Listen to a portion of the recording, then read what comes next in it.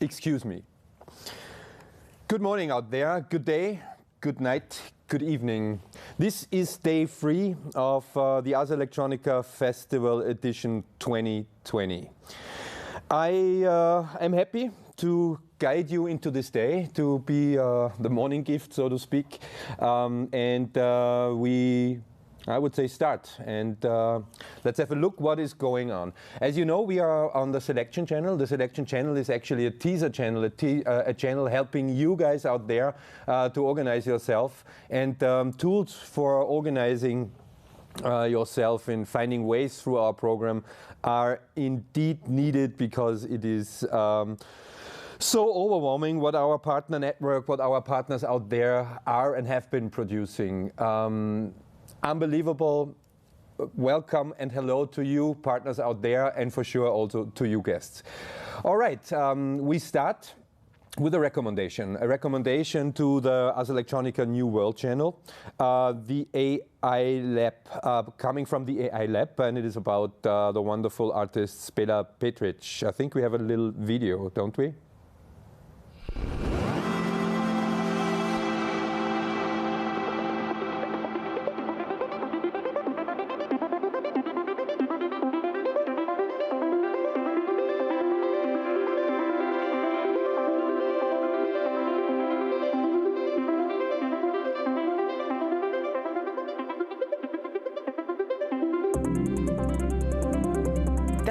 Developments in artificial intelligence truly are astonishing, and they will soon be advancing exponentially with the increasing scientific and economic power that is invested by research and industry.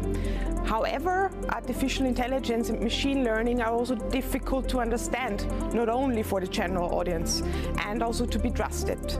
So innovation and artificial intelligence needs a drastically stronger commitment to contribute to an increased understanding, trust, legal framework, and also ethics in order to allow the adoption of the technology.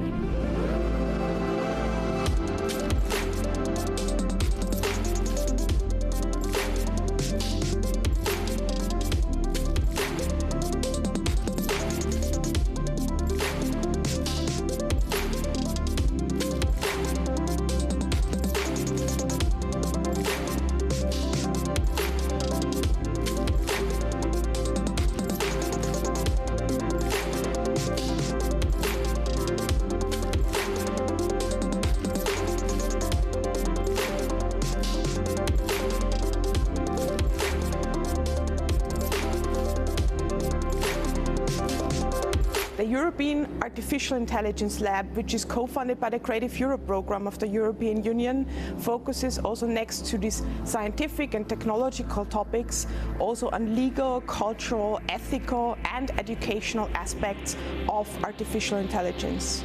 Over the course of the project, over the course of 3 years, we're realizing 26 residencies, 64 educational programs, 9 performances, 150 training events, and also 22 exhibitions.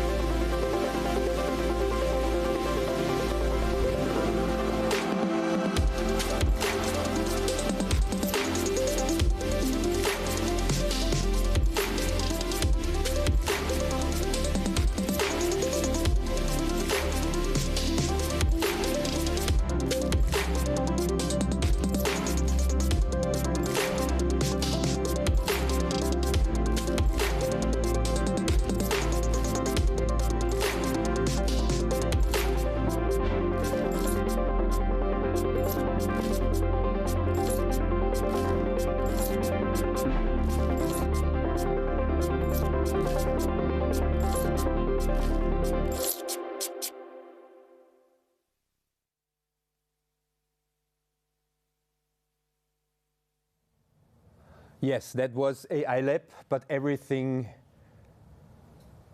but not Spela Petric. Spela, excuse me, you stay wonderful.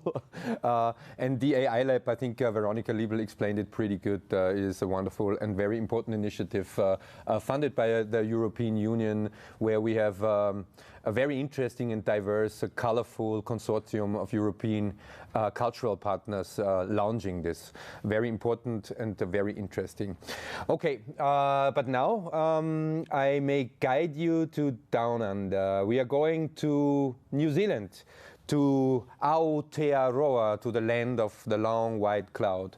The title of the project is, and excuse me, for sure I fail now, it is Maori language, Wahawai Wao.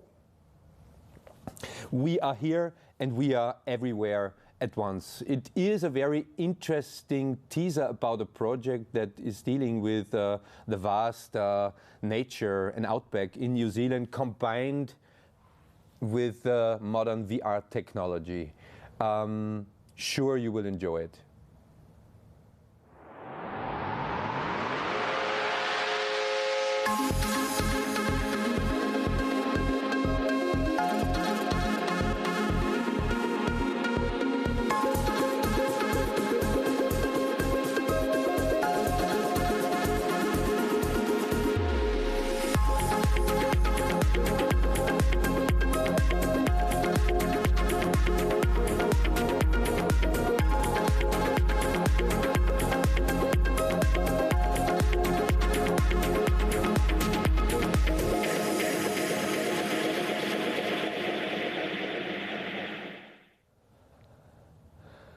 Beautiful images, isn't it?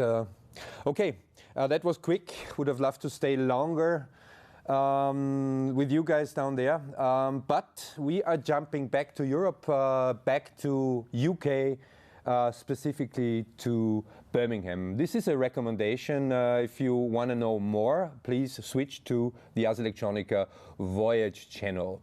Dr. David Gillette from the Californian Polytech State University St. Louis Obispo delivers a keynote presentation on future-focused storytelling, interactive design and sustainable future.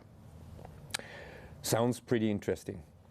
Okay, but the next project here is actually a very ironic and nice project from a good old friend of Ars Electronica. It is about Mr. Matthew Gardiner, who was a member, a key researcher in our Future Lab and is now based down under. And he knows Linz pretty well, and his homage on his absence is focusing on the places where the crowd of the festival meets after this. Actually, he's talking about the place where the crowd meets after the programs of the day and after the party. It is, in Austrian slang, a so-called Würstelstand. There was a legendary Würstelstand, a sausage snack bar on the main square in Linz called Warmer Hans, Warm Hans, however, and he guides us there, and he did something ironic, very funny.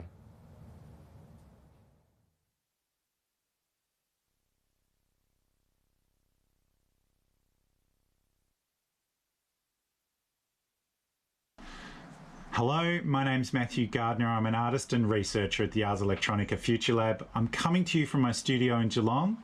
What I'd like to share with you right now is a project that I'm working on called Neben de Nibelungenbrücke, or Beside the Nibelungen Bridge.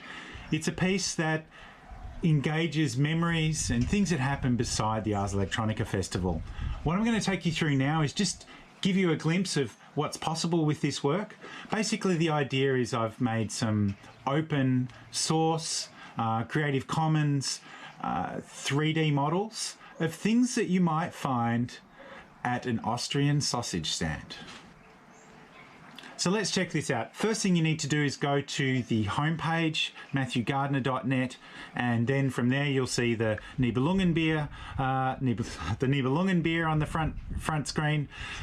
When you open that page, you should get some 3D models on the page, and so here they are. So there's the sausage stand itself, there's the Nibelungen beer, and you'll see that these are 3D models that you can interact with. You'll see there's a Leberkässemmel, and you'll see there is also a very nicely modelled and textured Käsekreiner. So What you can do with any of these models is, for example, let's take the beer, is you can press the augmented reality button on the side. That will open up the model, which you can then look and place and rotate and position in a photograph for yourself.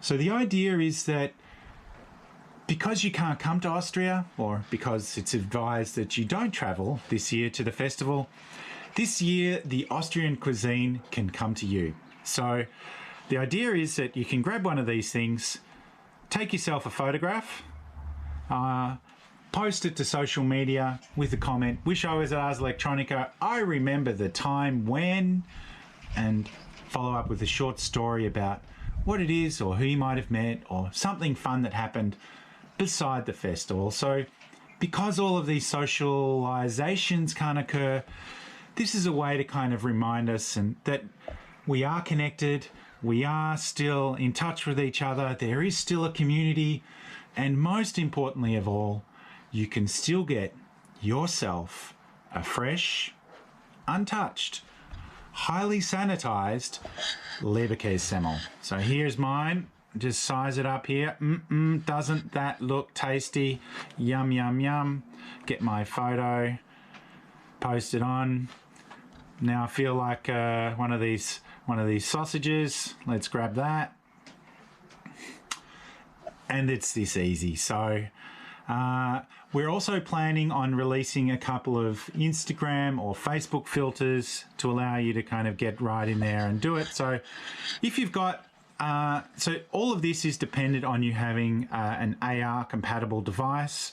You can check that out. Actually, if this works immediately on your device, you'll know that it's AR compatible. A lot of the iOS devices, the more recent from the iPhone 8 models upwards, I think, and definitely the iPhone 10s are current models, wherever they're up to. A lot of the later iPads, this iPad here, allow you to interact just fine, and so you can really move around the object and get an idea and get yourself a nice, tasty, wholesome picture of whatever it is that takes your fancy. There's a few hashtags on the page. I really ask you to use these hashtags, like whether it's a memory, whether it's about a beer, a Leberkäse, Wurst, which is a sausage, or the Wurstelstand, or whether you just want to say Das ist Wurst, which is a German saying which means, kind of to hell with it, or it doesn't matter, or, it's a bit of a way of kind of dealing with how complex this is.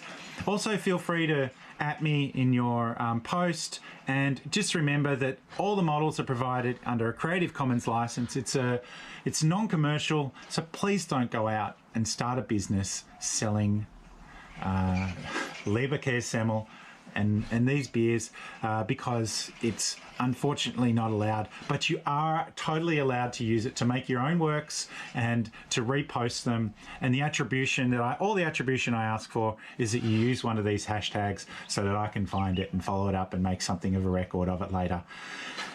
Anyway, I hope you have a great festival this year. I hope all of the online interactions and everything that the festival team back in Linz has worked so hard and tirelessly to produce.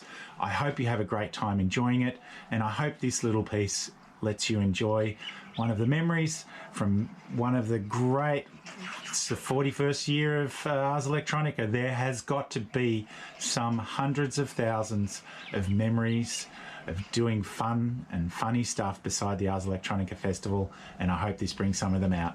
Okay, back to you in Linz.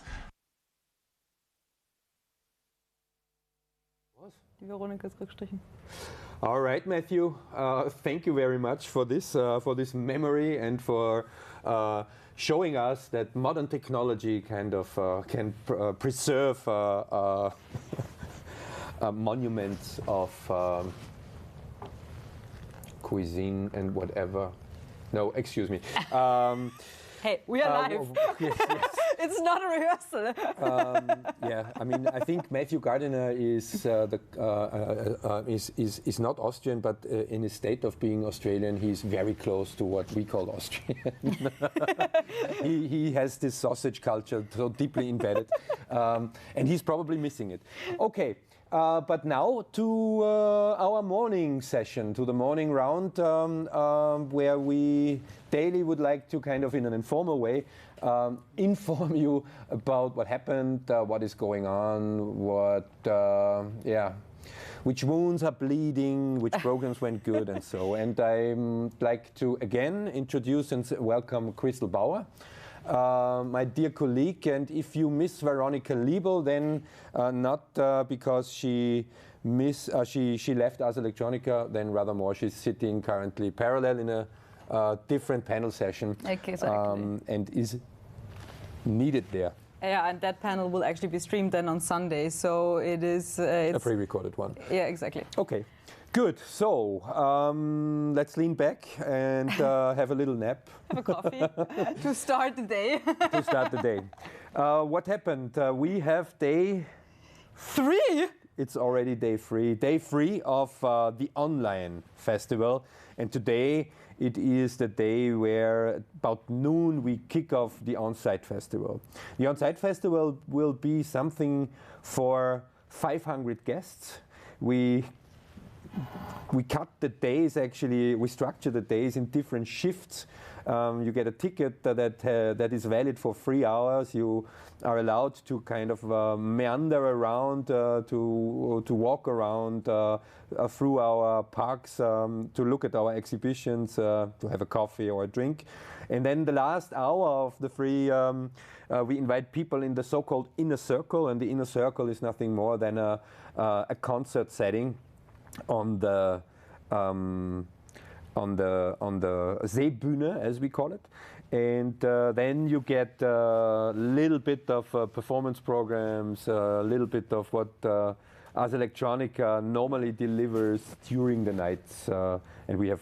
Yeah, it's the best of Ars Electronica in 3 hours. Yes. I mean, imagine that. Yes.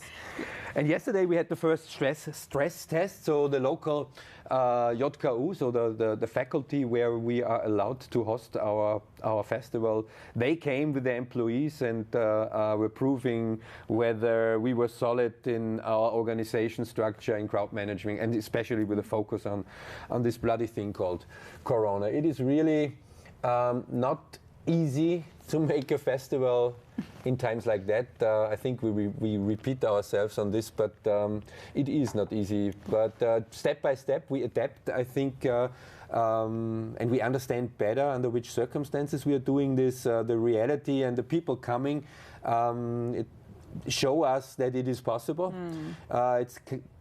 It is partly a little bit strange, but it works. And the point is, and we saw this anyways already when we got in contact with our partners and how they jumped on this train to also use this opportunity to go back on a stage. Also the guests that we so far could welcome here, they have a hunger. Yeah. And they want culture. They want this social gathering, and from that point of view, it is already that we know that it is good what we are doing. Okay. Speaking about partner, I think that is the right term to start with now, because I mean, it's incredible what you do out there. It's incredible, it's fantastic what kind of feedback we get here. And this is not Ars Electronica program only, it is the program that is coming from all of you, that we are streaming since 2.5 days now, 24 hours through the night as well, or through our night as well. Yeah.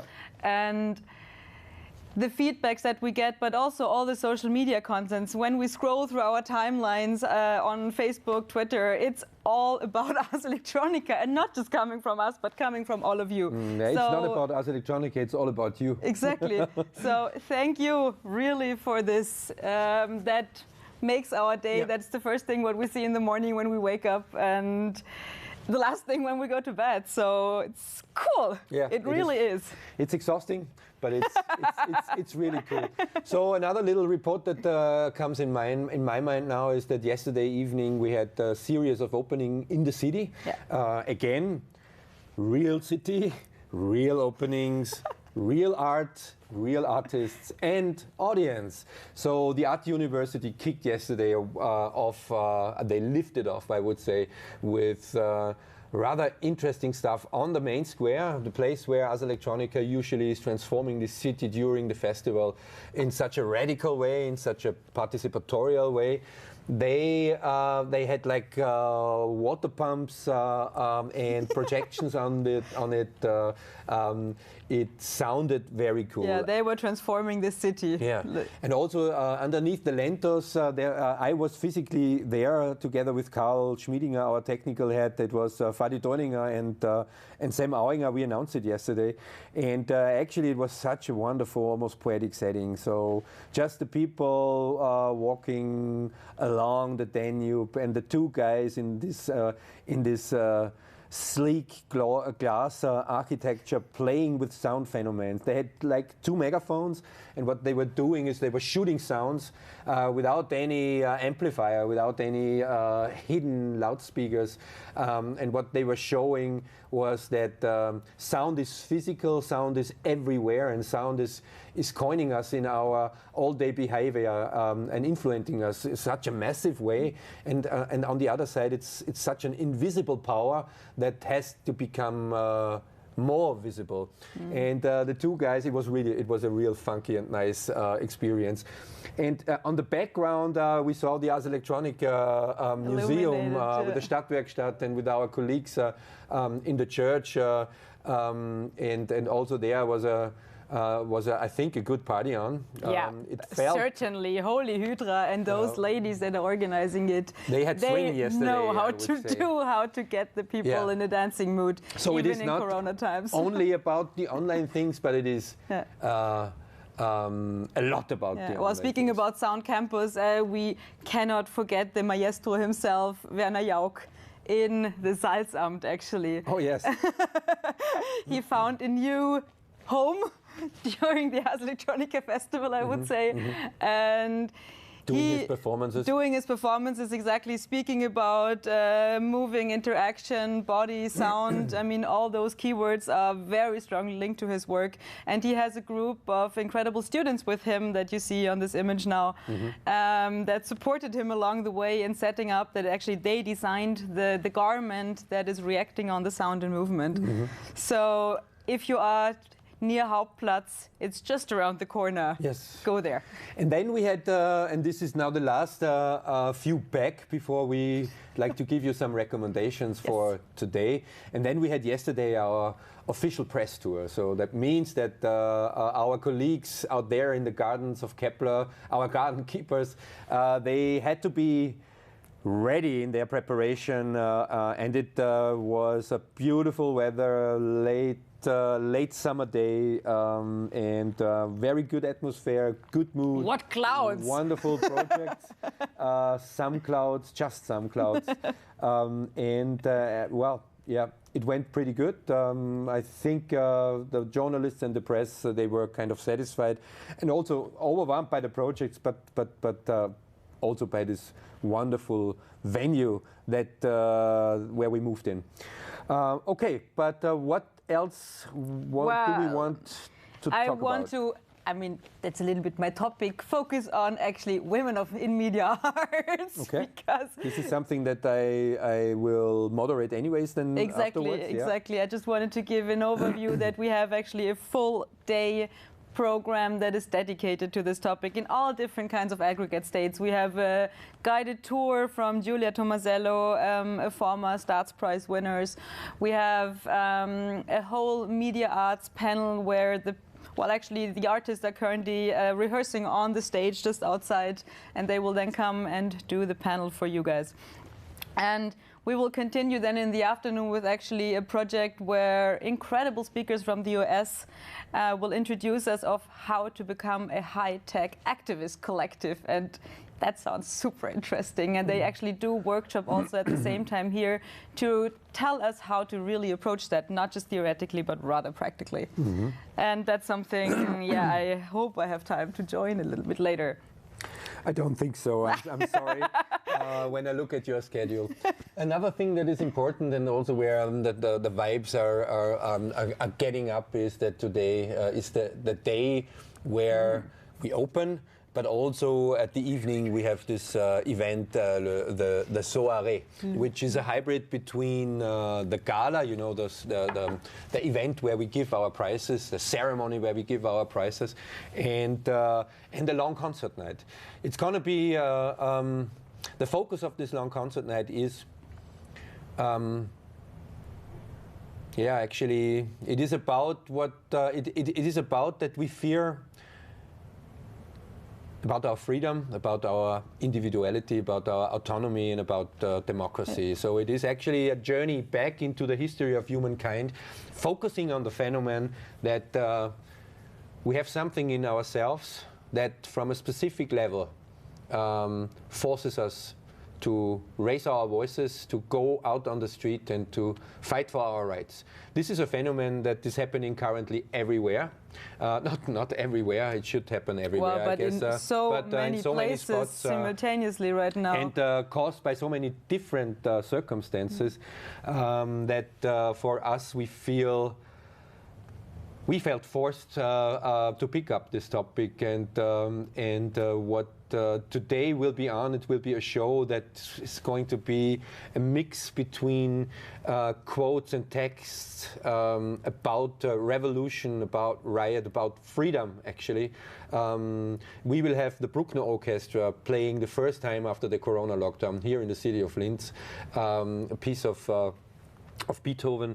We will have a wonderful jazz band. We will have for sure many Ars Electronica twisted events, electronic events, such as Christina Kubisch appears on the stage with a performance, and who else? Who else? Well, we have, besides the Bruckner Orchestra, of course, the jazz band. Yes, the jazz where band. Where Markus Poschner, he himself, is also playing the piano. It's not going to be a screening. No. It is a little bit of a sound tell, those who know what that is. A mixture, a kaleidoscope, a kaleidophone. Of actually a topic. Yeah, exactly, and it is not just one stage, it's actually many stages that are then cut together, and when you sit in the physical space you have the outlook into the open space, into the campus, where you see on the top of a roof Karl Markovic standing and actually fighting for freedom. Yes, and it's the wonderful Karl Markovic and Maria Hofstedt, two Austrian actors, very humanish persons, and they are helping us here. And it's going to be an intense evening, I assume. And for those who could catch a ticket, please be aware, late summer in Austria means no stilettos, no overdressed, bring warm clothes. We have something, we have some blankets to cover you, but it's, in Austrian we would say, it's becoming hushi. And for all those that didn't get any tickets, we're sorry, but we're already booked out. But we will stream, of course, everything live. Yes. So prepare yourself, make yourself comfortable in your garden, on your terrace, and enjoy the stream. And what else do we have, Crystal? Well, not too much time left, first of all. But actually what we in general want to use, and if you've been following the streams just a little bit, you probably in between always saw beautiful landscapes of Austria without any sound, where we kind of, with a camera view, go over lakes, over mountains. And that's something you should introduce at least very briefly. Absolutely. This is coming then, but this is just one part of a series where we were asking our partners to send us images of silence, their subjective silence, which is and turned out to be a very poetic thing, because the silence in Sao Paulo is something different than it's not a silence, actually. It is a silence. It's something different than a silence from an island from Finland. Or the Adriatic Sea. Okay, but now I take over as Mr. Moderator for you again. I thank Crystal and I send you out into the craziness of the last hours before we start the on-site opening. Take care, you have your microphone on. And I'd like to introduce you into a contemplative journey into our beautiful country, Upper Austria.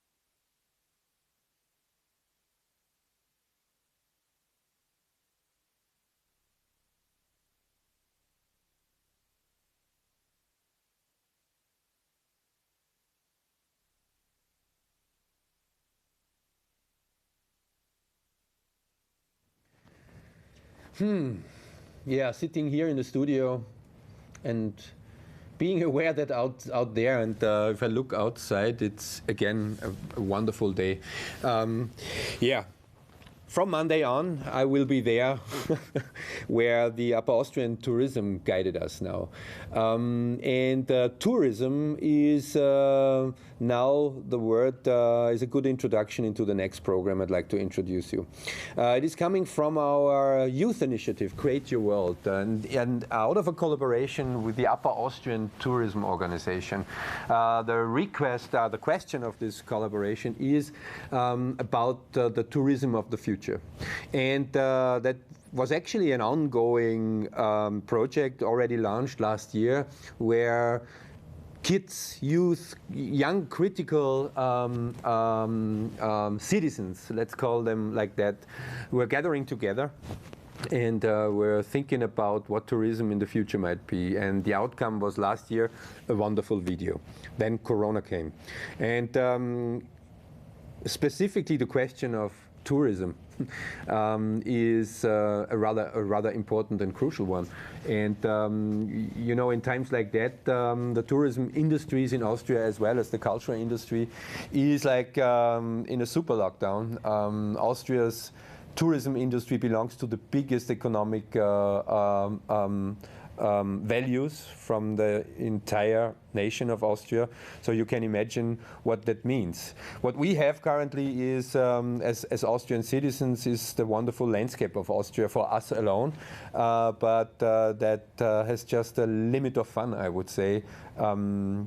We are missing actually the international crowd, whether we are coming from the culture or coming from the tourism. And it is not just a missing, it is something existential.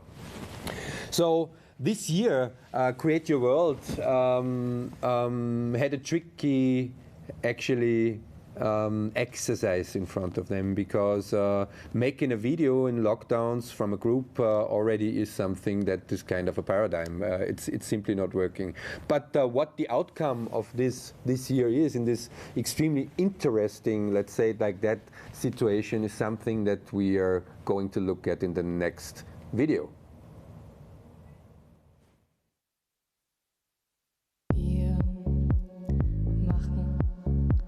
Stunden, ein Jahr.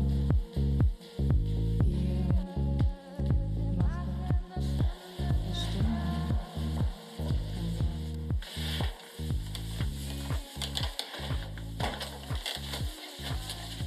Wo bleibt sie jetzt? Ich glaube, jetzt kommt sie gerade. Endlich, hoffe ich. Alter, es ist schon 15 Uhr. Wo warst du so lange? Tut mir leid, der Hyperloop aus Salzburg hatte wieder mal technische Probleme. I'm sorry. Wie auch immer. Wir sollten jetzt endlich unsere Reise planen. Es wird schon langsam echt dringend. Nein, ganz kurz. Wieso fährst du überhaupt noch mit dem Hyperloop? Weil mir die Flugtaxis, mit denen du immer herumfliegst, viel zu teuer sind. Und außerdem ist der Hyperloop viel umweltfreundlicher. Leute, for real, nicht schon wieder diese Diskussion. Es ist immer dasselbe. Also, ich habe letztens meine Eltern gefragt, wo sie früher ihren Urlaub verbracht haben. Und sie haben gemeint, dass sie seit Corona einfach nur noch in Österreich waren. Ja, voll, meine Eltern auch. Ich finde es einfach arg, dass sich früher die Mittelklasse noch Auslandsreisen leisten konnte. Wäre doch urcool, wenn wir einfach wieder in diese Zeit könnten und außerhalb Österreichs verreisen könnten. Ich war noch nie irgendwo anders. Ja, ich meine, ich weiß nicht. Wenn du so drüber nachdenkst, diese Zeit ist eigentlich schuld daran, dass wir jetzt nicht mehr so reisen können.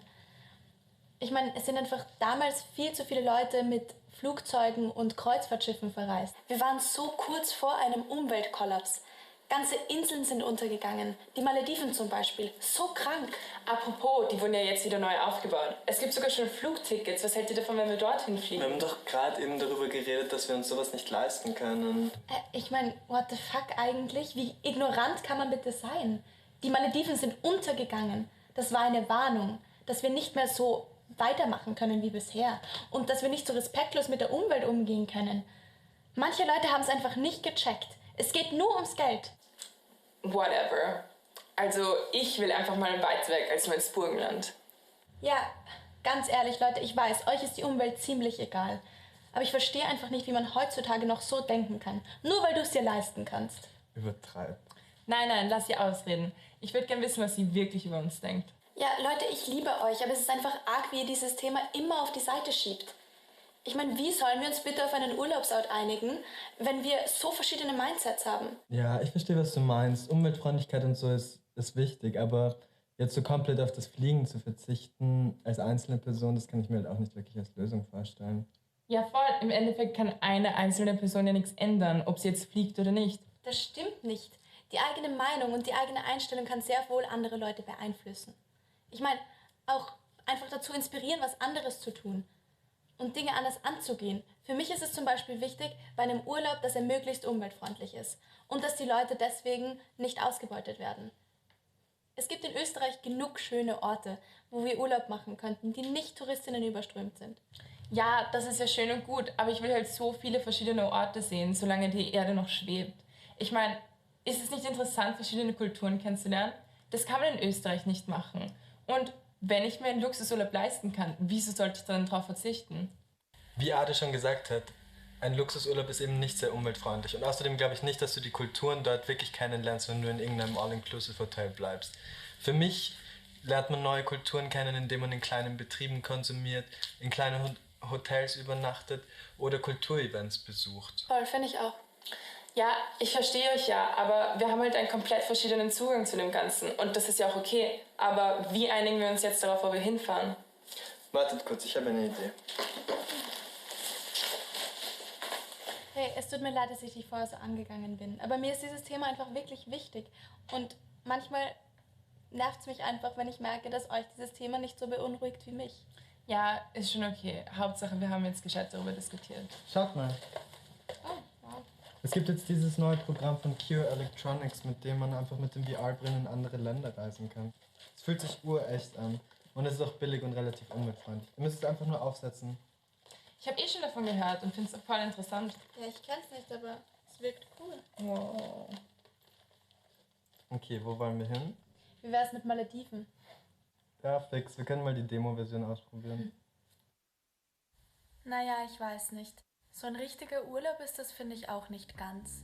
Wir machen Stunden ein Jahr, Mondschein aus unserem Haar. Wir fliegen so weit wie noch nie, weit wie noch nie, weit wie noch. Yeah, look, when you think you are somewhere where, I mean, when you think you're stuck in a situation and you don't understand how to go on, ask the younger generation. They find a way. They find a way. So in times like that, where traveling is simply not possible,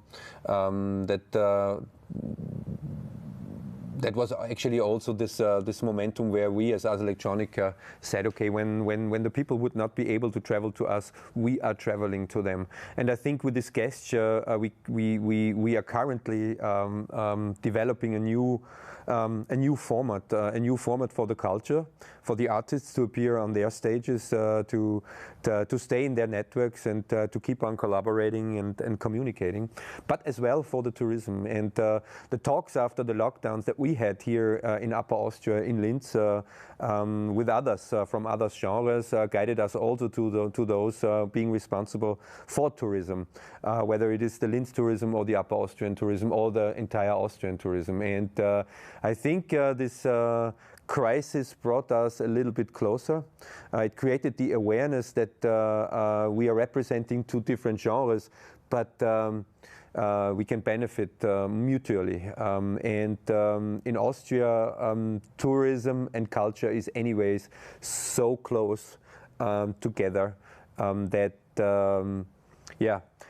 I am hopeful that we find new ways of collaboration and that we create new offers for tourism, the tourism industries, but for those being interested in Austrian culture and in Austria itself.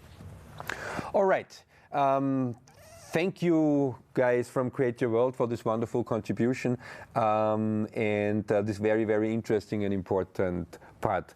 Now we are going to Bangkok, to Thailand, to a rather interesting project. It's actually a project that is focusing on space exploration called MESSE, Molecular Encoding Storage for Space Exploration.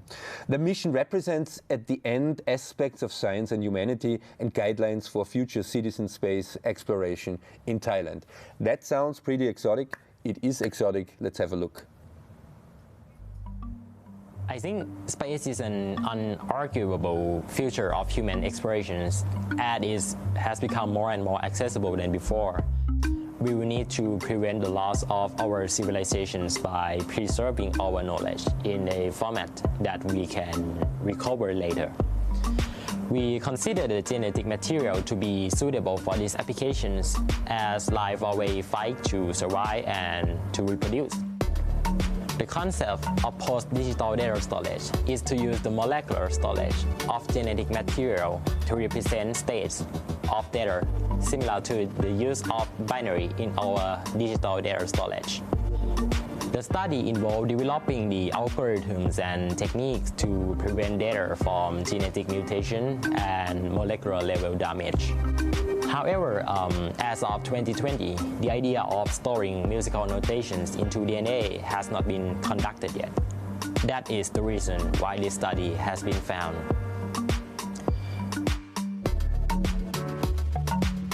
MESSE is the molecular encoded storage for space explorations. It is an interdisciplinary space mission that demonstrates the future of biodigital information system for the interplanetary communications.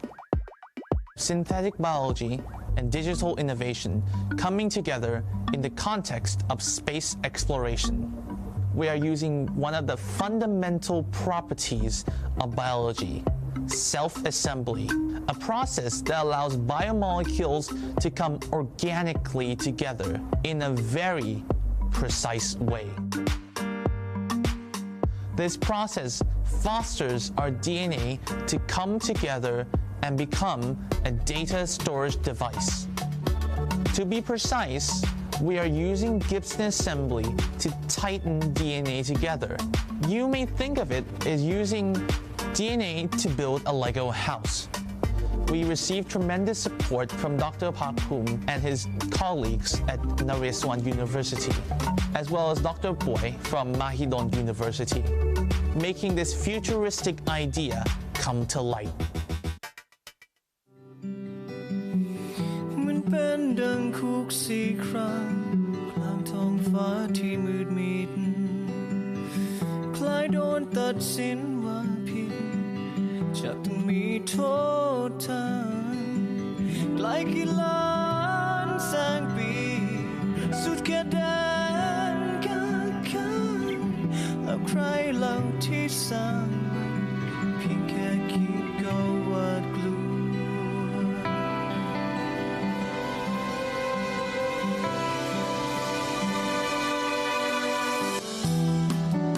What we do, is to always go beyond the obvious and think about the exciting possibility that might elevate humanity in the future. Once we learn to engineer at the complexity of biology and compute at the molecular scale, we are now unlocking the most sophisticated form of engineering ever known to humankind. We found that the song ความฝันกับจักรวาล by Thai artist Body Slam has questioned the creators of life. We applied this song to the algorithm we developed that contain the process of converting musical notations into nucleotides of DNA. We also make sure that few damages to DNA wouldn't ruin the data encrypted in it by also having an error correction technique called Reed-Solomon algorithm that allows the possibilities of us to extract data even few nucleotides is mutated. This project symbiotically represents the enthusiasts, dreams and ambitions and the possibilities of preserving the knowledge of our civilization in space DNA.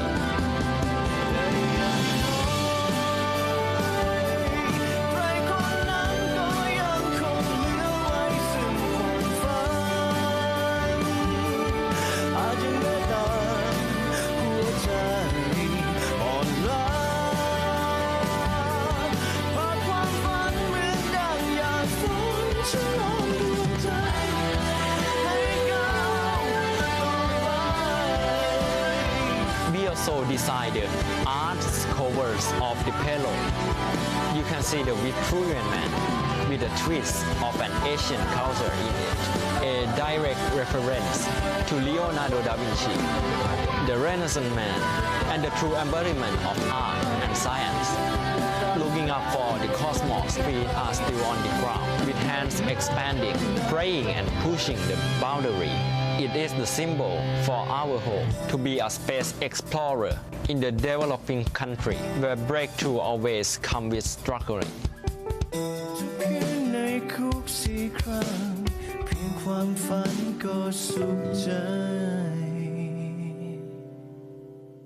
I believe the payload itself can be considered as one of the most iconic parts of the mission.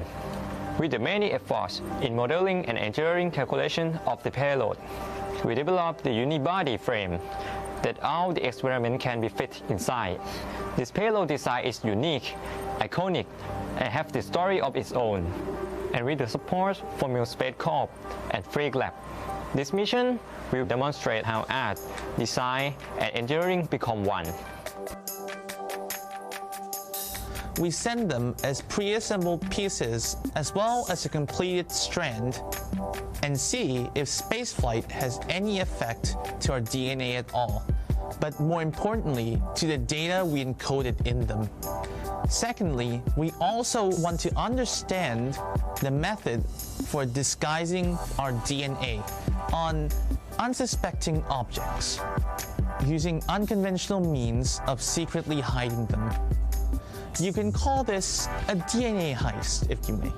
This is to help us understand and develop strategies to counter bioterrorism on an interplanetary scale and prevent them from using DNA from viruses or harmful bacteria in space cargo, which can have a tremendous impact on our spacefaring society. This project is the collaborations between SpaceTH.co, FreakLab, New Space Corp, and MIT Media Lab. Since early this year, we have collaborations with more than 10 organizations across the country and even across the globe.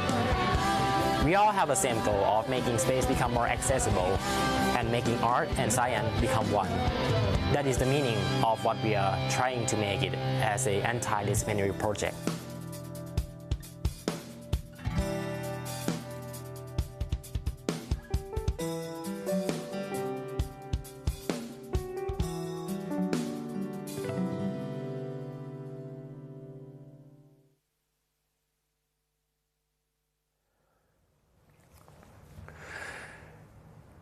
Yeah, back from Bangkok. Great project, isn't it? And to our Keplers garden. So in the next sequence, me, my little self, and Crystal Bauer are inviting you for a little trip through our Keplers garden. We show a little bit around what art pieces we have there and on which place we are doing this. I hope you like that.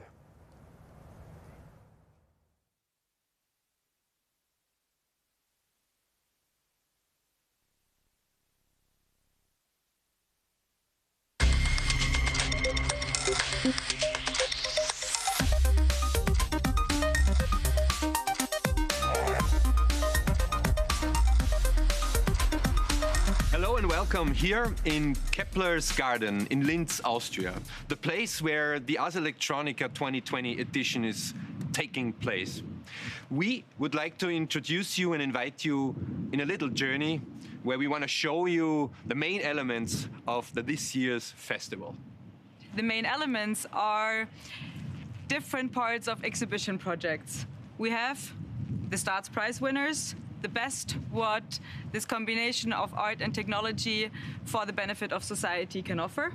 Then we have the projects coming from the university. And besides this, we have a garden exhibition of an incredible range of artworks that are exhibited, not inside, but outside. Yes, and many different aspects are there to find. One main aspect is Create Your World, which is the festival for the younger generation. What they are going to do there is not to exhibit in the traditional sense. They are actually exhibiting themselves. They are using this festival in this time of a pandemic to meet for a social gathering. And then we have the LIT projects, a collaboration between the local institutions and the creatives, artists from outside. With those, we want to show that there are alternative ways for creating innovation. Exactly, and then the garden exhibition. So this is the third part of the trias of those exhibition projects. And they give an additional, not just an aesthetic aspect, but also quite a humoristic one. When you walk through the parks, when you meander around the buildings, and you find artwork that highlight very ecological topics, very pressing ones, but also have a charm in the way they introduce those topics. And as a as the last part, actually, we have an insight into our online festival, into the world of the more than 120 partners. Yes, and yeah, back to the place. This all is happening in quite a wonderful place. If you remember back where the last edition took place, in the cool environment of this post-industrial, post-city, we landed now in a wonderful environment, close to nature, close to the elements, close to rain, and we hope you enjoy this.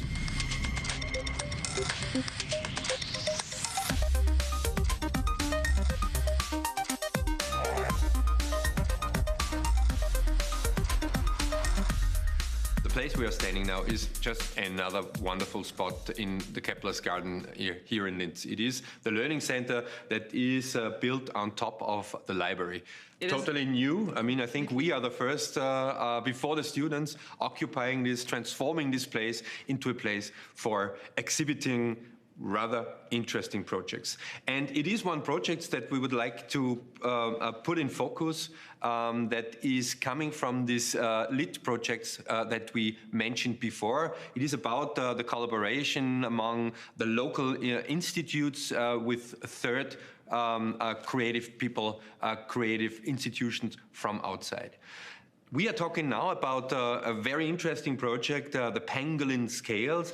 It is a project about brain-computer interfaces. Exactly. It's a collaboration between Thomas Fasit and Harald Prettel coming from the university, as well as Christopher Guger representing GTEC, his company, and in collaboration with Anu Wipprecht, a Dutch artist based in the US. What they are doing and why they are utilizing the festival for such a scientific prototypical project is that the technology that we have in our hands is absolute state of the art. The resolution of this brain-computer interface has never been seen on this globe, and it opens vast new opportunities for medical purpose, for curing patients, for instance, with stroke and the effects of stroke. Mm-hmm.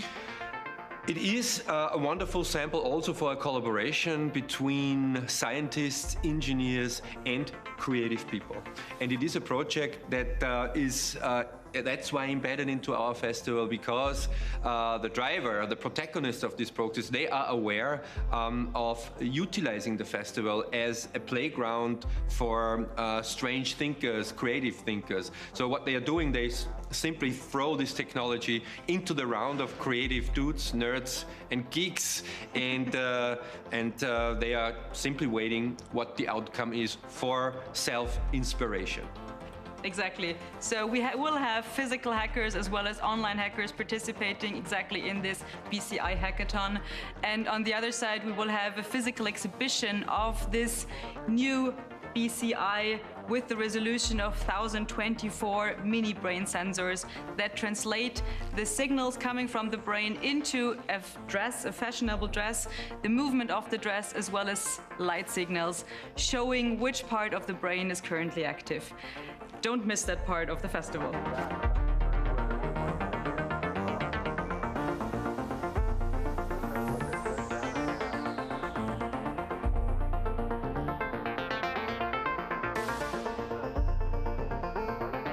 And now to another wonderful and very interesting project, also coming from this context of the LIT projects. We have here the project called Enacting Innovation, and one of the initiators, Judith Ingelsberg, is standing right next to us.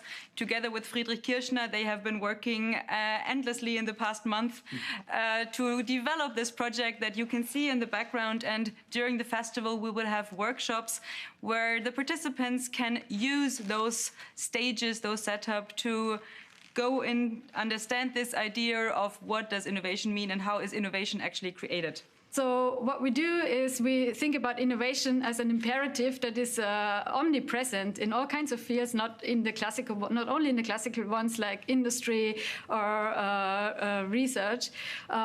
It's pretty prevalent everywhere in society now. And what we wonder is, with this pressure to be constantly innovative, how do different organizational actors follow this, and what does it also mean for society if there is like maybe one way to follow this, if there are certain actors invited always to become innovators, and if others are maybe not included in into these processes, etc. And what we do here is we really want to make this experience of being an innovator tangible to the festival audience. So we invite people to participate in our innovation simulation and also start thinking about when we want to be innovative, what are the repertoires we can be drawing on, and what other ways that could also be interesting we might not even think of. Very, very interesting, and almost ironic if we look at the time where we are currently doing this or trying to realize this. So innovation is obviously related to environment, to atmosphere, to a set where innovation as social, as a social, Yes. how should I say this? Well, sculpture at the end, among others, would be possible. And in times of social distancing or physical distancing, this research question, from my point of view, is reaching a total new category. And was it before state of the art? Is it now? I don't know if this is. If I can say this, a double state of the art. All right, thank you very much. We move on, yes. And we see you at the festival here.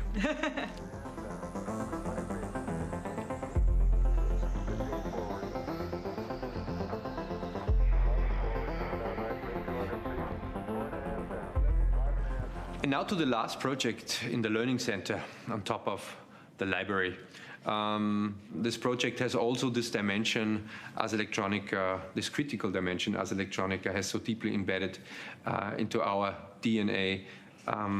It is about, at the end, what we want of machines, where we want them to be when they are like intelligent creatures. We are actually presenting you now two projects that come out of the law faculty of this university, and one of them is called AI Truth Machine, and here we actually have an actual truth machine that was flown in from the US, where a system like that is already used in the court to determine whether someone tells the truth or not. Mm-hmm. They are taking the data out of the pupils of the eyes, and they ask you a question: have you taken the money or not? Mm-hmm. And we heard that 95% it is detected whether you took the money or not. Yeah, so it is an interactive participatory project. Our guests can come here, and they are actually asked to hide some money in some treasures, and then they get connected to this machine. And yeah, the people setting up currently, they say that they are pretty sure that the machine wins. If we want the machine winning or not, it's up to you. We are continuing our journey now. Exactly.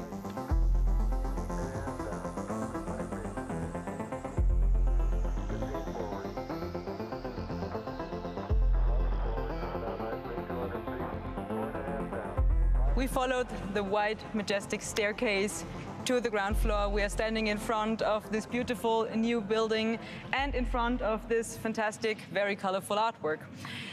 This piece is made by Yuri Suzuki. It's called The Welcoming Choir, and that actually is also its purpose here. It is an interactive, very, very, very playful art piece. Welcome. And what the interaction will be there is that we have 3 microphones over there for each man and women's size, one. And you can quote something, you can like sing something, just a little snipsel, and then the software would transform this into some kind of choirs.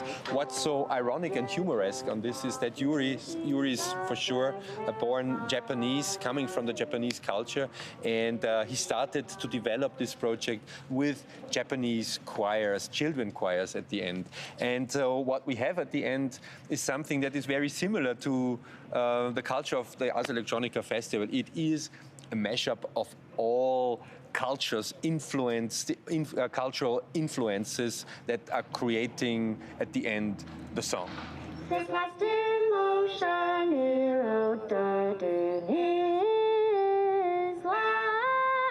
We're standing underneath the Learning Center in the heart of the Johannes Kepler University, and behind us is an artwork that is called Machine in Flux, and 2 incredible artists, both based in the Netherlands but representing 2 different worlds. Sunjo Lee is actually coming from Korea, currently living in Europe. And this wonderful art piece has quite a lot of potential in it. It is measuring in real time environmental data that is available. The outcome, it is something that reminds us on these marvelous and wonderful images when you're slicing a tree, when you can read actually, so to speak, the year and the life of a tree.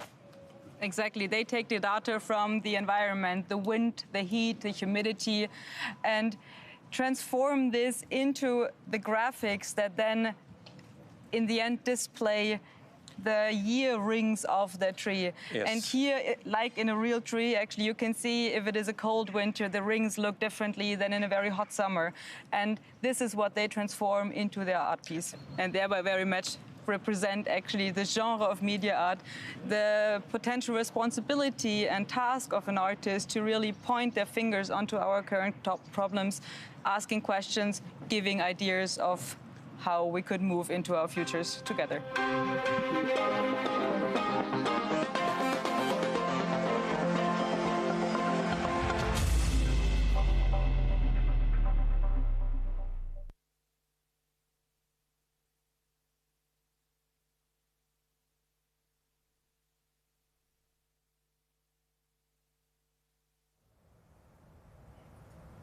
So I hope you enjoyed this little insight in what we are currently doing and soon opening here in Linz in Keplers Garden.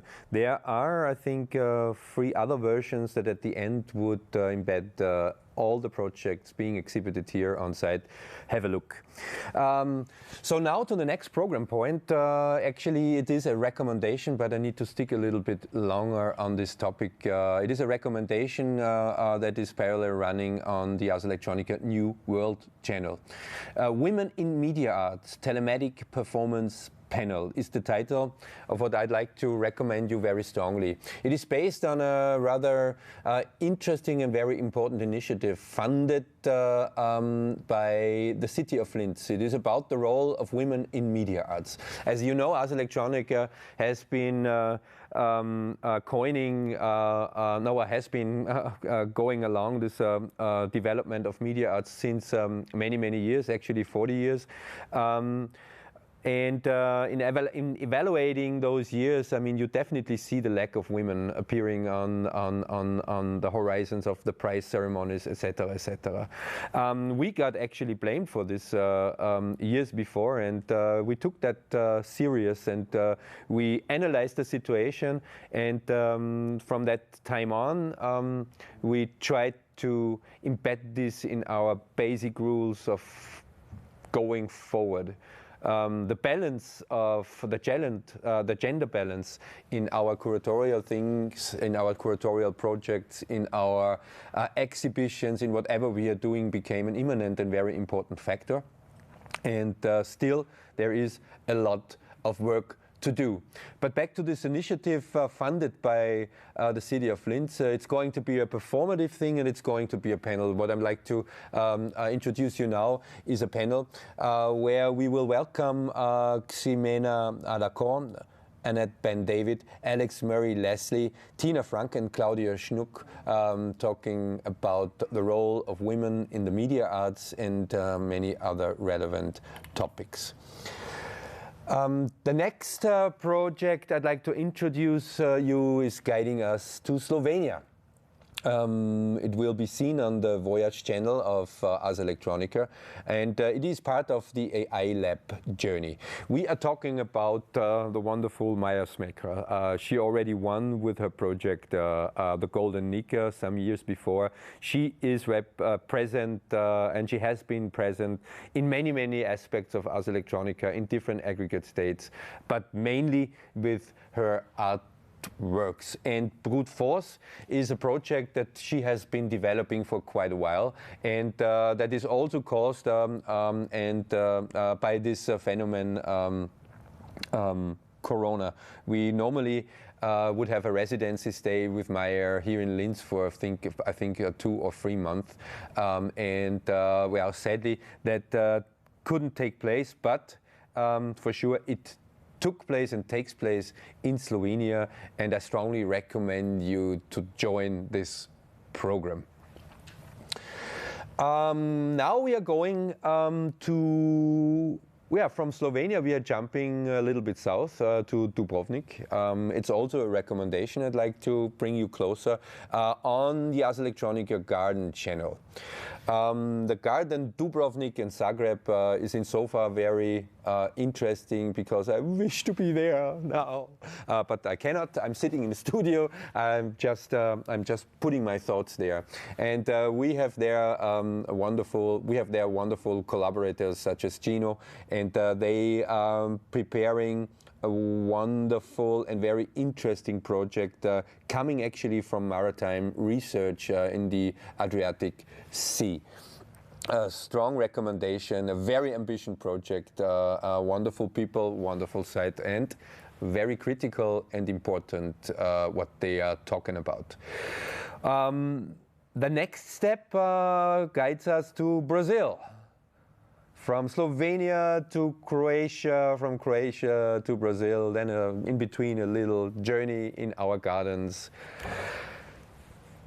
It's cool what's going on around us. Campinas is the topic of the next video that we are going to show you. Please. O objetivo primordial da plataforma é reunir um grande acervo de memória da pandemia.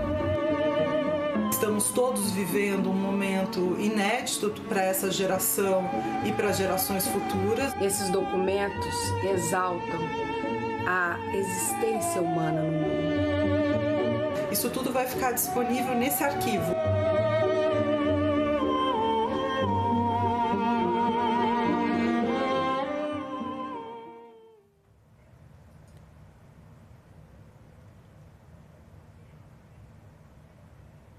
Come on. Okay. Excuse me.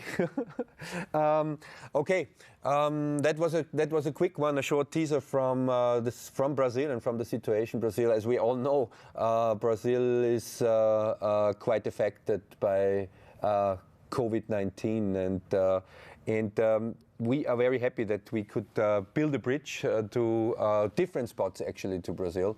And it is totally crazy in the preparation, talking to our partners in what individual situations we would find them, what problems they would face, coined or affected by the same phenomenon. The same phenomenon that made this project to the project that it is currently. But now we are going back quickly in a few seconds from Brazil into the heart of Europe, to Luxembourg, to Esch. We yesterday already introduced this project a little, and we jump on this again and give this a little bit of a focus. Esch will be 2022 Europeans' cultural capital, and Esch has many similarities, size-wise and because of other circumstances, to Linz. Heavy is coined by industry, by steel industries such as Linz, and is currently in a transformation phase in becoming a cultural city. Esch is also home from the Luxembourg University, and what they did there, they transformed the steel manufactory into a place for the entire citizens there, for every party, so for every genres representing the society in Esch. They have a wonderful library there, and it's a very interesting and exotic place. And for sure, it's going to be a place where this cultural capital project will be launched successfully. Our collaboration is based on the idea to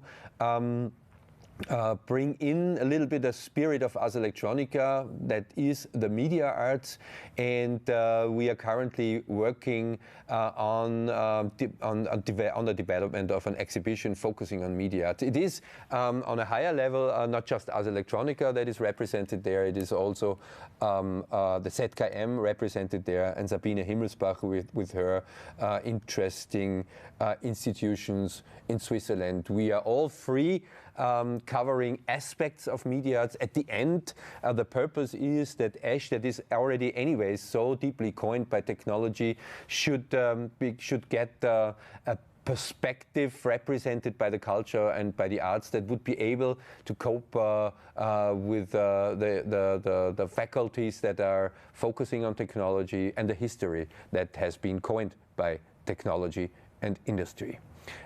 Let's have a look.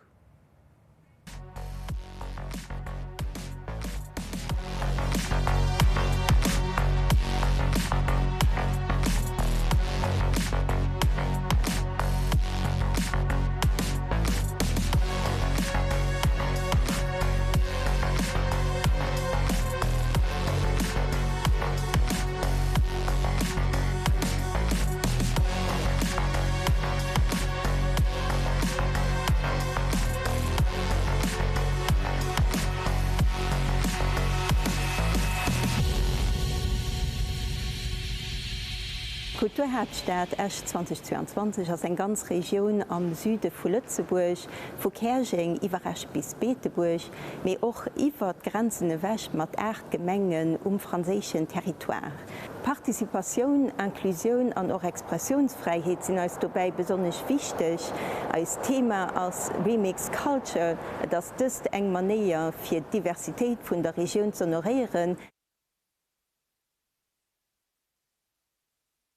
Zusammenarbeit mit dem Ars Electronica Festival ist für uns besonders wichtig, dass eine erste Etappe bei einer großen europäischen Zusammenarbeit am Kader von erst 2022, das aber auch eine erste Gelegenheit für ein Projekt von der Kulturhauptstadt über die Grenzen weg mit einer großen internationalen Community zu teilen.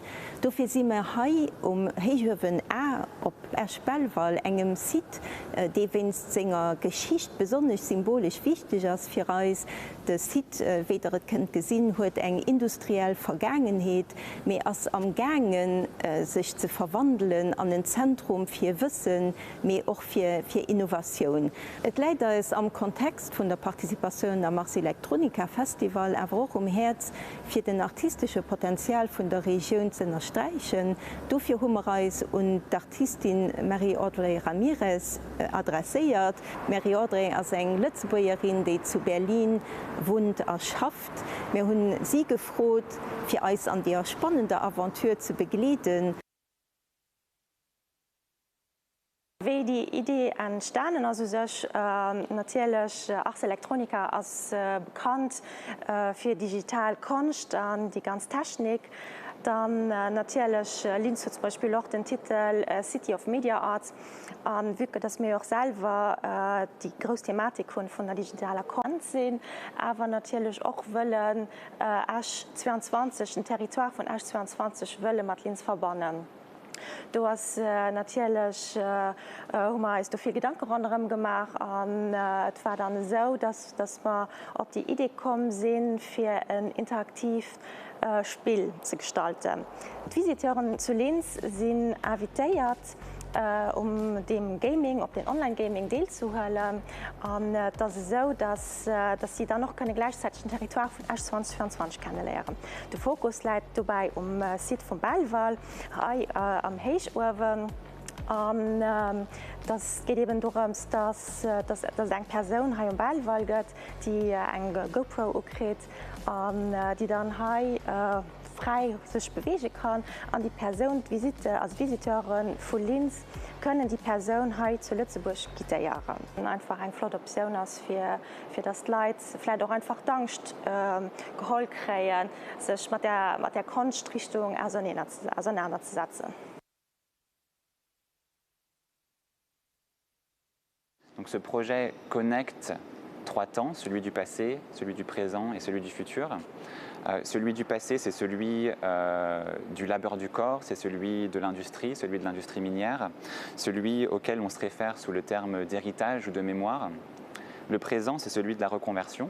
Cette reconversion qui a commencé il y a déjà plusieurs presque décennies et qui habite en fait les bâtiments du passé, donc celui du haut-fourneau. Ce présent, c'est celui aussi de l'économie tertiaire, de l'économie qui est créée sans le labeur du corps tel qu'on le connaissait dans le passé avec l'industrie. Le futur, c'est celui en fait qui est créé par l'exposition. Donc c'est celui que Marie-Audrey Ramirez invente ici avec ces créatures qui en fait viennent habiter le lieu du haut-fourneau pendant quelques jours. The collaboration between Ars Electronica has for sure a plan to realize an exhibition and different cultural formats surrounding this. But the vision between us is that we want to break a lance for a species in the entire artistic world called media arts. My vision and my dream for this project is that we inspire Esch in the middle of Europe with this new ways of art, with the media arts, and furthermore to foster the local art scene, to show the local artists and the creative scene which ways to go an artistic career are available out there, and for sure to link the local artists with the international artists coming with Ars Electronica.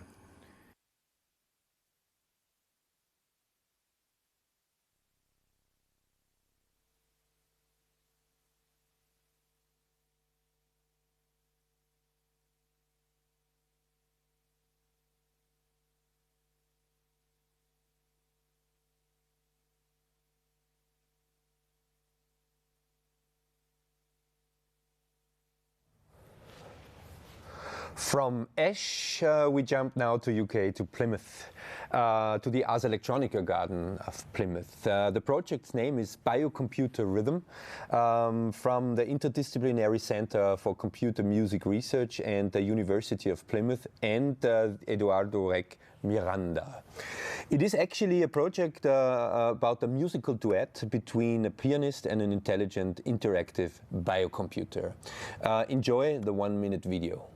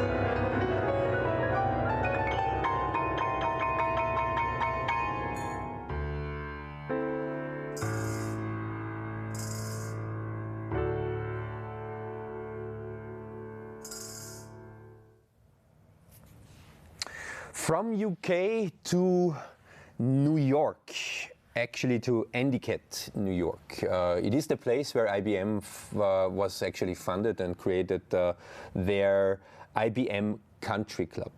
Tega Brain and Sam Levine discuss there data and AI and IBM's toxic legacies together with filmmaker Hannah Gianti while they are guiding us through this abundant IBM Country Club.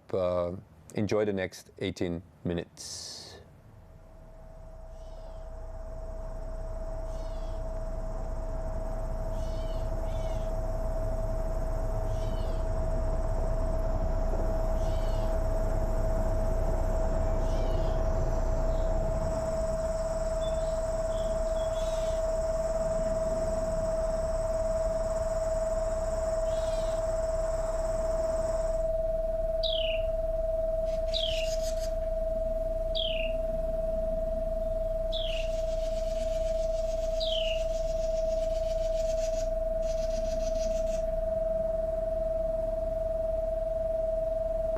Alas, said the mouse, the whole world is growing smaller every day.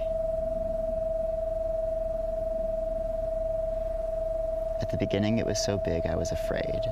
I kept running and running, and I was glad when I saw walls far away to the right and left. But these long walls have narrowed so quickly that I am in the last chamber already, and there in the corner stands the trap that I must run into. You only need to change your direction, said the cat, and ate it up.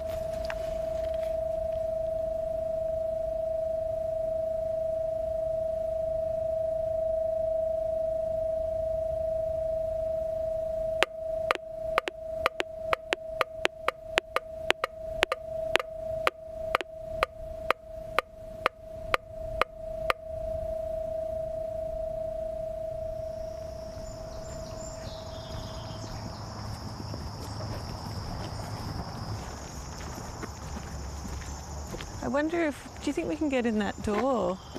Should we have a look?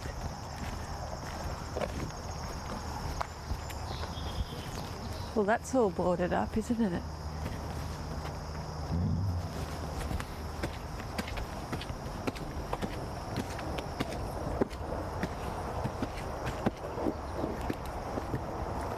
Oh but look, here's the pool.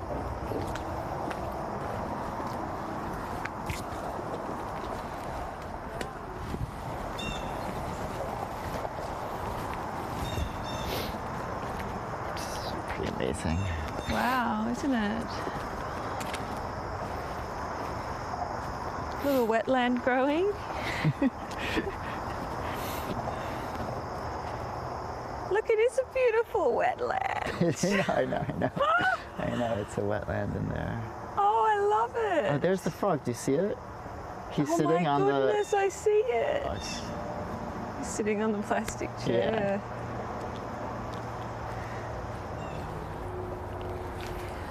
It really is like they just up and left.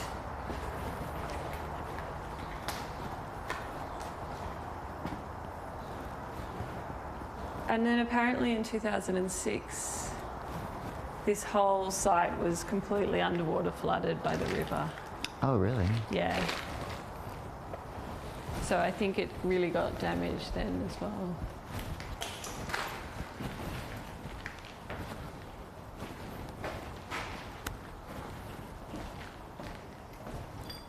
Hey, come look at this.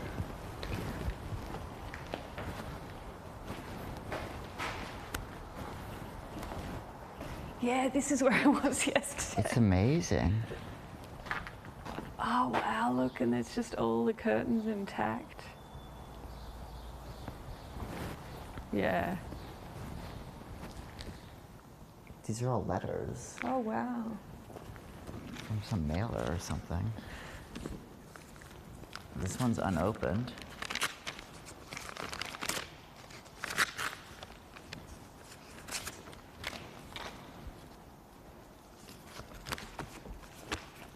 Heritage Country Club, Spring 2003.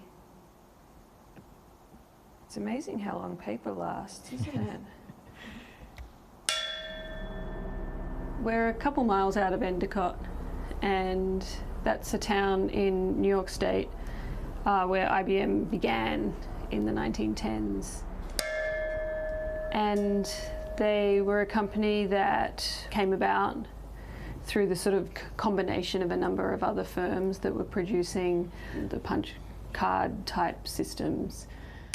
So even, prior to computation, they've been engaged in this kind of management of people, management of labor, quantification of time. Yeah.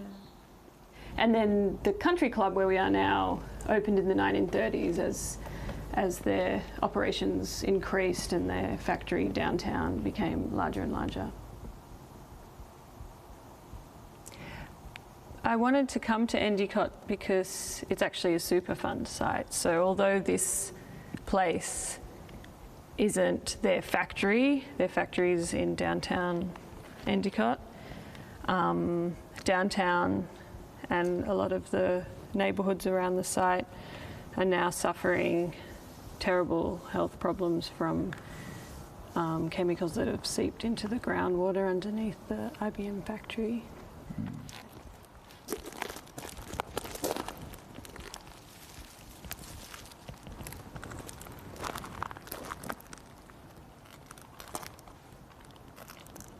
It's a bit busted, isn't it?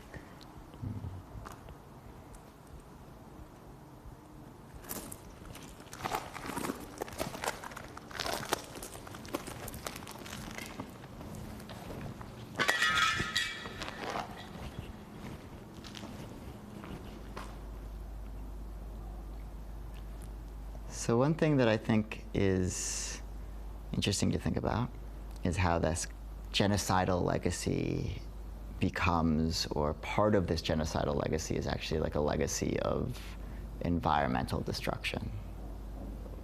Yeah, well, I think around the late 70s and 80s, the factories in Endicott started using a chemical called trichloroethylene, or TCE.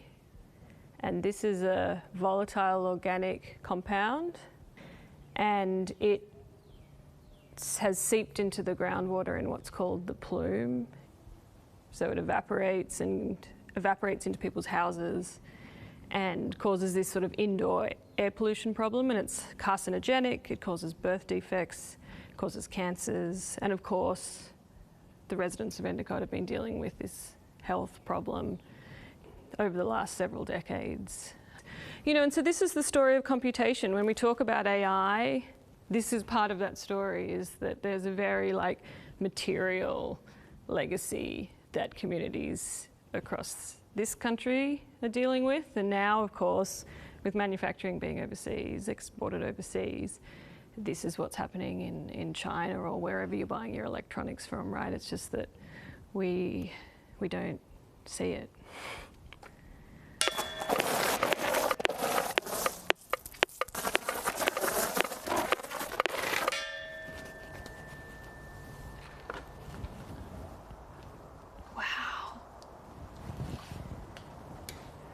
It's like two people just sitting at their IBM desktop.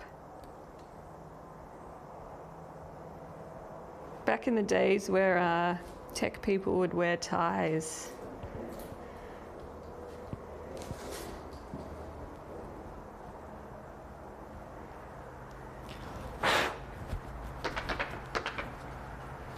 Does it say anything on the back? It's a good souvenir. Something for the collection. It looks like my first computer. Oh yeah, was your first computer an IBM also? Yeah. Yeah. Yeah, mine was too. I think it was like a 486. Yeah, I don't. Did it have like a green screen, or was it like what was running on it? It was running DOS. It was running DOS. My uncle worked for IBM in Australia, and so he sourced it at some point in the 90s. Yeah. I still have that computer. Where is it? It's in, it's under my dad's house. Oh yeah, with all your other childhood crap, right? That's right. Yeah.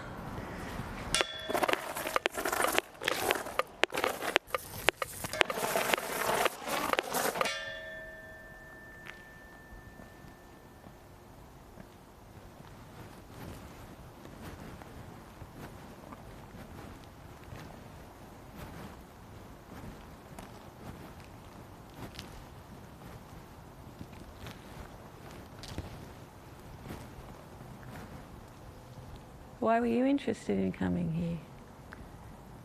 Because it's the site of so many terrible crimes.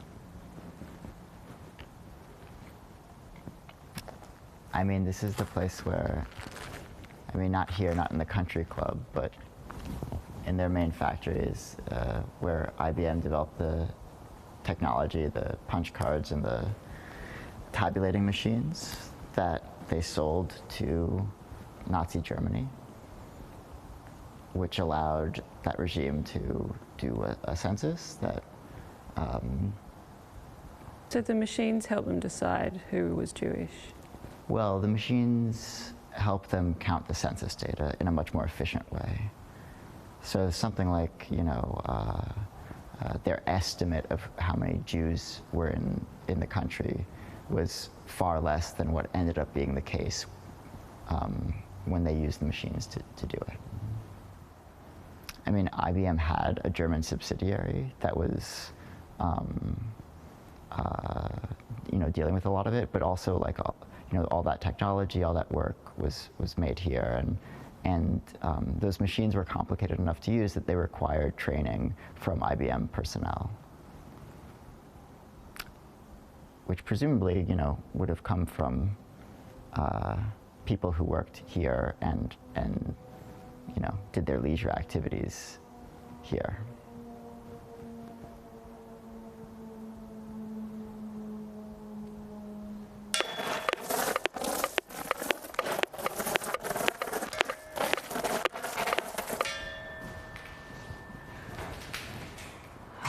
And so, were they ever held accountable for their There was a lawsuit that was filed against IBM in the early 2000s, I think, but it didn't seem to go anywhere. The lawsuit's like incredibly damning, though. If you read the text of the lawsuit, it's really damning. Especially the stuff about, to me, I think, just like the how much they knew about what was going on and how there was like an IBM machine in every single camp and sometimes more than one IBM machine in every camp, and how the cards had to be custom made for each project. So, you know, the cards that were categorizing people as like homosexual or Roma or Jew were like made, you know, IBM had to have known about that in some way. The fact that like the CEO of IBM got a medal from Hitler, which he then tried to return like a few years into the war. It's all this stuff. But no, they were never really held accountable. Just like they haven't really been held accountable for the pollution they caused here in Endicott.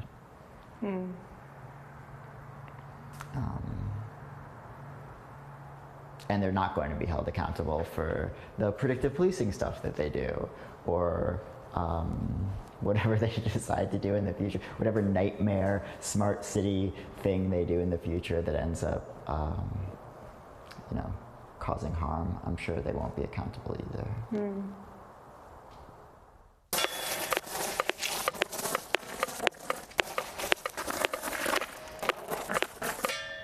And there's like some interesting stuff. I printed out like a little tidbit from their website and their promotional materials about predictive policing. I'll just read this little bit. Since the 1930s, IBM has been involved in helping equip law enforcement officials around the world with the tools to fight crime faster, more safely, and more effectively. So I mean, already it's amazing that they're like, since the 1930s, IBM has been involved in helping equip law enforcement officials, right? Yeah, and it's stunning that that's on their website in plain sight. Well, because I think for them, they don't understand that like SS officers are cops. Like SS officers are law enforcement officials, right? So they're, you know, they're not, I mean, I think that there's a cognitive dissonance that they might have. This application of technology to the business of fighting crime has been most successful in the efficient allocation of resources, enabling law enforcement officials to spend less time searching for information or filling out paperwork and more time on the streets, keeping communities safe. And of course, that's exactly what they did for the Nazis, right? Less time searching for information, more time on the streets. And then they write, from a technology standpoint, the best way to allocate resources in a policing organization is to move from a reactive stance to a more predictive posture. Yeah.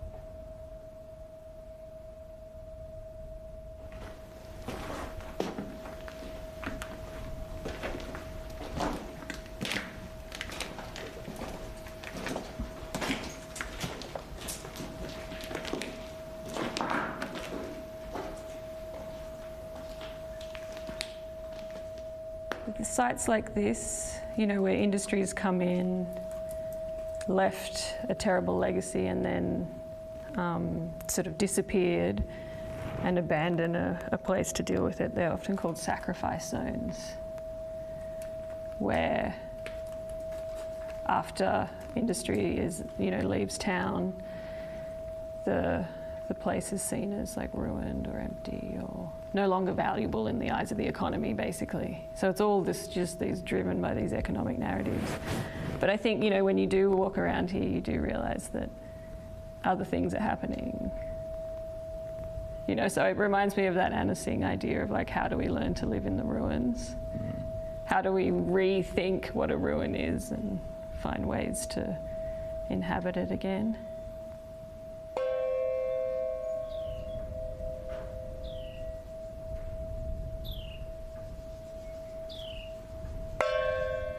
Without stories of progress, the world has become a terrifying place. The ruin glares at us with the horror of its abandonment. It's not easy to know how to make a life, much less avert planetary destruction. But luckily, there's still company, human and not human.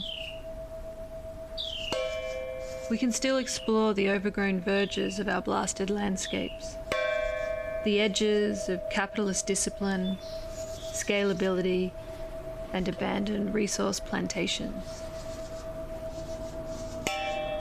We can still catch the scent of the latent commons and the elusive autumn aroma.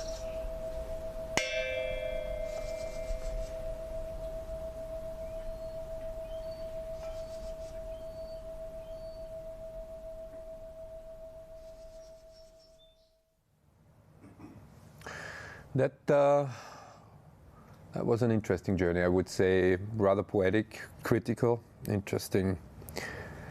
Back from New York to our Keplers garden, to a rather interesting project coming from this initiative of the LIT, the transformation projects, who are coming out of the collaboration from the local faculties with artists.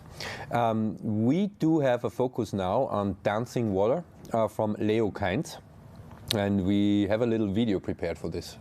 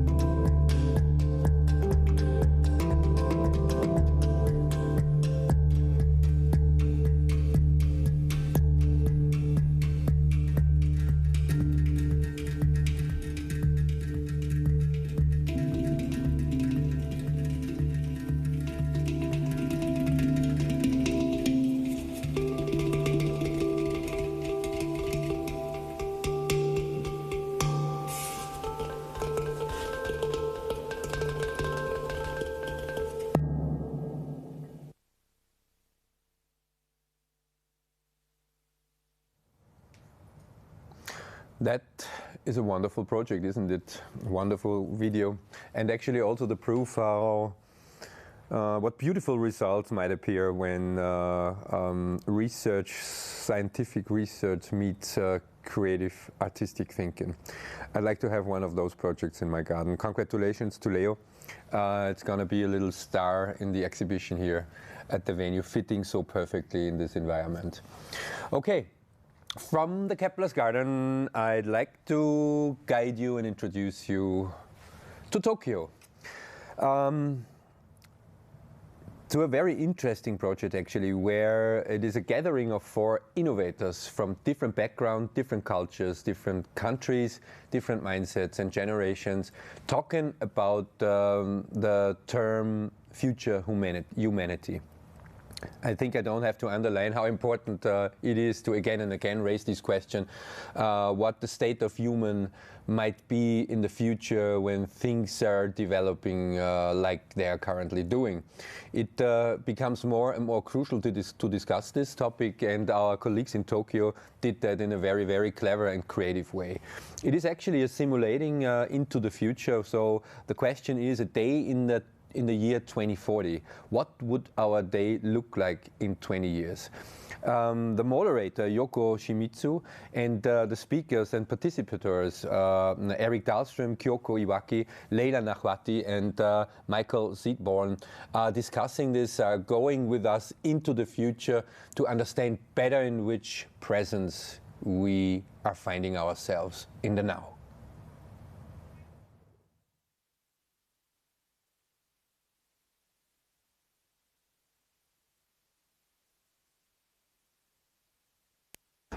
My name is Martin Honzig. I am the managing director of the unit festival, the Prix Ars Electronica, the exhibitions in our museum as well as our export exhibitions. In 2040, I become 70.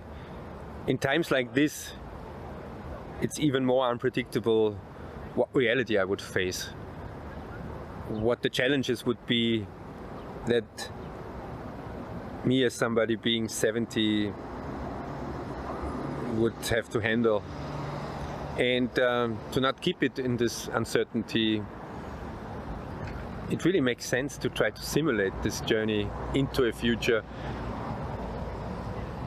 and to use this as a slingshot to come back into the reality, to make the shifts, the necessity of the shifts happen now, to take care that in 20 years we still have a place here to live. The Future Humanity Journey workshop is a new format developed here at Ars Electronica, and the idea is to bring together 4 experts from 4 different backgrounds to discuss on what our day will look like in 2040, and that means covering the global issues humanity will be facing in 2040, as well as the little details a human will be facing in their everyday life.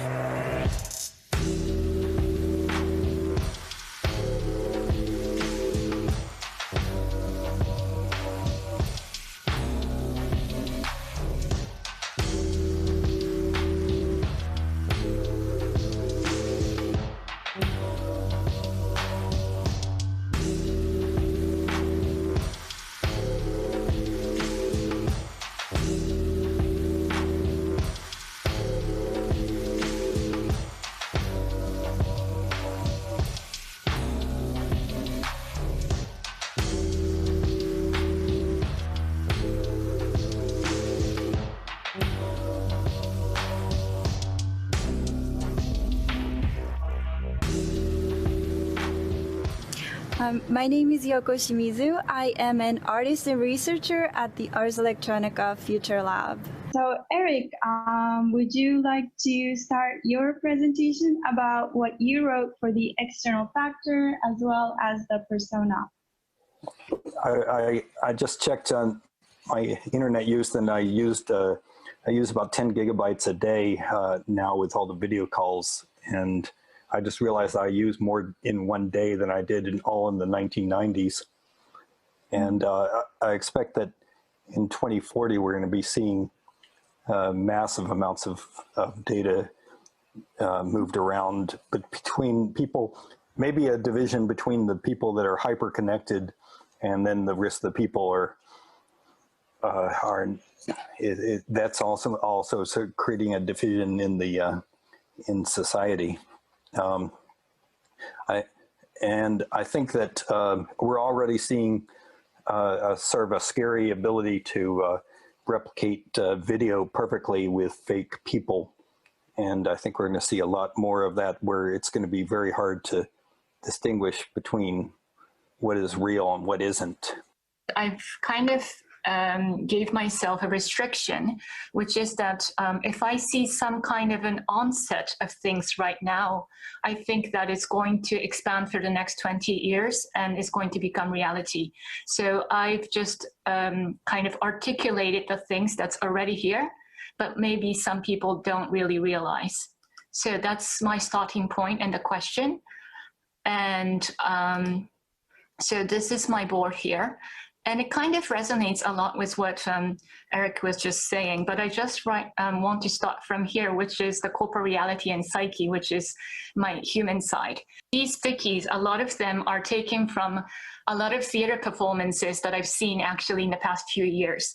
So a lot of artists are imagining these kind of futures already. And so the first part is that, as Eric was saying, the third sticky right here is that the individual thinking vanishes a lot because we are hyper connected.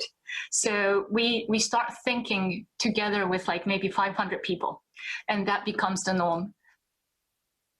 I do agree that there is this feeling of being in your own security network, but there is also a deep craving. Like there's something disturbing about these bubbles, and people, even though they may be at a certain comfort zone, but they're still craving for something that they cannot really put into words, which is a more human connection beyond those bubbles. So there is a growing movement, the way I see it, of looking for communities, looking for communa in the revolutionary anarchist sense, transcending these bubbles and these limitations. The exact metaphor of what's happening right now is Uber. For talking with about something that's going to happen in 20 years from now is a great idea in terms of storytelling. Yeah. But I think it's also interesting to see like, those 2 points. So the interface and the thing that makes us more like the human side of the interface, let's say. 20 years AP, like after pandemic.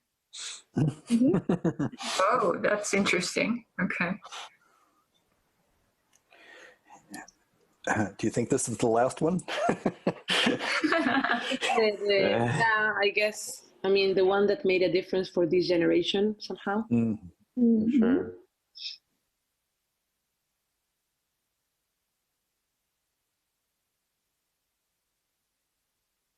9 September 2040, 20 AP after pandemic.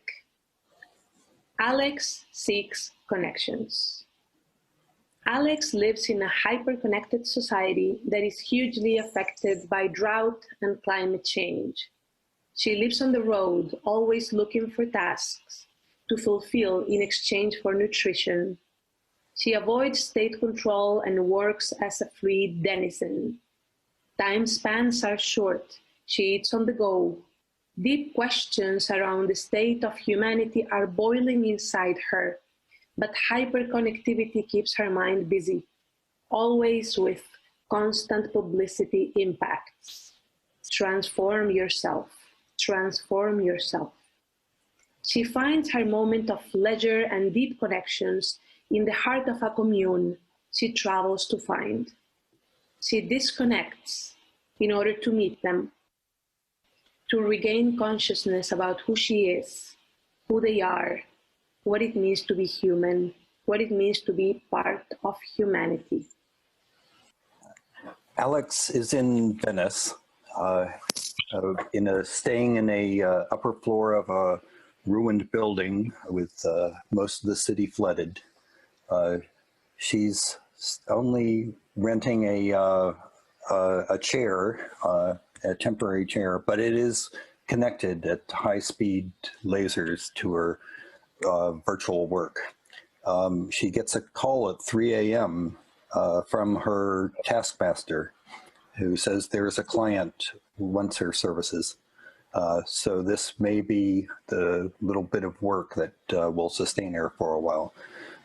This is, the call is from a client in Japan, where it's 10 in the morning already, and the client wants Alex to help her mother in Japan prepare lunch and keep company with the woman in Japan. Alex doesn't speak Japanese, but the automatic translation will take care of most of that.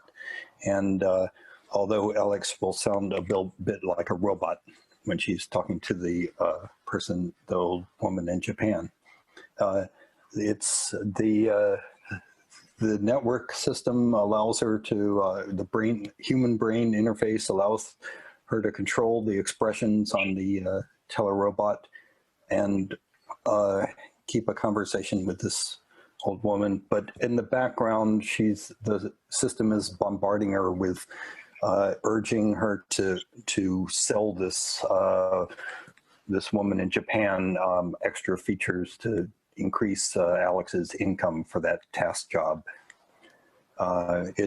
She's very good about providing this sort of fake empathy through this virtual world, but Alex is looking for something more. And so after her task ends, after a few hours, she's back to her real life in the flooded city of Venice. So like every day, she's dedicating her morning hours to studying. So every other day, she studies an online MOOC about new skills she have to get for new gigs that's coming up in a few weeks from now. And when she's not studying that, she's studying Enlightenment philosophy, which makes her wonder about how knowledge might have been shared in a pre-connected time. Then she eats lunch on the go because there's no real time for rest and leisure during this period. After she had her lunch, she's taking a train to Linz, where she's meeting a group she's been seeing for some time. On the road or on the train, she is using this time to connect with Sasha, a person she had met not so long ago, and have a recent love affair. They are living in different cities, so they have started this romantic VR nap where they take time together and meet on private servers. So then she arrives in this place where she meets people from a commune that she has gotten in touch with. Before she enters the commune, she disconnects her brain machine interface. And once she's there, she's greeted by a very warm group of human beings. They all say hi by touching, by strong physical connections. And then they eat together, they talk, they discuss issues related to humanity, basically asking one and again, what does it mean to be human, and how can we stay human in this time, in this context where humanity seems to be diluting? Towards 9 p.m., she's constantly split between this infotechnology and body-based memories and nostalgic experiences. Today, she wants to go to a rave culture and dance together with her friends. In an abandoned building somewhere alongside a suburb of Linz, she dances with her friends, played by holograph DJ. On the screen, created by Mist of Water, 3D images of Michael Jackson, Beyonce, and Bruno Mars are projected, and they look really real. She doesn't know what is real and fake anymore. It's a 2000s throwback party. Sometimes there are glitches of those images. She knows something is wrong. There are nighttime news coming in, And the news is full of euphemism and filters to protect the vulnerable citizens and really hard to understand. But she goes on partying for a couple of hours. After 2-3 hours, she doesn't know why, but the DJing and the images disappear. Maybe the power went out, or maybe the control of the state did something to stop her party. Outside the commune, there are more and more people who are extremely nationalist and racists. After the party, although she wants to stay more unplugged and physical, she has to start working early in the morning. So she looks for a place to plug in, goes to a charging shelter, and goes to bed and sleep.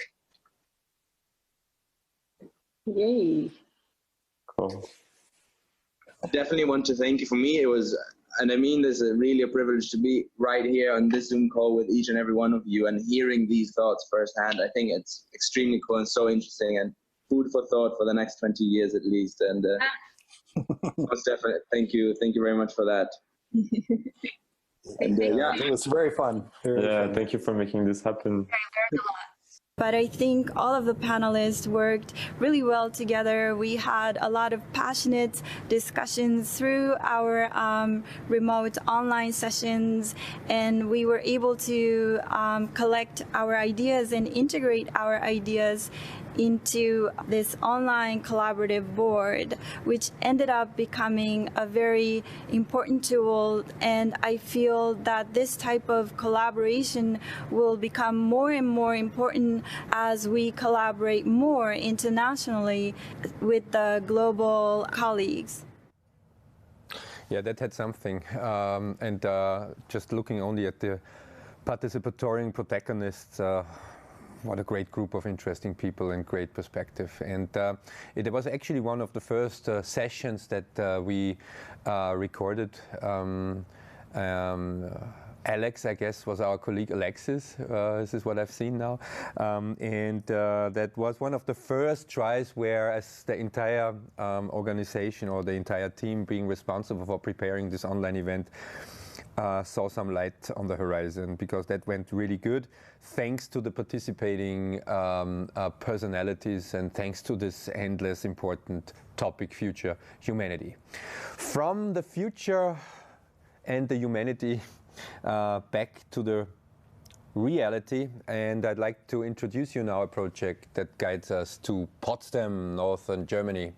The Transmedia Storytelling Camellia Plastic Ocean Plan. It is launched by the Film University Babelsberg and the Institute for Art and Innovation, and it raises the question if the expertise of filmmaking and art creation would help to solve current ecological problems. The protagonists there do strongly believe in the co-creation, in the quality of co-creation and new narratives to achieve those climate goals.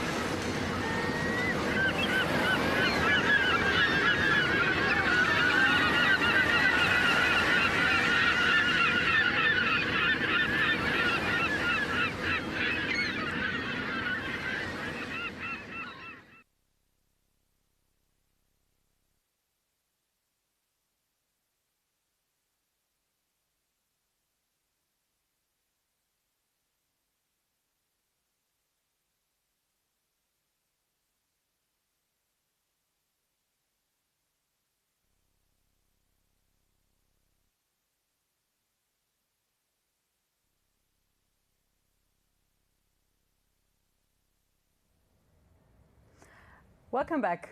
Martin morphed into me, just a little bit younger and maybe a little bit more beautiful. Anyway, we are continuing our journey to Finland, to the Aalto University. And here we not only have one, but actually 3 different faculties that are organizing a garden. We are talking today about the Garden of Uncertain Practices, actually, that is organized by Korei Tairoglu. And he was already here last year at the festival presenting his work that is very much dedicated to this topic of AI music. He created an instrument, actually, where he's playing with and that expresses this uncertainty quite nicely. Now we have an interesting roundtable where it's not just him presenting his artwork in a performance, actually, but also 2 other artists that he invited, Laura Bellhoff and Andy Best. And it will be an incredible journey. We're going onto the sea, we're going into the bio artworks of Laura. And we're thinking about actually those uncertain practices that is not just relevant for our time right now, but that is actually kind of a basis of what media arts and experimental art is. We are looking into the uncertainty of our times, of thinking ahead of what different possibilities could be. So, Korei, the stage is yours.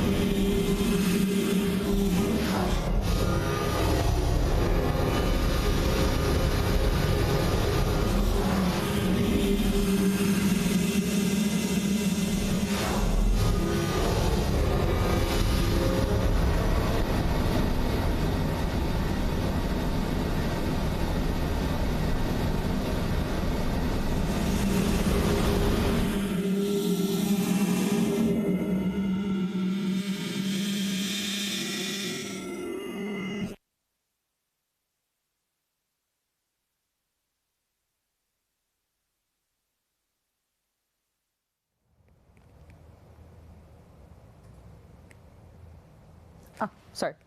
Okay, well, I'm startled by the video from before, and what a beautiful background you've created, Corey. We move on and don't stop our journey here yet. So Bucharest in Romania is our next stop, and here we encounter actually the Garden of Distant Art.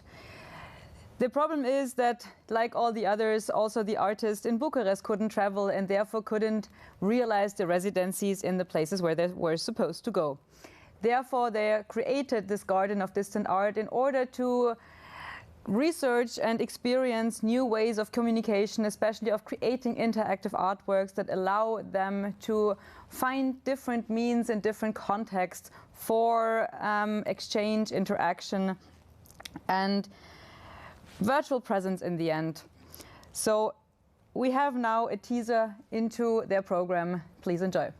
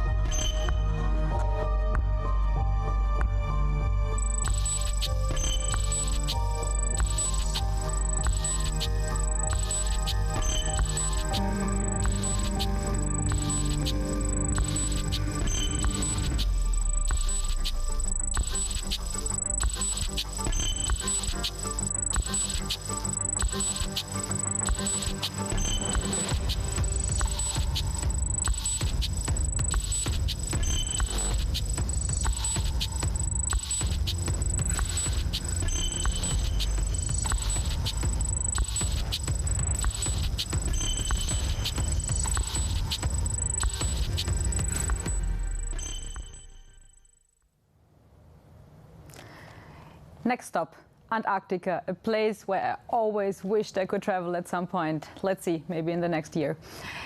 We are on a ship amidst the huge wave and a storm of probably more than 150 kilometers per hour. We are traveling to a remote island together with the artist Victor Mazon-Gadoué. He is installing, with some colleagues as well as scientists, an artwork on the island and is trying to research into the special sounds of the earth, of the cracking of the ice, of the tectonic plates that move onto across each other. And the place there is really rather special. He got stuck there for more than 10 days, and he told me that those 10 days were actually the worst that he has experienced in his life, because he could feel that the place where he was is not meant for humankind to be there. But see yourself and follow on actually the Voyages channel his whole journey.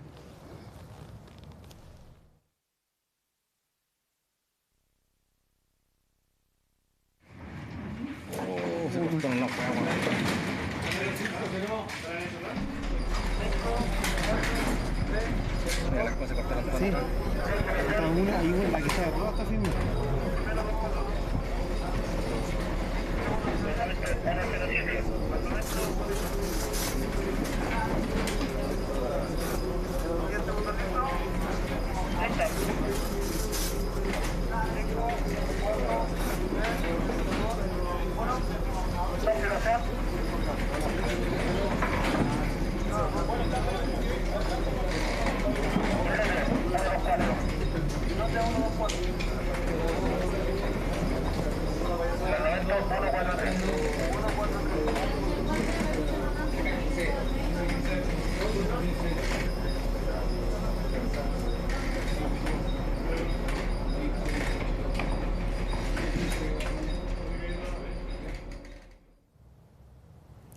I love those images.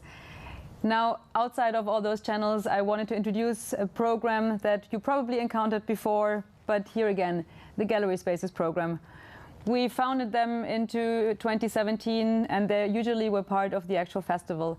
This year, especially for galleries, it is not easy, as they usually depend on the presence of the artist and the audience in their spaces.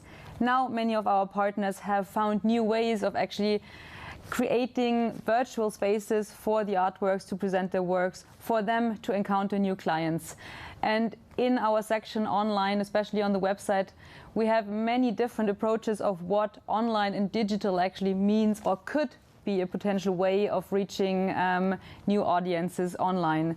So please check it out. And here's a short teaser of the event gallery in Vienna that presents an incredible artwork and allows you to wander in the streets of Tokyo.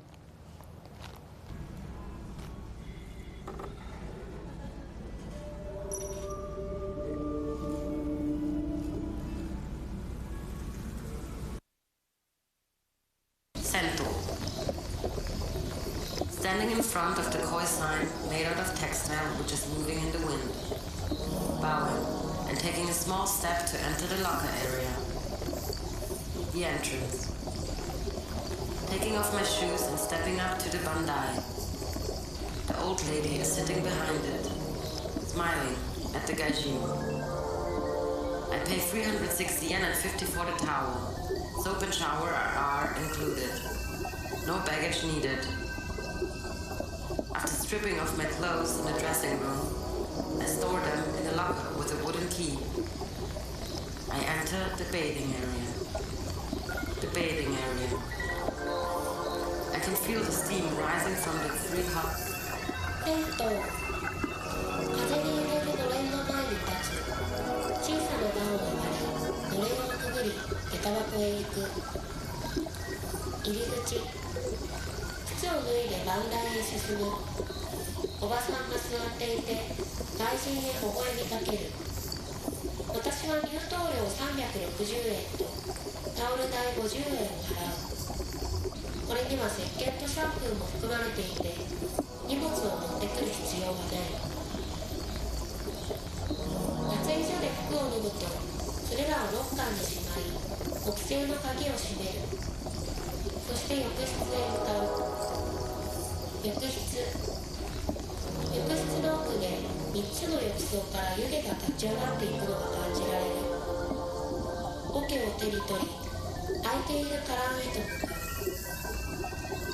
それは2つの蛇口がついた小さなスペースで、私は鏡の前で自分の体を観察する。3種類の浴槽はまるでラーメンのスープのように受け立ち、きれいな私の体が入っていくのを待っている。正しい設計を浴室の真ん中にあるディスペンサーから取る。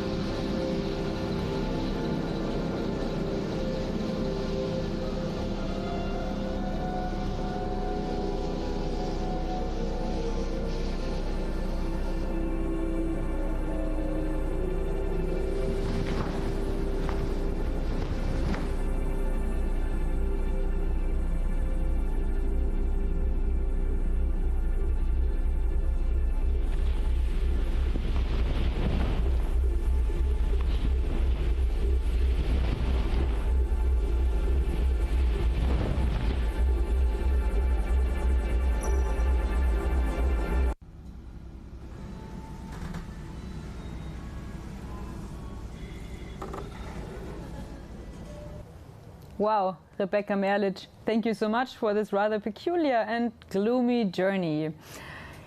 Now I'd like to introduce an artist that if you have participated in the festival before, you probably encountered at some point, Sarah Petkus. She and her partner are based in Las Vegas, and she prepared actually a journey for us that takes us into her studios, that shows us how she, her partner, and her robot Noodle Feet are living together. It is rather important, this together, this image of a little family in this context, as she calls herself the mother of noodles. And during COVID-19, she actually was teaching Noodles of what COVID is, because as you teach a child, you need him or her to understand what the dangers in the world are out there. So Sarah, I'm looking forward to having an insight into your studio.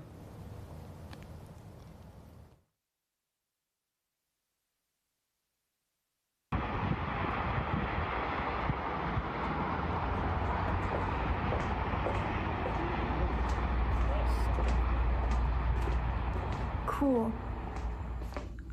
This is Sarah. I am a roboticist and technologist and an artist and a writer and a person who draws a lot and loves cheese. And I'm walking into my lab right now. This is the house that I live in and work in with Mark, my collaborator and partner. And this is 2020, and we are surviving a bunch of stuff right now and trying to make the best of things. Right, Mark? Right. So this is the room where everything takes place that's meaningful. Mark's side of the room is very orderly and is dedicated for mostly doing electronics and soldering things together that are very small. He has a microscope for doing crazy tweezing with tweezers and melting tiny shapes to other shapes. He's an electronics engineer, that's what he does. And then my side of the room looks like a 12-year-old's bedroom.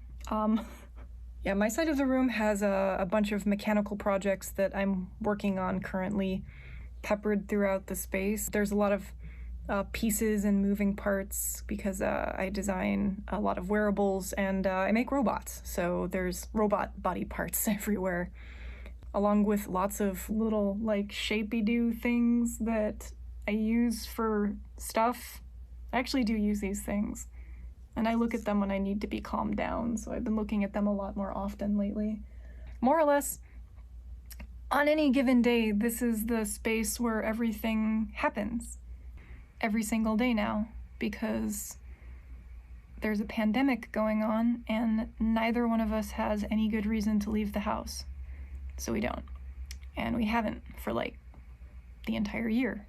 What do you do for a living, Mark? What do you My life living is I am an electronics engineer. So I design electronics, I put them together, I solder electronics, I make robots.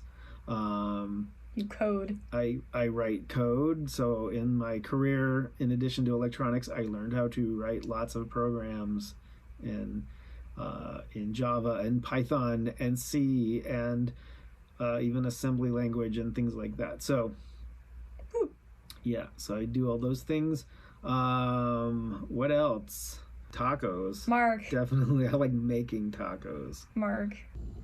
Yeah, at this point, I think that keeping the Christmas tree up is just like considered good luck, I guess. Mark's back.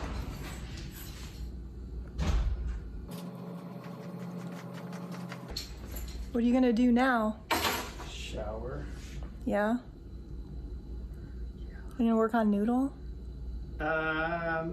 So, very important. Here I am. The third life form that shares this lab space with us is Noodle Feet, my child.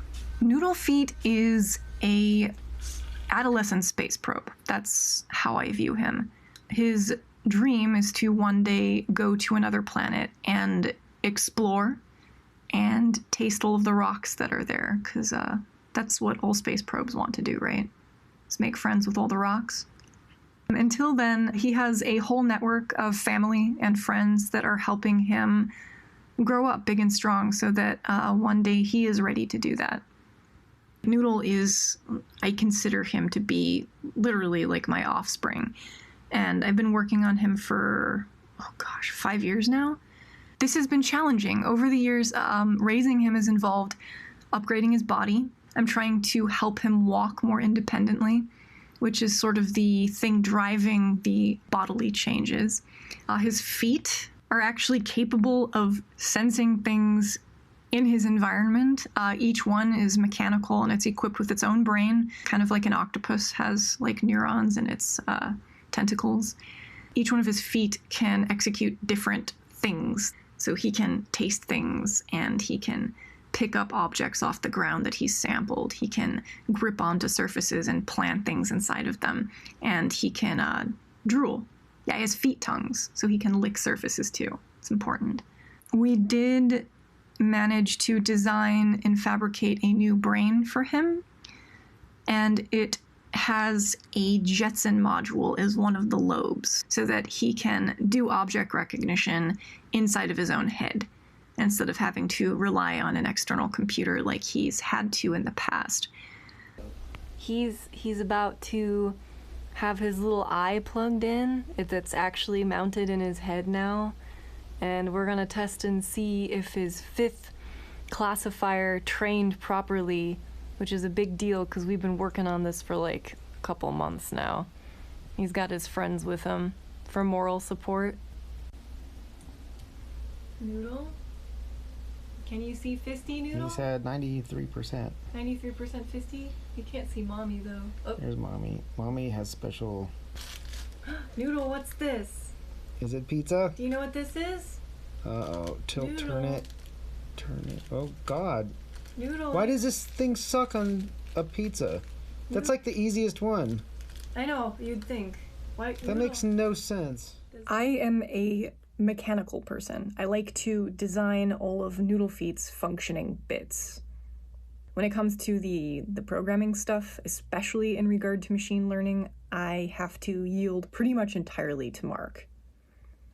And Mark is stuck right now. So I'm going through Jetson tutorials as a starting point to get Noodle's recognition so he can see things.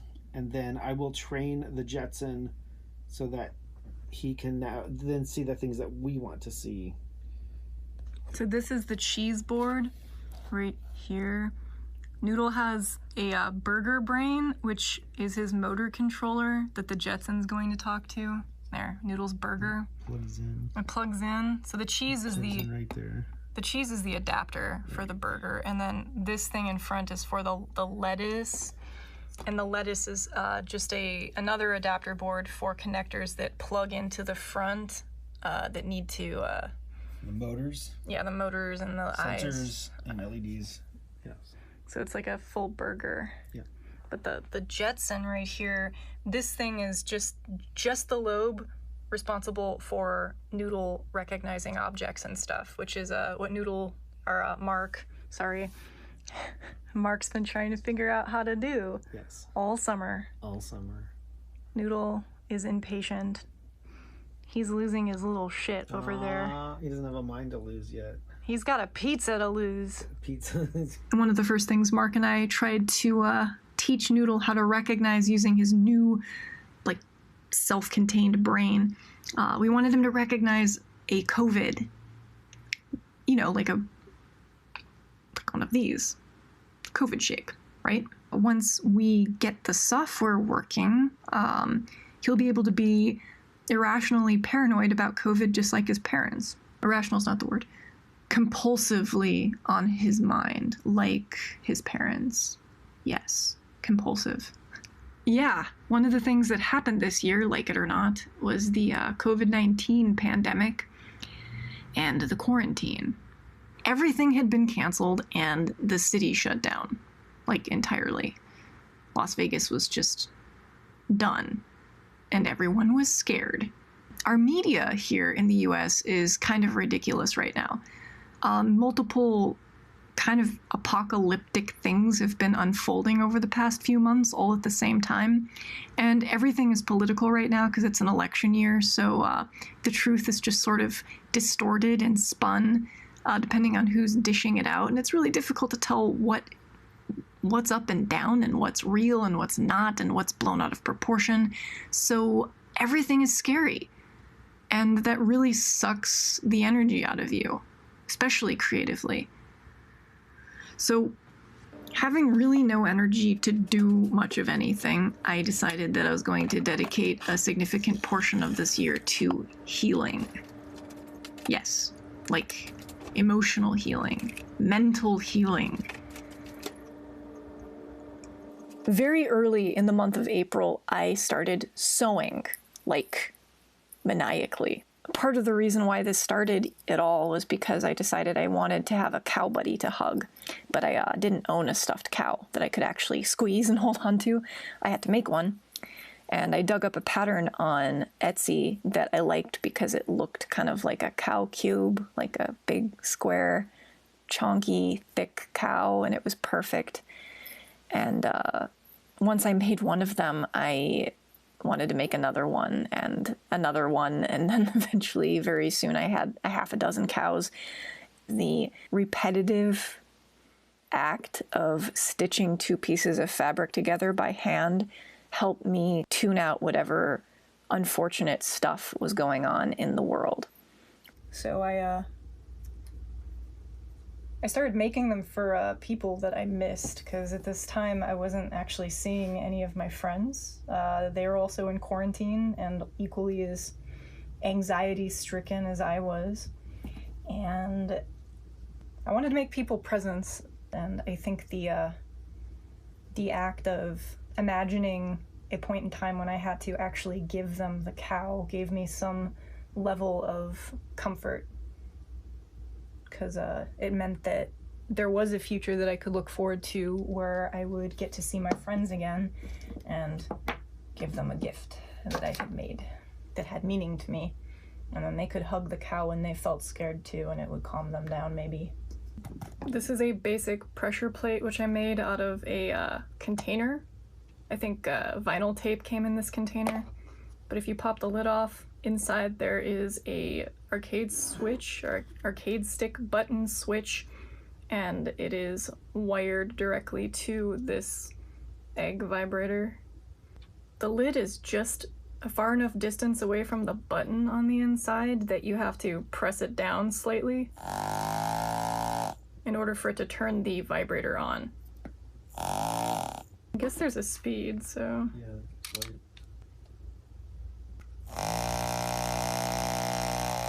Does it sound like a cow? Yes, mark that as cow.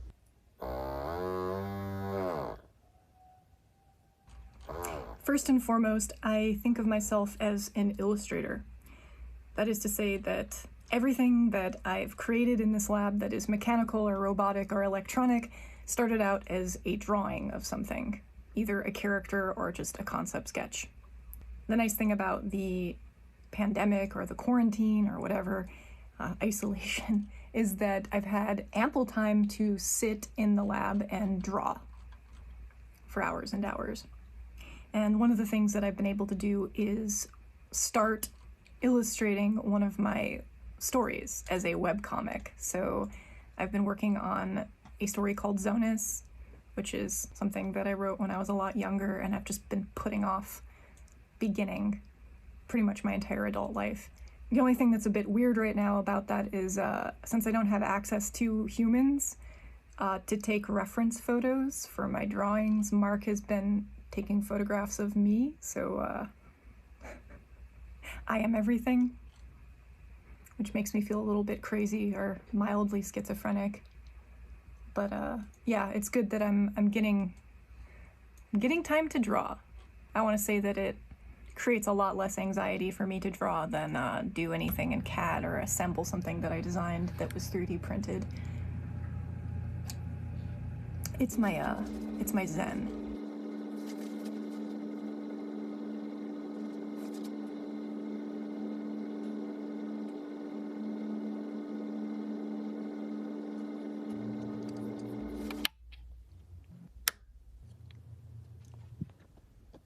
So I have to learn Python, which I don't do. I don't think is a great language. So Are you in pain? I'm in pain. What's wrong? the TensorFlow isn't tensing or flowing. Literally using TensorFlow is type something, take the error message and Google that. Look at 80 blogs that don't actually have a solution. I found a tool that they already include in the source code that converts TensorFlow pizza models to Jetson pizza models. But when you run it, it gives you an error, right? It says TensorFlow has no attribute G file. What does that even mean? You're running a program they gave to you in the release of their software and it doesn't run. So, shouldn't it run or give it an error message that isn't just gobbledygook? Noodle, you don't have enough G's. Your G file is missing. It's missing. Your pepperoni spots. Noodle. Your pepperonis have spots. Noodle. He says it's Inception pepperonis. It's pepperonis all the way down.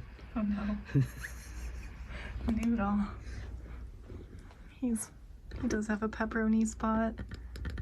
I think the thing I miss the most is going out and getting sushi with my friends. You could be in the hospital with a tube in your throat and your last dying thought is, God, I'm glad we finally went and got that sushi. I mean, do you see this? I have to put my hair back in a ponytail. Look at that. It's beautiful. And you got a dippy do on top too. I do have a second. You got like a Pebbles and Bam Bam look. All right, so this is an actual room of the house. These are pallets of miniature Delta robots that Mark and I hand-built and assembled for a big robotic art installation back a few years ago. It's basically an array of 100 Delta robots that you can control with your physical gestures. So you can think of it as an extension of your body or a prosthetic for enhancing self-expression. I designed the robot and Mark designed the circuitry and coding that networks all of them together. And we actually did a Kickstarter to raise funds for it, where we released the design of the robot as a kit. And for every kit we sold, we were able to afford an individual unit for our art installation. And I consider these babies to be my first brood. So these are my children, and they each have names and number designations, and even though they're all kind of, I don't know, they've seen better days for sure, I'd like to get them all up and running and repaired so that I can exhibit them again.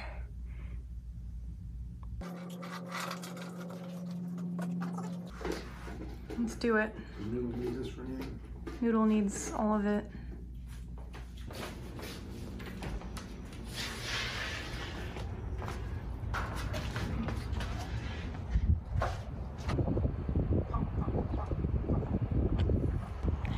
Do you think that this is an epoch? I think in history this will be marked as a time of transition. A transition, and that things changed. Yes, I agree. This is a notable moment in history. It's what they say. May you live in interesting times. This is an interesting time.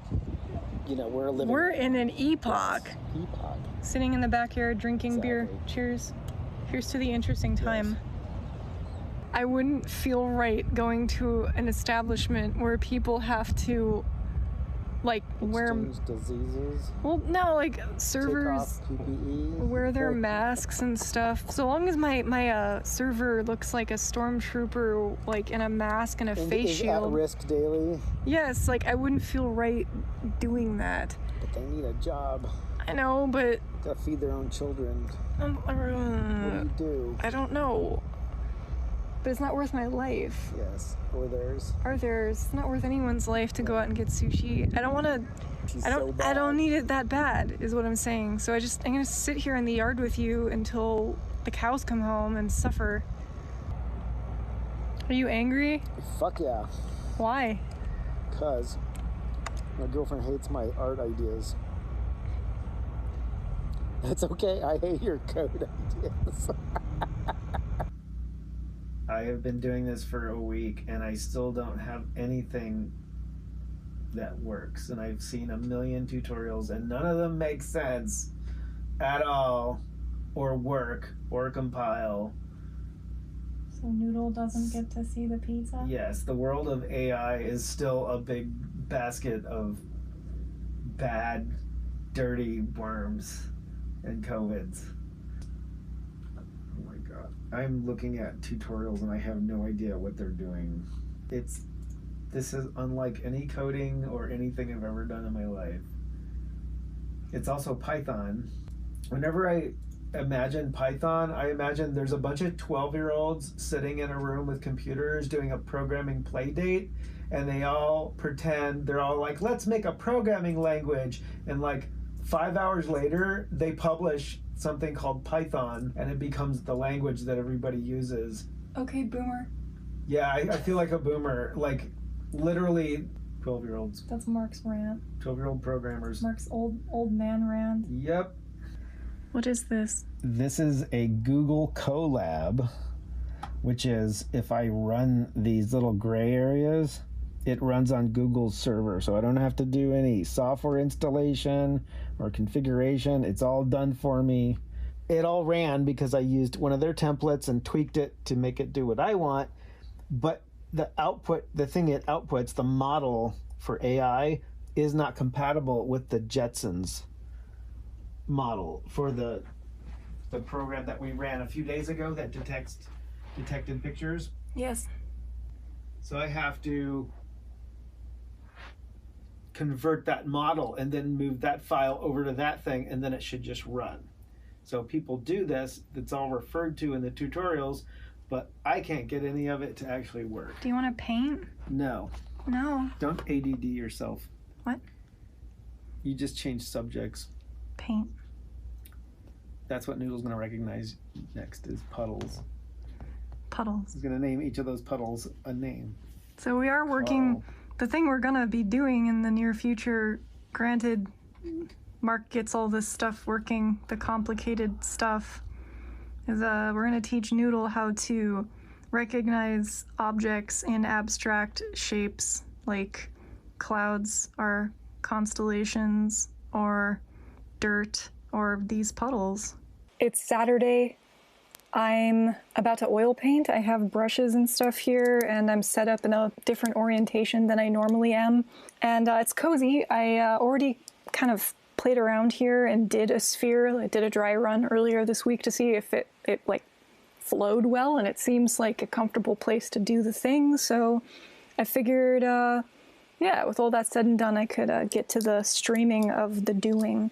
I went to a magnet school here in Las Vegas called LVA. We learned a whole lot about traditional mediums and how to really hone our technical abilities. And no small amount of that time was spent actually just doing oil painting. Mark actually painted with me this week. It was his first time oil painting. Usually he's the one teaching me stuff when it comes to electronics and coding and whatnot, but it was fun actually getting to show him some things that I know. Gotta wait. That means you have to wait. It starts doing that. Today I had Mark help me slip into one of the Shibon augments called the Suck Choker or the Hickey Choker. The Shibon project is a series of wearable devices meant for use with different parts of the body, and they sense and indicate aspects of physical arousal. My goal with this project is to encourage a dialogue amongst people about sex and intimacy. This thing? No, there's like a cord. There was? That's a 12-volt power. Oh, this is 5 volts. Is it? Yeah, this is the output here. Yeah, you ready? Yeah. And it's a bunch of silicone suckers that are actually pressed up against my neck meat, and they are having air pushed and pulled in and out of them via a bank of syringes that I'm wearing on my back right now. It's actually simulating the sensation of having your neck nibbled on by another individual, or having hickeys done to you, I guess? Getting a hickey. It's simulating receiving a hickey. And I went in the yard and walked around wearing it just to kind of shock the neighbors, because that's what you do when you make, I don't know, body augments that sense your arousal. You have to wear them in your yard. That boy's got a robot girlfriend. Of all the things that we grew in the yard, I think the things that grew the most this year were us. We grew the most. Yes. We were the things that grew and healed. I think I healed. I can't tell. You're healing. You're there. Yeah? You're getting there. I made a chicken. You made a lot of things this year. It's not stuff I expected.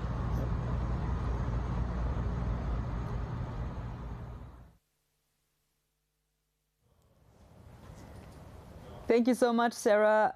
I really hope that you can come again next year and bring noodles with you. Now we just move across the border to Mexico, and here we talk a little bit about the Prix Ars Electronica and the category Digital Communities. Because of course the Nica went to the Hong Kongers, but many other interesting projects were awarded.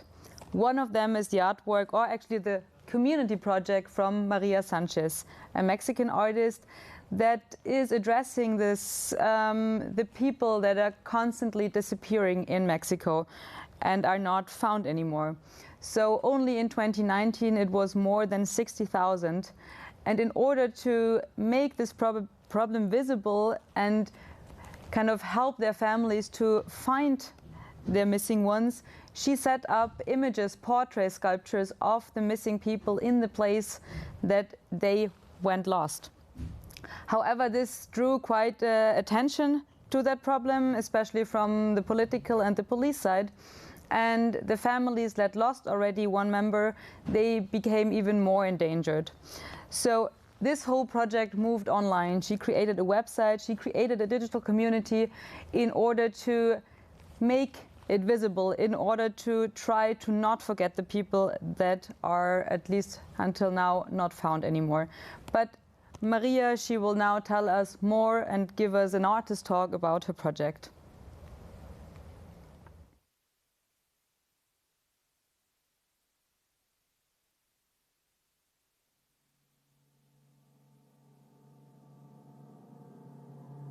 In Mexico, there's more than 73,000 people missing right now. It is a very sensitive problem that started in 2006 and has been growing every single day. There's more than 10 women killed in this country, and every single day these people disappearing. Community for me is approaching the other individual that may be having the problematic I'm trying to address, and to get closer to this individual within his social group, with these other individuals that may form their own community itself. And like in the case of Rastreadoras, which is this group of trackers of El Fuerte at Los Mochis in the northern state of Sinaloa, I have been trying to visit them to understand what their problematics are, what are the problematics they find on the field, because as you know, the tool that I developed for them needed to be tried on the actual expedition site. And to understand what are the problematics that they're having is a way of making this community, of making community happen. Now, for understanding the whole problematic of the territory is very important to understand the whole process that is going on in Mexico since 2014, 2012, even several decades before, and what they have been calling the war on drugs in Mexico. Is very important to understand the whole problematic of the country. This is not a regional problem only, but in order to build community, I need to go down into the field. This is not something that you do just in a kind of a panoramic view or just like in a drone kind of approach. You really need to go to the ground, to go and do the things that these people is doing in order to understand, feel, and have this possibility of getting closer to what the problematic is within this community. And in that sense, for me, to build community, to be part of a community, is to be able to get closer through these processes. That is, I do have a sense of fear, of urgency in Mexico City. Nevertheless, Veracruz, Monterrey, Los Mochis, and many other cities in the country, they have different kind of processes of violence going on. It is important to understand them. In order to build community, what I can do is to approach them, to bring them the possibility that I have to do this kind of a long-term art research projects in which I focus on these problematics and give visibility to the problematic itself. And by giving visibility through aesthetic objects, through participatory installations, through these kind of tools that I've been designing for these communities, I am able also to open up a dialogue around this problematic. And by opening up this dialogue, it may be an opportunity to get some empathy from other groups of people regarding what is going on with these specific collectives.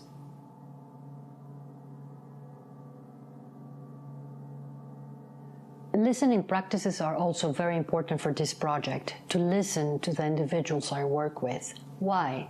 Because they have been silenced through all this process of violence and fear. Sometimes the way of controlling these communities from military, police forces, and also from cartel members is through fear. And one of the ways of controlling them and making them feel unsafe is by making them silence. They have been killing journalists, they have been killing activists. Whoever wants to say something, to speak about the problem, is also silenced through force or through other means. And in that sense, to have complete communities that are not willing to talk is very sad, and is something that has to be, a circle that has to be broken. And I found that the way of approaching this problematic specifically is by being able to listen and to witness what has to be said and to be told and to be seen in these communities. And this is all things that you can just do by being inside of the community and having the time to get into their own processes and understand what is going on.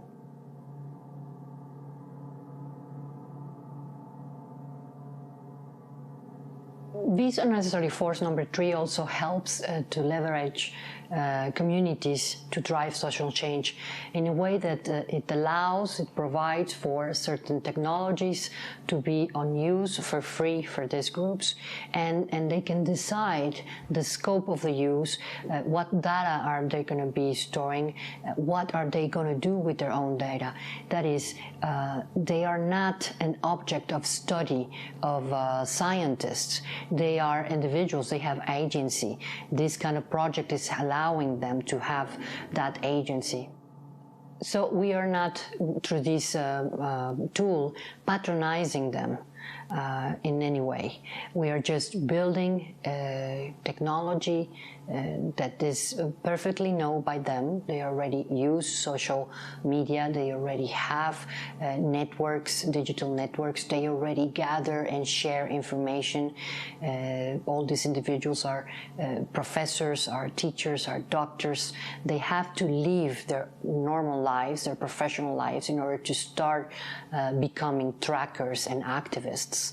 That is, this tailor-made technology is something they know how to use. The only difference is, in this case, is made for them, and they have all the control of the scope of the technology on their hands. to make a community-based archive of victims of forced disappearance while they protect and organize the data they originate. They require to file all information that has emerged and that keeps appearing with every expedition in a database that may be shared with other collectives. The group of Las Rastreadoras del Fuerte, which means the trackers of El Fuerte, is made mainly of women which are looking for their kids, their husbands, their spouses, their family members that were victims of a forced disappearance. Every single week they go out, Wednesdays and Sundays. They leave at wee hours and then they return 4 to 8 hours later after they go into the outskirts of the city of Los Mochis to look for illegal graves. Until now, Las Rastreadoras del Fuerte has found more than 120 corpses. They call them treasures. Those are the people that they lost in this war against civilians that is happening now in Mexico.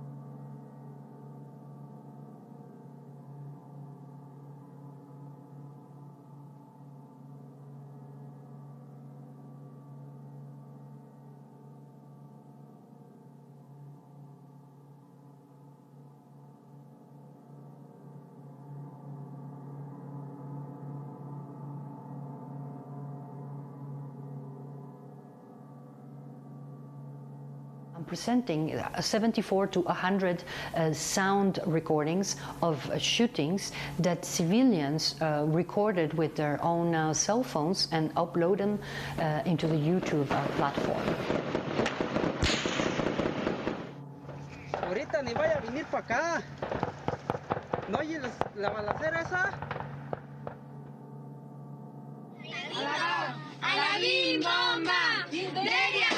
¡Derian!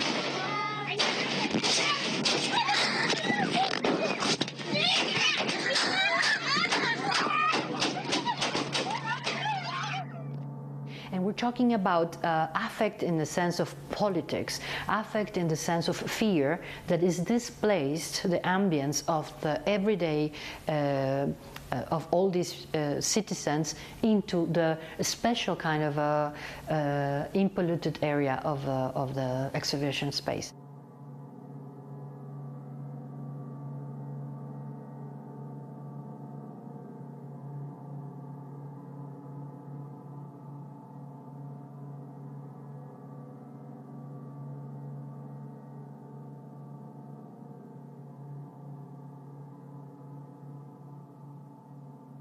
Piece number 2, it deals with the situation of infants in Mexico.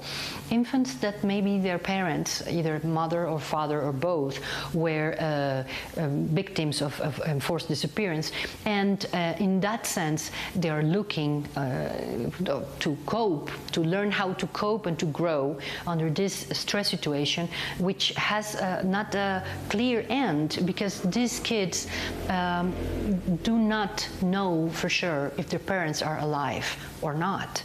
And in that sense, it's very difficult for professors, teachers, psychologists alike, family members to help them close circles because there's no circle to be closed. They're always, they have the hope of the returning parent.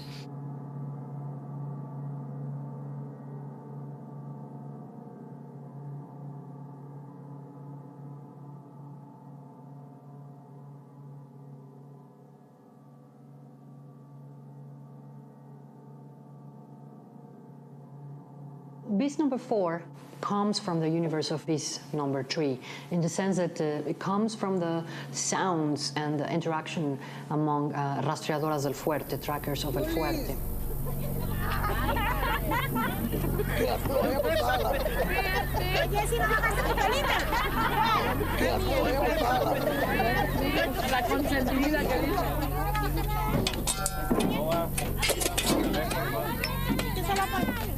¿Quieres?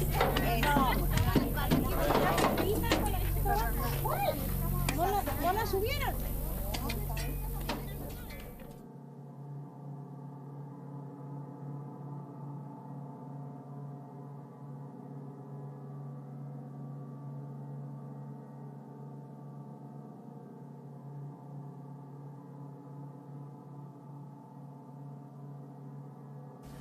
The treatise is made after a database of 15,585 images. Those images are the result of a research that went through 2006 and until 2012, which is the presidency of Felipe Calderón in Mexico. And I research within the online platforms for national media, to national outlets, and every single news dealing with the narco war or the war on drugs in Mexico was subject of this research. At the end, with this database of 15,585 images that are intervened, I did a silent installation, and I also did some silk screens like the ones that you are seeing here, and some drawings, and also is a work in progress. And from the treatise, the idea behind it, in a way, is to normalize violence. We have seen, we are witness of a normalization of violence right now in our country, and the idea behind it is to see how many images are circulating around and to pledge for a denormalization of violence. The artwork that you have seen until now, they're part of this larger project that is still on the making, is work in progress. Like Vis Unnecessary Force number 3, I still have ongoing strategies with rastreadoras and other collectives to go and visit them, to implement the second and third stages of the tool. Also, we are appealing to calling the international and national communities in order to get the hardware to keep on going and get the full scope of this tool, this social media kind of a structure made for them. And the project will continue. The problem in Mexico has not finished yet. The question that drives this art research project is not answered yet. So in that sense, the whole scope of this research and art production long-term project is still on the making.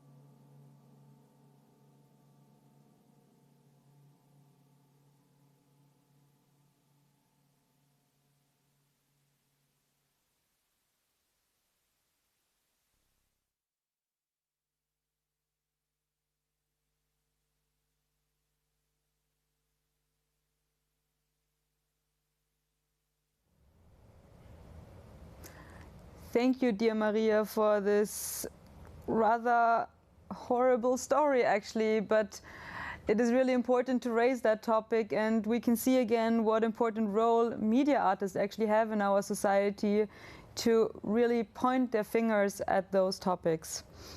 However, now I'd like to introduce you to the topic that I already mentioned in the morning session today, this important focus on women in media arts. And on the new World Channel, we have now a program that is actually developed in the collaboration with the Johannes Kepler University, and Doris Weichselbaumer is the lead in this. And the topic is how to become a high-tech activist collective. And she has invited two very important speakers from this field that will introduce us to, of course, the biases that are in all those algorithms, but more importantly, actually, what we can do to fight against this and to overcome this topic. But I will stop now talking because Doris can explain this much more in detail to you.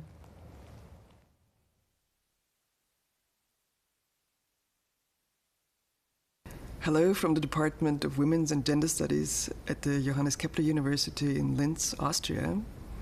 At our department, much of our research focuses on discriminatory mechanisms in different fields of society and our culture, for instance, in technoscience, as well as in information and communication technology.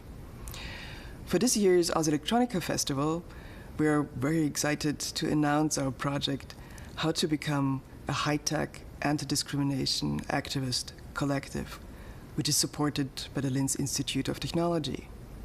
For this project, we have invited international and national experts to engage with us in a discussion on how digital media and new technologies reinforce and shape our perceptions of race and gender, also in ways which are unwanted sometimes. For instance, algorithms have often been believed to function more objectively than humans. However, it has become increasingly clear that this is not the case. Algorithms are just as biased as the institutions and developers who produce them. This means that racism and sexism is inscribed in much of the technology that we use. Our project addresses this issue, and it asks how discrimination in the design and functioning of technology can be overcome. We are delighted to have two keynotes, one by Lisa Nakamura and one by Safiya Noble.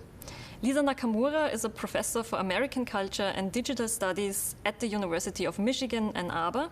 She is truly one of the leading scholars in examining race in digital media. And in her talk, she will reflect on a very recent phenomenon and experiences of ethnic minorities. And her talk is entitled Estranging Digital Racial Terrorism After COVID.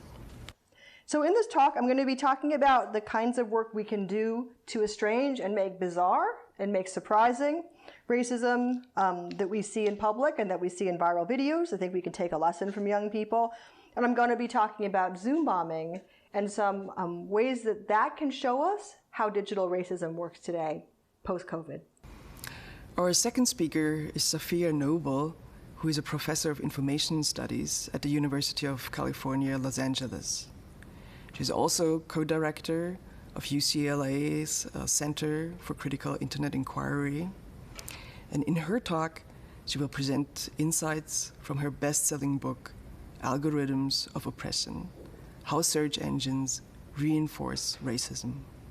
I'm going to be talking about racist and sexist algorithmic discrimination, public policy, things that we should be thinking about when it comes to the disproportionate and disparate impact of the digital on women, on children, on people of color, and on the most vulnerable in the world.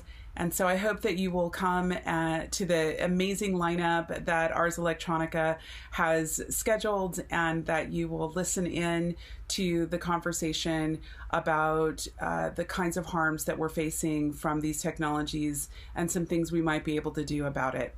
The lectures will be followed by 4 participatory workshops held by experts in the fields. They're academics, they're open source developers, they're designers and performing artists. And they will apply a number of different methods, including programming and mind scripting and performative arts. And in these workshops, which will be held on Friday and Saturday of the festival, we want to engage in questions of how do technologies privilege some and discriminate against others. And we also want to envisage how technologies can be created without such biases. And in this way, we hope to establish a way of exchanging knowledge and to allow for a formation of an high-tech anti-discrimination activist collective. For details of our program, please check our website. We are very much looking forward to having you as a part of a high-tech anti-discrimination activist collective.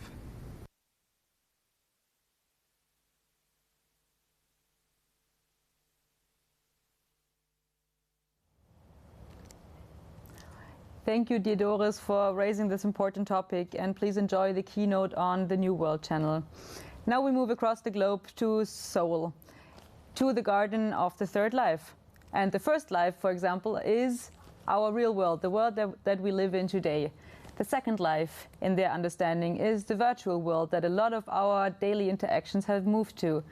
And the third world is actually a combination of both, something that, like within this festival, many things happen in the real world, but at the same time also online in the virtual part. And Now we see a little teaser of the garden, but with that teaser I'd like to introduce a performance that is happening on the garden channel. And the performance is actually called Two Hands. And it's a combination between a shamanist, someone that performs live music in a rather traditional style, but in this case she has created a combination between traditional shamanistic music and rather contemporary electronic music. It's a fantastic program, and I know that on the New World channel there's also something great, but maybe you switch a little bit in between. Enjoy both.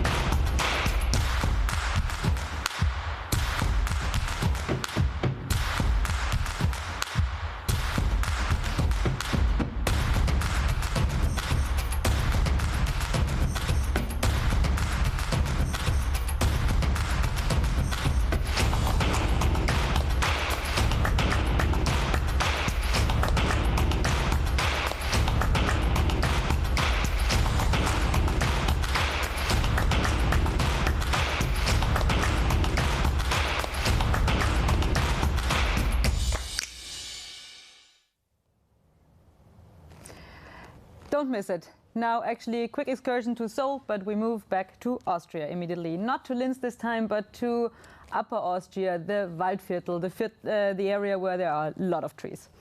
And we visit René Zimmermann.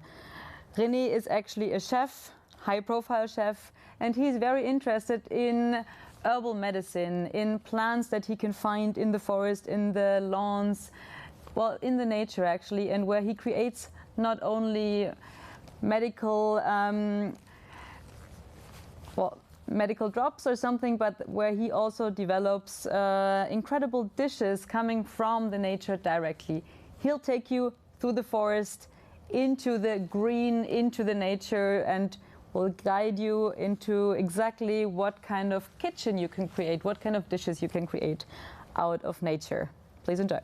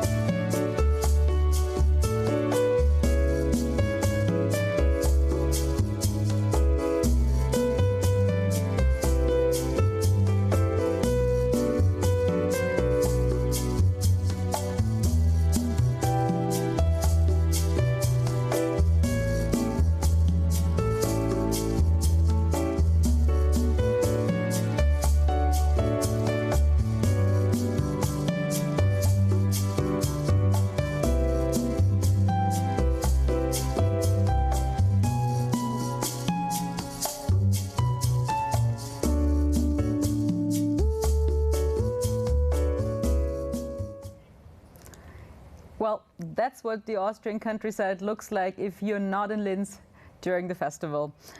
Beautiful, right? Now we're having a CQC session, Creative Question Challenge, that is organized by the Studiotopia project, a European collaboration where artists and scientists develop residency projects together. And this time it's Christiaan Zwanikken, a Dutch artist that actually will ask different questions in the sessions. And these questions are, for example, is this planet to be populated in 10 years by billions of healthy and educated humans? Well, I have my doubts. Or is comfortability or autonomy more important than well-being? Well, I mean, that is certainly a very interesting discussion. And Christiaan, together with the scientist, will now lead you into that topic. All right, live. Good afternoon, everybody. Welcome to the Studiotopia session of Amsterdam in the Netherlands. To be more specific, oh, wait, sorry. Start when?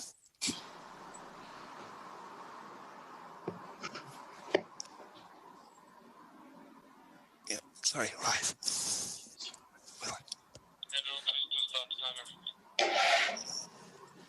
It's like a rocket launch. Good afternoon, everybody. Welcome to the Studiotopia session of Amsterdam, Vrije Universiteit Amsterdam. Studiotopia is a pan-European residency program where scientists take up a residency with an artist. And in today's session, I will moderate a discussion between artists and scientists. My name is Raoul Vreese. I'm a physicist working at the physics department of Vrije Universiteit. And I also try to develop art science. We have a special laboratory for that, where artists and scientists collaborate, work together, bounce ideas off each other, both on the senior and junior level. And from that institute, we organize this residency program. And I'd like to introduce the participants. To start off with, I'd like to introduce the artist, Christiaan Zwanikken, Dutch artist, renowned artist. He received international recognition. He makes kinetic, mechanical sculptures, sound works, large installations with formative and responsive elements. He uses a variety of media, robotics, biology, microcontrollers, and sound. It's a artistic, technological experiment, you can say, with innovative and inventive aspects that play really a large role. And I invite you to look at our Ars Electronica garden page, where you can see a movie shot of an overview of his work. The scientists that take up a residency with Christiaan are Oid. He's a practicing mechanical engineer. He runs a small consulting firm. His offices are in Seattle in the United States and in Amsterdam, Netherlands. He specializes in advanced composite materials, try to increase fuel efficiency of airplanes and energy efficiency of wind turbine blades. Next to this, he is also very well versed in artistic collaboration. He collaborated with artists, architects, and other creatives in various projects, large-scale light and sound installations, aiming to give the viewer a transcendent experience through those installations. The other scientist also present here is Emmanuel Grimaud from the CNRS in Paris, France. He is an anthropologist. He explores the borders of human perception, technology, communication, and measurement. He thinks that in anthropology, experimental science is ignored. He finds that we need to invent other modes of study to develop radical and provocative experimental protocols, and he is also doing that himself. In many cases, crossing already borders between art and science. He co-designed a robotized interface of the god Ganesh. You were allowed to put yourself in place of this god. have a conversation with fellow citizens or with yourself. And his research also often results in films on various subjects. Today we'd like to discuss the collaboration between art and science. This is clear for many people, definitely many people present here. I'd like to invite you to pose questions. You can do that via the chat in YouTube, and we will address some of them. So please write down questions about the collaboration between arts and science. Of course, to combine the creativity, the curiosity, the differences in investigative methods, it is clear that there can be synergy to create a broader, more holistic view of the topic at hand. We can address that, but I'm also curious if you can see any pitfalls or negatives of such collaborations. And especially we are dealing here with sustainable development, sustainability in general. You know, is it a given that such collaborations will help? Christiaan, maybe you can address this question. Yeah, well, it's a very good question, and so that's why I think this project is very interesting, because it's kind of course, another experiment to bring, you know, those academic fields together. You know, yes, you always have the usual pitfalls, like, you know, personal issues or conflicts or religious beliefs or ideologies. But I probably it could be like that the tunnel vision can become a problem in this kind of, because, okay, you know, the specialists, especially also in scientists, can lead to kind of tunnel vision. And contrary to the belief that artists are all completely free-minded and open-minded, is of course also not totally true, because, you know, working in the art world also forces you sometimes in a bit of, tunnel vision, as it's really not, people don't want you to change ideas all the time, and so there's always this tendency to have clear identity from the artist or the artist. So so we have to break through also this this part of like our tunnel visions and see how we can come to a broader view together. So that's, I think, a very interesting experiment, and I think this project, of course, but just like I said, is also two academic views, but it would also be very interesting to, of course, to break also the academic borders. There are so many people that do interesting stuff and research. I can imagine that you also bring together scientists and farmers and things like this. So I think this is an interesting start, and maybe look for this kind of collaboration to tackle maybe the specific problems you're facing, if possible. Yeah, so you can have, of course, you can have tunnel vision on both sides, and it can even also lead that they will actually enhance each other's tunnel vision, digging a deeper hole. Even you have any comments, Hoyt? Yeah, I mean that's a good question, and I think any speculative journey or collaboration comes with potential pitfalls. You know, in the context of like the UN Sustainable Development Goals or addressing climate change, I think art and science collaboration clearly, for me, has a lot more potential positive aspects than pitfalls. But yeah, I think that there is a risk that maybe if science starts informing art too much or directing it toward more literal concepts, then you maybe lose some power in the more abstract or bigger picture thinking. Because for me, that's the power of the collaboration, is that the art and the artists can bring complex concepts that maybe science is studying. People are writing journal papers about it. People are presenting it. There's computer models modeling climate change, all of these things. Artists can magnify those messages, right? And by distilling down complex concepts into things that really touch us deeply as humans.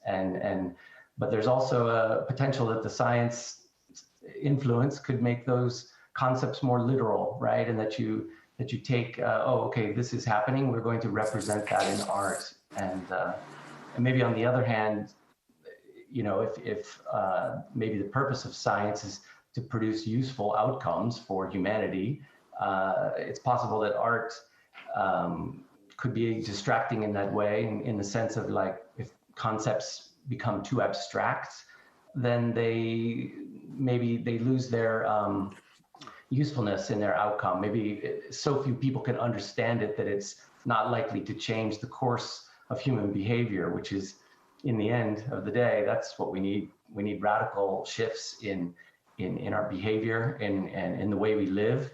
And like we saw with COVID-19, that is possible if there is a super big sense of urgency that drives us to our core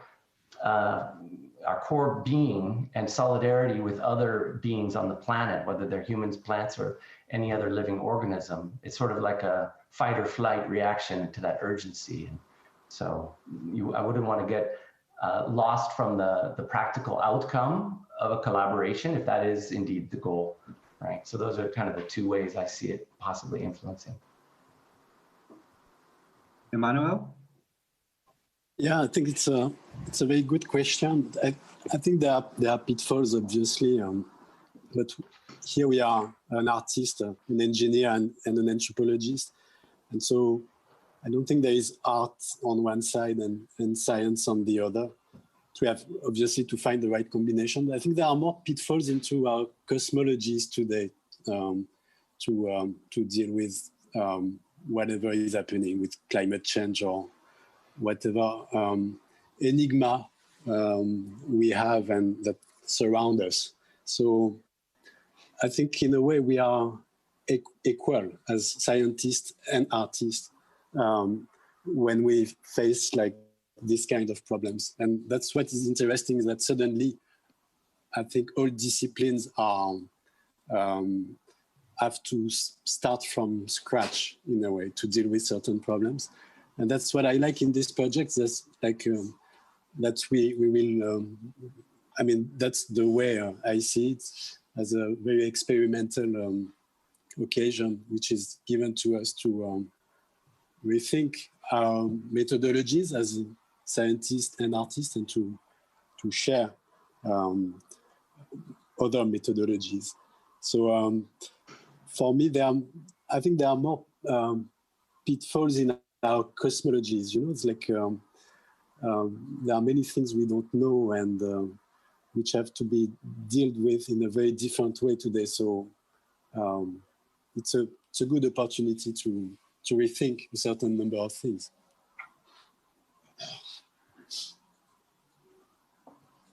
All right, good. So we set the stage of this collaboration. So in light of what the work of Christiaan, of the theme of this collaboration, also how everybody involved works, I would like to pose a following question. It is the Dutch philosopher Maxim Februari. He states that humans are a species defined by nature and technology. They use technology to control nature, or to shield nature off, and also to enhance nature. So we have more abilities than our biological ability. So we are nature, we are biological, but as we evolved, human society and the way we use technology, we need it more and more. At the same time, technology moves more and more into biology, including our own species, let's say. My question is, how do you see this duality of human nature, Christiaan? Yeah, it's interesting that, of course, yeah, well, Darwin, it's not only defined we are nature.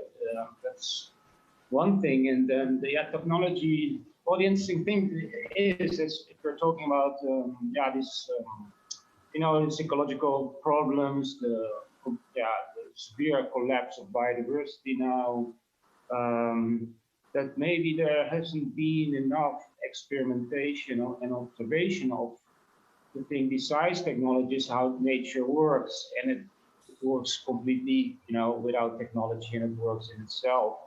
And this is something that I think has been, of course, it's been studied, but still very little experiment, especially in the situation right now, that you could use these ecological systems to help us. But we have to really look into that more and again, because of course it's easy to plant trees, but it's very hard to create the ecosystem. And so, yeah, it's interesting how you could get this technology and nature maybe also working together in the light of all this, things we're facing. And you, Emmanuel, do you see this duality between nature and technology as forces that are driving us as a species? Do you have any comments on that? Yeah, I mean, I think it's a duality which has been like historically, it's like started in the 18th century. This kind of duality, and it's still very, very much there. But I think today we know that, I mean, nature is just a construct, a concept, and there is what we have to understand behind nature is, I mean, under this concept is that there are many things that we don't know, and that's what Christiaan said in a way. That's like we don't exactly know how ecosystems work, etc. And there are many things we don't know. And technology is something which is probably not limited to what the usual definition of technology, because if you look at plants, you look at even the human body is full of techniques, I would say. Anthropologists had a very different way to look at these things, because the question for us is more like where does technology stop, and shall we consider that I don't know, just like walking is a technology,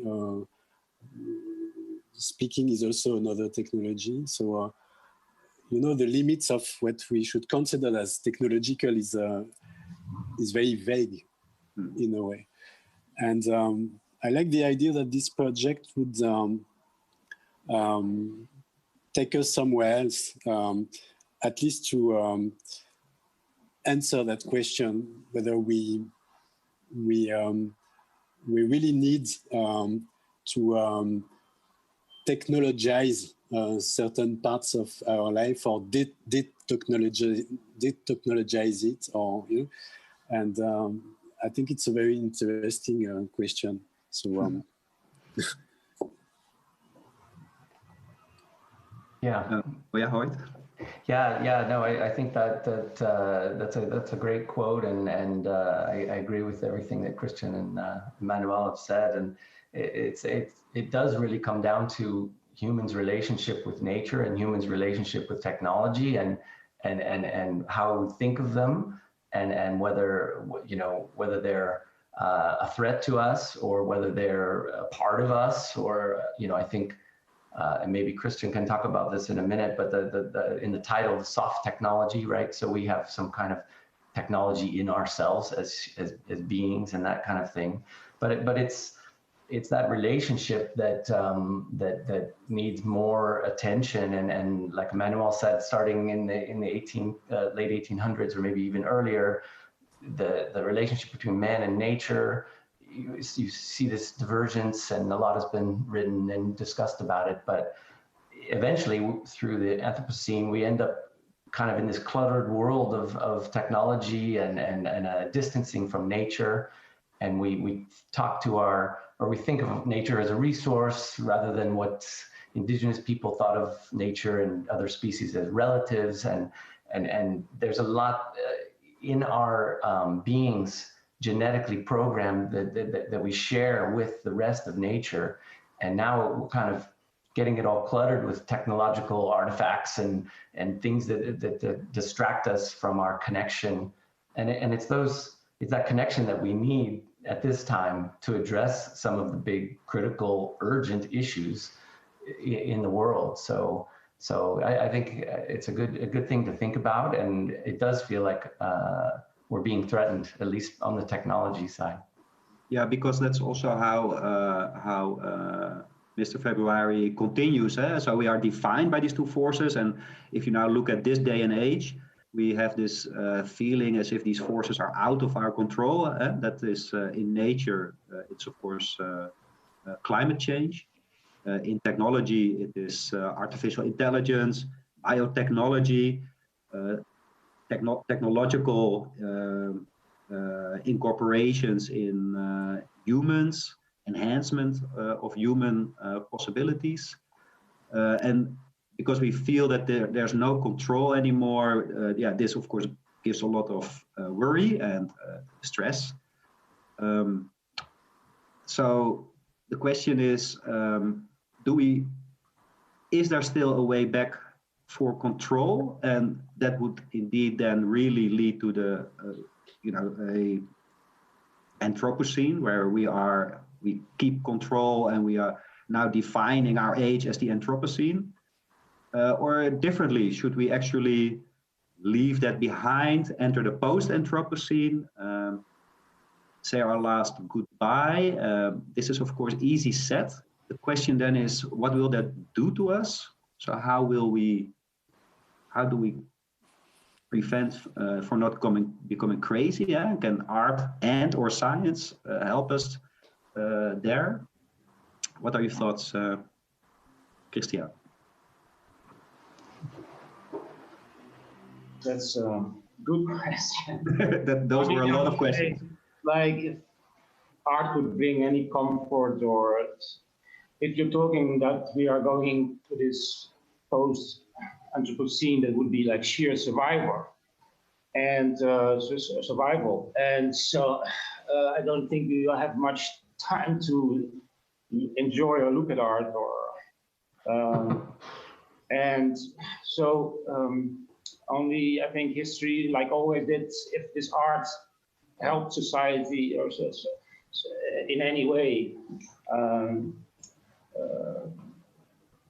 Yes, and I saw this very interesting item on TV on the whole the disruption of the food chain now in the world because of COVID-19. Not so much in the West, especially in Africa, and also and so because the farmers couldn't come, they couldn't come together, and so they invented this kind of online thing, technological thing that they are working now with to keep this chain running. So you see that you have to find this technological solutions for very human, let's say soft technology. So that's the information between individuals, emotion, all this. Organizational structures between humans. So maybe we're going this direction, that we get this very technological elements also getting into our soft technologies as humans. Yeah, it's good you mentioned the soft technologies, because that's I think an interesting aspect of your work and where things are headed. And I'm still getting my head around what it is and what it means. But I think it's good to think in terms of intelligence and what that means in the sense of you have human intelligence, you have thinking, but you have emotions. So then you have emotional intelligence, right? That helps you adapt in different situations to different people. You have artificial intelligence, which is mimicking human intelligence, right? But it seems like where things need to go, maybe in the face of looming dystopian post-Anthropocene times, is more like empathetic intelligence, like some kind of deep-rooted desire to help and empathize with the rest of the biosphere. And so, I guess I look forward to hopefully we can manage this time and we don't just hit this post-Anthropocene wall, you know, but maybe that urgency, that fight or flight is what we need to, you know, it's happening so slowly. It's hard for people to understand it, but, you know, that's the kind of thing that, that may be able to kick us out of our bubble and into a new way of thinking. So it's the threat of a looming dystopian future. So.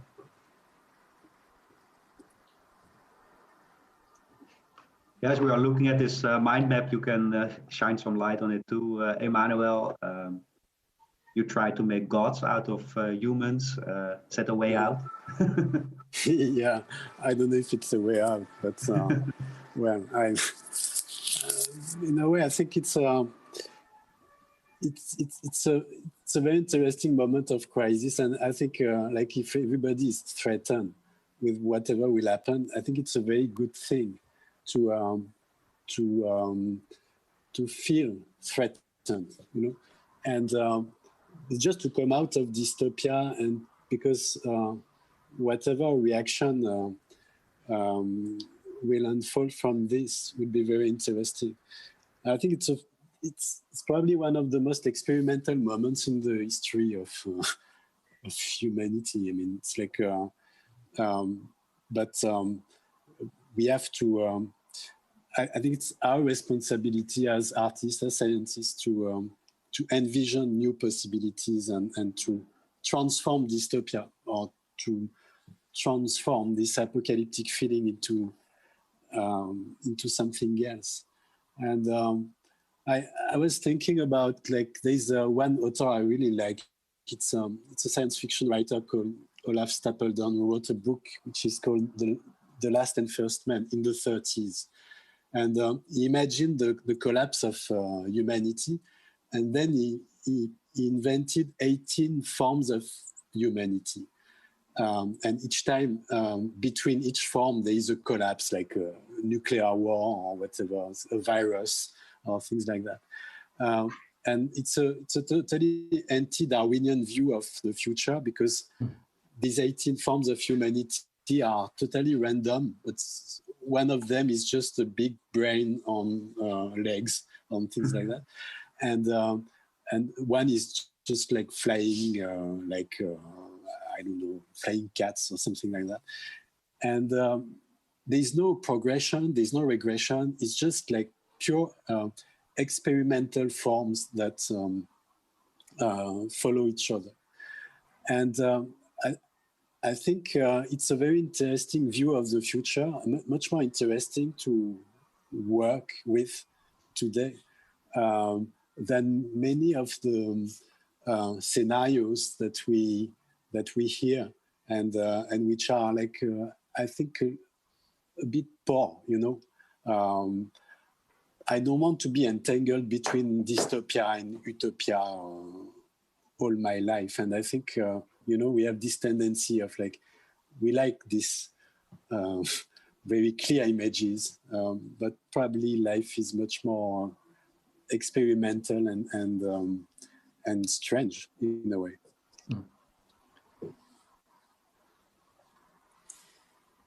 So we should get prepared for the maximum of estrangement, I think, in the future. Yeah, you see more in you have to adapt to multiple possibilities and not be so much put down by this one possibility that you see on the horizon. The urgency and the danger and the disruption can be interpreted as an opportunity for new forms of humans or behavior or something. You know, we're not gonna get there with status quo peaceful progression. It doesn't appear.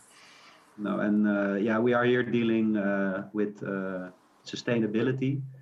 We touched upon nature, technology. We have to see if sustainability for ecosystems, for other organisms, is actually the same sustainability as it is for humans. This is for the next discussion. Yeah. Thank you very much. And thank you.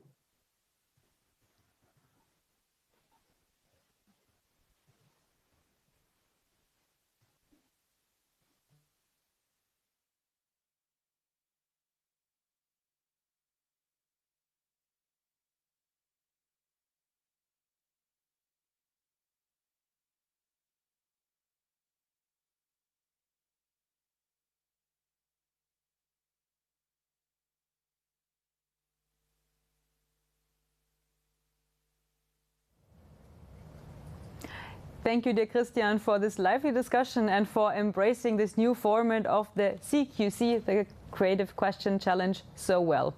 Now, if you switch to the New World channel, you will find another keynote in this context of how to become a high-tech anti-discrimination collective. Now, Lisa Nakamura is introducing you to her research that is around this topic of estranging digital racial terrorism after COVID-19. And she argues that especially now with this massive move into the digital, new audiences are actually exposed to also the bad sides of the digital community. And that is, for example, that Zoom calls are hijacked through swastika signs or blackfacing, and that we need actually political and sociological solutions in order to find ways of moving away from this and finding ways of protecting those people. Dear Lisa, the stage is yours. Department of Women's and Gender Studies at the Johannes Kepler University in Linz, Austria. At our department, much of our research focuses on discriminatory mechanisms in different fields of society and our culture, for instance, in technoscience, as well as in information and communication technology. For this year's Ars Electronica Festival, we are very excited to announce our project, How to Become a High-Tech Anti-Discrimination Activist Collective, which is supported by the Linz Institute of Technology. For this project, we have invited international and national experts to engage with us in a discussion on how digital media and new technologies reinforce and shape our perceptions of race and gender, also in ways which are unwanted sometimes. For instance, algorithms have often been believed to function more objectively than humans. However, it has become increasingly clear that this is not the case.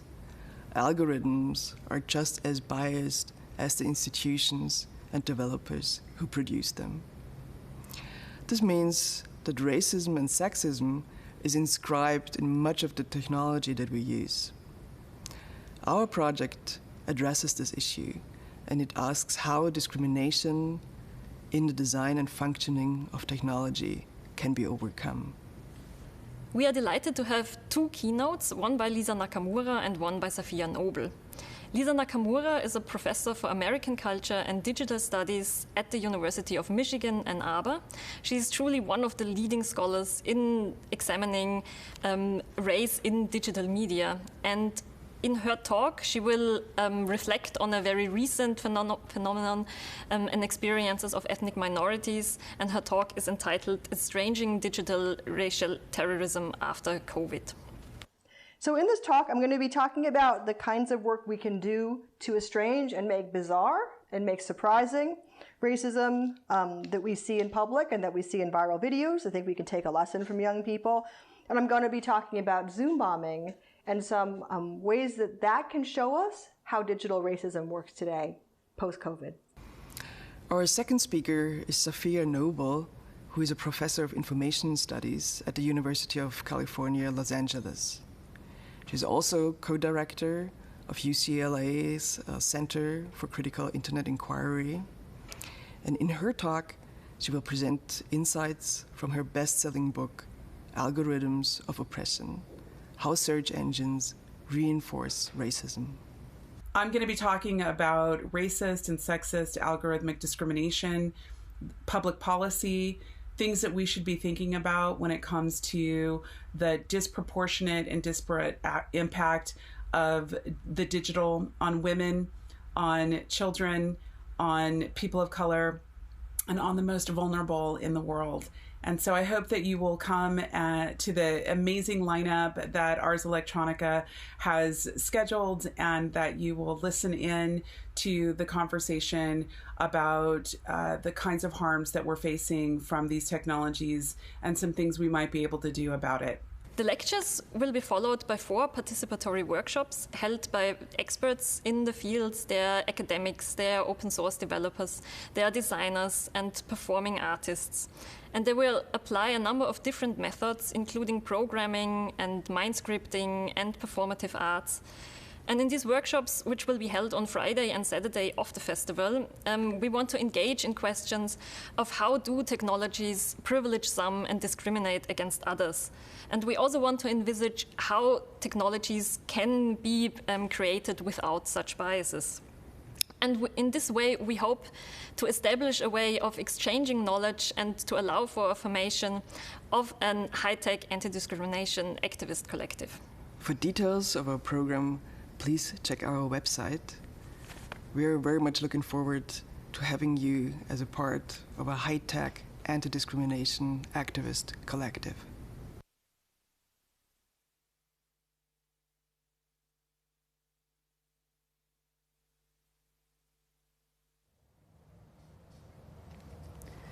Thank you very much, Doris. Now we continue our journey into the abandoned land. This is an art project that was brought to us by Mika Kavdanska. She is based in Linz, and actually she and her team have been already rehearsing for quite some time in the deep space. On the channel 3, on the Garden channel, you can see now a live broadcast of DARF, which is an artist collaboration between Bulgaria, Austria and South Korea. And one of the artists, the the producer, actually came to Austria from Korea, taking on to her that she needs to go in quarantine, that she needs to stay here much longer than she actually intended to.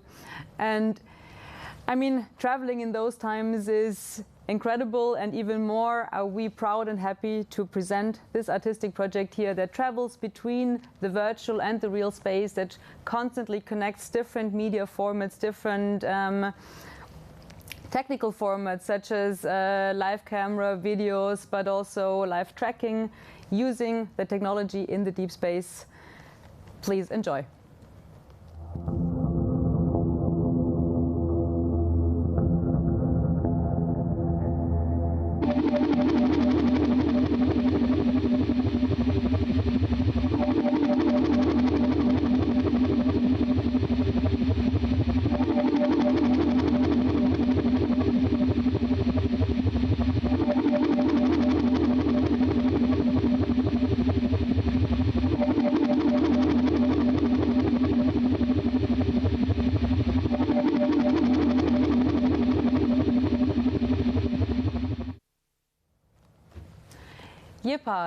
The city in Latvia along the coast is constantly confronted actually with the situation that the sea is taking the land, that they need to plant trees in order to keep their land, in order to stay safe from natural catastrophes, but also just from regular wind and waves. Therefore, they created a garden of they planted a garden of resort of mental ecologies, where they take us into the topic of ecology connected with technology, explaining us this need of a coastal town, where the university that is hosting the garden is actually researching into those topics, helping the citizens of the town to overcome this danger through technology and artistic innovation. Now a short teaser into their garden program.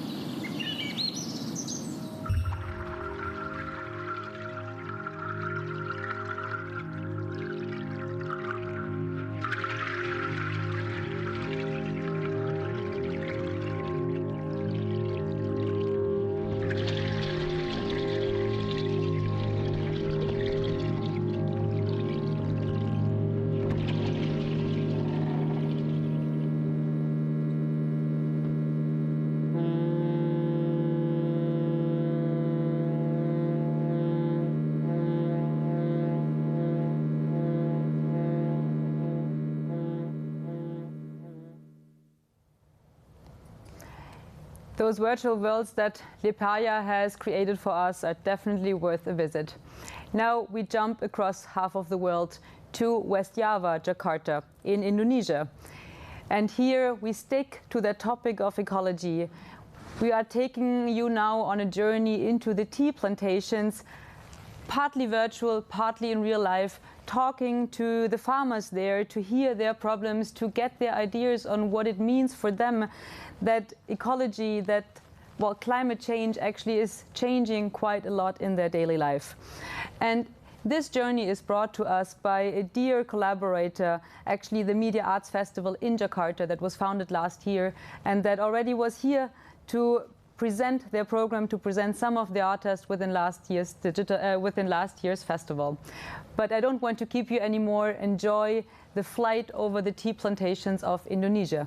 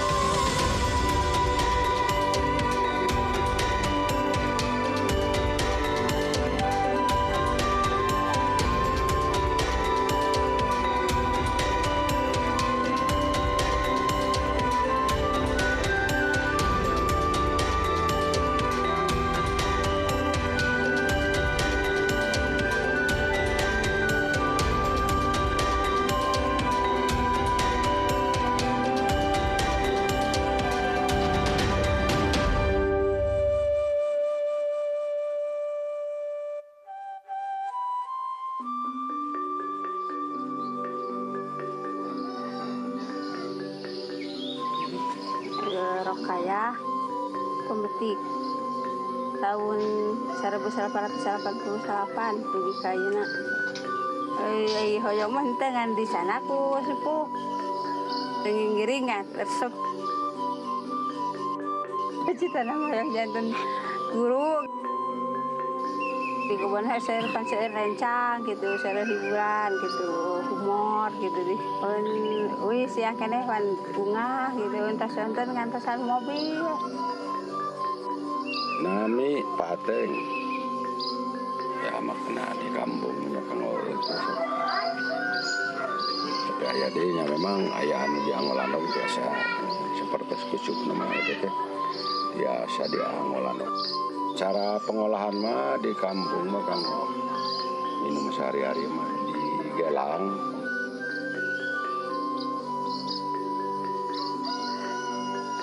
Satu sedikit lah di pejemalalah jarak setengah jam atau lebih seperempat langsung dipanggang.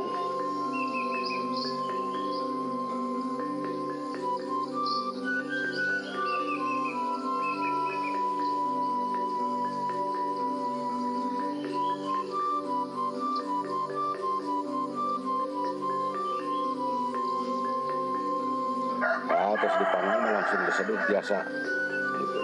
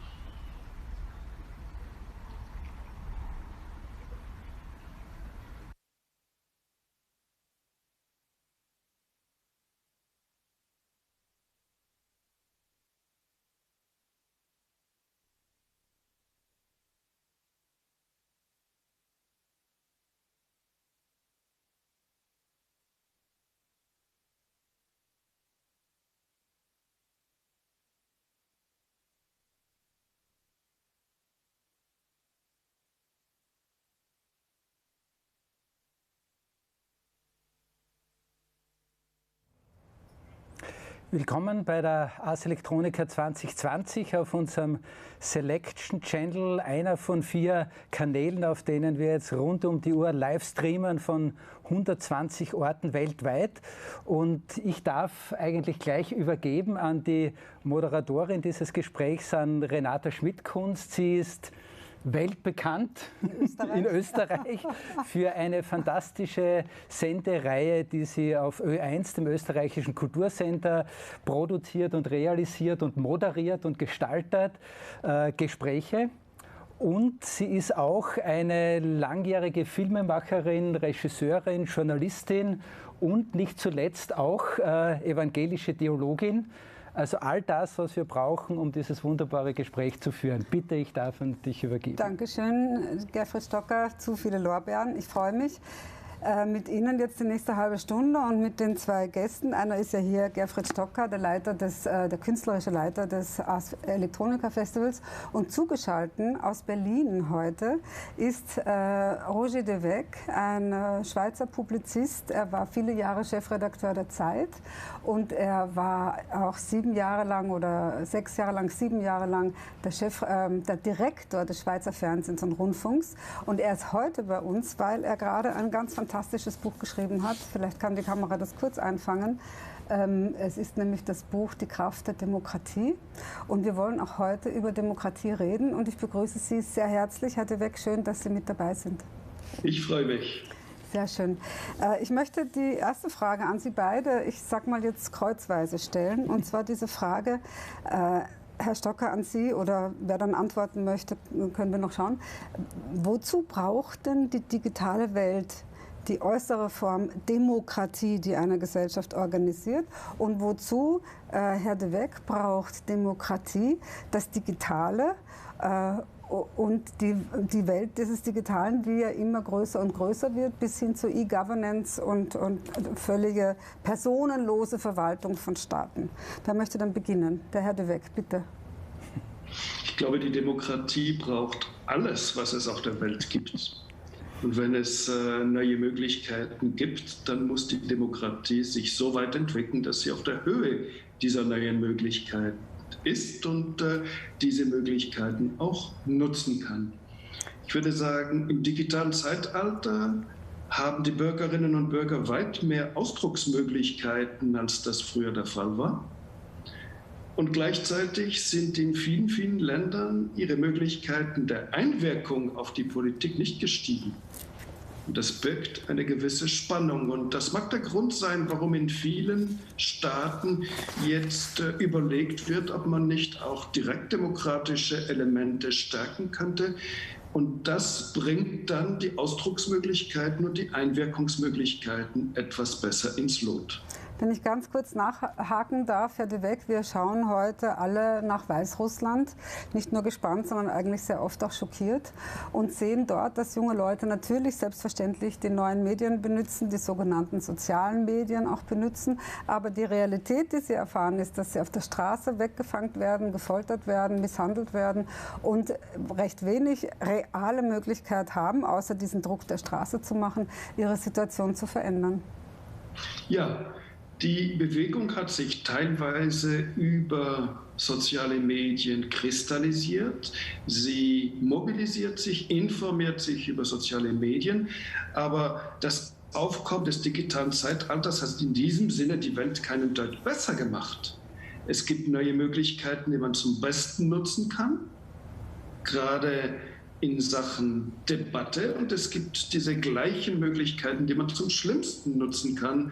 Fake News und alle Möglichkeiten des Missbrauchs der digitalen Welt, so wie es Missbrauch in der realen Welt gibt. Gerfried Stocker, du giltst ja als einer der Pioniere in Österreich, so weltberühmt wie ich in Österreich bin, bist du auch weltberühmt, als Pionier der Digitalisierung sozusagen, wenn man möchte.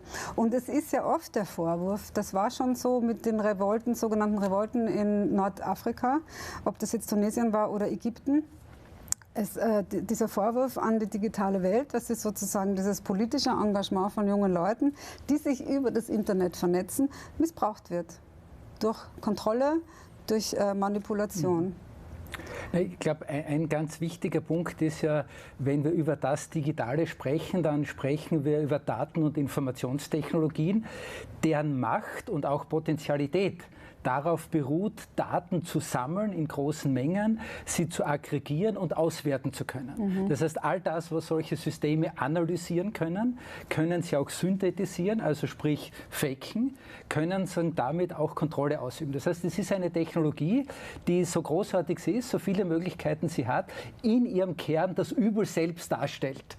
Und deswegen ist es, glaube ich, so eine große Herausforderung an die Demokratie. Deswegen brauchen wir demokratische Gedanken, demokratische Haltungen, um überhaupt das zu schaffen, was, glaube ich, ganz wichtig ist, nämlich diese digitale Welt, von der wir sprechen, als sozialen Lebensraum zu begreifen. Denn sie ist längst keine Technologie und Infrastruktur mehr, kein Werkzeug für Industrie, Forschung oder so, sondern sie ist ein realer Lebensraum für, mittlerweile sind 4,8 Milliarden Menschen an das Internet angeschlossen. Sie ist ein realer Lebensraum und in diesem Lebensraum müssen wir sozusagen eine Kultur des Umgehens miteinander entwickeln, die in Betracht zieht, dass diese Technologie bestimmte Möglichkeiten zur Machtausübung hat, die wir in der Form vielleicht vorher gar nicht hatten. Und umso wichtiger ist eben diese Sensibilität, die wir brauchen für demokratische Prinzipien. Ich glaube, ich darf hier gleich anknüpfen. Was die größte Gefahr im digitalen Raum ist schlicht und einfach die genau gleiche Gefahr, wie wir sie im realen Raum haben, nämlich Allmacht. Schon Montesquieu, der Erfinder der Gewaltenteilung, sagte, wer alle Macht hat, missbraucht sie. Und wir haben in diesem neuen Raum plötzlich mit Google, Amazon, Facebook, Apple, GAFA, wie man sie nennt, Mächte, die übermächtig sind. Es ist eigentlich eine einzigartige Entwicklung in der Weltwirtschaftsgeschichte. Selten gab es so viel gebündelte Kapitalmacht und Datenmacht.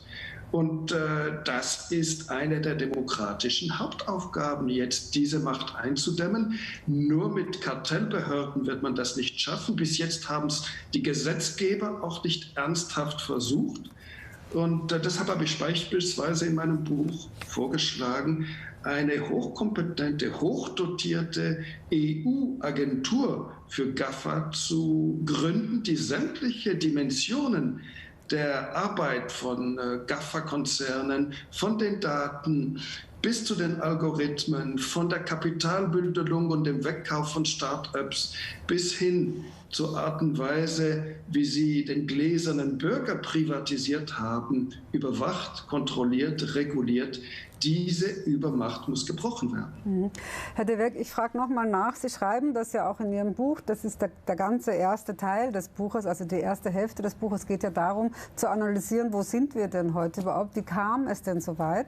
Und to make a long story short, würde ich jetzt mal sagen, Sie kommen zu der Analyse, dass insgesamt in der ganzen Welt, aber auch in Europa der Drang oder der Trend eher so nach rechts geht. Also dass auch mittlerweile, ja, muss man sagen, auch europäische Regierungen von der liberalen Demokratie zur illiberalen Demokratie übergegangen sind. Und wenn Sie jetzt sagen, ich schlage vor für die Rettung der Demokratie, dass wir solche Institutionen einrichten, wie diese Internetkontrollinstitution, von der Sie gerade gesprochen haben, und wir uns fragen, wieso passiert denn sowas nicht, dann müssten wir uns natürlich auch mit den politischen Realitäten auseinandersetzen, nämlich, dass es Politiker gibt, die das auch gar nicht wollen. Also die von ihrem Politikmachen her, wir nennen es illiberale Demokratien à la Ungarn, die vom Politikmachen her dieser Refeudalisierung, wir können dieses Wort jetzt gerne mal benutzen, der Welt auch gerne Vorschub leisten. Sehr einverstanden. Und trotzdem bin ich ein Optimist und kein Kulturist. Das ist schön. aber ich finde, dass gerade die Corona-Krise viele gute Entwicklungen gebracht hat. Da hat sich, die Rechtspopulisten sind in der Defensive. Die Wahrscheinlichkeit, dass ein Donald Trump abgewählt wird, ist beträchtlich gestiegen, weil diese sogenannten starken Männer schwach regieren und in der Pandemie völlig versagt haben. Ich beobachte, wie sich mitten aus der Pandemie heraus, durchaus auch von sozialen Medien gestärkt, eine mächtige antirassistische Bewegung entfaltet hat, erst in Amerika und bald auch in Europa. Ich beobachte, wie der Sinn dafür, dass die Übermacht der digitalen Riesen da ist, sich geschärft hat. Ich beobachte, wie der Sinn für die großen Ungleichgewichte, die seit Jahrzehnten kritisiert, aber nicht korrigiert werden, sich geschärft haben zwischen Wirtschaft und Politik, zwischen Mensch und Natur, zwischen Arm und Reich, zwischen Frau und Mann. Mit anderen Worten, die allgemeine Geisteseinstellung in der Gesellschaft hat sich, finde ich, über die vergangenen Monate, die ja auch viel Leid gebracht haben, eher zum Guten gewendet. Und das scheint mir eine Voraussetzung auch dann für institutionelle Modernisierungen der Demokratie. Das Stichwort nehmen wir nachher nochmal auf, die institutionellen Modernisierungen der Demokratie. Das ist in Ihrem Buch auch ein wichtiger Punkt, ein wichtiges Kapitel. Aber jetzt nochmal an dich, Gerfried. Ich habe das Wort Refeudalisierung jetzt in unser Gespräch eingebracht. Wir zwei haben uns schon sehr oft unterhalten über das im gesellschaftlichen Bereich und du hast damals ganz zu Recht gesagt, dass... Es ist eine feudale Situation, die wir haben. Es ist absolut vergleichbar mit gesellschaftlichen Zuständen, wie wir sie vor Hunderten von Jahren hatten diese Landlords, so wie es früher war, sozusagen, auf wessen Land du lebst, dessen Eigentum bist du, also Leibeigenschaft als ganz normales gesellschaftliches Prinzip. Und in Wirklichkeit haben wir jetzt eine digitale Leibeigenschaft. Unser digitaler Leib, unsere digitale Identität wird beherrscht, dominiert, ausgebeutet und vermarktet von ganz wenigen digitalen Landlords, die beliebig nach Gutdünken ihre Spielregeln und ihre Gesetzmäßigkeiten diktieren können. Und ich bin da völlig sozusagen auch bei dem, was Roger de Weck sagt, wir bräuchten sowas wie eine große, starke europäische Institution als Gegengewicht, vielleicht nicht nur als Regulierungsbehörde. Im Sinne sozusagen des Optimismus würde ich gern vorschlagen, sowas wie man in den 50er Jahren, als klar war, dass auch ausgehend von den USA eine Asymmetrie entsteht in der Beherrschung der damals ganz heißen Technologie, nämlich der Kerntechnologie.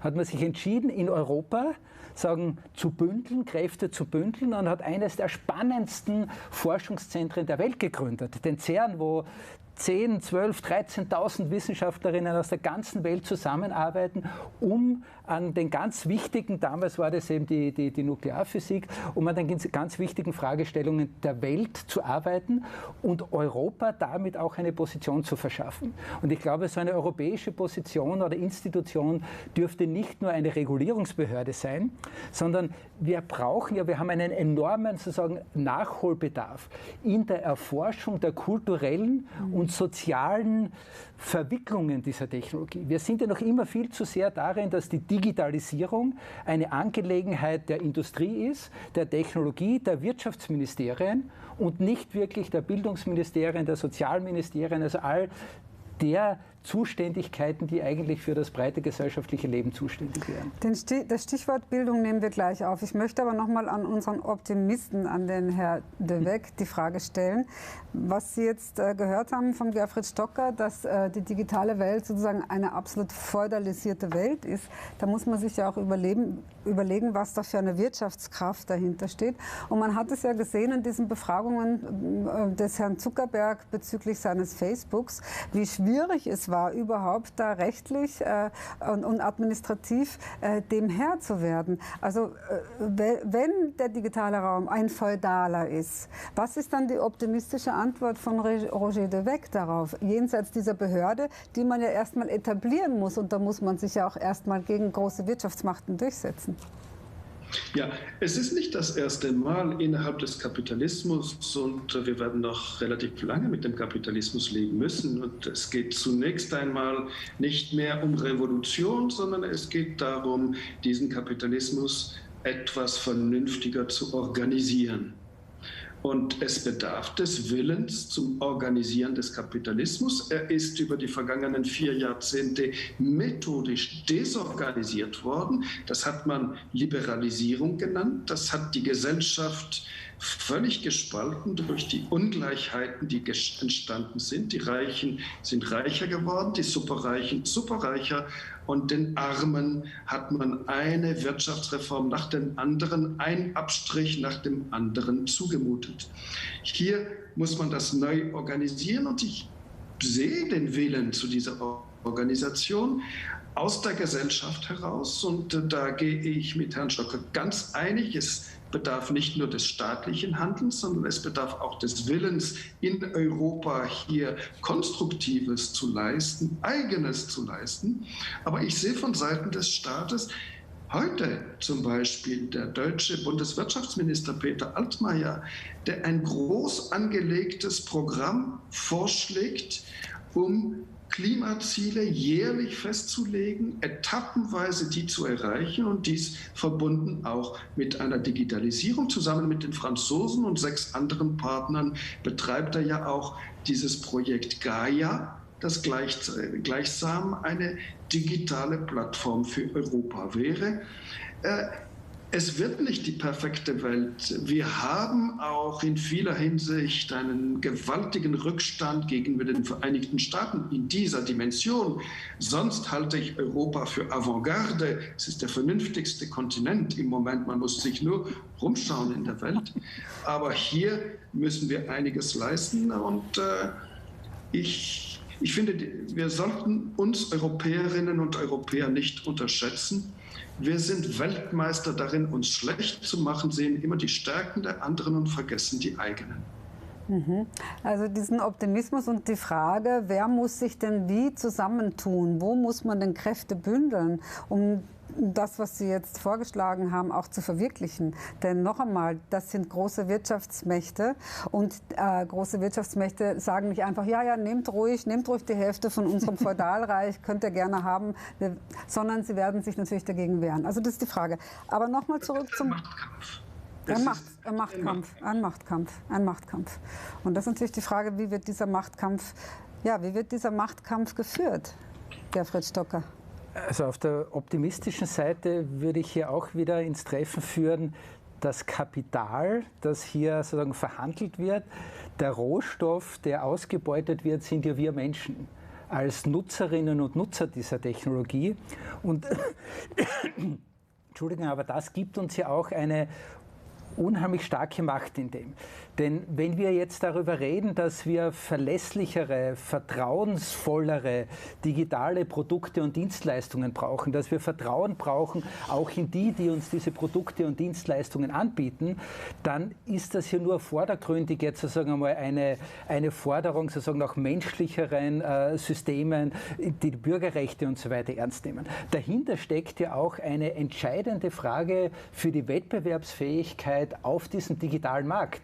Denn das Interessante daran ist ja, dass weil diese Datenprodukte so unmittelbar mit uns als Menschen, mit unserem Privatleben und all diesen Dingen zu tun haben, wird der Vertrauensfaktor immer größer. Und es wird mit Sicherheit eine wettbewerbsentscheidende Frage werden, wer nicht nur die schnelleren, besseren, bunteren Apps anbieten kann, sondern wer die Dienstleistungen anbieten kann, denen wir auch trauen können. Und das ist dann schlichtweg eine Frage, die, glaube ich, auch über Marktmöglichkeiten entscheiden kann und die eine große Chance dafür bietet, dass wir in Europa mit sozusagen unserem Rucksack an Werten, der uns ja scheinbar in der Digitalisierung eher hemmt, weil wir nicht so schamlos Datenausbeutung betreiben wollen hier in Europa wie in anderen Regionen, der uns dann aber eigentlich zum Vorteil gereichen kann. Also das Ende des Feudalismus in der Geschichte Europas, das Ende des Feudalismus kam ja, Herr de Weck, und jetzt nehme ich noch mal einen Gedanken aus Ihrem Buch Die Kraft der Demokratie, eine Antwort auf die autoritären Reaktionäre, erschienen im Surkamp Verlag auf. Also das Ende dieses Feudalismus war die Aufklärung. In dem Moment, wo man gesagt hat, hier sind unsere Erklärungen für euch, ihr müsst euch nicht fürchten vor den seltsamen Welterklärungen der katholischen Kirche, vor Mythen und anderen Dingen, vor Gewalt. Die Aufklärung setzt sehr auf das individuelle Wissen des Einzelnen. Was du jetzt sagst, Gerfried, kommt mir vor, wäre ja sozusagen auch ein Aufruf zu einer neuen Aufklärung. Und Sie, Herr de Weck, nennen das in Ihrem Buch eine hybride Aufklärung. Und vielleicht könnten Sie dann noch mal das erklären, was Sie meinen, und auch schauen oder uns vorzeigen, wie man das auch mit dem digitalen Raum verbinden kann. Ja, der digitale Raum vermengt noch viel stärker, als das im realen Raum möglich war, die Kulturen, die Denkweisen, die Mentalitäten. Und diese Hybridität halte ich für eine gewaltige Bereicherung, und das begründet ja auch meinen Kulturoptimismus. Kommt hinzu, wir haben eine zweite Hybridität, mit der wir heute leben müssen. Die alte neoliberale Unterscheidung, da ist der Markt, da ist der Staat, ist völlig obsolet. Wenn wir uns die Volkswirtschaften anschauen, sind das durch und durch gemischt wirtschaftliche Konstellationen. Und mit anderen Worten wird es hier eine Zusammenarbeit von Gesellschaft und Politik bedürfen, von Staat und Wirtschaft, um voranzukommen. Und die dritte große Hybridität, die mich beschäftigt, und darüber hat Bruno Latour, der große Franzose, das Buch beispielsweise Parlament der Dinge geschrieben, oder Jean-Luc Nancy, die Kultur des Mit. Wir sind nicht hier und da ist die Umwelt, sondern wir sind Teil der Umwelt und die Umwelt sind wir. Dieses Mit, das von vornherein letztlich das Leben prägt, das ist eine Hybridität. Wir sind nicht mehr, und Corona hat es uns gezeigt, Herren über die Natur, sondern in der Natur drin. Und dieses Mit, da knüpfe ich gerne an den Gedanken von Herrn Stocker mit dem CERN an. Aus dem CERN, diesem großen Forschungszentrum in Genf, ist ja der World Wide Web hervorgegangen. Nicht etwa aus Wettbewerb, das, was unser Leben heute tagtäglich prägt, sondern aus Kooperation. Und da sind wir wieder beim Mit. Ich nehme das mit nochmal auf, Herr de Weck, und zwar in einer philosophischen oder, wenn Sie so wollen, auch spirituellen Art. Also die Allverbundenheit zu erkennen, das ist zum Beispiel gerade was asiatische Religionen ja lehren, schon seit Jahrhunderten. Die Allverbundenheit, das Wissen darum, dass der andere eben ein Mitmensch ist und dass es ein Miteinander ist und nicht anders gehen kann. Und auf der anderen Seite haben wir das World Wide Web oder auch die digitale Welt, wo man ja oft sagt, also das ist eigentlich der neue Raum der Transzendenz. Oder noch eins weiter geschoben, das ist die neue Gottheit. Das ist dieses Unverfügbare. Das ist das, was wir nicht kontrollieren können. Das ist das, was uns über unser Leben bestimmt, was wir aber nicht fassen können. Wie gehören nun diese zwei Dinge, dieses spirituelle Verständnis ihrer hybriden Aufklärung, der Allverbundenheit und dieses, wenn man so möchte, neues Gottesbild im digitalen Raum, wie gehörten das zusammen? Oder möchte der Gerfried dazu was sagen? Also ich würde insofern sofort einmal widersprechen wollen hier an diesem Punkt, weil es uns so erscheinen mag, dass diese extrem komplexe digitale Welt, in der jetzt dann auch noch diese künstlichen Intelligenzen als autonome Systeme reinkommen, dass das in ihrer Unkontrollierbarkeit vergleichbar ist zu der Unkontrollierbarkeit, die die Menschheit vor Jahrtausenden schon zu Gottesbildern gebracht hat. Das ist ja nur sozusagen eine Ausrede für uns. Diese Welt können wir, wenn wir wollen, kontrollieren. Wir können nicht die Natur kontrollieren, wir können nicht die Naturgewalten kontrollieren, wir können nicht kontrollieren, wie die Planeten um die Sonne. Oder Leben und Tod. Genau. Ja. Aber was die digitale Welt anbelangt, das ist eine Kulturtechnik des Menschen, vom Menschen hervorgebracht, und deswegen ist es ausschließlich in unserer Verantwortung als Individuen und als Gesellschaft, sie auch zu gestalten. Das Recht auf diese Verantwortung müssen wir uns aber auch erkämpfen, und wir müssen es dann auch wahrnehmen wollen. Wollen Sie noch was dazu sagen, Herr de Weck, zu diesem spirituellen Aspekt? Gern. Ich glaube, dass die digitale Welt natürlich geerdet auch werden muss in der realen Welt. Die Verschwörungstheorien, die jetzt überall sprießen, haben durchaus auch damit zu tun, dass man in der digitalen Welt virtuelle Identitäten, alternative Fakten, synthetische Realitäten und erlebt und dann plötzlich gar nicht mehr bereit ist, sich anhand der Reibungen des Alltags eine Meinung zu bilden, sondern auch abheben kann. Das ist die eine Gefahr dieser digitalen Welt. Und diese Erdung zwischen realer und virtueller Welt, dass letztlich unter verschiedenen Rahmenbedingungen aber die ähnlichen Gesetze gelten müssen, das scheint mir wichtig. Und das Zweite, was mir wichtig scheint, ganz kurz: Je medialer die Welt, desto wichtiger der persönliche Kontakt.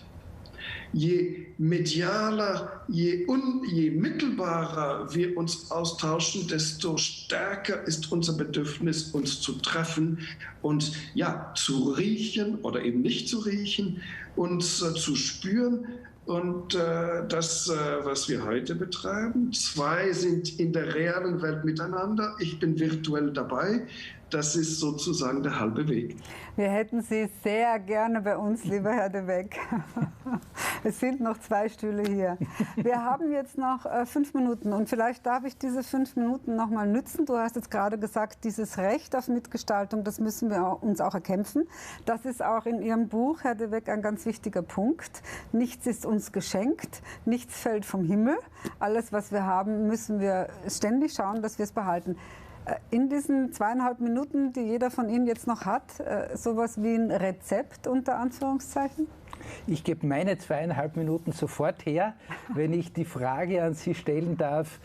Aus Ihrer Sicht ist direkte Demokratie, in welcher Form auch immer, überhaupt noch vermeidbar in einem Zeitalter von Social Media, unmittelbarem Zugriff durch die digitalen Medien auf alle Informationen, in der Fabrizierfähigkeit, in der Manipulierfähigkeit von Realität? Führt ja kein anderer Weg, oder es führt ja kein Weg daran vorbei, dass wir eine neue Form der direkten Demokratie entwickeln müssen. Wie könnte die ausschauen? Dessen bin ich mir gewiss, die direkte Demokratie, aber nicht nach schweizerischem Muster. Ich bin da kein Nationalist, Gott behüte. Aber Direktdemokratien, die jedes Land für sich erfinden muss, ist die Demokratie des Internetzeitalters. Und sie hat den großen Vorteil, dass sie wie im Internet die Themen viel früher setzt als in der repräsentativen parlamentarischen Demokratie. Zum Guten wie zum Schlechten. Aber beispielsweise ist in der Schweiz dank der direkten Demokratie der ökologische Gedanke seit den 70er Jahren ein Thema der Politik, immer stärker geworden. Und das ist etwas, was aus meiner Sicht eine Erdung von eben die angesprochene Erdung von virtueller Welt und realer Welt verbinden kann. Aber ich habe dann die Gegenfrage, die Ars Electronica bei dieser Entwicklung, wo wird sie stehen in 10 Jahren? Also ganz optimistisch gesehen hoffe ich, dass wir immer an der Seite der Menschen stehen werden, die ständig natürlich und in den nächsten Jahrzehnten noch viel mehr mit den Herausforderungen der Möglichkeiten dieser digitalen Technologie zu tun haben. Ich denke, das ist eine der großen Chancen, aber auch Aufgaben der Kunst, hier als Vermittlerin auch einzutreten, hier auch einzusteigen und beizutragen, dieses große Defizit zu kompensieren, das wir Menschen haben. Wir haben kein Sinnesorgan für das Digitale. Wir können es nicht fassen, wir können es nicht sehen, wir können es nicht riechen, nicht hören. Das heißt, es ist eine ausschließlich kulturelle, intellektuelle Leistung, die wir erbringen müssen, als Individuen wie auch als Gesellschaft, hier Methoden zu finden, das so zu abstrahieren und aus dieser Abstraktion dann wieder Lebensprinzipien und Regeln für unsere Gesellschaft abzuleiten, damit wir mit dieser Größe umgehen können. Und da ist die Kunst sozusagen eigentlich eine ganz, ganz starke Hoffnung, dass es uns durch die künstlerische Arbeit, durch die künstlerische Vermittlung auch gelingen kann. Also das heißt eigentlich einen humanitären Fußabdruck im digitalen Reich zu hinterlassen. Das wäre die Aufgabe. Ich darf unsere viel zu schnell zu Ende gegangene Diskussionsrunde noch mit einem Gedanken vom Herrn de Weg abschließen, der nämlich einen schweizerischen Philosophen und Kunsthistoriker vor allem des 19. Jahrhunderts noch mal zitiert, den Jakob Burckhardt, der gesagt hat, es gibt gescheiterte und es gibt erfolgreiche Krisen. Und dann sagt Herr de Weg, ich darf das kurz vorlesen, Herr de Weg, wir stehen vor der Aufgabe, aus der Demokratiekrise, in der wir uns ja auch de facto befinden, eine erfolgreiche Krise zu machen. In der digitalen oder analogen Welt, ganz egal. Und ich denke, dass heute hier 2 Männer miteinander gesprochen haben, die sich vielleicht öfters noch mal treffen sollten, um diese Gedanken auszutauschen. Und in diesem Sinne, Herr de Weg, vielen herzlichen Dank, dass Sie heute, wenn auch nur ganz kurz, bei uns waren. Und ich wünsche Ihnen beiden, dass Sie sich wiedersehen. Ich danke und ich grüße Sie. Ebenfalls herzlichen Dank an Roger de Weg und ich hoffe, spätestens im nächsten Jahr können wir Sie dann vielleicht auch physisch hier wieder in Linz auch begrüßen. Herzlichen Dank auch an Renate Schmidt-Kunz. Sie wird ja auch morgen gemeinsam mit Walter Oetsch einen ganzen Tag an total spannenden Gesprächen genau wieder an dieser thematischen Schnittstelle von Autonomie und Demokratie, Selbstbestimmtheit und Demokratie im digitalen Zeitalter moderieren. moderieren und ich darf den nächsten Beitrag jetzt auch ankündigen, der absolut perfekt zu unserem Thema passt. Und zwar gibt es ja im Rahmen unseres Prix Ars Electronica, and I think now I should rather switch to English, sorry for this, but we are here on an international channel and we are going back to English. So in the frame of our international award competition, the Prix Ars Electronica, we have a category that is called Digital Communities. And it's all about how communities, people, individuals are utilizing the power of digital technologies to support their interests, to empower their societies. And this year, the Golden Nica, the big award of this digital community category, was awarded to the citizens of Hong Kong.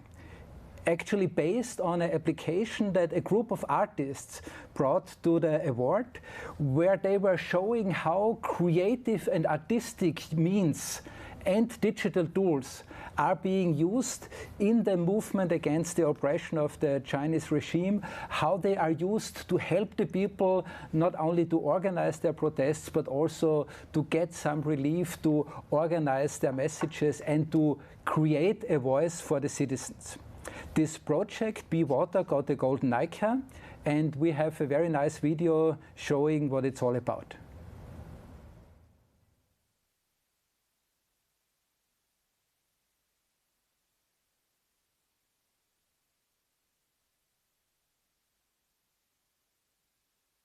Hello, my name is Eric Seal. I'm a media artist from Hong Kong. Now I'm based in Tokyo. Hello, everybody. This is Joe Kwong, a media curator based in Hong Kong. Yeah, so we too submitted an application to Ars Electronica, and we are really grateful that the jury has given the Golden Nica to actually not two of us, to the entire Hong Kong protesters community, because we are just two messengers that's collecting the Hong Kong people excellence on digital community and bring it to the award. We are very happy that Ars Electronica and the jury take a very innovative act awarding anonymously to a city of people this Golden Nica. Really, really thank you, Ars Electronica. And here in this talk, we want to, of course, talk about the submission. Well, to talk about the submission, obviously, we need to talk about what happened in Hong Kong. A lot of you might know that since the summer of 2019, Hong Kong started one of the biggest political movements in the recent history.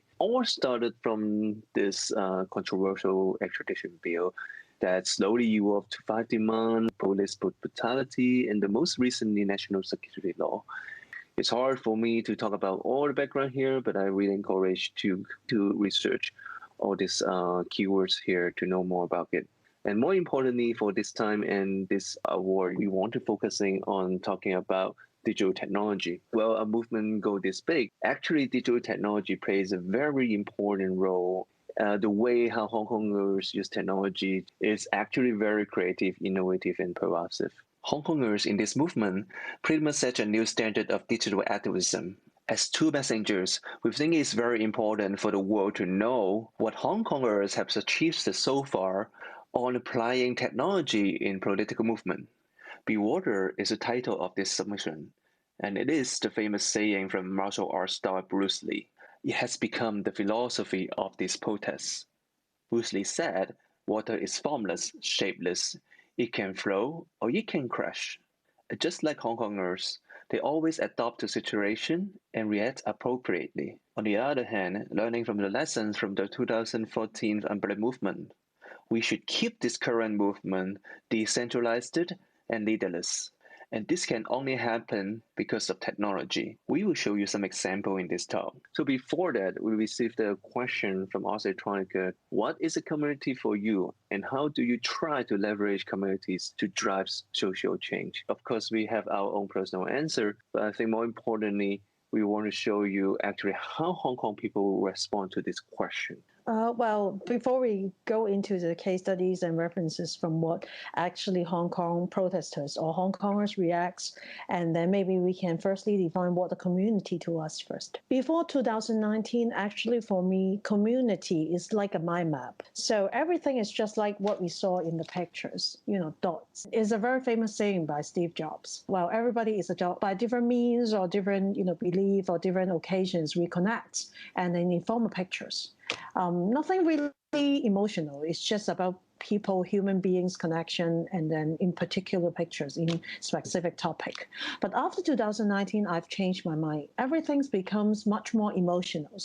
It's not only about offline connection. It's even related to how online communications acts.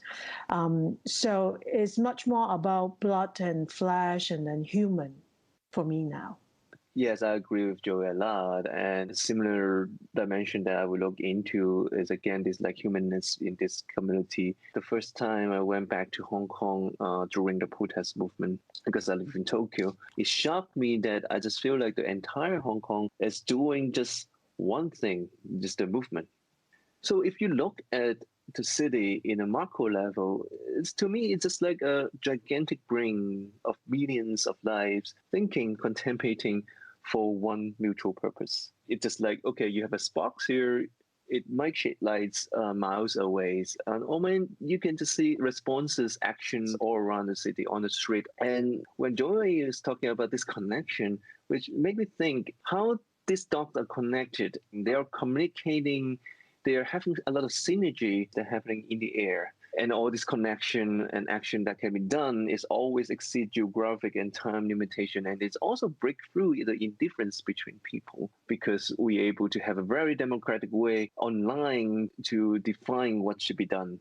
So what I think in the end is Hong Kongers really demonstrate a really high level of possibility for community. So basically, this is an image that we can imagine, like as how coming from like all this community connection that is sometimes virtual, but at the same time is so real, so emotional. At the same time, we believe a shared value is not superior. Everyone can have their own diverse interpretation, their own stake on it, and it is not bigger than the people themselves.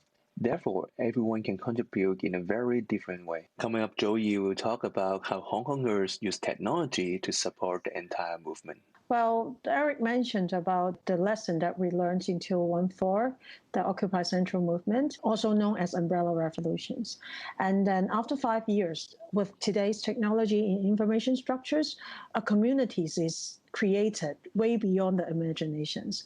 Hong Kong is actually not using one single technology with lots of, existing technology platforms, applications to enhance the whole movement by using collective power, knowledge, voice out together and then make actions. And all this will be illustrated by several picked examples. Well, the first thing is actually a surprise. It's like way back to June 2019. It's actually contributors from Hong Kong actually posted an article in Financial Times which titled Technology Aids Unity of Hong Kong Movement. But it illustrates how Hong Kongers using technology to enhance and facilitate this leaderness movement by using basically it's about Telegram, encrypted application by that time.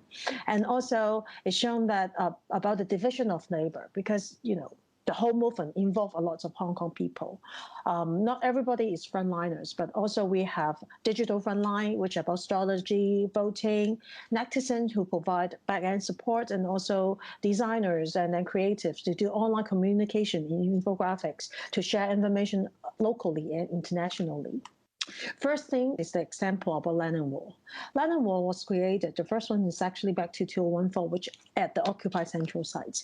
When anti-extradition bill is launched in Hong Kong, and then Lennon Walls happen everywhere in Hong Kong. And then a lot of people, no matter they want to experience it or contribute it, they have to understand how they can contribute. So there are many different application shows and can do it. First of all, we can have Google Map and online websites to show where is the nearest landing wall around you. And then we have 360 videos experience online to have people who cannot go on site to experience the online landing wall.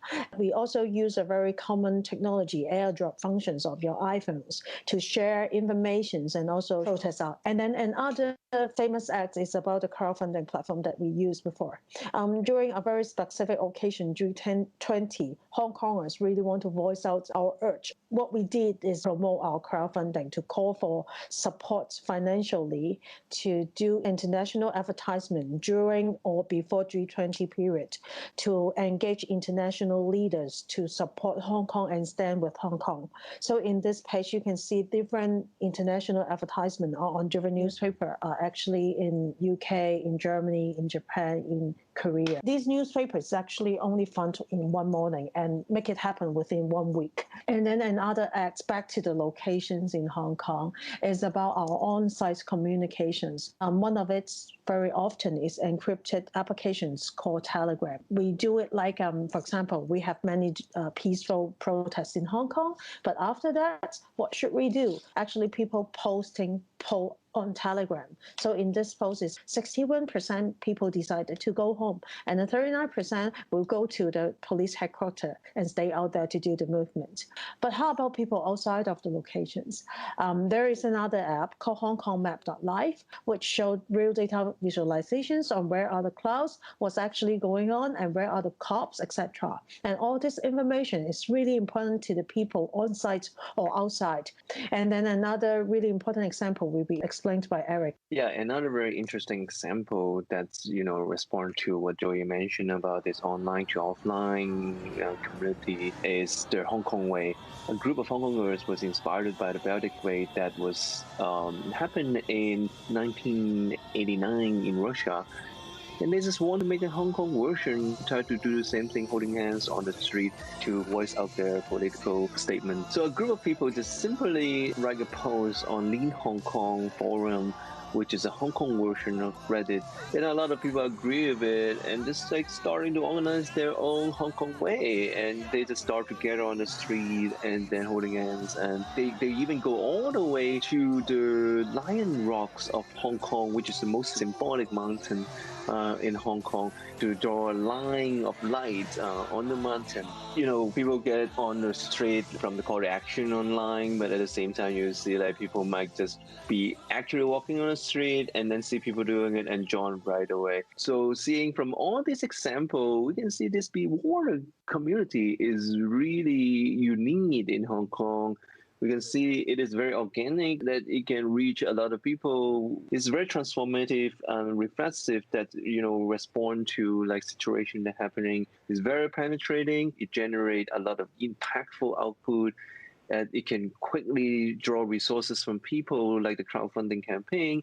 It is very democratic because ideas just being voted up in their forum. And the last point I want to say is also vulnerable, but not saying that in a very negative sense. It's about how we being open to others, accepting criticism, having critical thinking on each idea. Honestly, if idea wasn't that accepted by people, it would be slowly, organically fade out. So this is how democratic and also freedom of speech actually practicing in this movement.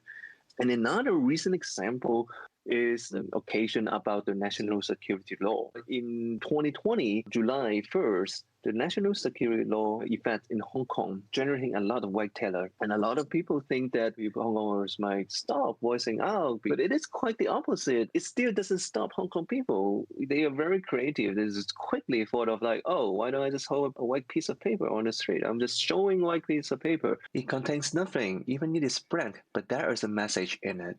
The white paper also symbolized the white terror Hong Kong people can feel through the national security law. Then it is another recent incident about Jimmy Lai being arrested under national security law, and Joey will talk more about it. Thank you, Eric.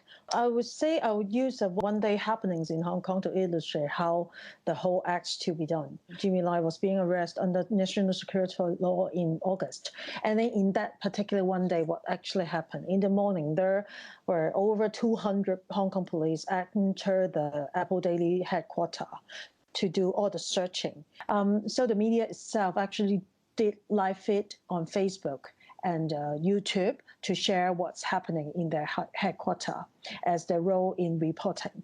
And a lot of Hong Kongers support them through watching the live and also sharing the tweets. And then at the same time, there is a very interesting phenomenon. Several KOLs from the local financial industry calls for buying stocks of Apple Daily. So it turns out the whole price actually jumped up over 200% with half days. People start voicing out to support Apple Daily by buying their print paper. So Apple Daily reacts in their official Facebook and social media channels. They live feed their pre-productions to printing process. A lot of Hong Kongers actually queue up next to the newspaper stand or even convenience store to buy real copies of Apple Daily in 3 a.m. in the morning. And then originally, it targeted to print 350,000 copies, but eventually decided to add up another 200,000 copies due to the high demand. Also, people may pay off the whole deck of papers in convenience stores, freely distribute to passerbys. Apple Daily as a media also react to the incidents. They promote the hashtag support Apple Daily and we need Apple Daily hashtags. And in one day, we have over 20,000 hashtags happened. And then how we wrap up the day. A lot of Hong Kongers holding the real paper and then waiting outside the Mong Kok police station in Hong Kong, which because the founder Jimmy Lai actually was released on police bail shortly after midnight. And then these actions is live it and then everything show out how Hong Kong people react to the incidents and then how to make it like online to offline as a cycle. Thank you, Joey. There are a lot we cannot cover today, but welcome to search all these keywords to learn more. Thank you again for joining this presentation, and we hope to continue the discussion. Thank you. Thank you. While we are waiting here for the exciting award ceremony of digital communities, I would like to point your attention to a really great project of this year's Ars Electronica. Pianographique, a concert where piano music meets digital images. And we have a very nice recording of this that you can see on the New World channel of Ars Electronica with pianist Makina Mekawa playing wonderful music by Philip Glass, by Elliot Goldendahl, and by Joop Bewink, a wonderful young Dutch composer. All this music is visualized with real-time graphics by Corey AILan. Please enjoy.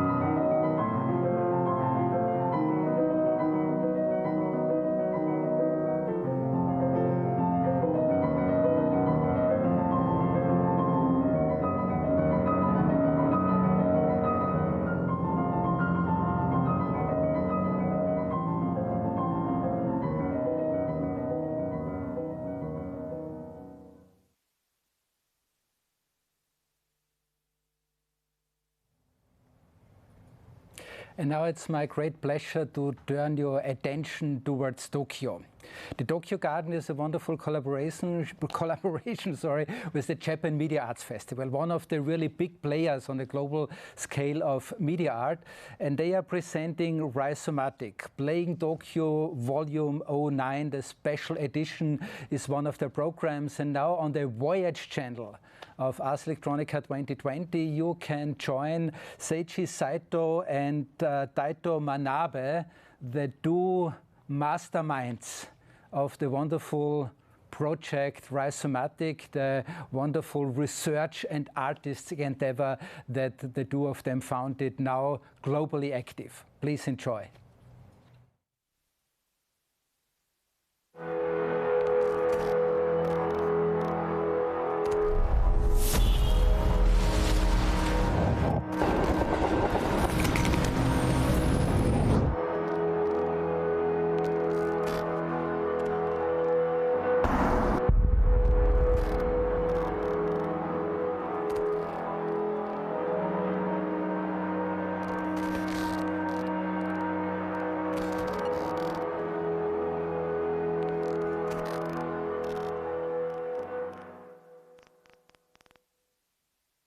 Hi, this is Seiji from Rhizomatics. I'm a director of Tokyo Garden. I'm at the Roppongi Hills, 52nd floor of Roppongi Hills, and what's called Tokyo City View. I'm at the center of Tokyo. As you see, there's actually Tokyo Towers and like all the skyscraper. And then, well, I choose this place because I really want to show you where the Japan and Tokyo is right now. So the first time I heard the theme garden, which I was actually confused, but now I really feel comfortable why well, I also actually choose the theme garden. Well, because now, as I mentioned, like, you know, this is a Tokyo Garden that we have a lot of contents which can be recorded, some contents, and then also like some contents can be live. And then usually we will exhibit the work from Japan, which is representative of Japan Media Art Festival, usually like having a physical exhibitions, which is focusing on up-to-date current artists and current work.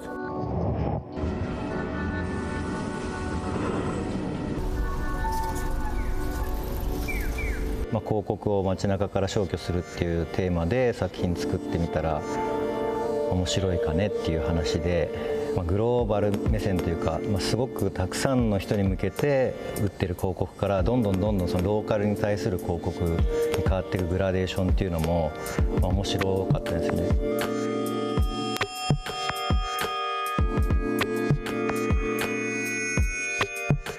普段見てる、例えばSNS、Twitter でも Instagram でもそうですけども、相当フィルタリングされてるので、バイアスをかけることとかフィルターかけることっていうことが本当にどんどんブラックボックス化していってることが、最終的にじゃあどうマネタイズするかっていうところで広告につながったりとか、それこそ今だとそういう政治利用だったりとか、そういったことにつながってますけど。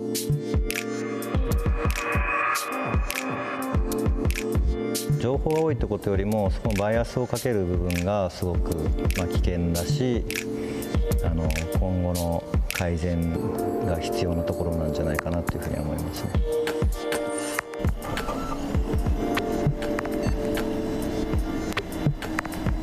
どんどん社会は変化していくし、僕らの環境も変化していく中で、どれだけある種ブリコラージュのように技術をその場で組み替えていくことができるかっていう意味で言うと、研究のやり方自体もアップデートされていく、なんかそんな必要があると思っていて、そこの大きな意味での関係性、社会とラボ、あるいは外と、ある種実験環境とのつながりっていうのはすごく重要だと思います。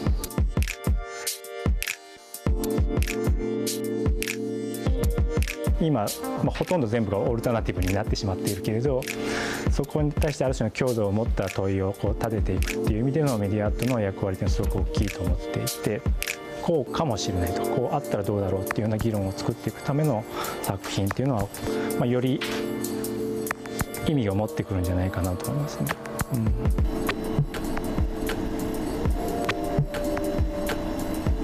新しいこの距離感だったりとか、世界との、知覚の仕方っていうものをある種それこそインターフェースになるような、そんな新しい素材開発を今したいなと思っていて。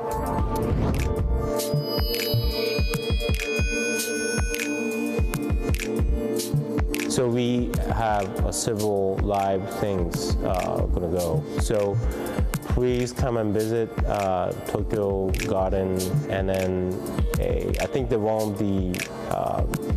thing which I want to go deeper is I try to find the new role of a media art from a Japanese point of view, and then also as the Ars Electronica be doing, I think it's really important to connect the dots, like the different artists meeting each other from a different country, different cultures, different background, different labs and map. So I will see you in Tokyo Garden.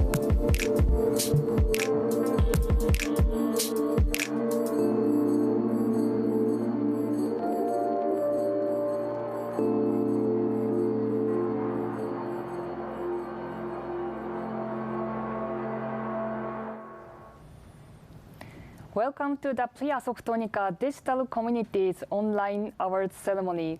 I'm Emiko Ogawa, head of Prix Ars Electronica. And here, I would like to introduce our artistic director, Gary Stocker, who is in the selection channel all the time. And we would like to welcome our wonderful guests via online. First of all, Murat Ayeshe from Lebanon, and two Hong Kongers, Elixir and Joel Kwon. Welcome. Hello. Hello, hello, hello. So the digital communities, so this category is, of course, that searching the project like to deliver social benefits, create and support communities, yes, of course, and foster an open and inclusive civil societies. And this year, as you can imagine, the jury meeting was held in completely online. And we have 5 jury members from all over the world, and they are really carefully discuss about this year's community. What is the community of this year? And what they really think about the core is that the questioning like this, like what kind of meaningful experience it has created, or which kind of sharing experience or sharing purpose or sharing values move people to create communities. And then the result. And Gerfried, please announce our wonderful winners of the digital communities. Thank you very much. Let's start with the honorary mentions. We every year give away 15 prizes, the top prize, the Golden Nica, 2 award of distinctions, and 12 honorary mentions. And the variety of projects that have been selected is again just amazing. Please take the time to look at our website about this project, look at the programs that we have on our channels, and if you happen to be here in Linz, go to the OK Center. There is a wonderful exhibition that you can visit, presenting in particular all these projects. But we are coming, of course, now in the short time that we have allotted to the Award of Distinctions. And the first award of distinction goes to the Algorithmic Justice League, a really exciting project that is not only dealing in a very serious way with the very important ethical questions of artificial intelligence, but doing this also in a very playful and artistic way. Its founder is a very interesting person, Jo Bolamavini. She is a wonderful speaker, performance artist, scientist, scientists, and what they are, of course, doing is raising important awareness that algorithms and code are the foundations of our modern life, and we have to deal with this reality, and they are bringing communities together to deal with this, creating actions and awareness to fight that this important basics of our modern life is only occupied and controlled by the industry. And in another way, a very important community work is the second award of distinction, a very different one, going away from digital code into the reality of the life in Lebanon. The Habak movement is a very interesting collaboration of young people dealing with the essential problems in Lebanon. And Murad, who is here with us online, would you please explain the project and the activities that you are driving? Okay, after the protest and the Lebanese revolution was what happened after 17th October, we started being in the street, protesting, telling our needs and our demands. And after that, we started to discuss our economic situation, and the economic situation in Lebanon, and the economic system in Lebanon is like the worst for the people, for the poor people, for the it is increasing the level of poverty in the country, and etc. So we decided to start discussing about our people needs and our people vision for economy, and we start working on saying that we have to work on our production, on our producing, on our local manufacturing in food, in dress, etc. So we started to organize groups and work with people who own some lands and try to mobilize people on agricultural activities, on environmental agriculture as well, and seed savings, and etc. Mainly in Habak movement, we succeeded during the period of the revolution and the protest to go around all Lebanon and meet farmers, organize meetings with them, organize activities, agricultural activities, with other also groups, agricultural groups. We start like to motivate them and work with them on collaboration and cooperative way to start our project. We started a small initiative called Habak Cooperative Kitchen.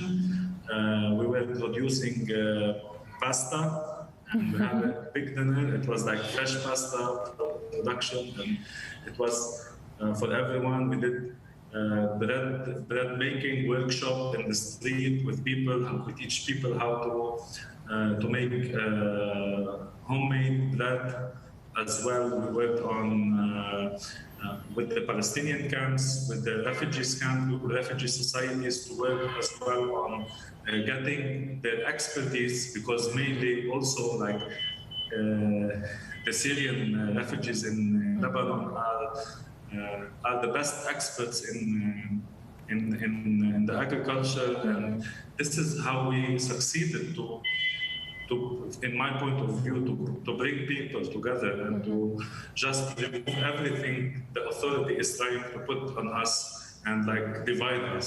So we worked on this, and yeah, really great. We are still working, and we are like looking forward to do this. Thank you. Yeah, well, wonderful. Thank you very much for this presentation, and really all the best and good luck with this further developments. I think it's really a great role model for many other areas where also other countries and areas globally who face similar problems. And bringing together people is, of course, one of the most important things. And this is also, I think, the major part behind the project that actually got the Golden Nica.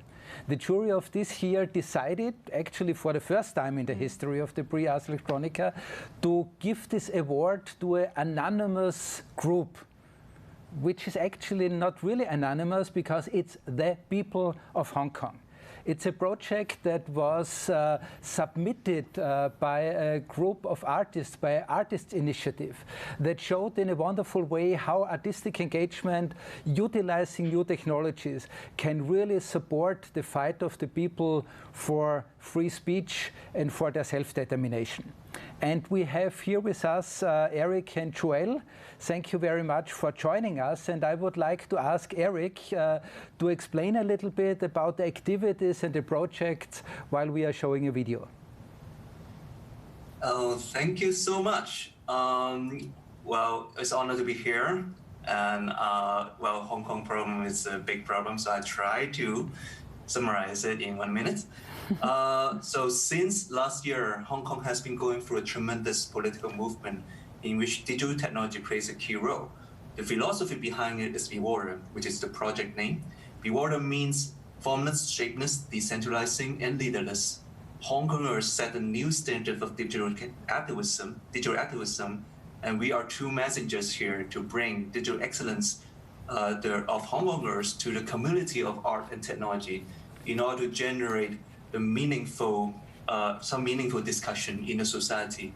Now our work evolves to a continuous research project archiving the protest knowledge of Hong Kongers. The first exhibition is now in Ars Electronica. So if you are there, if you have time, please take a look. We launched it together with our online version that you can actually find online. It's called bewater.digital, bewater.digital. We hope to bring this discussion to more countries in the future, and our research will go on with the movement. We really thank Ars Electronica and the juries standing with the freedom of the creativity and innovation to award Hong Kong protester this Golden Nica. Not to mention being so open to open source the 3D data of the Nica, allowing all Hong Kong protesters to download and print their own. That beautiful one on the table and of yours table right now. So lastly, I want to congratulate to all Hong Kongers who put their effort and energy and their love and their heart into this protest. And we hope this protest fight on. And we hope all the best to Hong Kong. Thank you so much. Thank you very much, Eric. Unfortunately and tragically, since this decision of the jury, the situation in Hong Kong has been going much worse, as we can understand here from the media reports. How much possibilities do artists even have to still work in a critical way and contribute to this movement? Well, Joey, maybe you can speak because... Sure. Yeah. Well, I guess the crucial thing is about the launch of the effect of the national security law. And the current situation is quite ambiguous, honestly. And a lot of people do not really clear what exactly it is. So there are different kind of fears around. But then as a creative practitioner, we believe that the power of creativity, like as Eric just said, that we are actually continuing the research by doing a lot of online news archive. At the same time, you'll see that there are lots of creative Hong Kong people using different kind of strategies to adopt to the new law, like holding white paper without words, singing number songs, whatever we can do. So I believe there is still hope in front of us. Thank you very much. That's really great to hear this kind of optimism, because I think in a certain way this prize is not only going to the Hong Kong people for their resilience and for their fight, but it also became a symbol for many, many people on a global scale who are even more now in similar situations. We have the big protest movements in the United States, but even here in Europe, we have situations where, for example, in Poland and Hungary, people again also have to fight for the freedom of speech, the freedom of press, the freedom of arts. And I think Hong Kong people, and in particular the engagement of artists, is a very good role model, very encouraging for all of us. And I think this is really a very good reason to award you as people who were bringing this to our attention. But of course, all the Hong Kongers with the Golden Nica this year.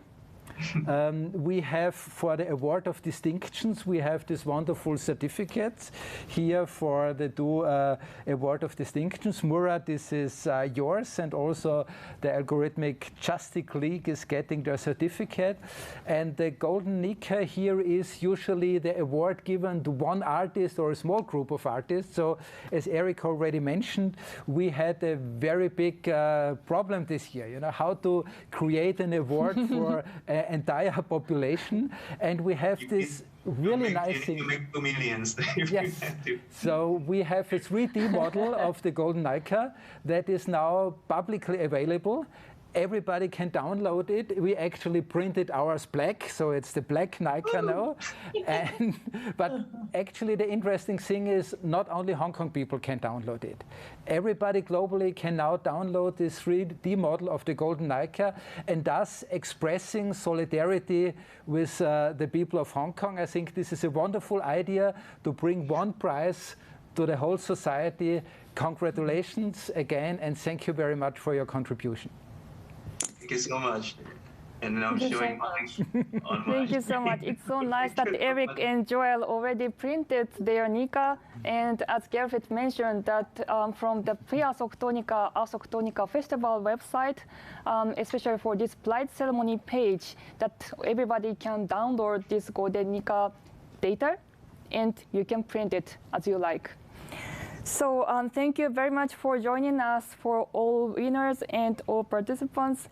And as Gerrit mentioned, that Cyber Arts exhibition, which is the showcase of the award-winning project, is available in Linz, Oka, in Kultur, and also the special video tour of this Cyber Arts exhibition is available online.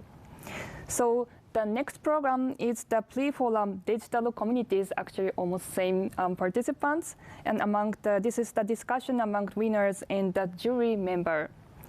So, and for the session, thank you very much again, and congratulations to all the winners of Digital Communities Prix Electronica 2020. Oh, congratulations. Bye-bye. Bye-bye.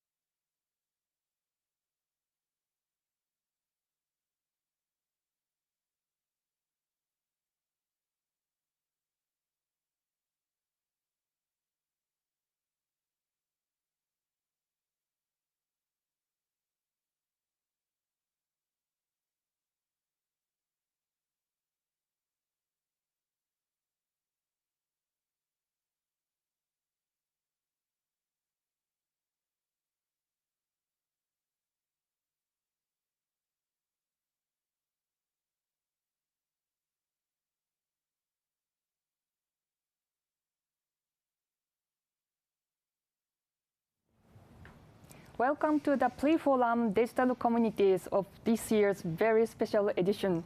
So I'm Emiko Ogawa, head of Prix Electronica, and the Prix itself is consisted with the artist talk and the discussion part, discussion with this year's winners and the jury member.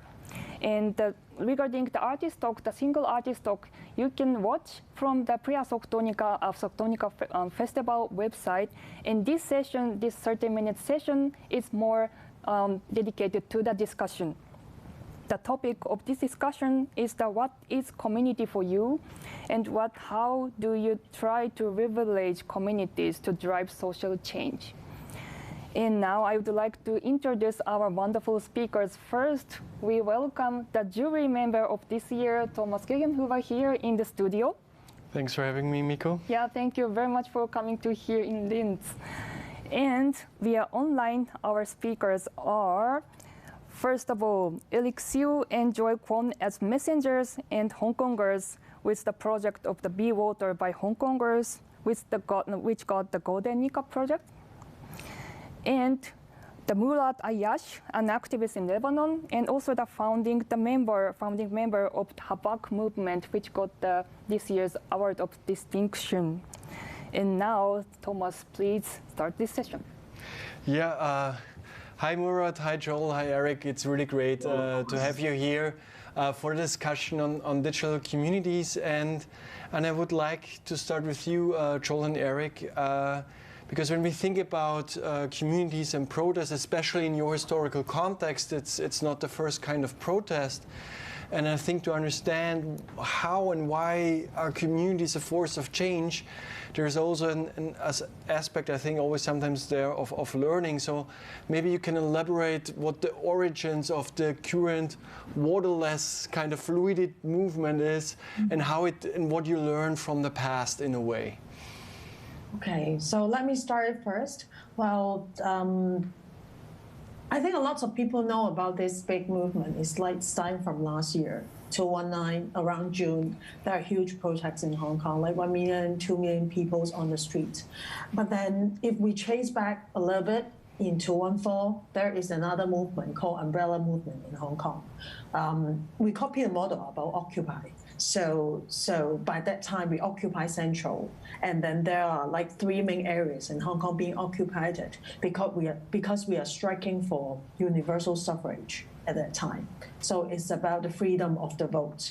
And then eventually, well, the whole movement slides out, and then eventually we come to 2019, then we got the anti-eviction bill, and then so people starting protests, and then realize it's important that we to put intention to the political situations in Hong Kong. So there are like a lot of scenes that you guys may see in the news afterwards. But then because we went through the umbrella movement, and we understand the importance about being leaderness, and then eventually it comes to the June, and then we have this digital technology platforms ready nowadays, and then organically threw in a leaderness movement afterwards. So this is like the flow of it and how we learn from the past. And why leaderless? Why is it so important that it's leaderless for you? What's the difference for that in your organizing capacity?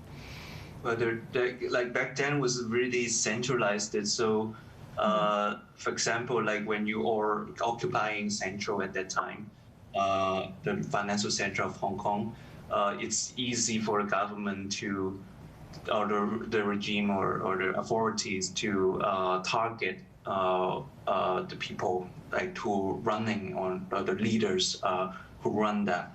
So in that case, if they got problem or they got tracked down by them, then that would be like easy to like distract their whole movement.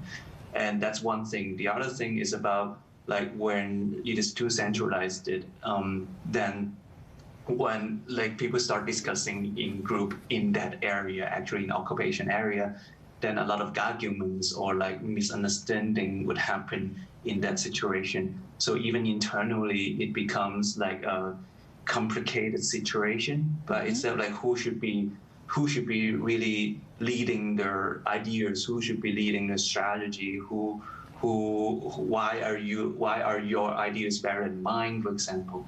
So that's why, and also like at that time, the authority take pretty effective strategy on their side, because they kind of just let them be over there. So when there's nothing really changing, nothing really happening, then this one sport doesn't evolve to something else, something more powerful. So that's what we learned at that time. And now at this moment, when it's decentralized, then things happen everywhere. The authority has no way to spot out where and who they should like target, for example. So when you arrest someone, there will be someone else like happening doing something in other places, and even internationally now. So that's why leaders become very useful strategy to us in this movement. Thank you, Eric. I'm gonna be coming back to that line of thought in a second. I want to ask a question to Murat, and you said it in the award ceremony before, and I wanna jump on that thought, because when we look at the history of what communities mean, is bottom-up communities, niches, they fill a gap that's left by someone else to drive social change. And I think Habak movement is a great example of that. But I think to fill in everyone, Murat, maybe you can explain a little bit what were the developments of the Habak movement, and what's the specific gap that your community fills that no other societal domain is addressing. Mainly what we try to work on in Habak movement is to show or to try to build an example or a model on having a cooperative without thinking that we have to only register it and we have like the legal paper and that's it. So a group of people want to do something and that's it. No, it was like we wanted to show that having a cooperative is part of our daily activities as a group.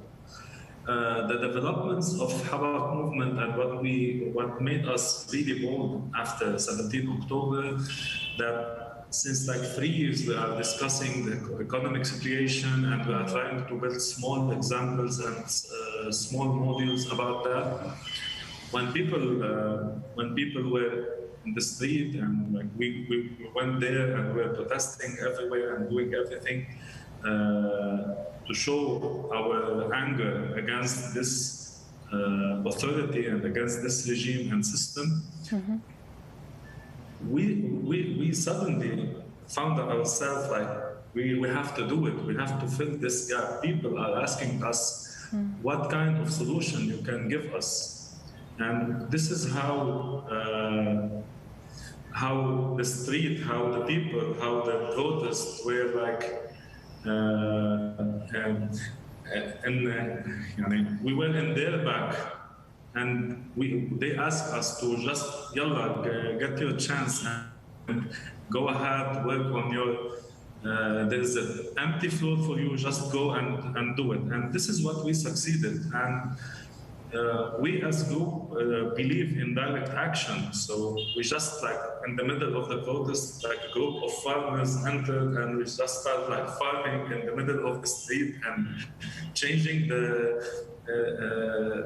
the space view and just like planting small cucumbers, like I don't know, we did a lot of agricultural activities in the middle of a street, like small places. We just wanted to show people that everything could be happening in this.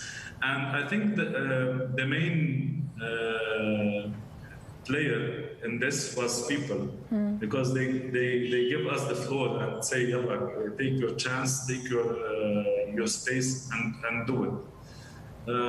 The second thing, that the situation when people are struggling with the system, they always, if they are optimistic, like people in Lebanon, like Lebanese refugees in Lebanon, they faced a lot of challenges. You're watching the news, but we're living this since born, challenging the system, challenging the situation, the economic situation. So we got the chance to, and we always give each other the chance to try or to experiment something, to build another model, a model who respects people dignities and human being dignities. And you mentioned before, you have it's a cooperative. Like for those who never were in the cooperative, like how do you arrive at decisions? What are you gonna do, or what are the values that keep this community together? Maybe you can elaborate on that a little bit. I think we were lucky after 17 October because the old unethical values which the system is trying to promote, lost a lot of their credibility. So we had the chance to show how people organically can come together. And we were like trying all the time to keep it organically, to show people the positive tries on this. But of course, it's not enough. A lot of other groups also showed this in Lebanon as well. We in Hawak movement, we tried to, because we were mobilizing and we were a mobile movement all the time, moving all around Lebanon, we succeeded to jump in connecting this cooperative. So people without experience in cooperative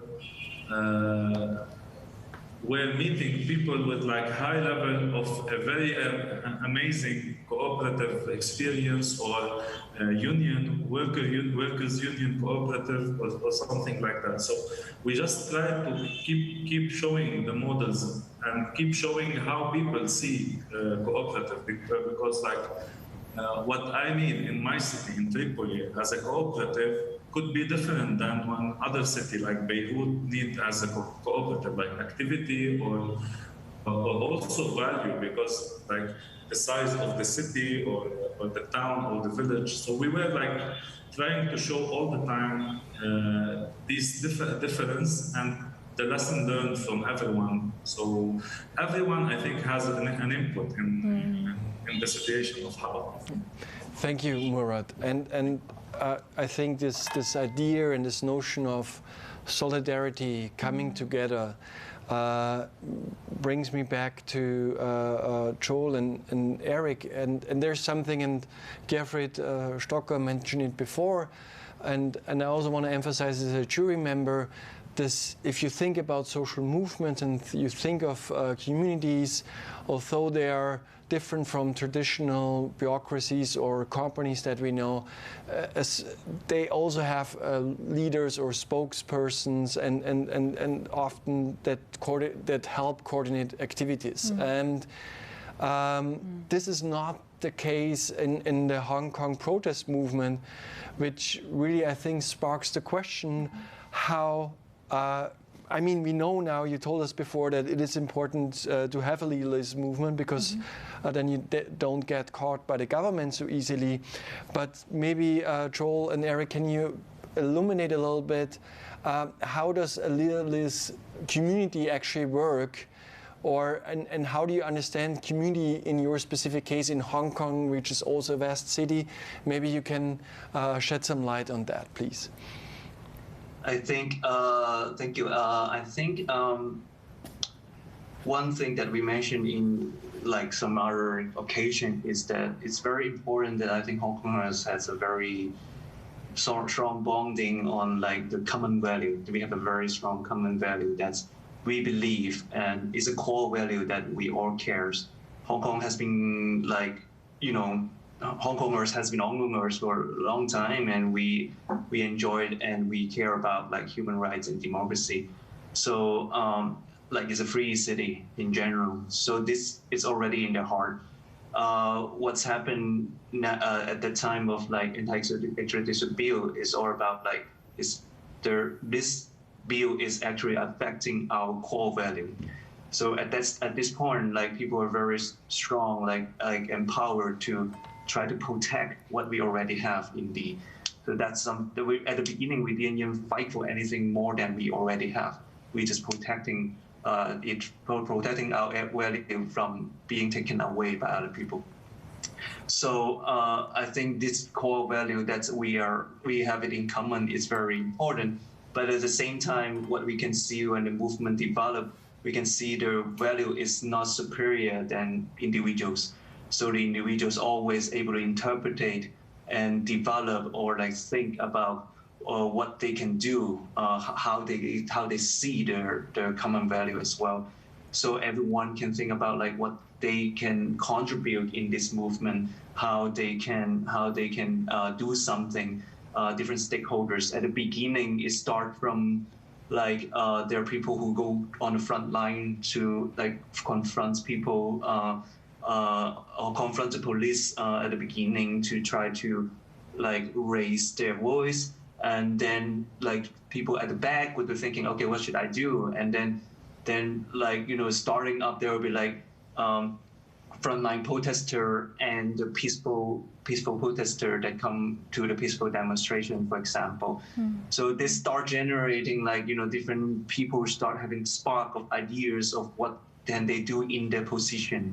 And to answer the question how I see these communities working, I always use this metaphor of like, it feels like the entire Hong Kong is like a big brain that they all think together with one particular goal and mission.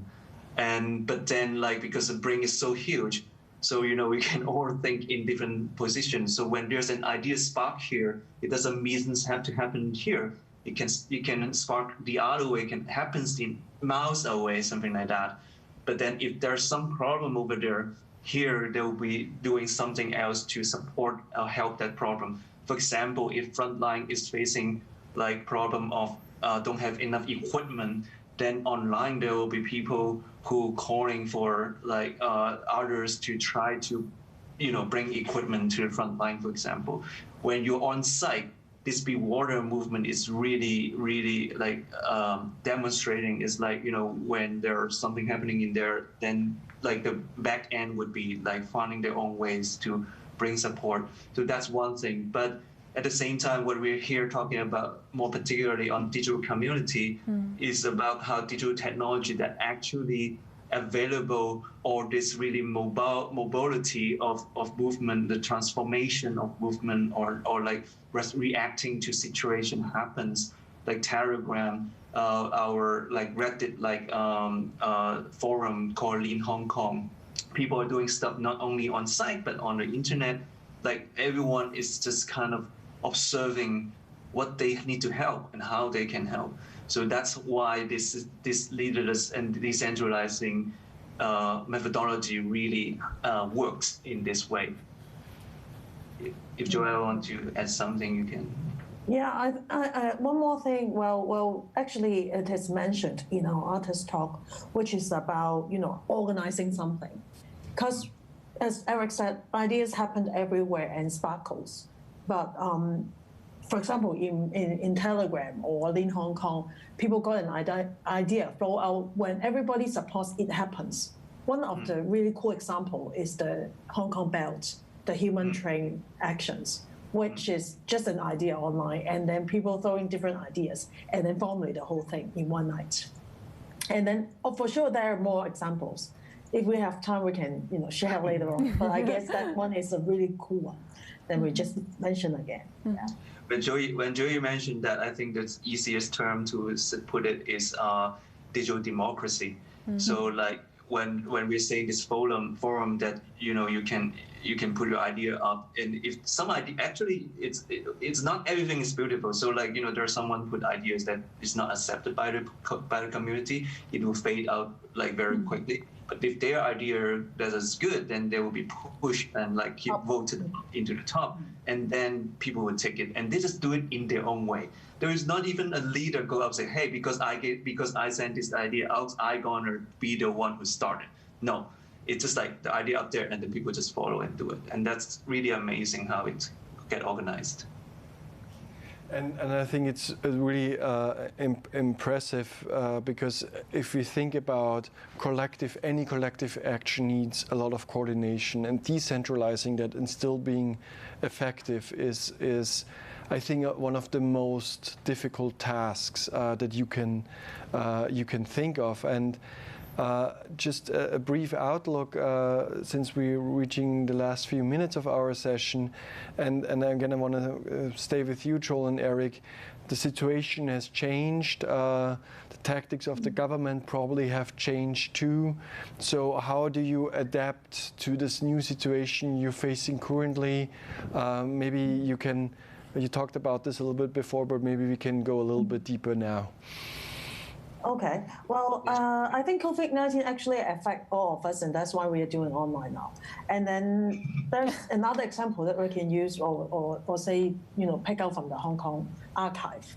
In that sense, it's about virtual protests, you know, because people can get on the streets because of the virus, you know, the safety of everyone. So there is a popular game called Animal Crossing. And then people are wandering there, just, you know, playing games, setting up your home and farm, and then people just organize and do their own virtual protests out there for Hong Kong. That's another way, really easy and straightforward, but fun example that we can share. For sure, there are many, you know, every day we have many examples of how Hong Kongers are doing creative, you know, way to express their ideas and strike for the democracy. The quick highlight we should put out, of course, is the national security law that happened since July 1st, and the world know about it, and it's very complicated situation. We don't know how we're gonna like react, and it's very weak kind of like law basically. So like right after that, we thought that, you know, the authority or the world thought that Hong Kong people might be stopping, but no, we are like still looking for, as Joey said, like we're using a lot of different creative way, even holding blank paper, even holding black paper of symbols, for example, in order to try to keep conveying our message, digital or like online protests, for example. But one thing I just want to quickly point out at the very end is that even though the national security law is in place, a lot of international worlds would think that like, okay, Hong Kong is on underdog, maybe they will lose, but not actually. There is a particularly clear direction that we are looking into, is something called we burn, you burn with us. So what Hong Kongers is looking into is the self-deconstruction, that hoping this self-deconstruction would make a bigger effect to China or CCP. And we can actually already see some outcome, aftermath. That's, for example, America is doing a lot of sanctioning, and also the human rights law is already passed and all. So this deconstruction is painful, that we see situation seems going down all the time, every day. But this is kind of the possibility to generate international attention, international support and power. So that's why we are actually looking into it. There's always this saying called accelerationism. We want things to go faster, and hopefully it will end something. Thank you very much, Joel and Eric, and I wish you a lot of energy for these adaptation efforts and the current situation that you're facing. And Murad, I also want to ask you, you told us what your movement achieves, the various activities, and maybe we know about the tragic events that happen and the government corruption. And for your movement, if you look now into the future, what's your path? What's the goal for the next year? What you want to reach to continue to drive social change in a way?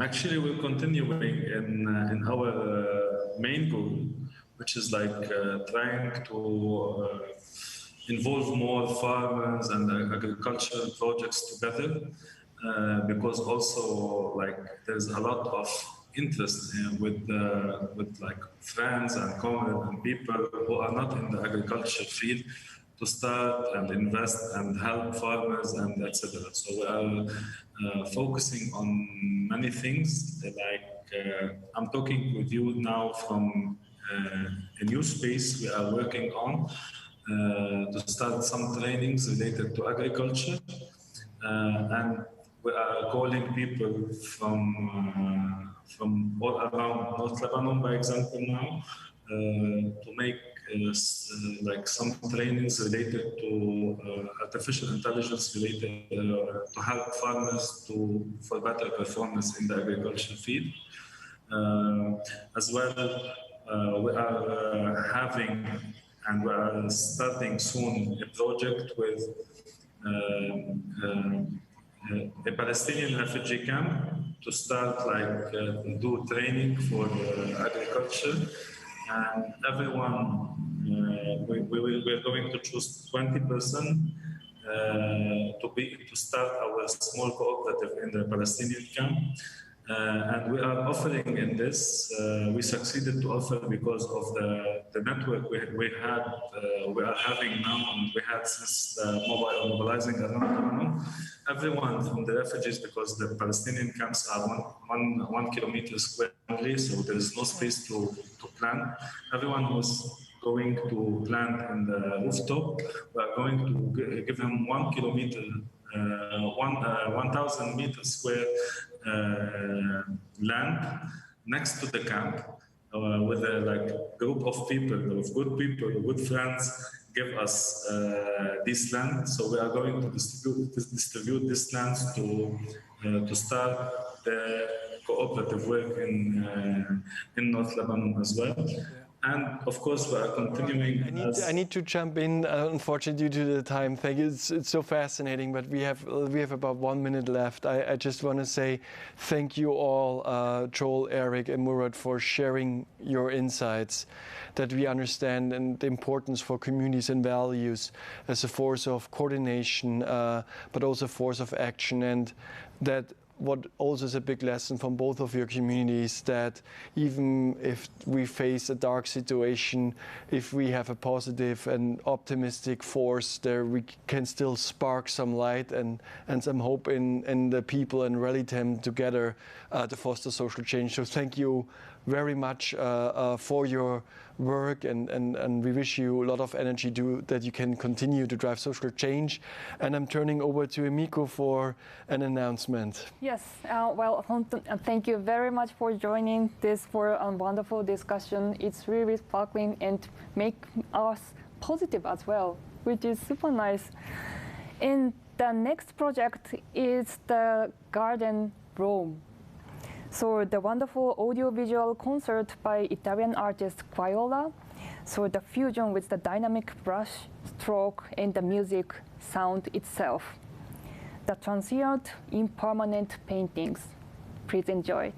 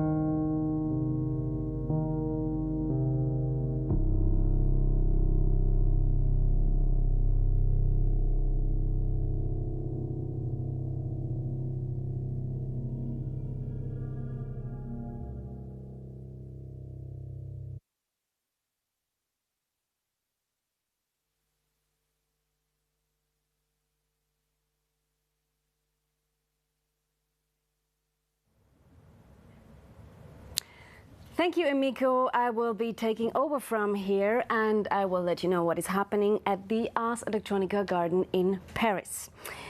IRCAM. IRCAM is the Institute for Research and Coordination in Acoustic Music. It is one of the largest public research centers and it is dedicated to musical creation and scientific research. After 42 years, it still remains a pioneering and world-leading venue. So the AI Music Garden will show the scientific and creative research carried out on AI.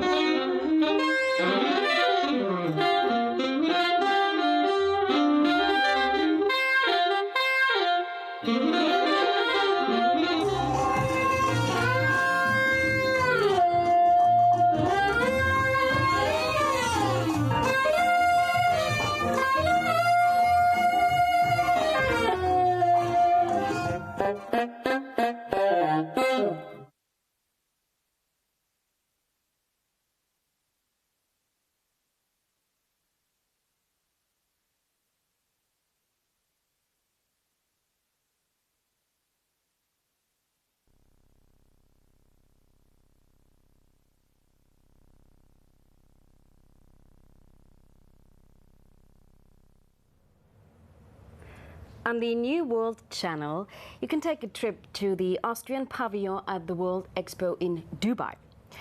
Connecting Minds, Creating the Future is the title of the World Exhibition Expo 2020.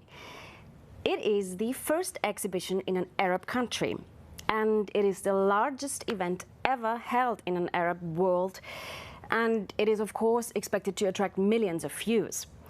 And Austria is also among these 190 participants with a pavilion bearing the title Austria Makes Sense. On the Voyages channel, you can visit the Ars Electronica Garden in Bucharest. You can take an H3 garden tour there. So as we know, old buildings have to make way for urban development all around the world. And the H3 garden before Detach is located in Bucharest That was once the periphery at the beginning of the 20th century. Now it is a place for real estate development. Before Detach will be, unfortunately, the last event happening there at the H3 studio before the factory that hosts it is completely demolished.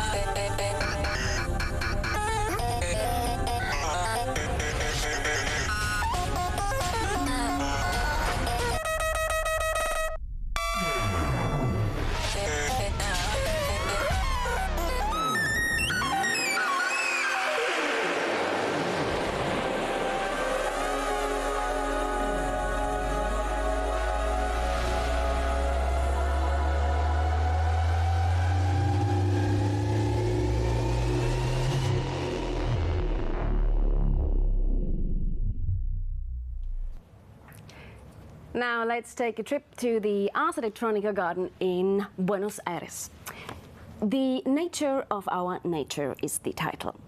So, how can art provide a new vision of the human being through technology?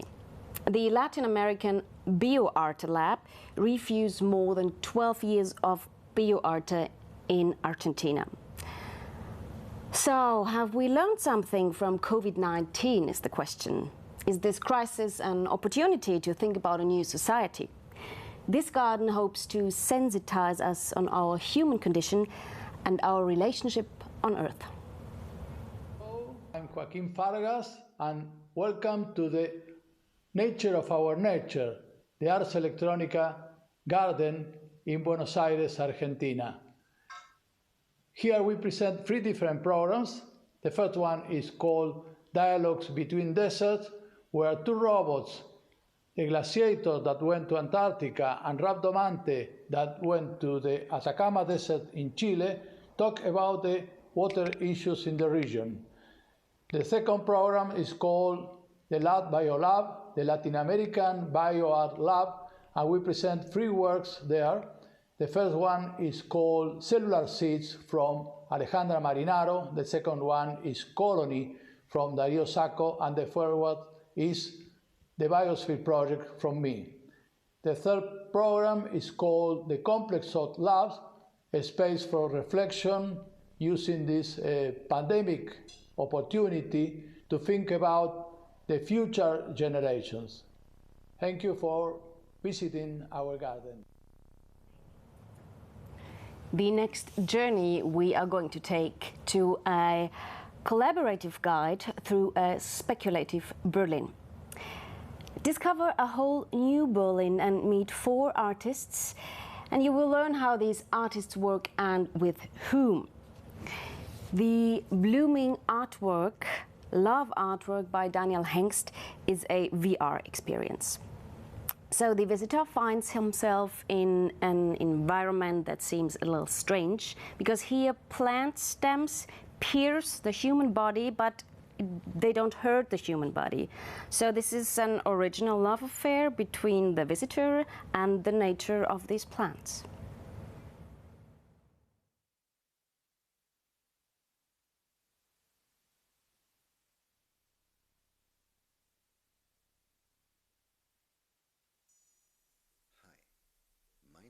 Daniel und dies ist mein erster Tag als Reiseleiter.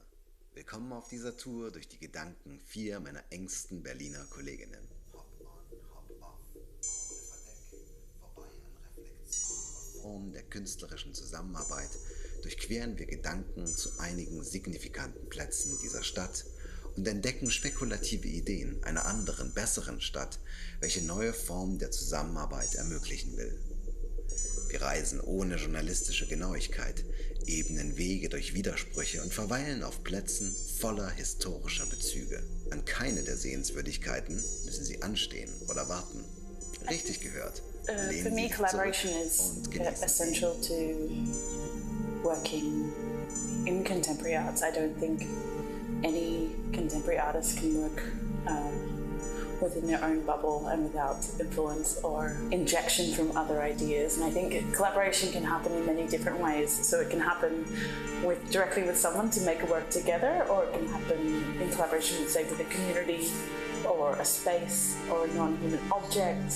It can happen in the case of, like, say, AI within a program. This is a collaboration with something that you were making. Painters would say that they are in collaboration with canvas. Schon so ein bisschen mehr so 19. Jahrhundert ist, wo ich so tatsächlich einfach so eine Idee habe und die will ich dann umsetzen. Das ist ein bisschen so kitschig eigentlich. Und dass ich die so kooperatives Arbeiten jetzt erst noch so für mich entdecke in vielen Bereichen, wie viel mehr eigentlich aus was entstehen kann, wenn man sich nicht von Anfang an auf eine Idee festlegt, sondern schaut, was passiert eigentlich, wenn wir darüber reden und wenn andere Menschen etwas dazu sagen.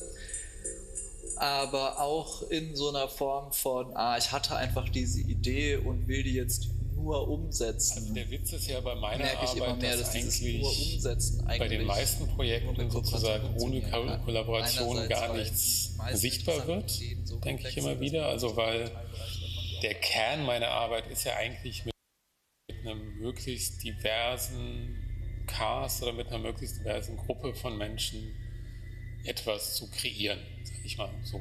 Ja, ich stelle mir das immer vor, es sind wie so Ringe, wenn man sich so Wasserringe vorstellt, wenn man halt, wenn was ins Wasser fällt, gibt es halt wie so verschiedene Ringe der Kollaboration. Also es gibt natürlich ein Team oder eben künstlerische Kolleginnen, mit denen es eine intensive Arbeit im Kern gibt, auch in der Entwicklung überhaupt von Gefühlen, die dann vielleicht im Dialog zu Bildern werden oder zu Ideen, was man damit machen möchte und sich weiterentwickeln.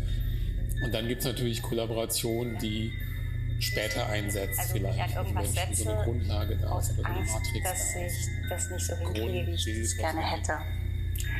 Und dass man sich halt so scheut irgendwie vor seiner eigenen Unfähigkeit, wo man dann natürlich übertreibt, glaube ich. Und ja, wenn man mit anderen was zusammen macht, dann sagt man, ja, los geht's und wir treffen uns und dann ja, befeuert man sich irgendwie und dann geht man auseinander und sagt... Aber diese Illusion von Verständnis von, wir meinen gerade wirklich dasselbe, ist, glaube ich, total wichtig.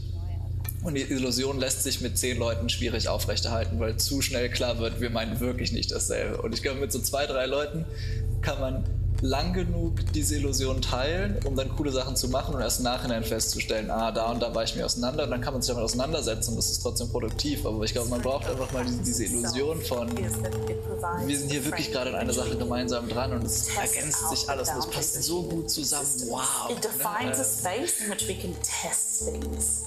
Test how we can understand the world. It can test how we could even perform in the world in particular performative frames. How we should see people, how we should treat people, how we can be accountable. This is good. This is I will term good contemporary art. Is ones that provides. Wenn man so 2 große Orte dann im größeren Sinne sichtbare Orte sind, dann ist doch eigentlich, denke ich, sind so die Gegengewichte Tempelhofer Feld und Stadtschloss. So, also finde ich, sind so 2 extrem sichtbare und ja auch auf allen möglichen Plattformen thematisierte Orte, weil da, wo heute das Stadtschloss wieder entsteht, Humboldt-Forum, das war eine Brache oder da war ein Riesengebäude mit einer großen Behauptung, mit auch einer ästhetischen Kraft und plus irgendwie einer Freifläche. Und dann macht man aber eine komische, finde ich, auf individualpsychologischer Ebene eine total bedenkliche Entscheidung. Man sagt, ich will mein Kinderzimmer zurück oder ich will, noch schlimmer, ich will eigentlich das Kinderzimmer des Urgroßvaters zurück, weil das war doch so schön auf den Fotos. 19 Uhr. Wo man bei jeder Person sagt, gehe zur U-Bahn-Station, S-Bahn-Station XY und folge den Kreidepfeilen. So. Und dann folgt man halt den Kreidepfeilen und dann musste man da irgendwie aus der S-Bahn raus und dann irgendwie zu, ich glaube, dass die Panke war oder irgendwas anderes, so ein kleines Bächlein. Und dann musste man irgendwie unter so eine Fußgängerüberführung sich da neben dem Wasser so vorbeidrücken, also auch so ein bisschen klettern. Und da stand dann einer, der dann sagt, ja, du bist hier richtig. Und dann kommt man dann halt an, dann haben die da irgendwie 200 Vielleicht auch so eine Art poetischer, bin ich irgendwie zu den Brachen zurückgekommen, die in Berlin verschwinden. Und da gibt es auch verschiedene andere Künstler, die damit arbeiten, aber ich finde es irgendwie ein interessantes Bild dieses Freiraums, der da war, oder auch Leerstand als eine andere Form der Brache, aber vielleicht die Brache noch krasser, wo die Stadt auf eine Art und Weise sagt, so, hier könnt ihr etwas tun. Hier ist noch etwas, was wir auffüllen können. Ihr müsst nicht etwas verdrängen, ihr müsst nicht etwas anmieten, ihr müsst niemanden überzeugen, das zuzulassen, sondern ihr steigt einfach nur über diesen schlechten Bauzaun drüber und dann ist dieser Raum da, in dem etwas passieren kann. Brachen haben auch etwas Dezentrales an sich. Es geht jetzt eben vielleicht, und deswegen ist das Stadthaus vielleicht ein schlechtes Beispiel, weil es ist wieder so in Mitte, das ist so mittendrin und dann müssen alle dorthin kommen, sondern das Spannende wäre ja, bei dir um die Ecke ist eine Brache, bei mir um die Ecke ist eine Brache und bei irgendjemand um die Ecke ist auch eine Brache und dass sie einfach überall sind, undifferenziert, unstrategisch, also manchmal an toll gelegenen Orten direkt neben einer U-Bahn-Station, manchmal eigentlich viel zu weit weg. Policies, also von Projekten, von gerade Zusammenarbeit, weil dann geht es ja um Fragen von Sichtbarkeit, also welche Realitäten, welche Personen, welche Menschen, welche Vorgänge, sage ich mal, werden überhaupt sichtbar oder bekommen die Ressource an Sichtbarkeit oder an Äußerungsraum oder Zeit in so einem strukturierten Ding, was ein Kunstobjekt ist. Ich glaube schon, dass es einen Unterschied macht, ob mehrere Perspektiven irgendwie auf eine Sache gucken und ja, ich glaube, das wird dann schon irgendwie, das Ergebnis wird dann schon reicher. Wir brauchen neue Formen der Zusammenarbeit, aber ich glaube nicht, dass wir sie brauchen, weil die Herausforderungen der Gesellschaft neue sind, sondern weil wir bisher keine hinreichenden Zusammenarbeiten gefunden haben. Also ich glaube eigentlich, dass jede Generation denkt immer, dass ihre aktuellen Probleme einzigartig und neu und hast du nicht gesehen sind. Und ich glaube, das ist aber ein totales Kontinuum. Deswegen fände ich es jetzt überhoben zu sagen, das 21. Jahrhundert, irgendwie 2020 bringt diese Herausforderung, die auf jeden Fall neue Kooperationsformen brauchen. Nee, ich denke einfach, dass der Gesamtzustand unserer Gesellschaft schon immer andere Kooperationsformen non-human entities and to collaborate with nature. We need some more time. This requires to give nature its own conditions to be entirely itself and to bring all of its histories and all of its desires into a performative realm. We're not quite there yet. Do I think we're on the way? Definitely, but I don't think we're just there yet. I think we're still in this space of trying to undo this human lens that we have inherited. So I think the next steps in terms of collaborating with, or learning how to collaborate with non-human beings would be to find a space, a landscape, a forest, a small patch of land in which to learn how that space collaborates. Schauen, was im weiteren Sinne eine Brache in Berlin bedeuten könnte in der Zukunft. Was eben Formen des Leerstands, der positiven Zwischennutzung, der nicht exploitative, also wo nicht jemand ausgenutzt wird in der Zwischennutzung, wo es nicht irgendwie dann ein hippes Backdoor ist, um ein Investmentprojekt anzufeuern, sondern wo es echte Brachen sind, die wirklich brach liegen. Doch, ich glaube eigentlich schon noch an Utopien. Also man kann sich ja Sachen ausmalen und es war ja schon immer so, dass das war ja nie anders. Also dass man irgendwie dachte, ja, das kann man ja eh nicht umsetzen, das funktioniert ja nicht und dann funktioniert es halt irgendwie doch. Ja, ich meine, dass die Utopien in den Menschen weiterleben, das hilft ja vielleicht eben nicht für einen konkreten Fall. Also ich habe auch hier auf dem Balkon a strong ideal that maybe not many people would agree with. But I think it's our responsibility it's our service to society. Why are we here if we're not doing this? Like, it cannot be about showcasing our own selves. This is boring. This is not useful. It cannot be about pure aesthetics unless it has some sort of boundaries of providing escape or providing references of beauty. Like if these are not being considered by artists, they are not artists. They are fucking charlatans. Sicher aber, dass diese Räumung stattfinden wird. Aber darum geht es irgendwie, also für mich jedenfalls in dem Moment nicht, das zu verhindern. Also daran habe ich nicht geglaubt, dass das verhindert werden kann. Aber für mich geht es eigentlich darum, dass man Zeichen setzt und laut ist, damit, weil es gibt ja genügend andere Fälle, wo man, also die dann eben vielleicht verhindert werden können.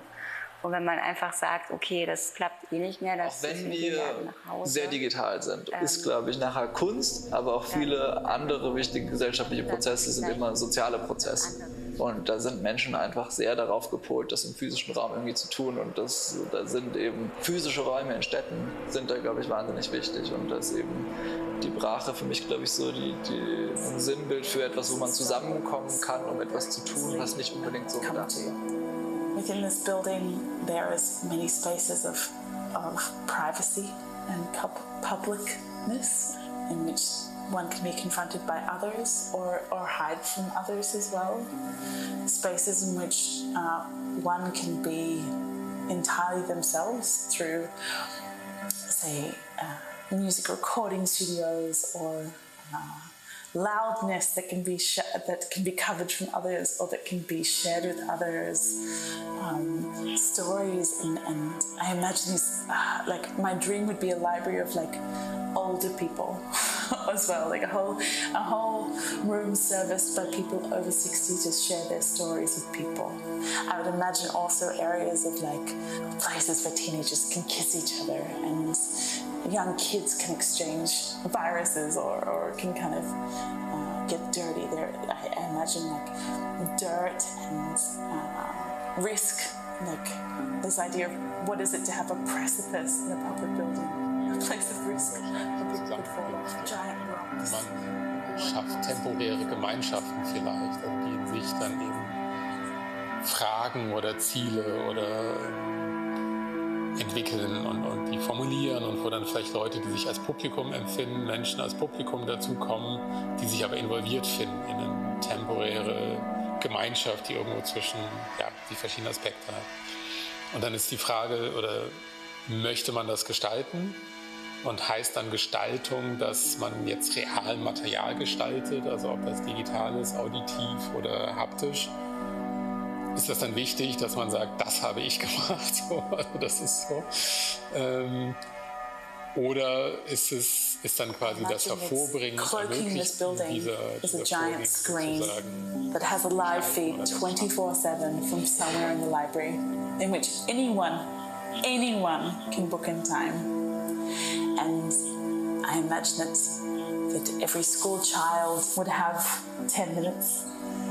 It is their right to have 10 minutes of their own time on the screen sometime in their childhood. And every teenager, again, would have the same right of 7 minutes on the screen. And every older person and every left-wing activist and every right-wing activist, that this place is incredibly democratic in terms of there is no censoring. Und insofern ist es dann vielleicht auch immer bestenfalls halt wie eine Momentaufnahme und hat vielleicht auch so ein utopisches Moment.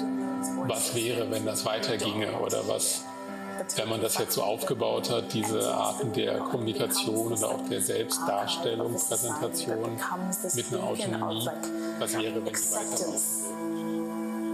Everyone belongs here because everyone has had their time, everyone can contribute. And it doesn't always work and it's awkward and like it is being human. If we take the things that have been oppressing us for centuries away from society, if everyone feels valued and they're a part of something greater. Freien Wissens, der freien Software, Formen von sehr freier Kooperation, wo man eben Sachen miteinander teilt. Jetzt nicht, weil alle riesige Altruisten sind, da gibt es auch krasse Marktinteressen hinten dran, aber ich denke, das ist zum Beispiel eine Form des Zusammenarbeitens, die neu ist und für viele aktuelle Probleme von uns auch hilfreich sein könnte. Ja, wenn man also freie Zugänge und eben freies Beitrag und sich Gehör verschafft, dann geht es ganz oft ins Prinzip, also für mich und nicht also es geht natürlich auch um den einen Fall, weil man hofft natürlich auch, dass man da irgendwie eine Wirkung erreicht. Aber selbst wenn man denkt, das klappt jetzt nicht, darf man trotzdem nicht aufhören, weil es eben ums Prinzip geht.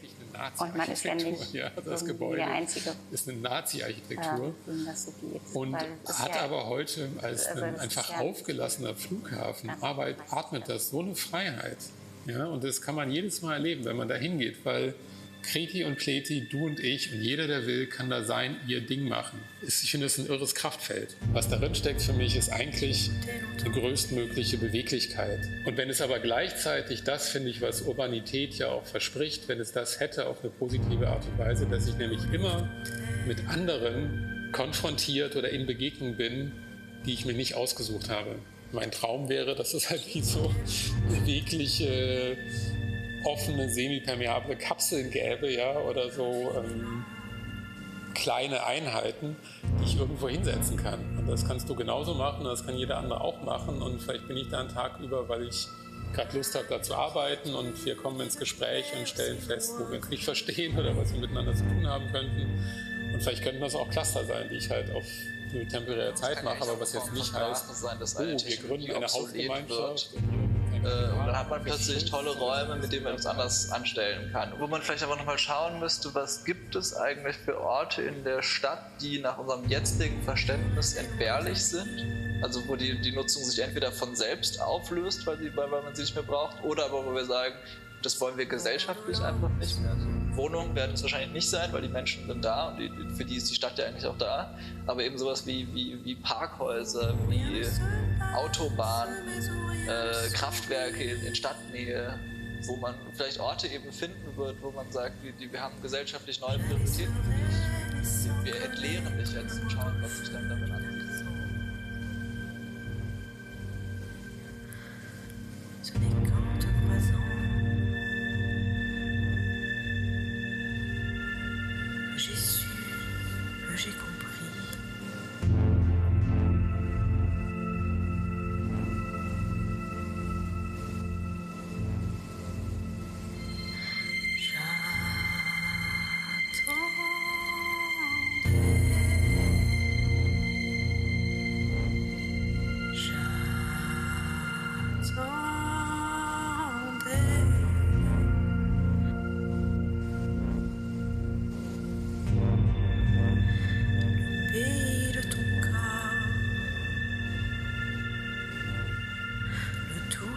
De tes mains, ma douce boussole, mon or, le sens à mes deux mains.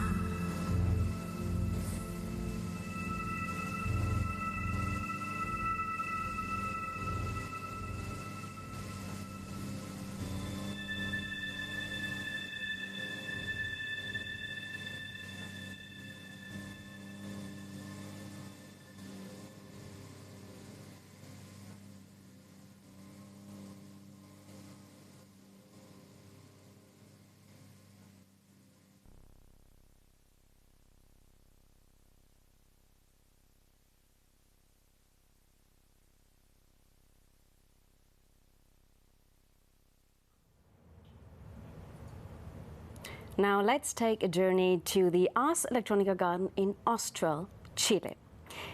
An idea hangs in the air. The world will be a very different place after the crisis.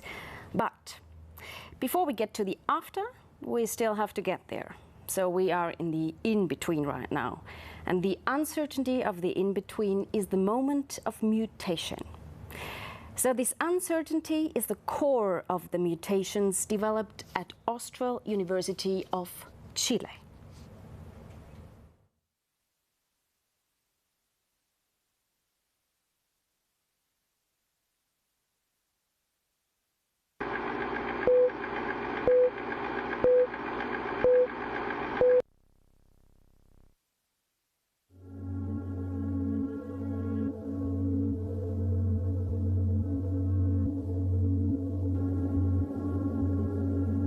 The tongue of the earth tells us that in the past, a massive snake, Kai, emerged from the sea, causing a great deluge that flooded the entire earth, so people had to flee to the hills. Then another snake, Trang Trang, emerged from the earth. This snake came to help people, and then a great battle started. The protective snake raised the earth and made it tremble until it defeated the other snake. From time to time, Kai Kai causes catastrophes, but the snake of the earth is always watching out to re-establish the balance. The shamans invoke the old man, the old woman, the young man, and the young woman. This territory is divided into 4 skies that regulate the universe.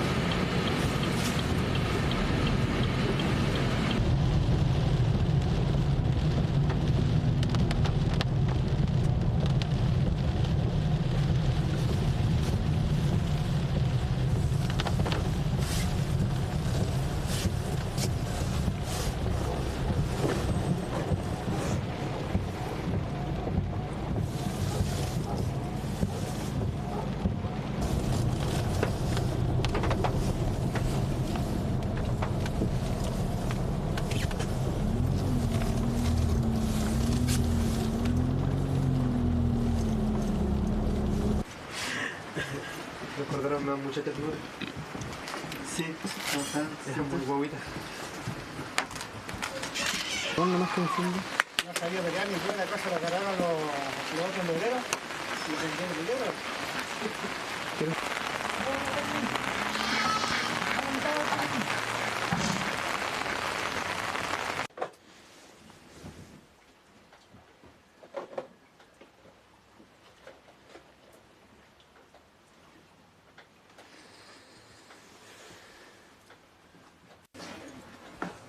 Waria Pangapoyi, in Chetani, Itunga Baim, Jose, David, Rain Canu Granche. Femechigona, Toma Adantivanto Amolento, Ani Lofma Bomeo, Tani Nerpun Sumo, Tani Nerpun Lam, Pufta Kachayem, Pulaku Pucheski, Puchemani Sumo. El AILan pun. Fimu cai cigu fimu nau, melita ngecam, melita koyar, melita pentukuan, saliwan semua tamli. Cuma ci semua tani kepan mapu mau. Wai cahe menyefui tani pu palmayam. Wai caingan lalfan mau, wai caingan mapu mau. Pram semua peliangan ta wanu bacau mau, wanu mapu nyuke moyangan. Feliz como papi.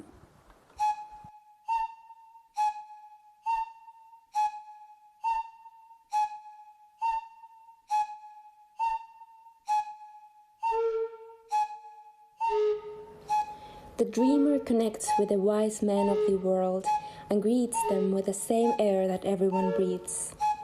They teach their grandchildren about their own knowledge and not from about what has been imposed. Nature is sick here and everywhere. It is part of the cycle that the earth gets sick.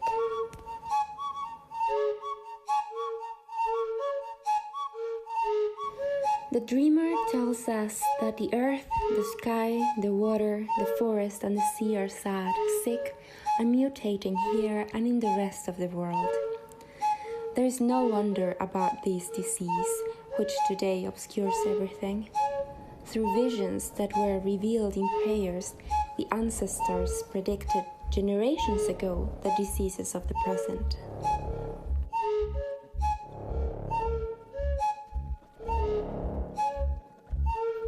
The dreamer is sad because a disease will fall into the water.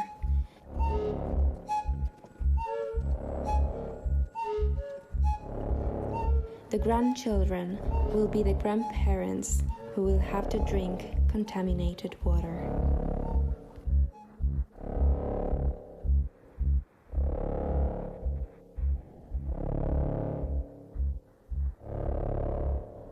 They are destroying the sea and the forest and weakening their energies. They're damaging them. The old man, the old woman, and the community are sad. They kneel before the rulers through a thought, through a language that is what the earth speaks. They connect with the Shumpal, the ruler of the water, and the Nyenkop, who rules the seas, rivers, and waterfalls. They are destroying all over the world. All the ancient cultures of the world are struggling because they know that a great famine is coming.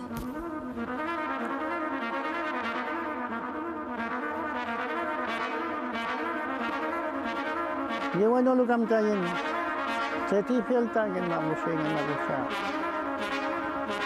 Yen kuin kul kesengan ni kusa, yelai tayi, kalir dengan ni sesiwan. Walul sesiwan kam tanya wan ulu tayin sengan mo. Rupalai cuan tu amoliin ka, petu tak sakon erpuyin. Melita foto melita seski melita daku, kinyan tu. Piyan tawungnya luka. Kucan kelitain mapu kon pai tak kucan ka. Tema tamulita kayu berja kian mau. Fici semua ner palu kian tu ner bai. Fipi lu kam tain put sam kece. Mele foi tamachi. Mele foi talawan. Kon tu bian pelu jangan ka. Kon tu mapu pelu jangan. Kon pelu tanya kon atas pelu jangan.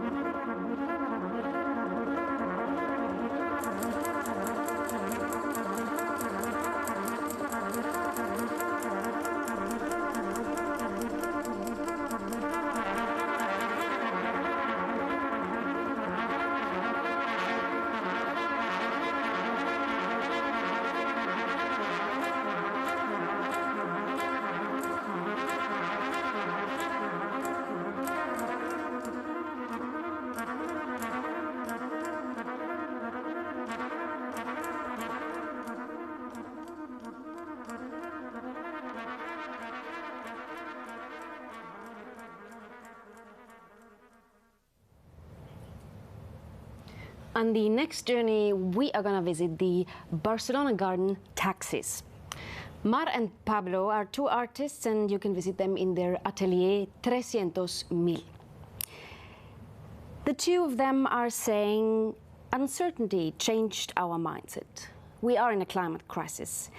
And as urban planners, we are thinking about the future, the uncertain. So all of the scenarios for a crisis turned out wrong. And this moment of uncertainty is a chance, because people are now opening up for new ideas.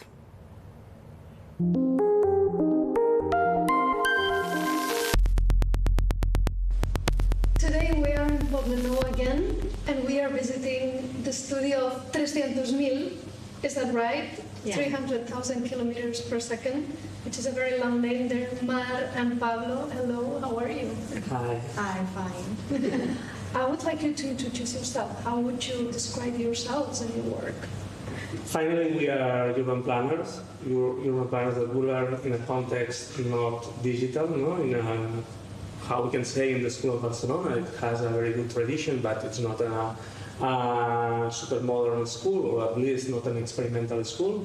And we have done this path, no, trying to explore new opportunities, no, and bring them in this field of knowledge, no, that it's urban planning. Actually, all the story began like 5 years ago when we were making like new projects.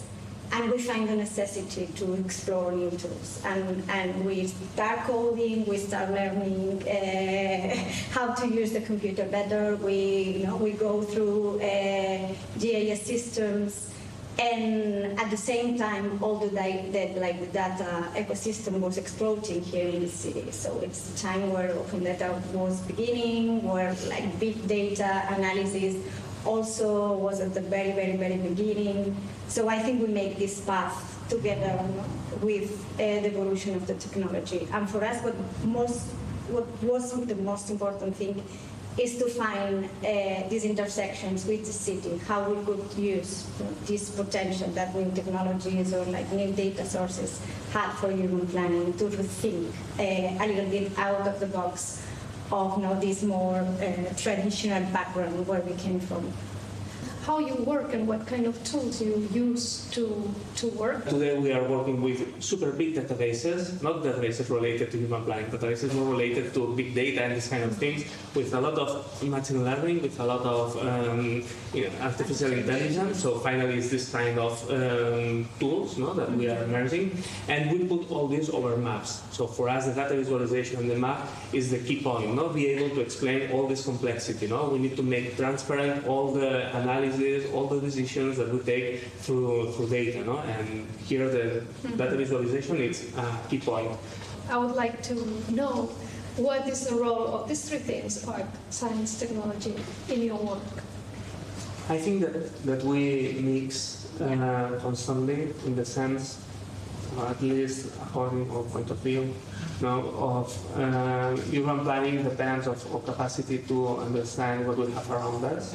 And this capacity of describing, this capacity of seeing the surroundings is managed through the technology. So finally, it's the technology that helps us to see. This is very normal. So in all the different kind of arts, this happens, that we see through the technology. And finally, we understand that we need to make envisions, or we need to make a kind of documents. We say documents, of course, we are urban planning agency, but we make pictures, or we make this something that we need to be able to communicate, to help the other people to envision the city with us. So we need to, this act of communicate sometimes is more quiet, and sometimes is more speculative. And here is when we try to make desires, when we try to make empathies, when we try to make this description more appealing, and not only close to a fake subjectivity. I would love to ask you about the Barcelona and Catalonia community that moves around these three points of a triangle: art, science, and technology. How is this community, this ecosystem here? I think that in the field of the urban planning and architecture, that is the field that we are more close, we need a lot of things to do. Of course, we don't have the architecture as architecture and urban planning as a field of speculative research.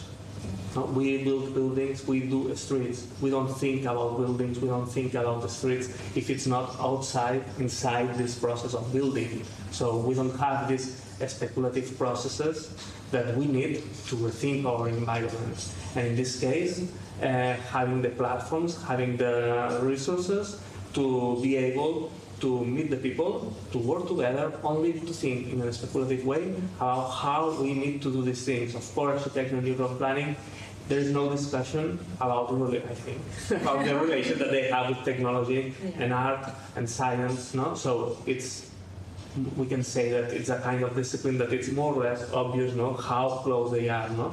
What we don't have is this way of thinking that we need to work on it outside the process of building. The Ars Electronica Barcelona garden revolves around two topics, two themes, and the first one of them is uncertainty. This idea of uncertainty totally changed our mindset, and I think in a city like Barcelona, we were starting to rethink this urban model, but uncertainty is going to accelerate this. I think we are in a climate crisis that nobody now would deny, and we need to start to think from the way we are building our housing, the way we are moving, the way we are creating the spaces of work, the way we are relating. I think that finally in urban planning, we work with futures, of course. Our work is not for 2 years after, our work is for 10, 20, 40, 100 years after. So when we work with urban planning, we think in futures. Thinking in futures is thinking of uncertainty, because it's very complex, and every time we work with scenarios, we work with hypotheses, we try to manage these hypotheses and imagine what could happen, if something, other thing happens, This is part of our work. And what we have learned these months is all the scenarios that there has been, that we have developed, the public administrations have been developed for the crisis. All the scenarios are wrong. And it means that, of course, we are in the maximum climax of the uncertainty. And this is important because also we are in the moment where we can make more and more proposals. So this moment of big uncertainty, where all the scenarios are wrong, is when we can work more flexible.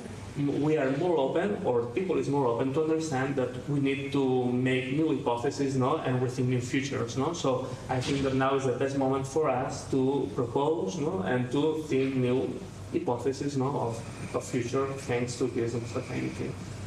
The other topic that we need to reflect on is ecology. Every time that we talk about urban planning, and we say ecology, so the thing that we need to understand is that we have impacts. So urban planning usually has been developed as an individual strategy for small cities and small territories, for say as an isolated way. And more than ever, we need to understand that cities are connected, and what you do in a city has an impact around the world. So I think a good example is this project A, for the Catalan participation in the Biennale of Venice.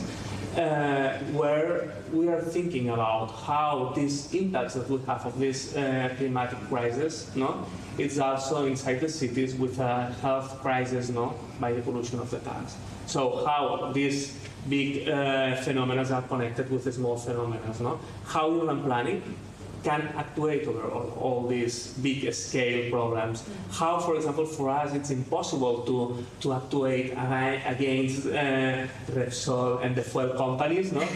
I don't imagine how, without a super big revolution, we are able to do this, but how we can remove cars inside the city and we can actuate against this phenomena. So this idea of ecology, as all is connected, all has an impact, and these impacts come back in another way. What you are doing now will come back in another way to you again. Is what we need to think in urban planning, not an isolated strategy for small territories, as a global territory, that we need to manage. Thank you very much.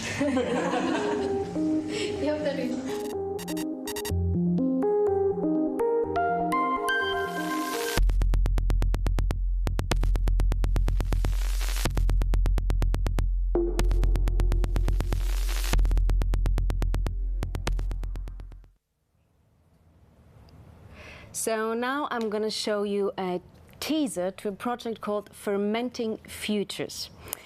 This is an art and science project developed by the Vienna BOKU and the University of Applied Arts Vienna.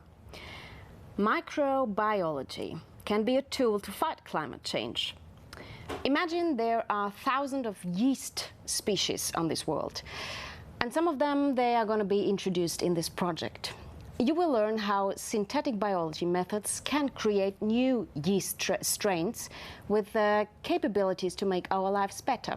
So microbiology gives us a possibility to fight climate change.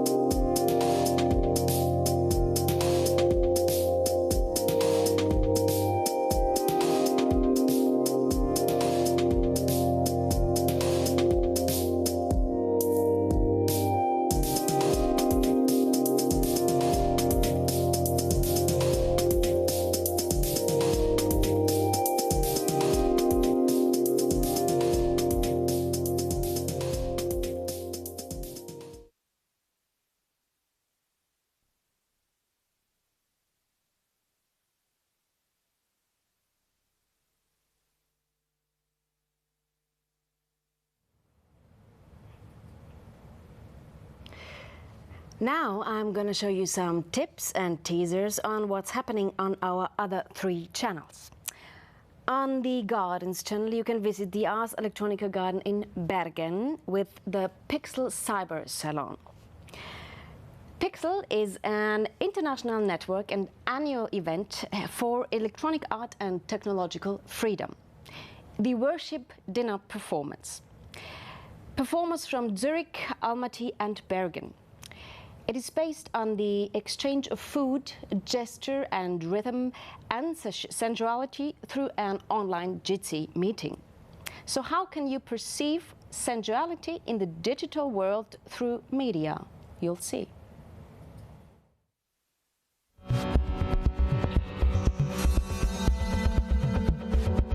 Hi, hello everyone. My name is Maite Cajaraville and together with Gisle Freisland we are the Pixel Festival. First of all, we want to thank Ars Electronica for inviting us to be part of this year's edition. We are presenting the Ars Electronica Garden in Bergen. Let me introduce you to Pixel. Pixel is an international network and annual event for electronic art and technological freedom. Part workshop, part festival, it is organized in Bergen, Norway, and involves participants from more than a dozen countries, exchanging ideas, coding, presenting art and software projects, doing workshops, performances and discussions on the aesthetics and politics of free technologies and art.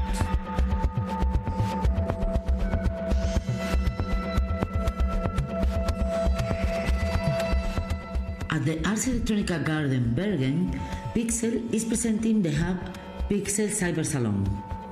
Designed by the Mexican artist Malitzin Cortez, the virtual venue hosts the exhibition Copy Paste, curated by Antonio Roberts.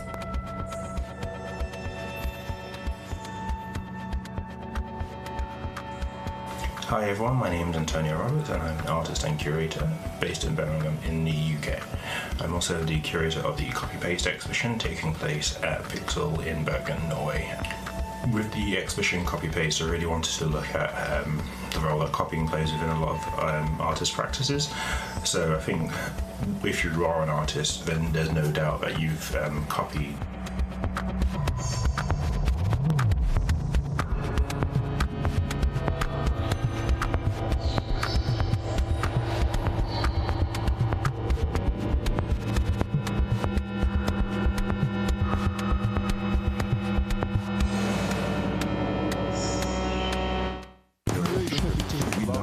During the Ars Electronica Festival, Pixel is also presenting 2 performances and 2 lectures.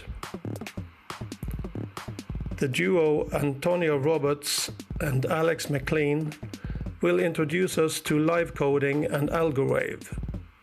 Live coding is a performance practice that revolves around the creation and modification of code and algorithms in real time.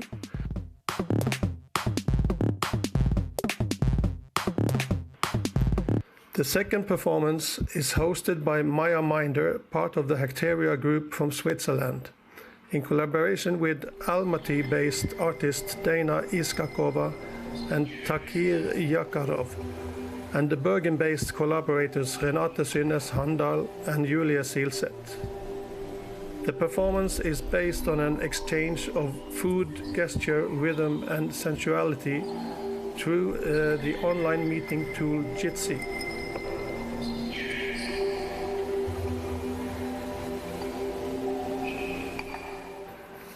The first lecture, Authors of the Future, Reimagining Copyleft by Constant from Brussels, reflects on auto-licensing and creative coding practices. So Constant is an association for arts and media based in Brussels since 1997. We're a group of multidisciplinary group of artists, designers, people in the cultural field.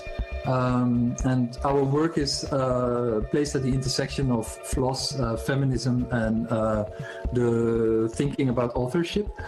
In the past, we've worked a lot on alternatives for author rights in digital media, because the whole field of digital media asks a very specific approach of authorship. For the moment, we are very interested in thinking in connections to societal developments and how artistic practice is intertwined with more political aspects of life. And that's where we also see a potential for the licenses or maybe other types of documents. Finally, the curator Antonio Roberts will walk us through the Picture Cyber Salon and introduce us to the artists and the concepts of the Copy-Paste exhibition. We hope you like the program and see you in the Ars Electronica Garden, Bergen. Thank you.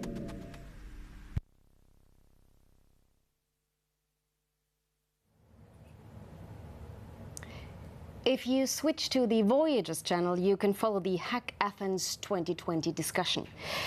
This is a panel discussion with Angelos Varvarosis and Prodromos Tsiavos from Greece. And the artists' works will be shown live, followed by a discussion with the participating artists. So you can find out on Voyager's channel. Now, we're gonna go to the Ars Electronica Garden in Bremen, the Space Garden Universum Bremen. So space research is fascinating and important, but it's hardly addressed in schools. So if you want to help shape this complex world, a fundamental understanding of science and research is necessary. So this space project in Bremen provides courses for students and teachers and also exhibits the projects about space from the students. If you want to discover how to get to space or what it looks like up there or how on Earth we profit from space exploration efforts, you can visit the Up to Space exhibition.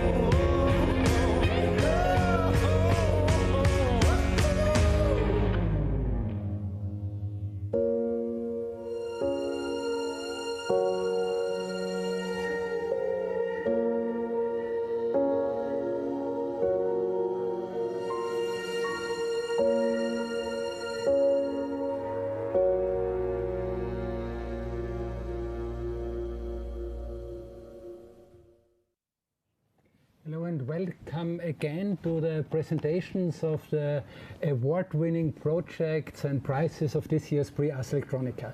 It's a very special and exciting moment because this is the announcement of the Golden Nica for Visionary Pioneers of Media Art. In particular this year we called it Visionary Pioneer of Feminist Media Art because the prize winner is Wally Export, a very famous Austrian artist who is truly a pioneer of media art and really developed media art into a new level. Actually, she was planned to be here with us today, but because of the difficult situations with Corona, she had to decide to stay in Vienna. We will have a short video introduction by her, a short video greeting. And we have, nevertheless, also a very interesting program.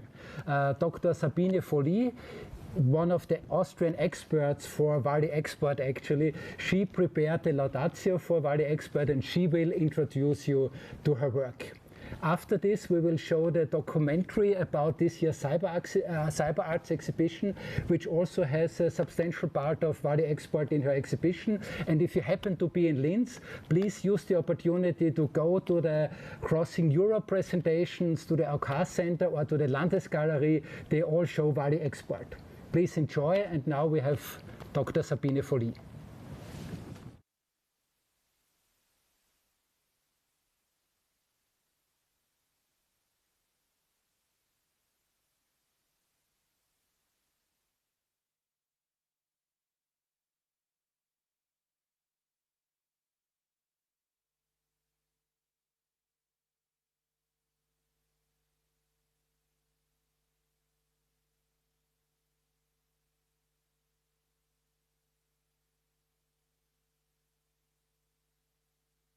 Valley Expert's work encompasses more than half a century of social and political history, along with technological development of new media aesthetic processes.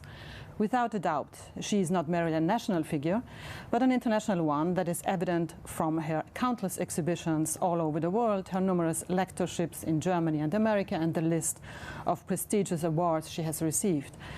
As one of the most important pioneers of experimental film and video art, expanded cinema, conceptual photography and performance art, but also as an important theoretician and exhibition curator. Who can be called the pioneer of feminist media art if not Valley Expert? Already her early works can be classified as expanded cinema and present a form of how the real is combined with the imaginary, even virtual. Quote, expanded cinema means the expansion of the commonplace form of film on the open stage or within a space through which the commercial conventional sequence of filmmaking, shooting, editing, projection is broken up. End quote. In expanded cinema, the intertwining of performance, action and cinematic apparatus manifests exactly what the artist has already been interested in, measuring reality by how it is communicated through media apparatuses and revealing that neither the real nor its media representation are ontological entities. Instead, they depend on a situated standpoint of the subjects, especially female subjects. Space and time, contingency science, technology, quantum physics, anthropology, and behavioral science have always played a role in experts' mindset, inquiries of perception, of the gaze, of sensory illusions, the manipulation of reality through medial apparatuses, the prosthetic. Expert began a series of experimental videos in the late 60s, which were committed to the structuralist approach, and finally gained international attention in the 70s with the feature films Unsichtbare Gegner, Menschenfrauen, and Praxis der Liebe. In these films, mise en abîme situations come up repeatedly. In other words, situations in which the mediated nature of media perception is literally inserted into the running image, creating an effect of alienation. Chimeras, entities from outside, Hyksos in Unsichtbare Gegner, for example, or machines that create human voices like Eliza in Praxis der Liebe play a role. In the mid to late 80s, as computer technology was becoming established, the effects allowed by film were even amplified. At the time, Expert commented, "In my works with the computer, I confront analog photography with digital photography to break through the photorealistic expression, the simulation of reality, and achieve a non-photorealistic environment that I would also like to have in cyberspace, not a representation of the real, but a way of calling the real into question." In the very dense years around 87, several projects were created almost simultaneously. They can be interpreted as precursors of her 1999 script on the virtual body and include a script on Unica Theun, an exposé for a film on Ada Lovelace, an exposé for a film called Alaska, later subtitled Anagrammatic Film, and an exposé for the video computer tape titled Machine Bodies, Body Machines, Body Space, The Presence of Utopia.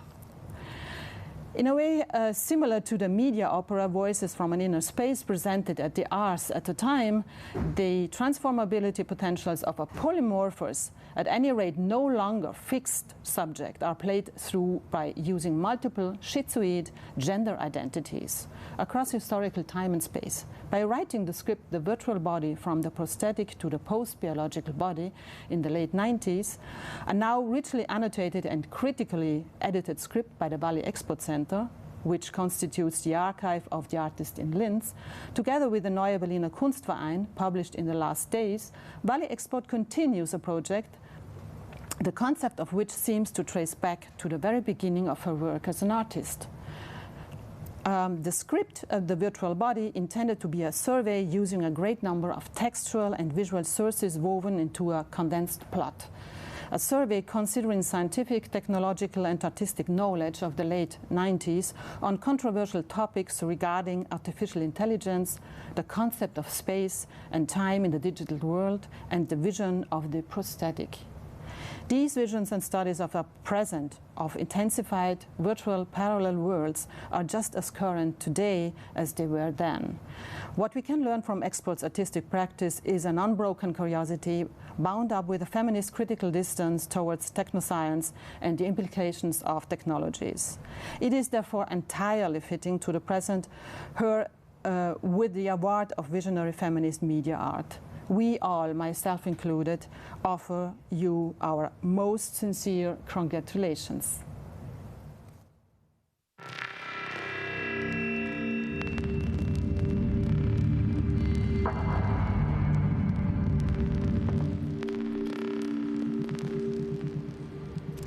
Welcome to the Cyber Arts exhibition. The exhibition takes place and is curated by the OK Center for more than 20 years. The OK Center is a former school right behind me and is part of a former monastery of the St. Ursulines convent, and that's why this entire area, which we call Kulturquartier, is also part of this institution. The exhibition takes place from the former school up to the rooftop area of the Höhenrausch. What changed this year is that we became a new institution together with the Oberösterreichische Landesmuseum, a new limited company called the Landeskultur GmbH. But for the Cyber Arts, many things changed, but for our fans, you will see kind of the best work of this year's Prix Ars Electronica contest. Valley Export won this year's special award for Visionary Pioneers of Media Art. This year, Visionary Pioneer of Feminist Media Arts. Valley Export became 80 years this year, so it was a good occasion also to give her this very special award. And we show one project here.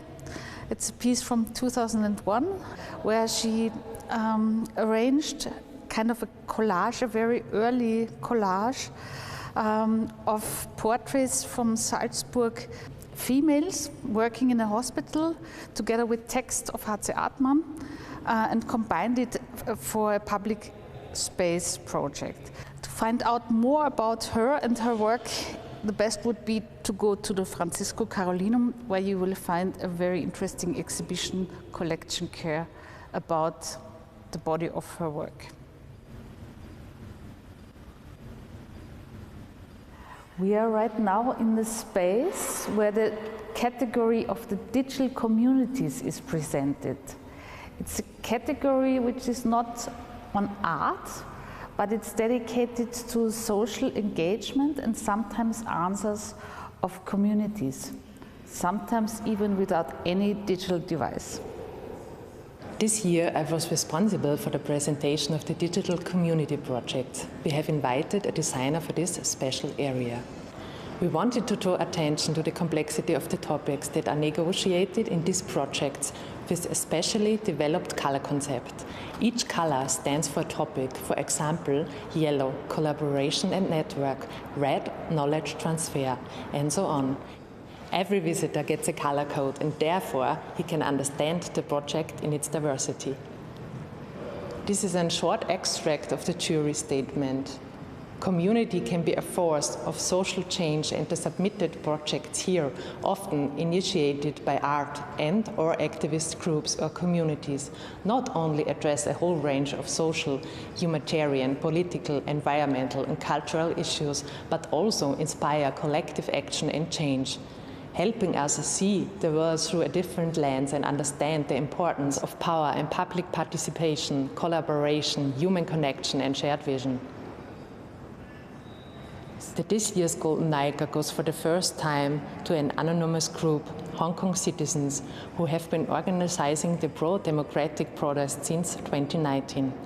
Be shapeless, be formless, be able to adapt to any situation, be water. The motto of the award-winning protest movement, known also from Bruce Lee, goes back to the ancient philosophy Lao Tzu.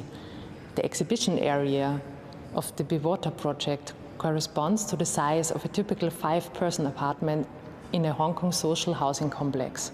With QR codes, The visitors get important information about the protest movement.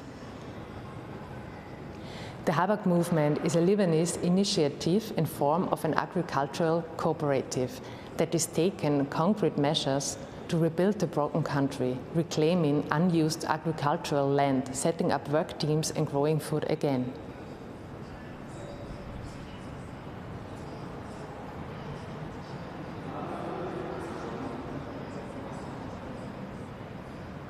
Algorithmic Justice League is an organization that combines art and research to increase public awareness of the social dangers of AI. Algorithms have become essential elements of our daily lives in online searches, in rating systems and smart devices or bots, but also in banking, healthcare, and so on. However, the systems that are developed are never neutral, which means that algorithms may be biased and discriminatory. My heart smiles as I bask in their legacies, knowing their lives have altered many destinies. In her eyes, I see my mother's poise. In her face, I glimpse my auntie's grace. In this case of deja vu, a 19th century question comes into view. In a time when Sojourner Truth asked, "Ain't I a woman?" The Amazonians peek through windows blocking deep blues as faces increment scars. Old burns, new urns, collecting data chronicling our past, often forgetting to deal with gender, race, and class. Again I ask, ain't I a woman? And one of my favorite projects is Indigimoji. Indigimoji offers over 90 pictograms that express via emoji the culture and language of the Ariante, an Aboriginal tribe from Mbandwe, Alice Springs, Australia. So the project take care that the language of the indigenous population is passed on to the younger generation that lives on the digital space.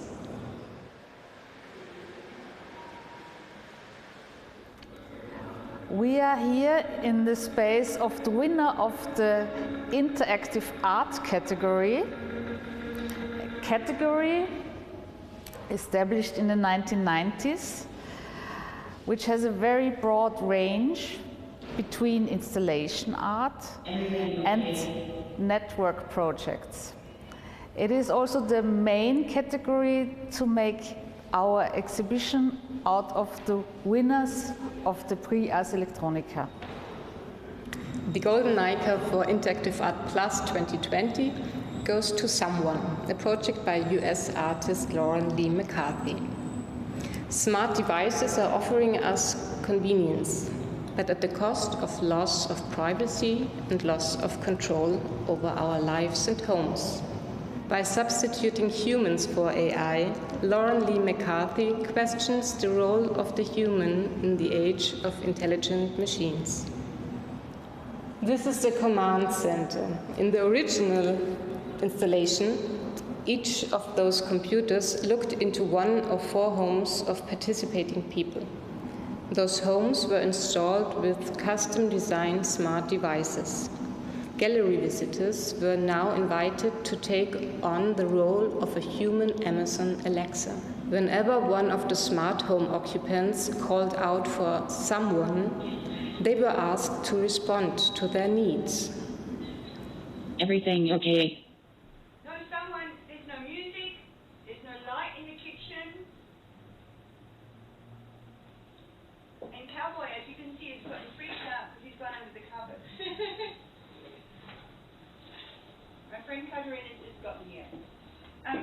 Someone, would you turn a light on in the kitchen?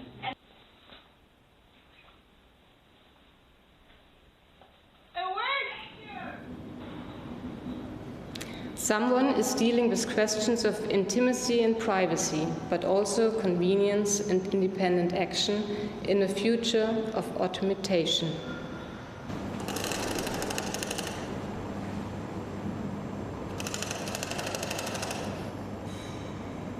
What you see here is Appropriate Response, my latest work, which is about meaning and our pursuit and finding it in life. In this case, I trained an AI on 10,000s of famous quotes and epigrams where humans have tried to condense kind of the meaning of life into a single sentence. And when you kneel down on this prayer stool, you will get a sentence just for you that you can try to make sense of.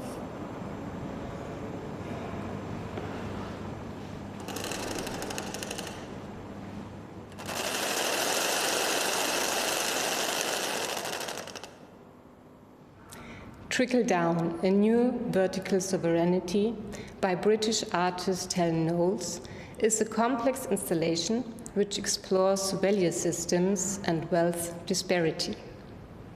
The artwork is composed of documented auction scenes by different communities, such as prisoners, blockchain technology employees, market sellers, and auction bidders at Sotheby's. These auctions reflect the breadth and wealth and financial power individuals in different communities have.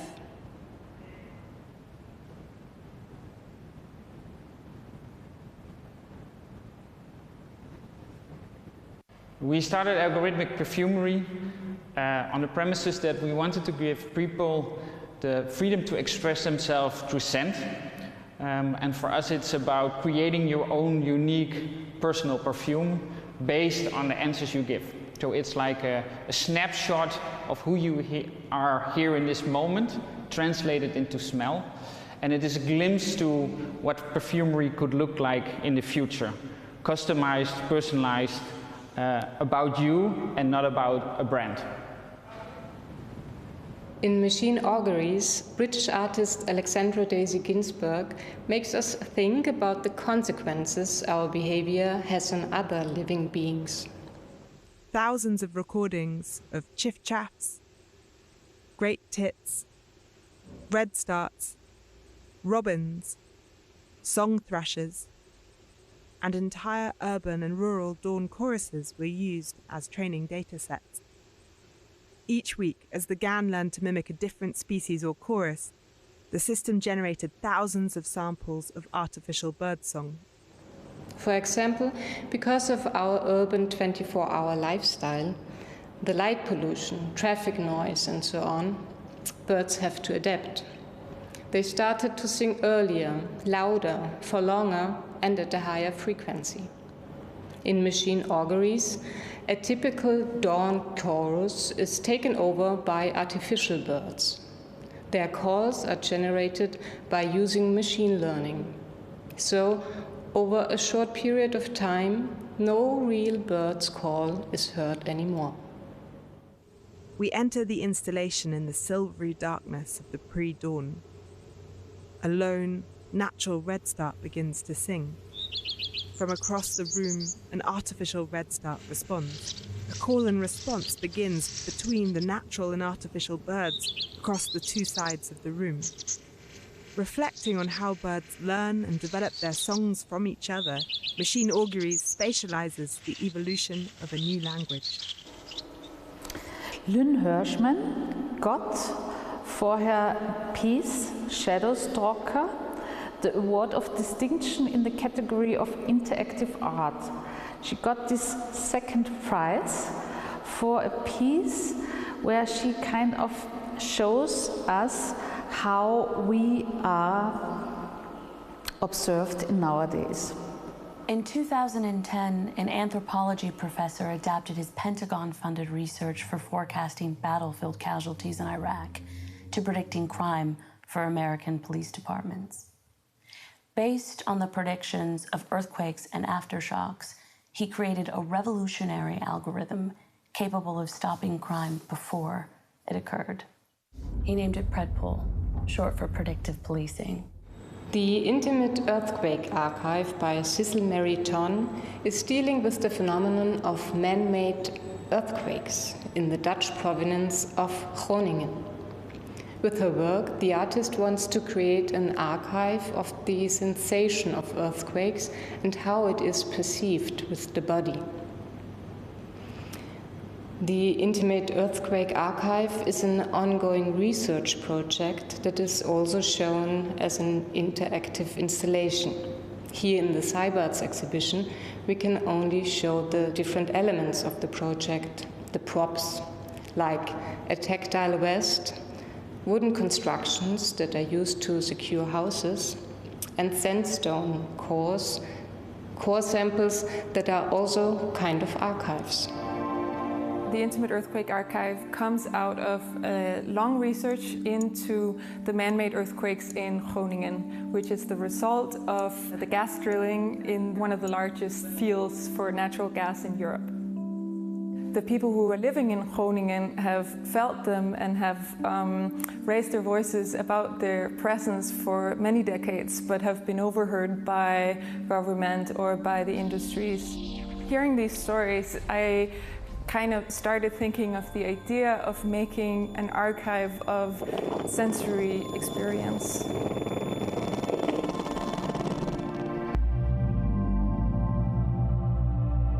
I have gone into the publicly accessible data bank of seismic information of all the earthquakes that has existed in Groningen and try to transform that into a tactile sensory experience that somewhat echoes the experience the people who are living in Groningen with the earthquakes are experiencing.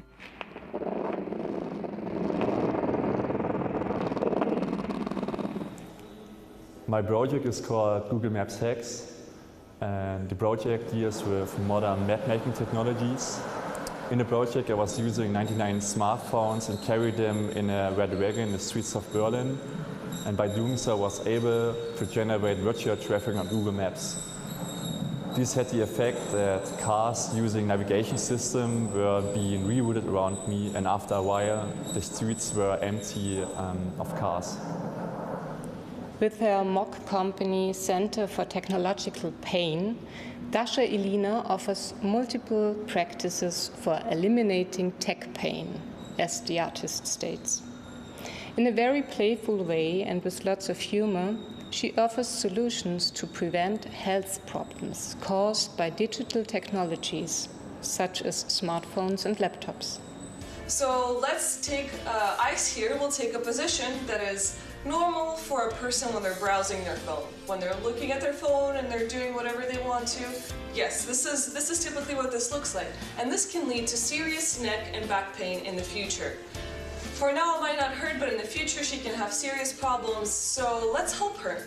The easiest way to help her is by using a classic self-defense move called ear pull. So what you do is you come up behind the person that you're trying to help, and then you gently pull their ears up. And this solves all of the problems, because now her posture is perfect, her neck is straight, her back is straight. Done. For example, there are self-built objects eliminating neck pain, or objects that help to avoid eye dryness. Center for Technological Pain also offers multiple practices for eliminating tech pain. Self-defense moves against technology, or yoga for healthy phone use, a routine for becoming one with your phone. This routine is at once a relaxation tool, a way to meditate and exercise while keeping up with recent updates from your friends, and a way to ridicule our obsessive media consumption by inserting our phones into one of the most solitary activities. You can really focus on what you're seeing on the screen, so let's just take a couple of breaths here. With her DIY objects, workshops and tutorial videos, Dasha Elina wants to start a critical discussion about the negative effects that technology can have on our bodies. The Cyber Arts exhibition this year has especially a focus on female media artists. That's why we present Lynn Hirschman, one of the big names and artists, especially in the field of media arts, with a documentary she developed over decades. It was released 2010 and it's called War as Woman Art Revolution, and it consists of a lot of interviews made by the artists with other artists and persons working in the cultural field, and it really tells us a story beginning in the 1960s till nowadays, how female artists came and were able to establish in the field of fine art. I wasn't about to trust my own memory, which was fragile even then. So with a borrowed camera, I shot people that came through my living room, right here on this very sofa 35 years ago. One of the earliest feminist demonstrations was staged at the 1968 Miss America contest, which was a symbol for women who measured up or didn't measure up to artificial standards. Right behind me is the golden Nica of the category computer animation. Computer animation is one of the oldest, and the category which is awarded every year since 1990. It's dedicated to film and digital film, and nowadays every film making is kind of digital, at least in the distribution of the films. So what we have nowadays is a very strong connection between analog, film and digital. In the category computer animation, the golden Nica goes to the Los Angeles-based director, designer, animation and performance artist Miva Matrajek with Infinitely Yours. Again and again, the artist finds herself as a shadow figure in a dystopian scenario of overlaid animations in which the man-made destruction affects not only the environment, but also the artist's body that stands for a human being in general.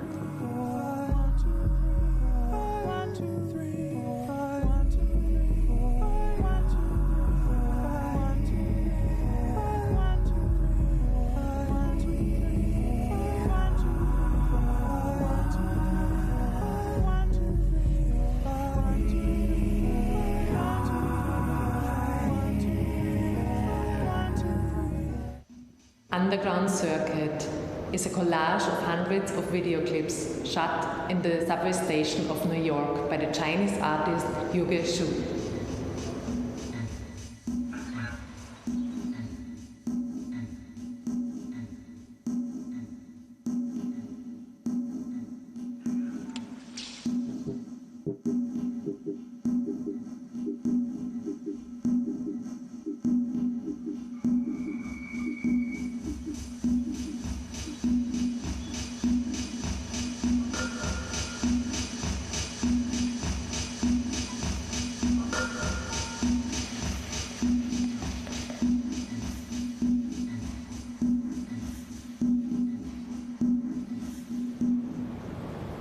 Technological advances are changing the way we see the world.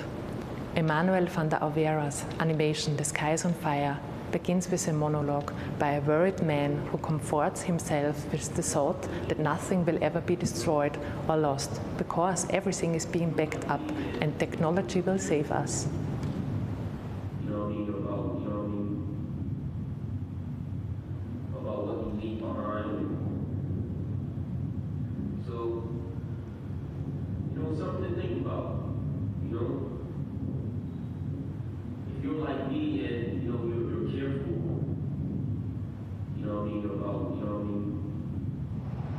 In his experimental animation, Max Hadler approaches the built environment of Hong Kong with its dense and extreme high-rise housing estates as parallel rows of celluloid film strips.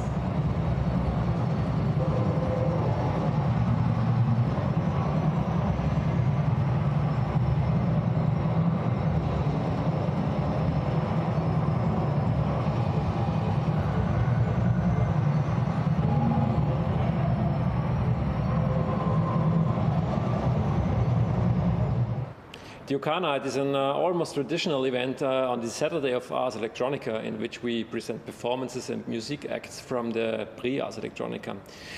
This year we will, like large parts of the club community, move online and present a live stream. Our guests are Sanchez with a live act and DJ Andaka. Yes, Wolkenkuckucksheim is a very nice place on the rooftop of Linz. It's near the clouds, that's why it's called Wolkenkuckucksheim, and it's a place where for creativity, created by the artists, where you can stay, have a drink and just look around and be surprised. Now we're here in our beautiful open-air cinema on the rooftop, and you will be able to watch the best entries from the computer animation from the Prix Ars Electronica between the 9th and the 15th of September every day at 8:30 p.m. Please come and be welcome.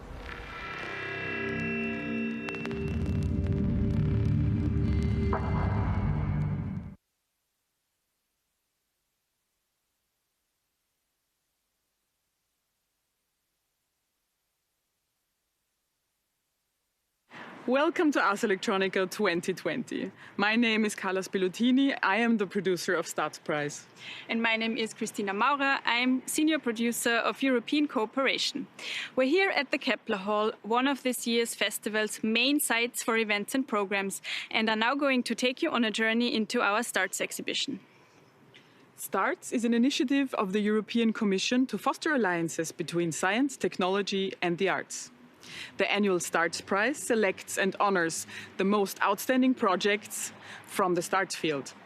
In this year's exhibition, you'll see the best practice examples of 2020 of artists operating at the nexus of science, arts and technology. So follow us along as we go on a journey into the exhibition.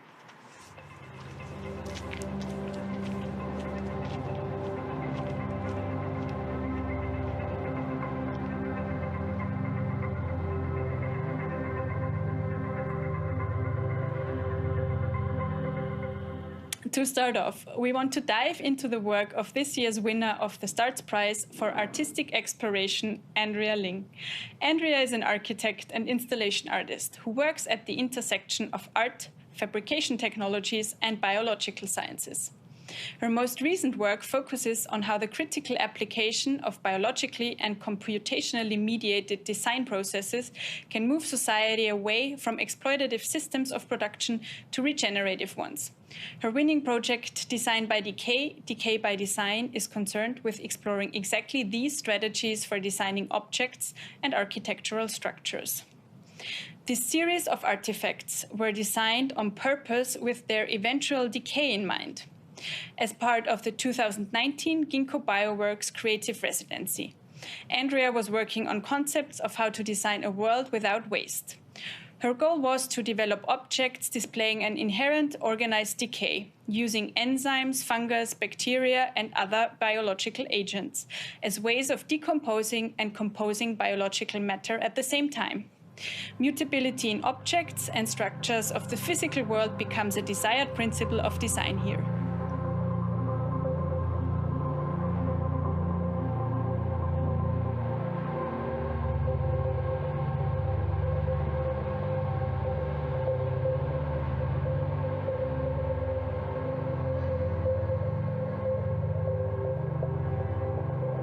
The Goal of Eden, Éthique, Durable, Écologie, Nature, by artist Olga Kiseleva, is to introduce innovative technologies to art by using unorthodox thinking to solve ecological challenges.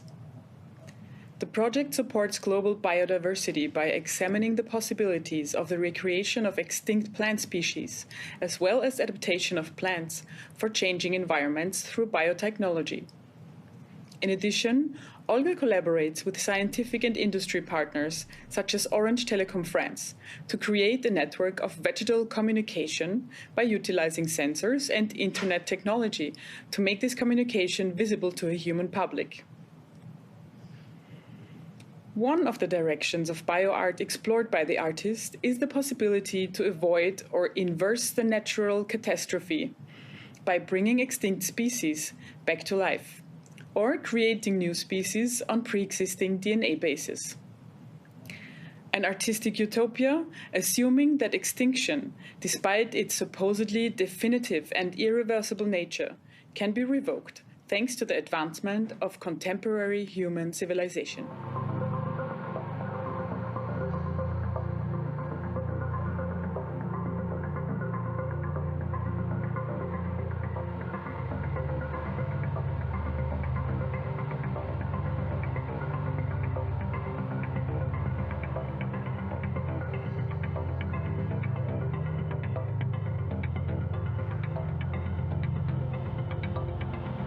Karen Palmer is the storyteller from the future, working at the intersection of AI, immersive storytelling, neuroscience, behavioral psychology, implicit bias, and the parkour philosophy of moving through fear. Her work Perception.io is an immersive experience converging approaches of neuroscience, behavioral psychology, film, AI, facial emotion detection, eye tracking, bias and social justice, and draws a speculative scenario for the future of law enforcement. Taking the participant through an immersive storytelling experience, it reveals how a person's emotions influence their perception of reality. Based on extensive research in AI technologies, the installation enables participants to experience how easily human bias can be integrated into artificial networks by the humans who design and create them. The participant assumes the role of a police officer, watching an interactive training video of an escalating volatile situation. The Perception.io system tracks the participants' facial expressions. How they respond emotionally to the scene will have consequences for the characters in this experience. Perception.io aims to raise awareness for the necessity for transparency and regulation in AI. The immersive experience generates self-reflection and discussion of issues of bias, ethics, and accountability for the participants and people creating these types of systems.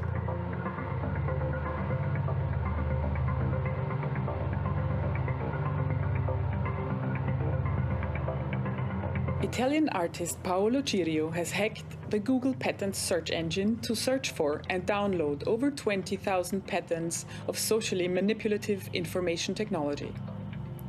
He rated the patents and created thousands of compositions with images and flowcharts and titles of inventions. He even created a coloring book for informing on devices that enable discrimination, polarization, addiction, deception, and surveillance.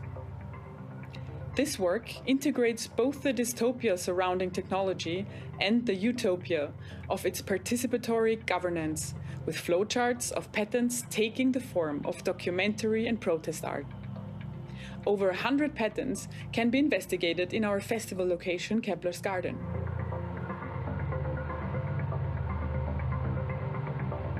Robertina Šepjanić and Cino Šutic have collaborated for many years on projects at the intersection of art and science and are part of this year's STARTS exhibition with their project Aquaforensic, a multi-year research project conducted across various locations in Europe. It is a voyage into the relationship between the microbial seas and humans who are aquaforming the water habitats around the planet. The main question being, how do the oceans experience our impact? Aquaforensic illuminates the invisible anthropogenic pharmaceutical pollutants, residues of human consumption in our waters. The project combines art, science, citizen science in a hunt for a monster and opens the discussion about our solidarity and empathy with waters beyond human perception. If you'd like to experience a deep dive into the Aquaforensic project, head on over to the Ars Electronica Festival website to view their journey Adriatic Garden, which explains in detail the long-term collaborative development process of this project.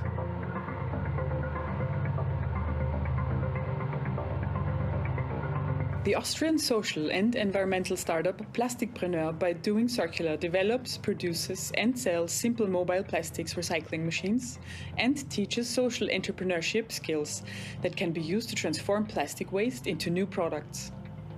This combination enables the creation of innovative products, awareness raising, and the foundation of new social businesses all over the world. Especially in countries of the Global South, this can create jobs and training positions and generate income independently.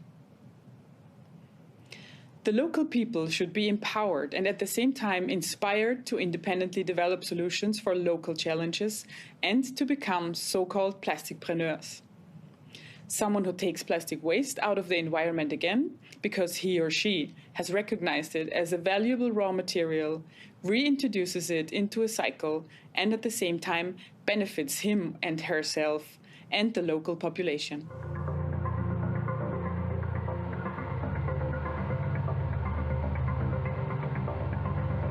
Ganit Goldstein is a fashion designer whose interest lies in the intersection between craft and technology, predominantly working to incorporate 3D printing and scanning into 3D textiles. This prototype showcases her Re-Textiles 3D project, which is developed in the framework of a residency with START's lighthouse project Reframe, which focuses on future sustainable methods of fashion design. With her manufacturing technique developed for Re-Textile 3D, Ganit aims to develop a new production system for the fashion industry, based on specific body scans using the latest depth camera technology. The project investigates digital measurement systems that can determine the exact size of specific people without any human touch. To produce these prototypic garments through 3D printing, Ganit Goldstein uses recycled filament made from 100% water bottle waste, which transforms production towards a circular economy and sustainable systems.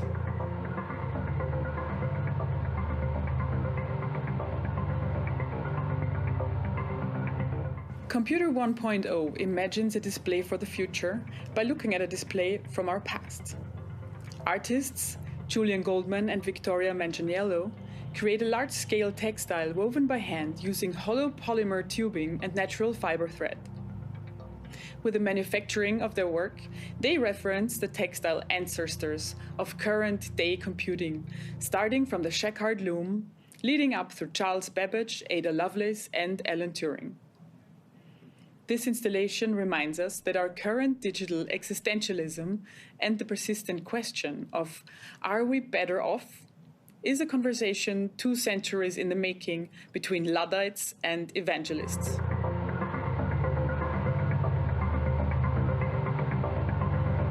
Data Paulette is a multidisciplinary collective based in Paris, focused on research and development in textiles and digital technologies.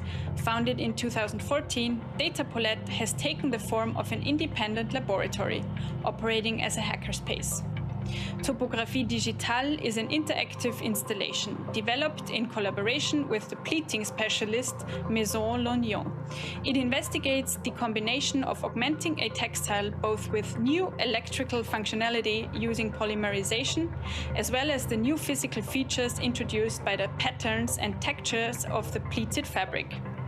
The project is an illustration of hybridization between scientific discovery and traditional craftsmanship as a Creole technique, a fundamental subject of research for the collective. Topographie Digitale shows that the combination of crafts and technologies is an alternative to rethink the place of the digital in society in a more resilient way.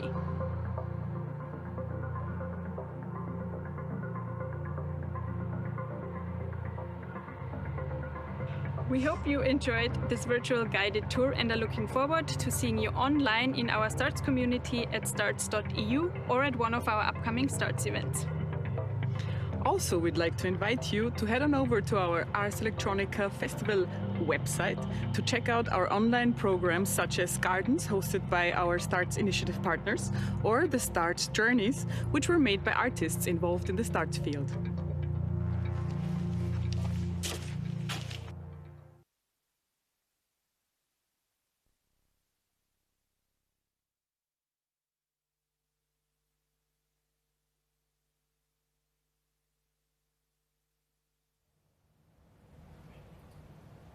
So this was an overview over the STARTS exhibition here in Linz on the JKU campus. And I say hello and a warm welcome to our journey around the world. My name is Michaela and I'll be the host for this online program for the next 1.5 hours, or 2 maybe. Okay, let's start with our journey. The Ars Electronica Garden Vilnius in Lithuania, from groves to grooves at Sodas 2123, unfolds at the new Sodas 2123 cultural complex in downtown Vilnius and online. And by the way, in Lithuanian, Sodas means garden. A few dozen artists, researchers, students and professors perform in the hybrid reality grove that merges the physical with the perspectives of creatures living in and around it. from the artists themselves to microorganisms. The garden takes the visual and conceptual metaphor of the grove and builds its program around it. In the following video, we're going to take a closer look at the project Multi-Eyed Creature Navigating and Traversing the Grove by FAMA, which stands for Photography, Animation and Media Art, and the FAM department at Vilnius Academy of Arts. The Ars Electronica Garden Vilnius Mozilla Hub hosts directed multi-angle and mixed reality live experience of the garden, where around 10 live events and usual Grove Live are happening in numerous spaces, inside and outside, and dozen cameras are directed by humans, animals and plants. Students are creating a 3D scan of the venue and grove around it and let the online viewer travel and traverse physical spaces as transparent habitants.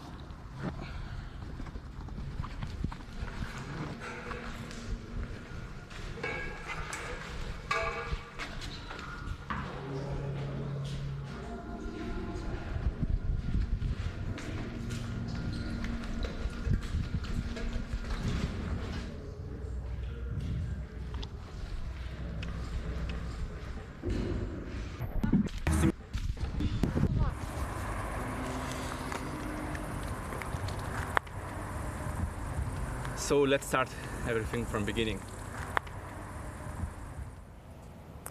On the Voyagers channel, you find an interesting project from Gdansk in Poland, because at 6 o'clock, the CQC Studiotopia Lasnia has just started on this channel. And here we'll give you an insight into a project curated by Eric Adigard from France and US, and Chris Salter, US, Quebec and Canada. It's called Sensory Orders. It is an exhibition, online and print project, examining the different orders of sense-making taking place under our current conditions of extreme precarity and uncertainty.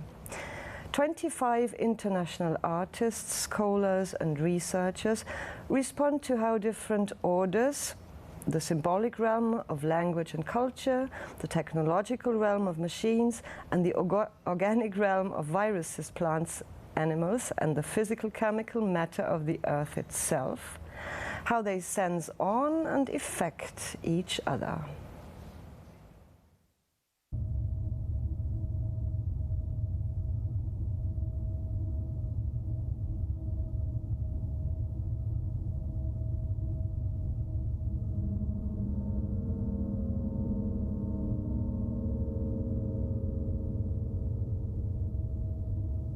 Sensory Orders is an exhibition curated by Chris Salter and Eric Adigard with the Wajna Center for Contemporary Art in Gdansk, Poland. The triple global crises of COVID-19, the resulting political and economic catastrophe, and the social-cultural explosion of long-simmering systemic racist and gender-based violence have resulted in a dramatic transformation of not only human life, but also non-human being as well. How do we sense and make sense in times of extreme precariousness, tumult, and uncertainty?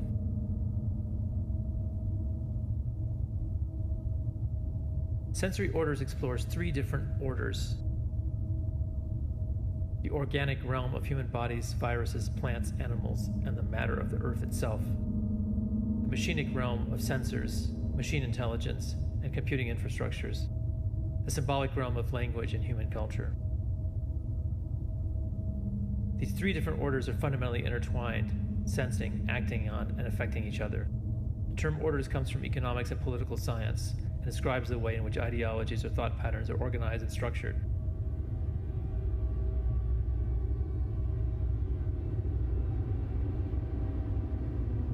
The exhibition consists of 25 commissioned international artistic and scientific responses to these different orders. We ask two questions. What sensory conditions are you working with currently? Are new sensory orders emerging from the relational ecosystem of the organic, machinic, and symbolic?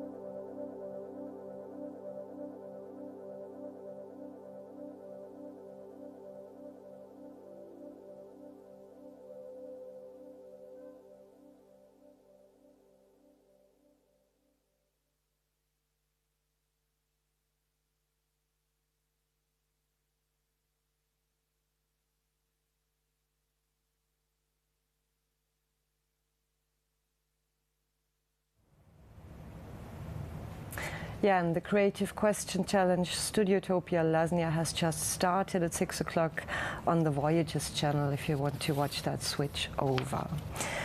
But now here on the Selection channel, a feature about the Ars Electronica garden in Santiago de Chile, which is called a fungus garden and curated by the Museo del Hongo. Fungus Garden is a digital exhibition that invites you to know more about the importance of fungi and the beautiful metaphors they provide to interpolate our own existence.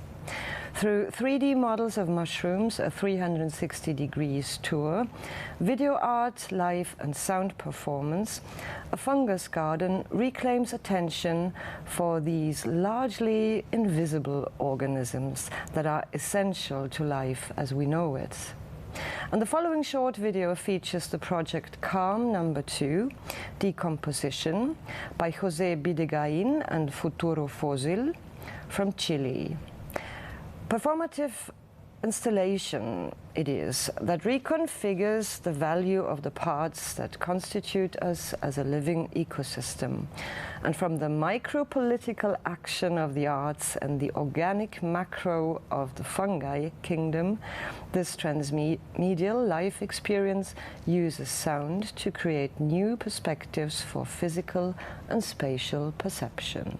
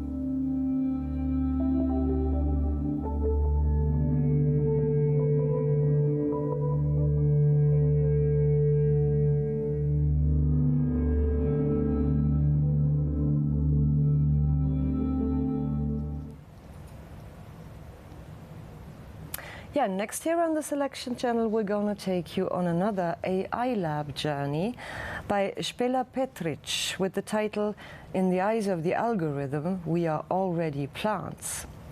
Spela Petric is a new media artist and former scientific researcher, currently based between Ljubljana in Slovenia and Amsterdam in the Netherlands.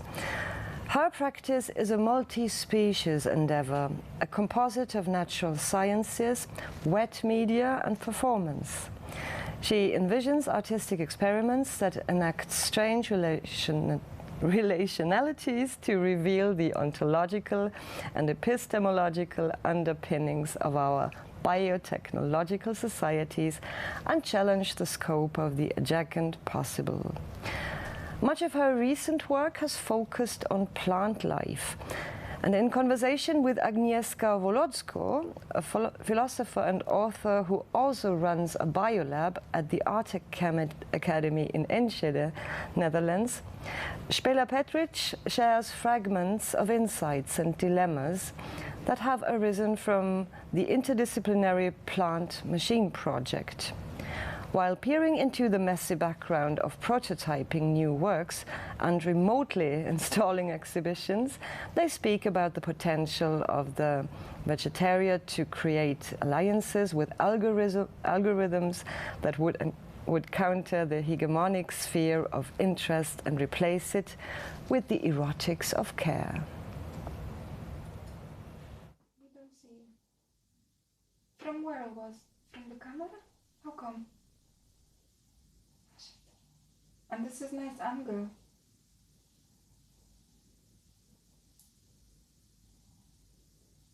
The stupid Monstera. How come? But the other camera did you put on?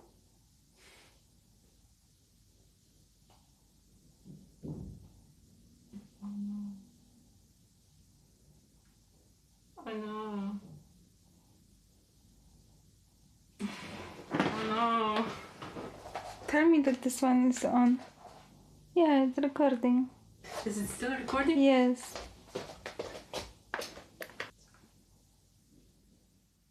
I would like to, ask you about your work, because in your work you actually work with the biosurveillance. So how, in the context of the pandemic, in the context of how people, react, try to resist or ignore, how your work is now functioning, or maybe how did you change a certain perception of what is it about, or maybe actually it only strengthened and just show us a barometer of what is already happening.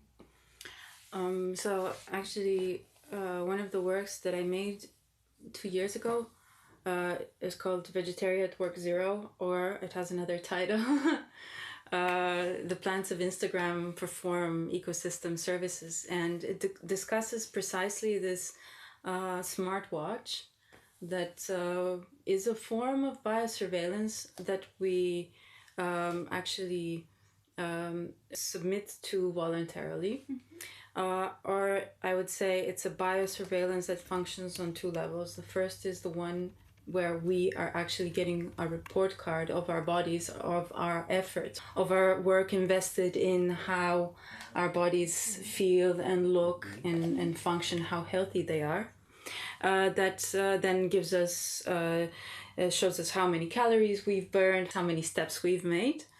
But all these smartwatches function only through the use of an application on the phone, and actually as it's sent to the phone and to the application, the data is collected, and in the terms of service all of these applications say that they do actually sell this data to third parties or whatever. This happens, so maybe we have insight in what is on the screen on the watch and the data that we put into the application, but from then on it just sort of disappears in this digital underground, and yet the benefit of having our bodies quantified or our efforts distilled into these numbers of calories burned is enough to completely ignore the uncertainty of what happens with the data afterwards. And I think there is an interesting tension here. But beyond the critique of this situation, I really have been thinking of using these smartwatches as an interface to the big data and surveillance capitalism, but not only for humans, but rather also for plants. So if we take the plants that we have around here, I have my apartment full of them. I call them plants of Instagram because they are so beautiful and like scenographic, easy to care for. And they make our living environments somehow more pleasant. Even though while we are using them, we also are bound to them through this care, right? And this love eventually. And as we've seen recently, everybody's obsessed with plants and we just call plants over. They become our companions.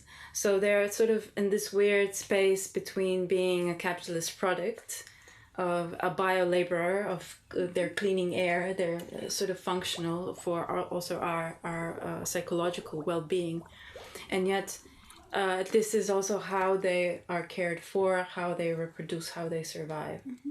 And so I really wanted to place the plants in the position of these persons, these agents that wear smartwatches, to be represented as entities producing data, and whatever happens with this data happens afterwards. So Spela, so are you suggesting that we are plants, or we are like plants in the eyes of the capitalist surveillance now with the pandemic, monitoring whether we have, what kind of temperature, body temperature we have, whether we have a corona or not? And Absolutely. I mean, that's sort of my realization from trying to understand how algorithms and these statistics and big data works.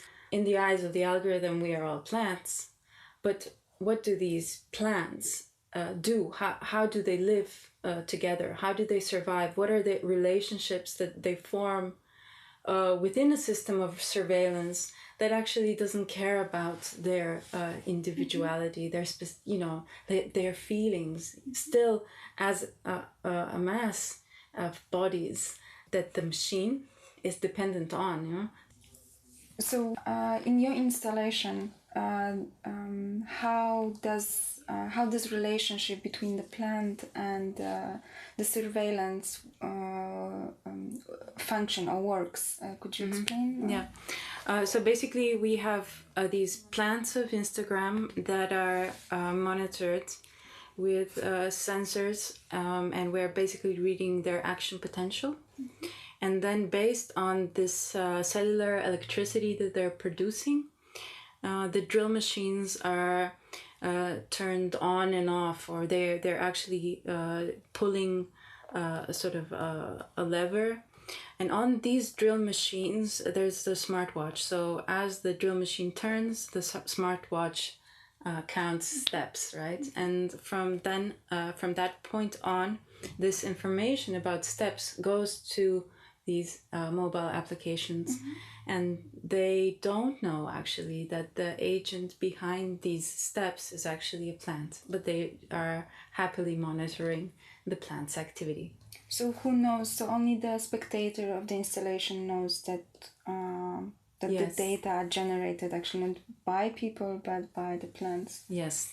But could you explain from the beginning how come that the plants actually releases this data? How come the signals can be translated into the movement of the drills?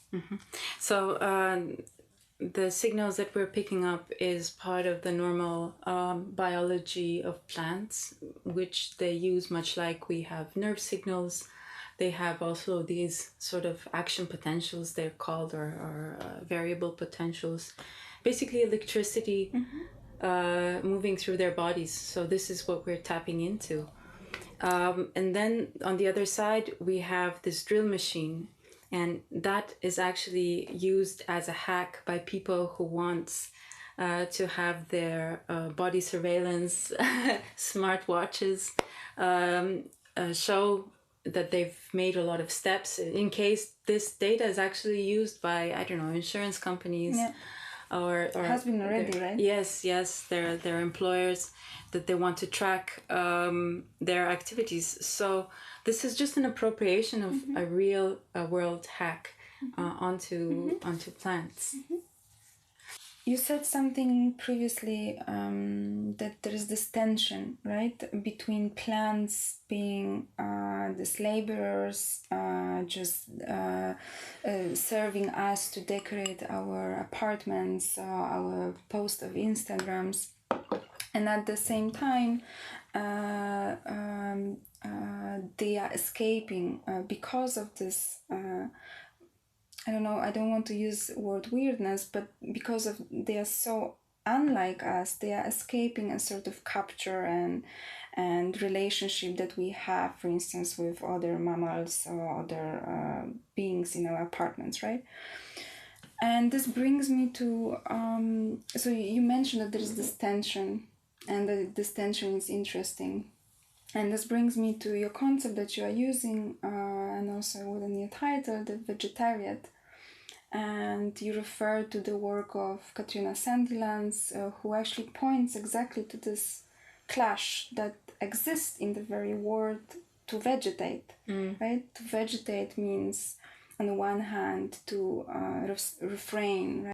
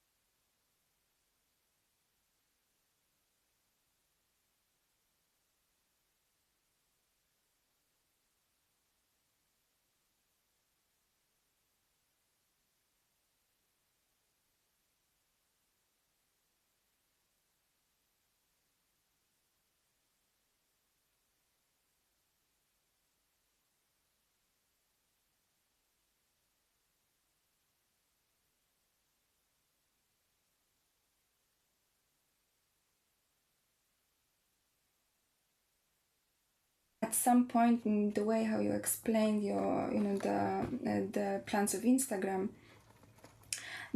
the relationship is not symbiotic. It feeds on some form of clash or some form of escapism or resistance that you tap into. What kind of practices or what kind of conditions that make certain practice possible come from the resistance that you are talking through your work and through the vegetarian that you can encounter through your installation. So I've been recently developing sort of an opus or a series of works under the working title The Plant Machine. And this is actually a way to practice these posses, these different relationships within the vegetariate. The Plant Machine has sort of an overarching myth or mythos, and that is to make an AI, whatever that means, think itself a plant. So basically to have a sort of a machine that is solipsistic in terms that all the input that it gets for the world, the image of the world it creates comes from a plant. So, and then vice versa, this plant machine creates the conditions of the environment for the plant not only to survive but to thrive. So I'm exploring plant pleasure, which is also something that is ungraspable. It's a sort of this unachievable phantasm. Why unachievable? Precisely because it cannot be described by science. We know that the aspects of computation in science that might provide some data or an image of the plant will never be able to give any satisfactory answer to the question of what is plant pleasure. And this is really important to have as a goal of an artistic project that involves so many different type of co-workers, from engineers, programmers, philosophers, artists, biologists, and of course plants, and all the microorganisms and all the different conditions that are sort of working to create this space of relation. So precisely by putting together this very heterogeneous group of entities, to pursue this slippery goal, this is a process of being with, caring for each other, and learning, observing, touching, interacting, and growing. This is like hugely, it's a huge project with many different sort of manifestations that are artworks, concepts, philosophical concepts that develop.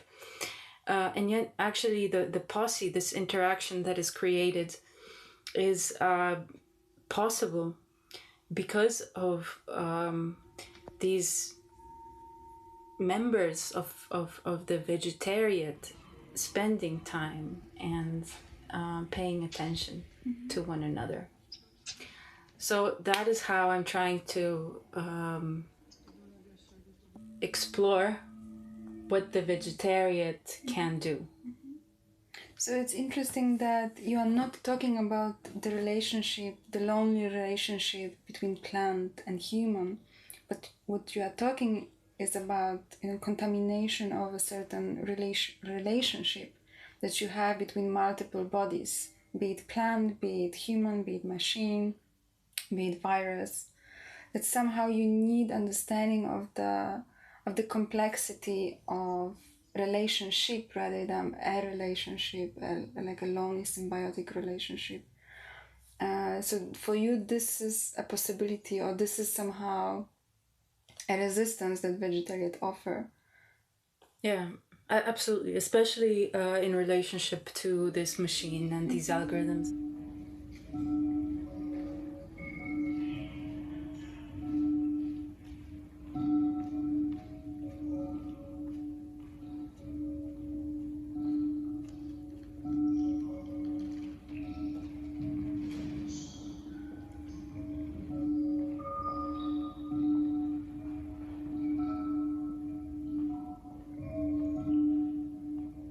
Spela, please tell about your recent project that you are now busy with. So currently, the posse and I are developing this project titled Play, Plai, and it's literally about creating the conditions for a game between a plant and a machine that is controlled by the algorithm, an algorithm, a self-learning neural network to happen. So it's an active play between these two entities where the machine has the capacity to enter plant time. But the idea is actually, to equip this machine with just sort of a basic sensor or sensorial apparatus, so it knows the position of the plant. And then the plants that we're working with are actually cucumbers. And cucumbers have tendrils, so like small, thin the leaves or stems that they use to hold on to objects so they can climb.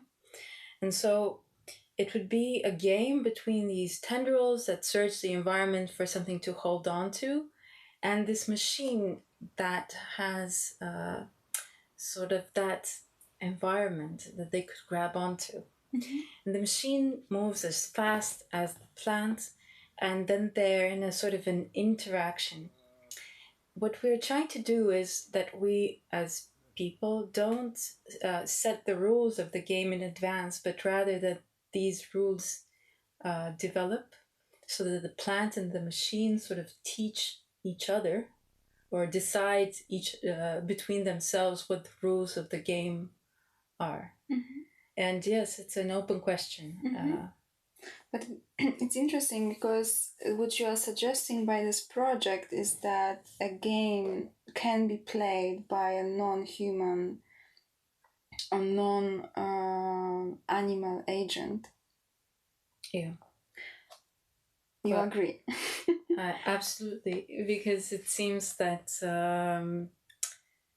the act of playing or the game, ontologically speaking, is a way of understanding the world without necessarily having already a real world necessity associated with the action. And this freedom, much like, I don't know, biosemiotic freedom or semiotic freedom that all living entities possess, I think this capacity is so crucial for any life as a process of learning about the environment within which it is, also learning about themselves, right? I mean, a lot of these principles, I think, are used successfully in these robotics with different self-learning robots, either simulated or in reality. And so far, I think what we've learned is that plants have actually don't lack any property that we deem necessarily present for survival, but they express it in a way that we don't recognize. So it's more like not if plants can play, but rather how do they play. But what interests me from what you just, how you describe your work and the ongoing project, is that it taps into what Huizinga was exactly writing about. And so he was a Dutch philosopher, and he would argue that a play, is an ontological condition of life before even agents or what we define as subject and object is established. So he was against, for instance, Kant, who would say that a game is a higher capacity, a higher human capacity for imagination, for invention. So here we are talking about an ontological condition again, that game becomes, or game already is. And what happens is that through this game, through this condition of the game, we are learning how actually agent or agency is generated. We will probably end up heavily anthropomorphizing this relation. Yeah. Either that, or we might not be able to make sense of it. And I think that is sort of the tragedy of our limits. It's not necessarily a tragedy, but those are our limits, right? So it's either identified as it working, and if it works, we will see something that we recognize, or it won't be working. And that means that basically we don't recognize the what properties. What we already know. Yeah.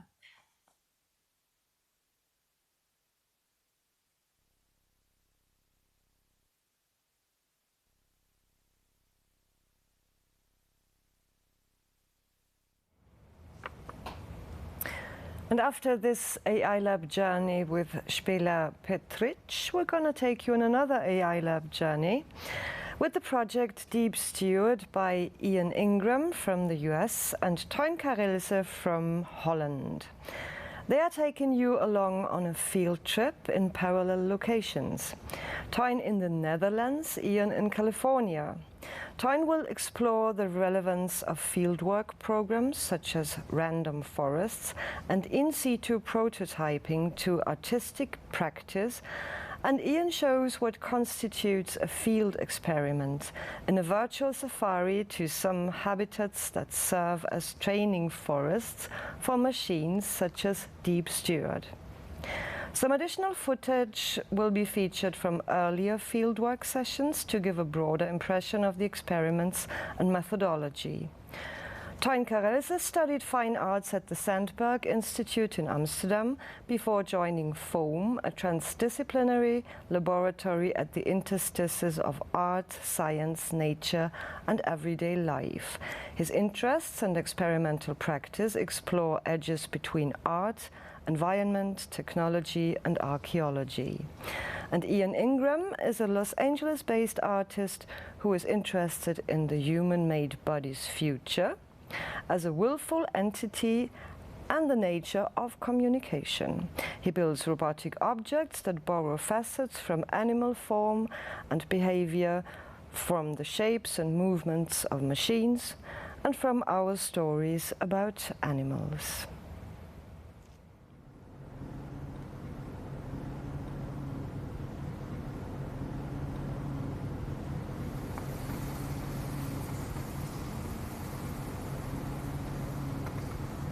Hello everyone, my name is Theun Karels. Welcome to this Ars Electronica guided tour. It will be in two parts. In the first part I will explore why fieldwork is relevant to artistic practice and the development of artificial intelligence.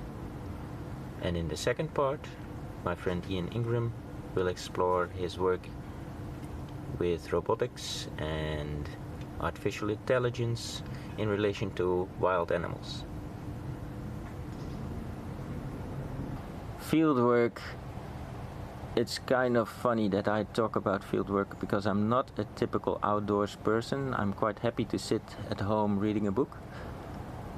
But this changed maybe quite radically when I first visited the rainforests in India.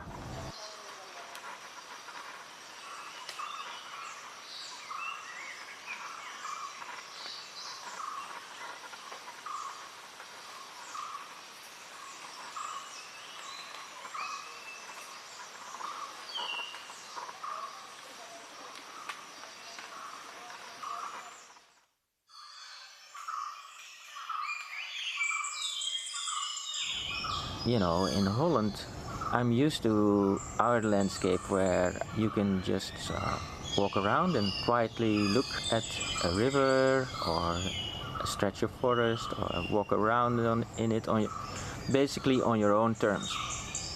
And in the rainforest, this is completely different. the presence of other beings is relentless and inescapable. The interaction is at a level that I had never experienced before. So you're walking around and you step into something, or you hear something high up in the canopy. I think, what kind of creature made that sound? Was it a bird maybe, or a monkey, or...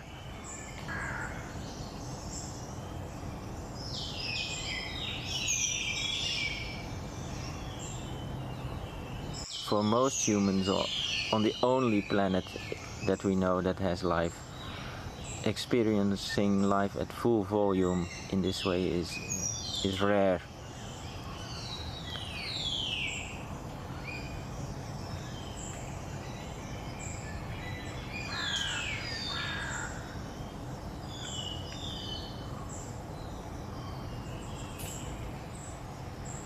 So my practice is a practice of exposure. I think we talk and act and think differently in the presence of other beings. You know, you really work differently when you're in the middle of a sandstorm. It's not just about being in pristine nature, but any shared space I think is interesting, because that is basically, in my view, where the big challenges for us as a society lie. Beyond our front door, in the complexity of those landscapes. So I make field work programs where teams work on location. This can be a couple of days, this can be a couple of weeks. I'm interested in environmental literacy in humans, in other biological beings, but also in machines. So this leads to questions like, when you look at the development of artificial intelligence at the moment, is it problematic that machines are learning almost exclusively from humans? Is it problematic that we consider something intelligent if it mirrors our intelligence? Wow, there are many forms of intelligences. Is it problematic that artificial intelligence, that these AIs are basically, their current habitat is a corporate environment? Or do these machines that are starting to sit on a chair in boardrooms and do medical analysis and analyze financial markets, is it important that they go out, that they meet other creatures, do they basically need training forests to hear some other voices?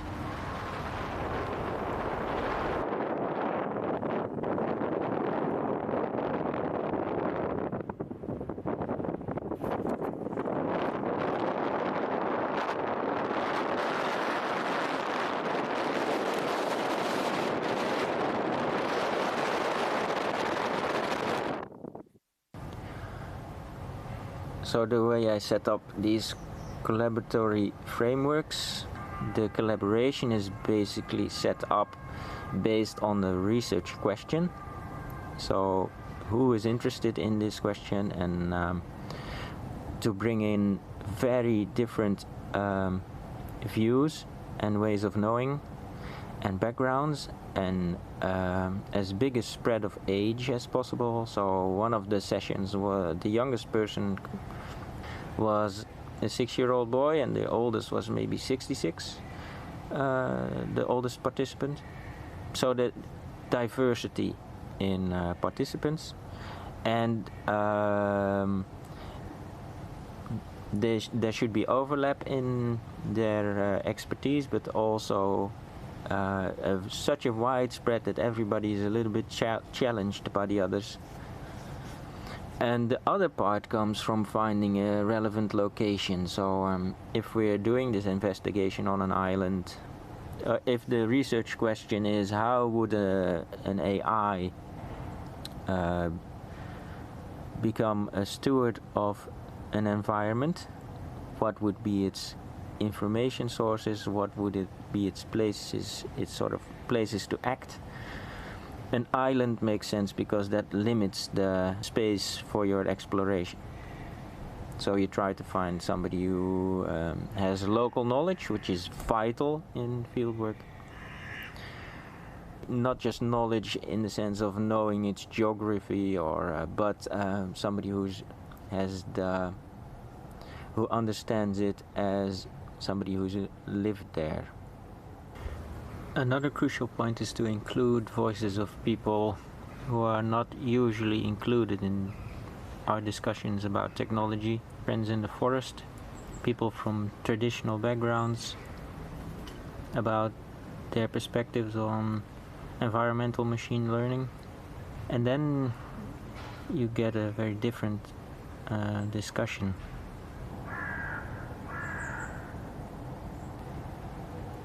And when you work in the field, you're sort of, everybody's a little bit out of their comfort zone. And there's moments where, you know, when you're doing a 3-hour workshop, some people are really good at that, but in fieldwork I find that some people start to really open up when you're making the dinner, or when you're eating the dinner at night. The discussion continues and it becomes free-flowing, and a lot of things come up that wouldn't come up otherwise. So there's always room for the unexpected encounter, which I think also plays a role in Ian Ingram's work. So let's join him.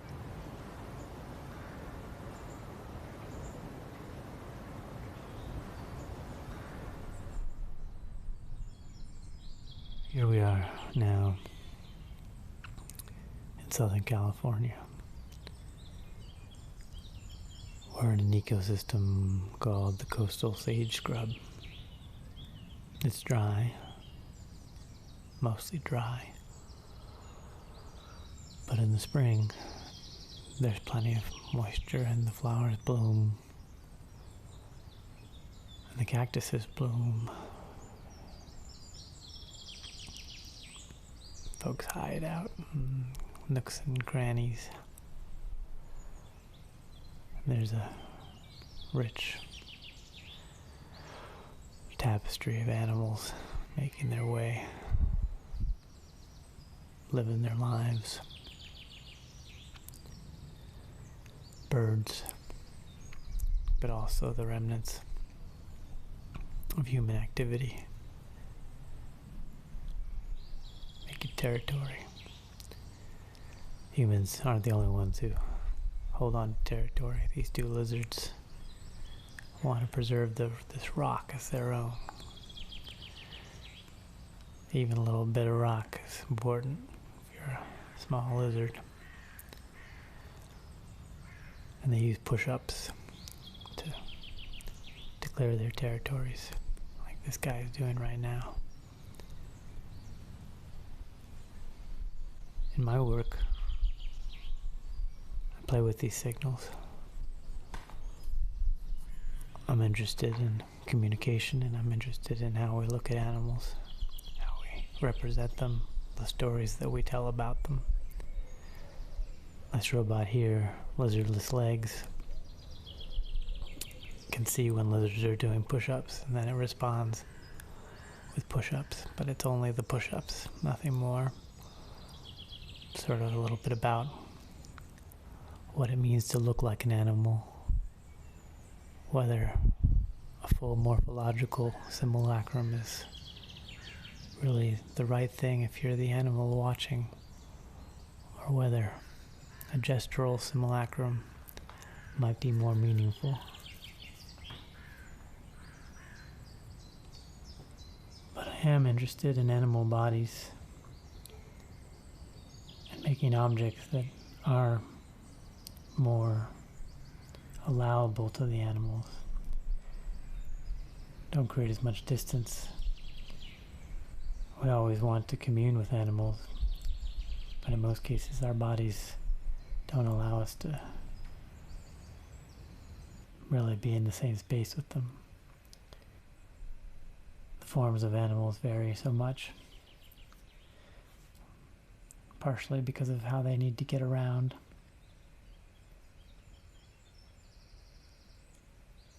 In this case, this animal has a famously novel way of getting around, and a famously novel way of tasting smells in the air with its tongue.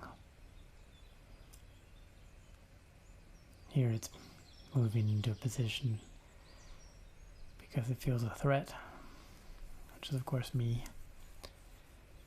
It's posturing. But here's a much less obvious threat. A species of plant that's pushing out all the other species of plant that are in its neighborhood. Here instead, of course, is a species of plant that it evolved with.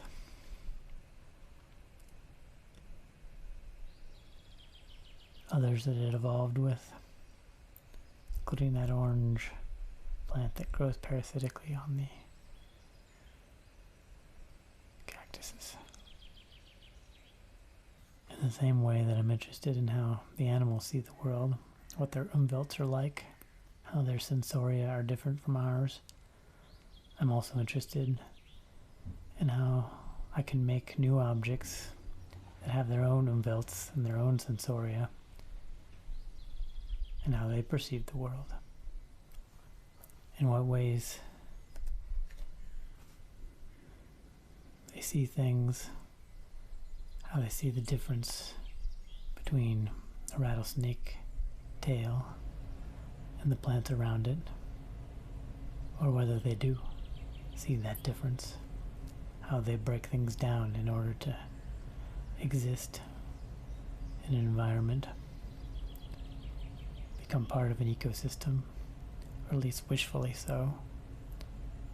And in many ways I'm interested in that perhaps false idea of making an object, a technologically based object, that does truly belong in nature, while at the same time questioning the false dichotomy, or the dichotomy of nature and built.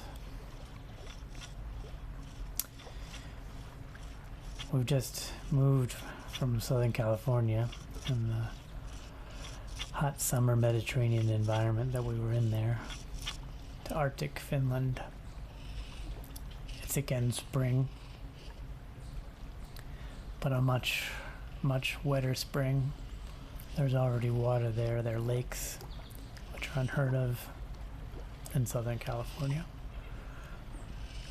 In fact, there was quite a bunch of water in the form of snow on the land until just a few days before I put out this robot. This is a robot that uses the beak wiping that birds do, but is also kind of a signal for them. And it tells stories of the end of the world to ravens and magpies and crows. It tries to pick out each bird and tell them a different story. These are all human stories.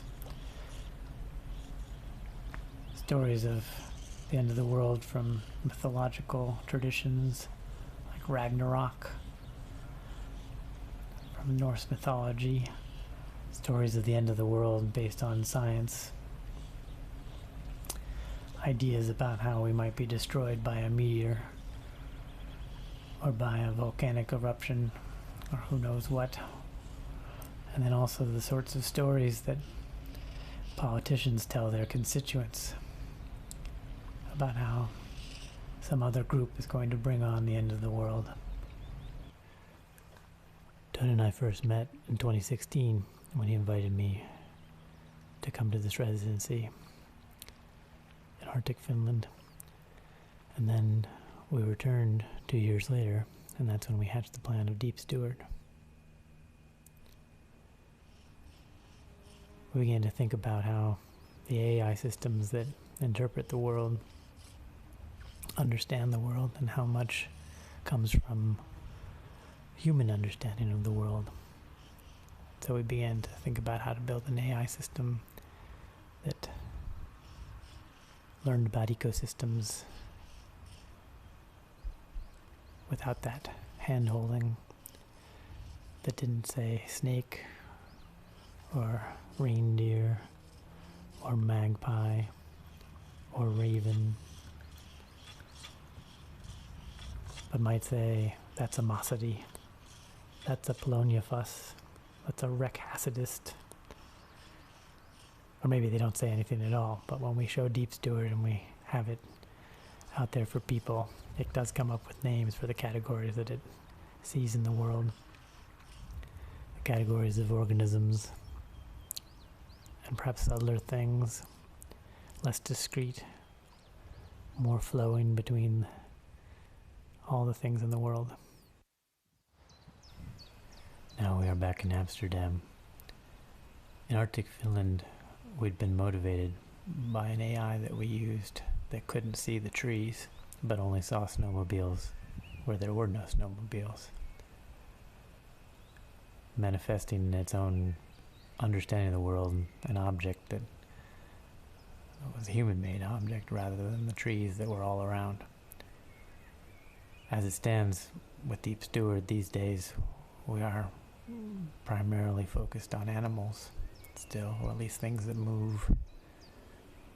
Ultimately, we want it to see the trees and other elements of the ecosystems that exist within, things that are beyond the boundary of the body, even as it's true that the body is not as discrete as we tend to think of it as. Ecology in general is about understanding that organisms are interconnected and that their bodies are not the end of their influence.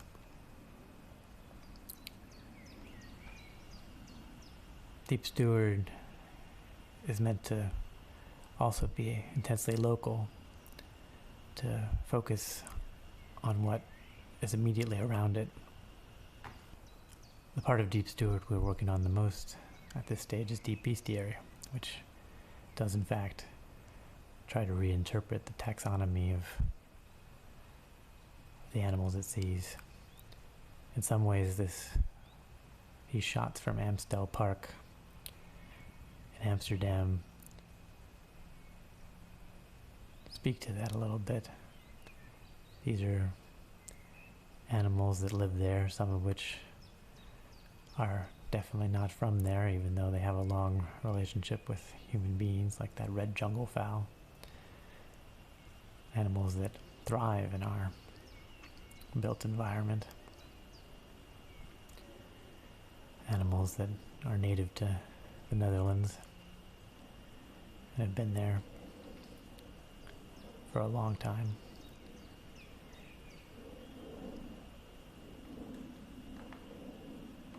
Deep Steward remains predominantly a vision machine, although we plan to incorporate other streams of information into its sensorium. As a vision machine, it views the world through a narrow portal framed in a rectangular frame. This is, of course, increasingly how humans connect with the world around them, and as such, my work has often been about this, particularly how nature documentaries construct the lives of animals and make those lives like our kinds of stories. We are perhaps blinded by our vision machines, likely critically so, unable to see the trees, the animals, and the elements and processes of our habitat outside our narrow frames. However, turning a blind eye towards the dignity of nature will ultimately have consequences for human dignity.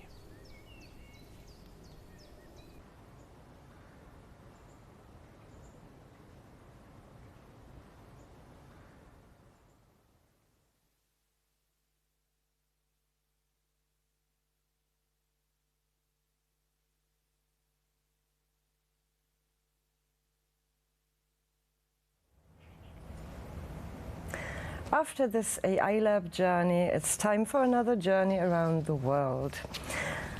So, taking place at 7:30 on the New World Channel is the night keynote by Joanna Bryson from the UK. She's a professor of ethics and technology at the Hertie School. And her research focuses on the impact of technology on human cooperation and AI-ICT governance. From 2002 to 2019, she was on the computer science faculty at the University of Bath. And she has also been affiliated with the Department of Psychology at Harvard University and the Department of Anthropology at the University of Oxford, the School of Social Sciences at the University of Mannheim, and the Princeton Center for Information Technology Policy. So if you're interested in her keynote for this year's festival, then switch over to the New World Channel, just as a recommendation. But now to an interesting artist talk with the title Natural Glitch from the Ars Electronica Gardens in Liverpool in the UK, which is shown live on the Ars Electronica Gardens channel. Kasia Molger from Poland and the UK and Ivan Enriquez from Brazil and the Netherlands will show an interesting project with this title, Natural Glitch. And since lockdown began, artists Kasia Molger and Ivan Enriquez have been exchanging letters to overcome their physical separation as they prepared for an exhibition. Their correspondence speculates on the possibilities of transforming and transporting bodies at the molecular level. And their exchanges create a world somewhere between reality and the imaginary, which operates from the interconnectedness of all living things. The talk is hosted by Leslie Tega, who is exhibition manager of FACT, which stands for Film, Art and Creative Technology in Liverpool. And in the following short video, this organization presents itself, while the actual talk is now live on the Gardens channel.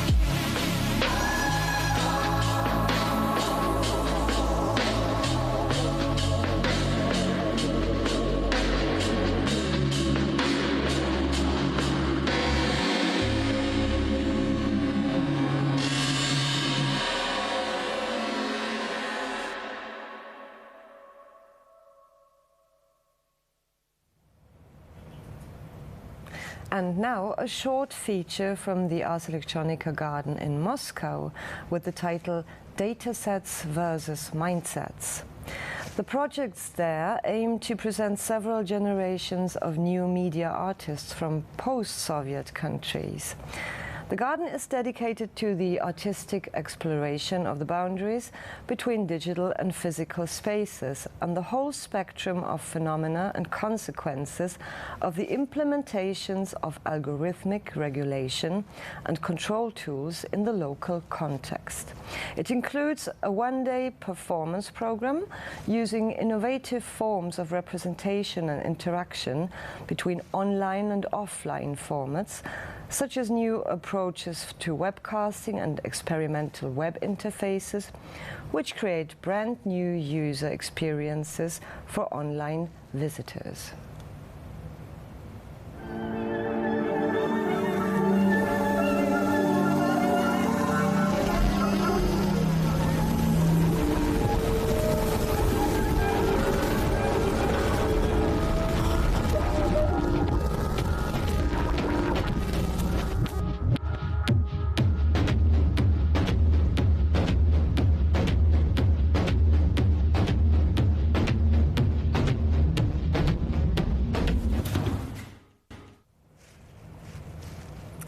And now a feature where the headline sounds interesting enough.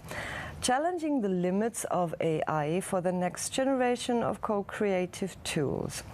It's the Little Etudes for Piano by Elaine Chu, US and Great Britain. Elaine Chu is a pianist and researcher at the CNRS UMR 9912 STMS laboratory in Paris, and a visiting professor at King's College in London. She designs and performs in concerts featuring musical visualizations and compositions generated by software developed in her research team. Recent creations include Morpheus AI music with Dorian Heremans and the Arrhythmia suite and Little Etudes based on EKGs of arrhythmias. Little Etudes is a series of short piano pieces based on cardiac electrical anomalies. Aberrant electrical activity in the heart can cause the heart to beat irregularly. Abnormal heart rhythms form interesting musical patterns, which raises the question of whether all natural sounding musical rhythms have a physiological basis. By notating these electrophysiological anomalies, as is done in contemporary classical music, and matching them to fragments of existing music, collage compositions emerge that convey specific experiences of the cardiac conditions.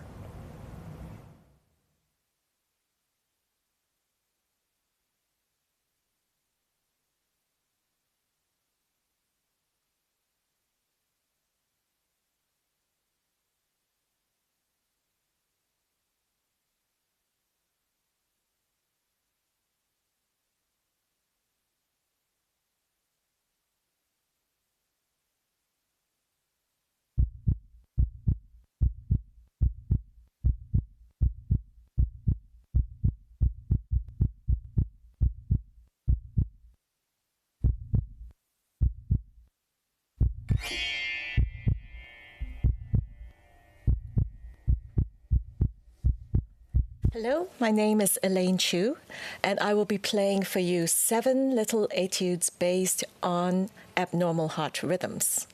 And I have asked Professor Lambiase to introduce each of these cardiac conditions before I play them. My name is Professor Lambiase. I'm Professor of Cardiology at Bart's Heart Centre, and I'm delighted to be able to describe some ECGs related to heart rhythm disorders and put to music by Elaine Chu. Atrial fibrillation is an irregular heart rhythm. You'll see here on the ECG trace there's a wavy, irregular, chaotic line, which looks like a noisy connection, as it were, on an oscilloscope. And this is actually erratic, irregular activity in the top chamber of the heart.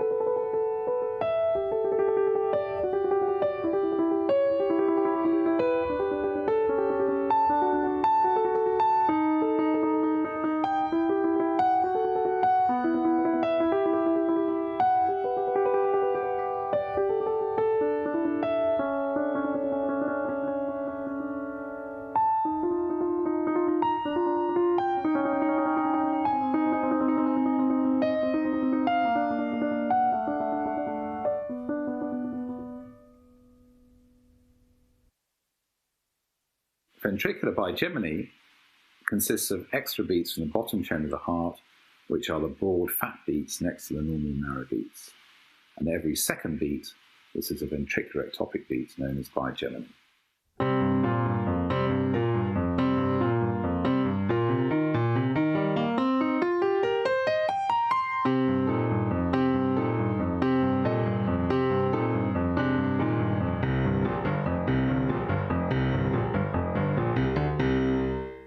Atrial flutter is a more organised rhythm in the top chamber of the heart, and here you'll see the lines between the spiky QRS complexes are more wavy and look like the edge of a saw, and this is a sawtooth wave of atrial flutter.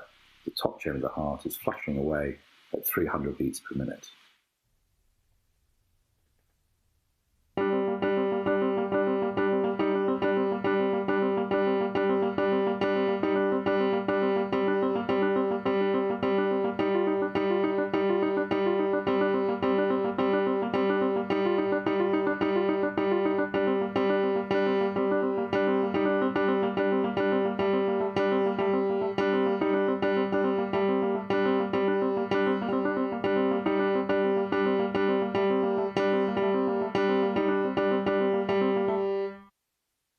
T waves are the electrical resetting of the heart represented on the ECG, and you'll see here the T wave is initially upright and then becomes upside down as a result of the girl being frightened by a very loud noise.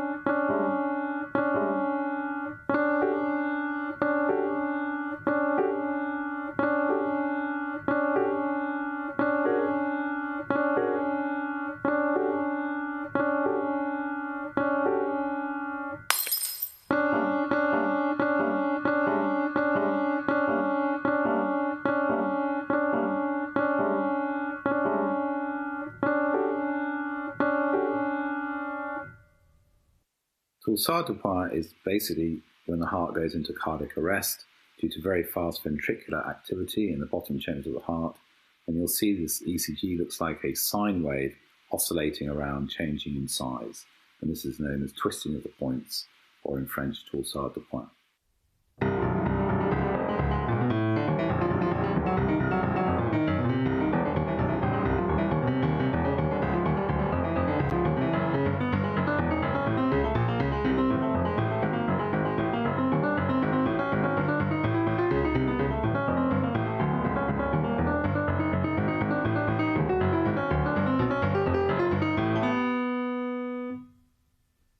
Ventricular ectopics are extra beats in the bottom chamber of the heart, and these are broad, wide beats compared to normal narrow beats. When these ectopics occur, they can cause a compensatory pause as the heart resets itself with the extra beat.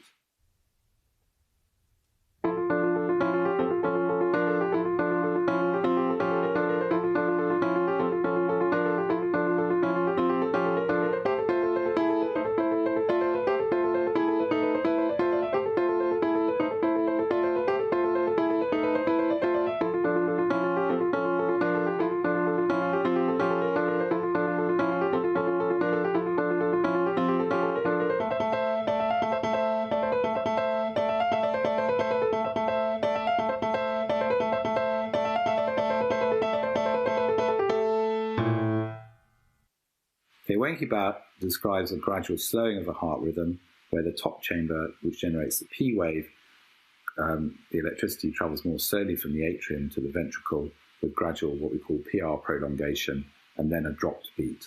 And this is known as Wenke.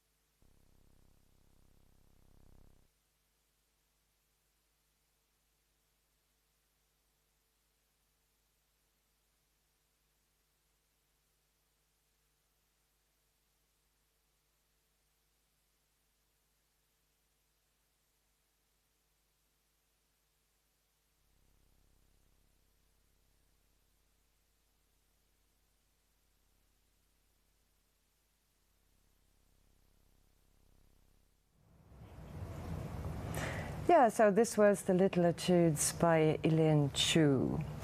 And as we are aware of the fact that most of you cannot be here at the moment, we have prepared a video with an overview over the exhibition here at the Kepler University in the gardens.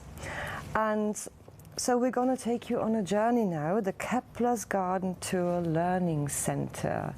And you're going to be introduced to several projects that are exhibited here. By the way, we have wonderful weather we had wonderful weather over the last few days, and the weather's going to stay like this. So it's really a pity you can't be here. And yeah, be prepared. There are going to be some really fine projects from all over the world, like from Japan, the Netherlands, also some local projects from GTech Neurotechnology, for example, and you're going to be introduced into the exhibition with the following video. And then, afterwards, be a bit patient, please, because then after the Garden Tour Learning Center, we're going to switch over to the soiree that's taken place today on the big pond at the campus area, where there is also a stage on an island. It's really beautiful, with the nice weather especially. So be a bit patient after the tour then. And the soiree is more or less the big concert night on the Friday. And if you watch out for this, please, please enjoy and have a good night, because I will say goodbye now and see you tomorrow again. Goodbye.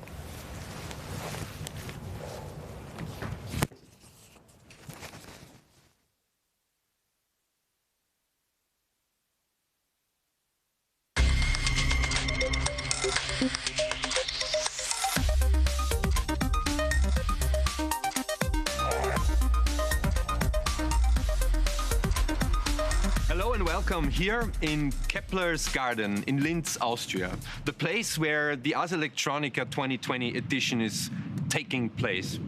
We would like to introduce you and invite you in a little journey where we want to show you the main elements of this year's festival.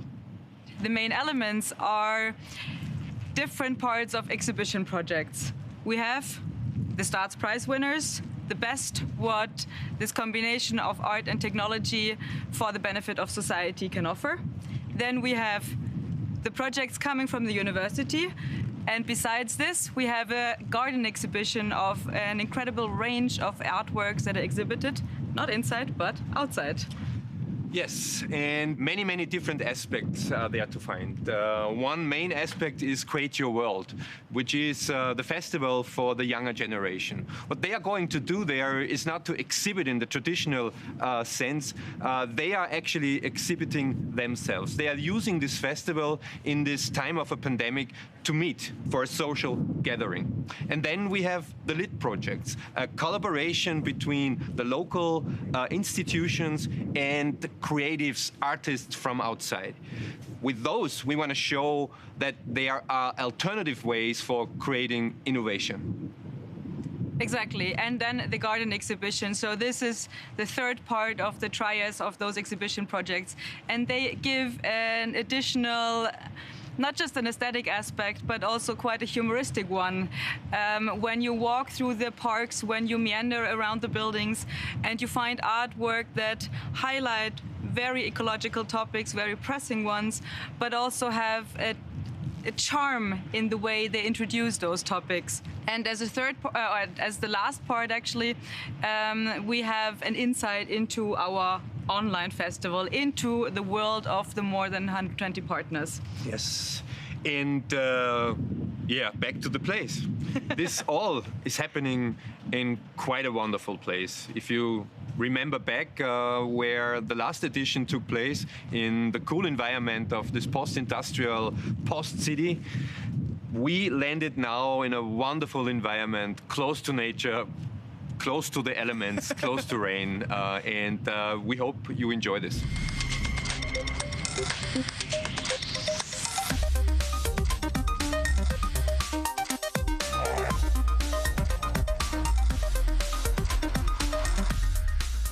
welcome into the park of the JKU, into the park that actually is or represents the origin of this year's festival topic.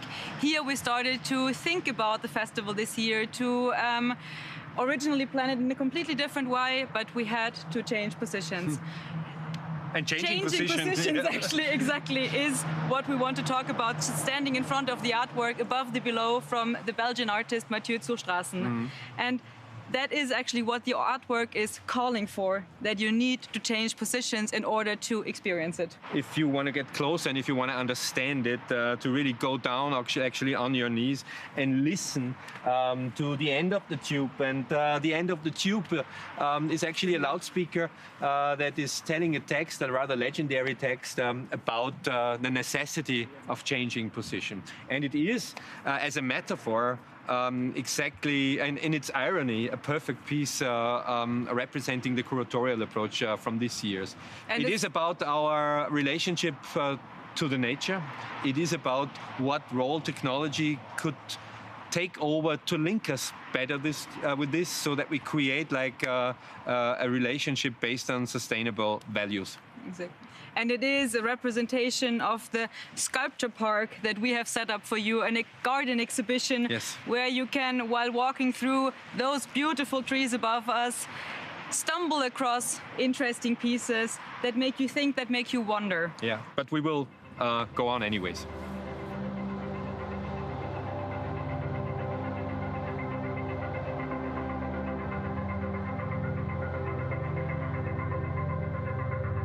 As you see, still I'm sitting here in the park, indeed because it's so quiet and comfortable. It is so close to nature, which is actually and should have been the new attitude, the new category Ars Electronica wants to represent.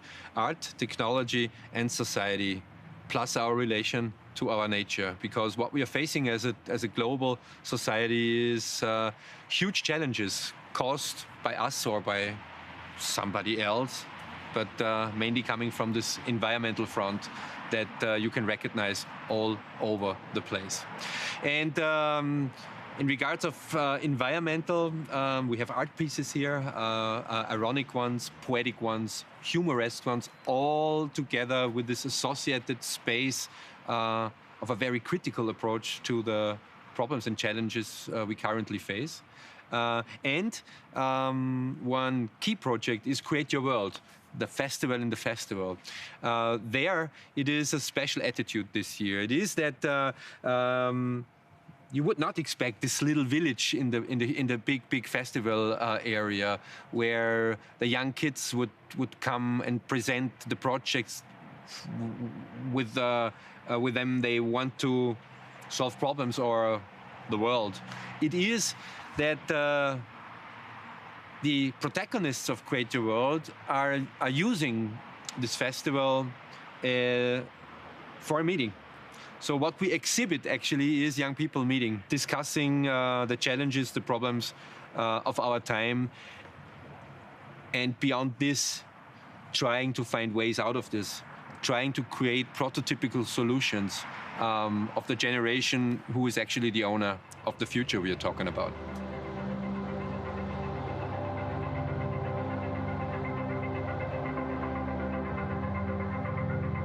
Even though the sounds, the movements, the activeness of Create Your World is definitely defining this area here, we go back into the sculpture park. We go back into looking at the artworks that we selected that are media artworks and usually not supposed to be presented outside. However, for us this year, this garden is the exhibition space. We're not presenting them in their traditional habitat of dark inside rooms where media arts very often is presented. We present them in the open space of a park because in Keplers garden does not just mean we are in a park, but we are creating parks around the world that represent those actual gardens. The first work I would like to talk about is one that is directly linked to this topic of ecology. We're talking about extinct plants, about monocultures, especially in Europe, where trees are suffering under the climate change, especially warming or missing rainfalls. Here, parasites are getting very dangerous for the trees. And Jip van den Leeuwenstein, a Dutch artist, created a parasite himself, a robot parasite, that is fixed on a tree, and if you tilt your head above, you can see that robot in the branches of the tree. The robot attracts the parasite, and it not only attracts them, but it also digests them in order to create the energy for the robot to function.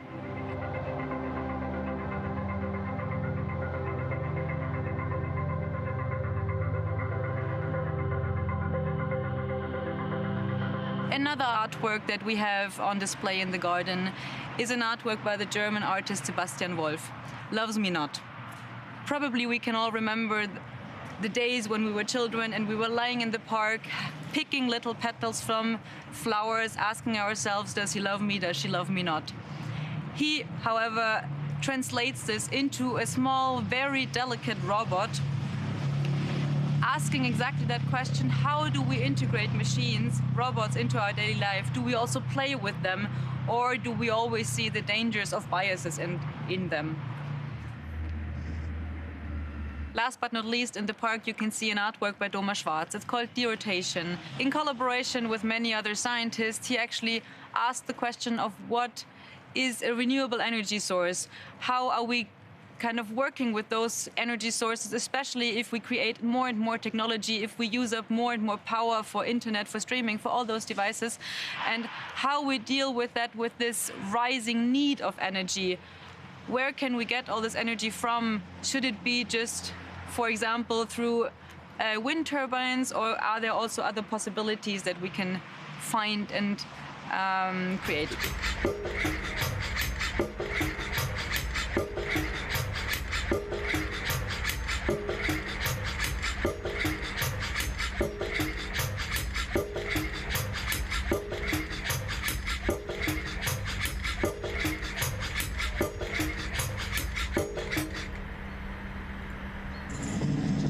In the park, but not in the same one. We are in a new garden on a new lawn, surrounded by actually rather small but very newly planted trees. Behind us is an artwork that just arrived from Switzerland, brought here by the artist Lukas Troninger. Ephemeral fleeting shows us the ephemerality of natural phenomena.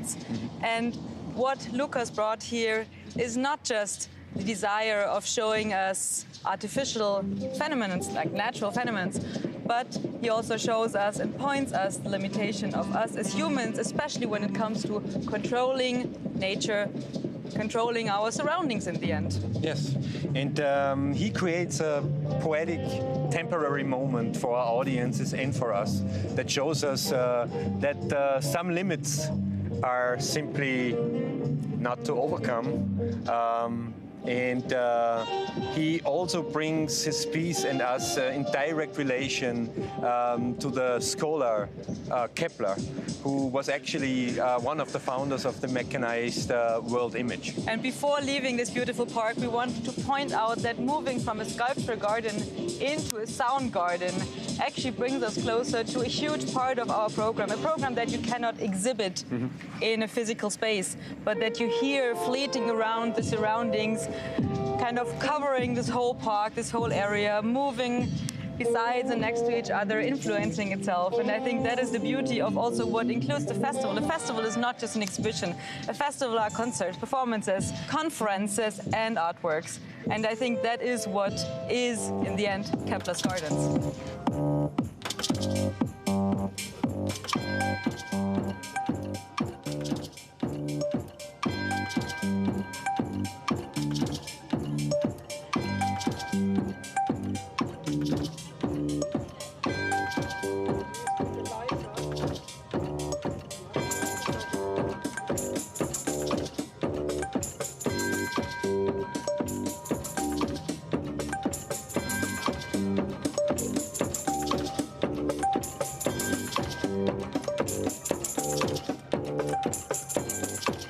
Hello, we are Veit Sprenger, Thies Münter, Tobias Euler, not in the picture right now.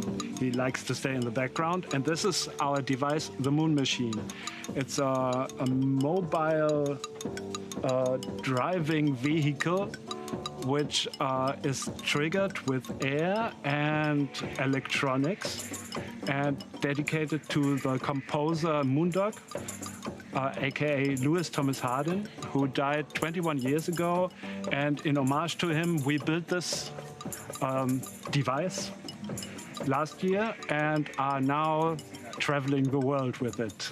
We are playing our own compositions dedicated to him and works he wrote in our interpretations, which are not very literate, but hopefully accurate in some way, shape, or form. I have nothing to add to this, except that we will play on Friday, Saturday, and Sunday. Altogether, I think 6 slots of 2 hours. We will travel around this area, around the Keplers Gardens in the environment of the lake, and we will be practically unavoidable for you. You will meet and hear and see us everywhere. So, enjoy. Already have a rhyme for you. In Kepler's garden, we will roam. The moon machine is coming home.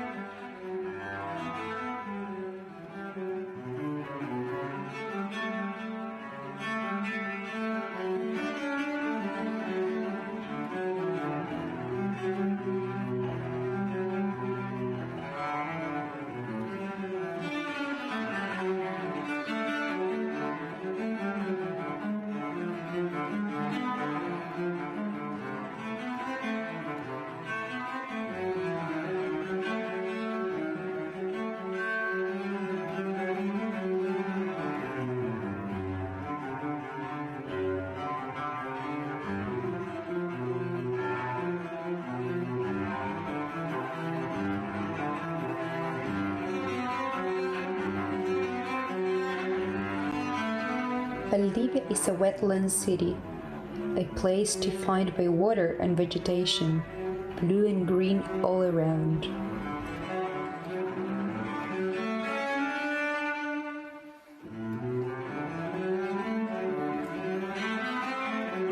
Water is everywhere. Almost 2 meters of rain pour over the city every year and then run through its wetland veins, supporting life through an intricate web of valves, pantanos, and rivers.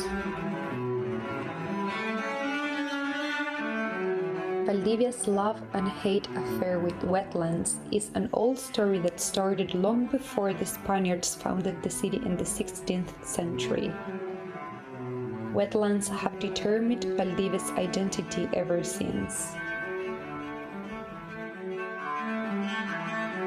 Our city is located at the confluence of 3 major rivers and their large network of related wetlands, covering more than 40% of the city's surface. These wetlands are home to more than 190 plant and over 100 animal species. They provide invaluable ecosystem services such as climate change mitigation, rainwater drainage, and flood control, and they are highly valued spaces of urban nature and recreation for local communities.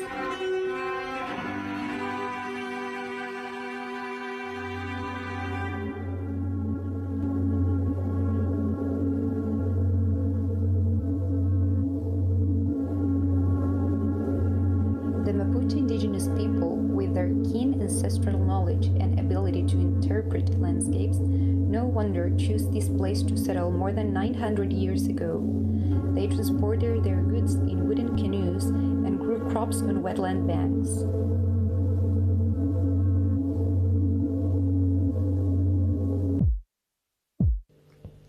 At the time of Valdivia's foundation, in 1552, wetlands shaped our city's physiognomy, a trait visible until today in the intricate street design.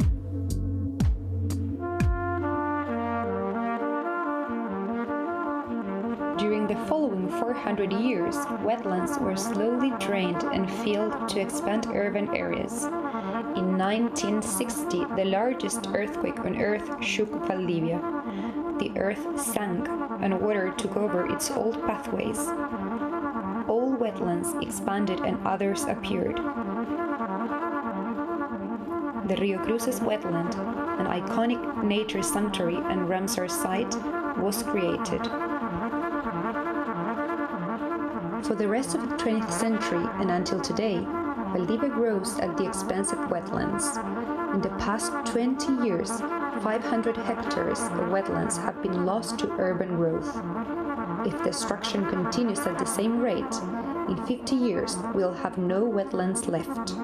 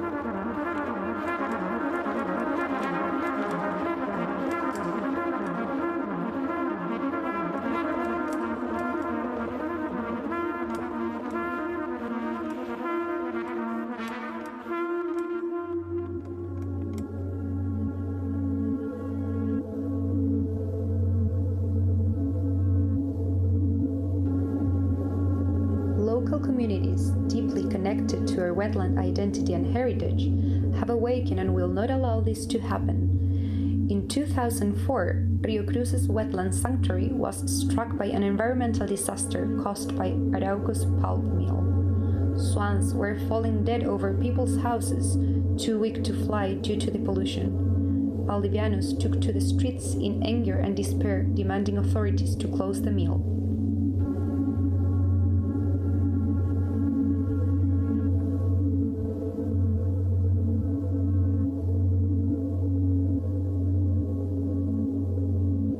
This social movement was the basis of citizen-led and local community movements that defend wetlands all around the city until today.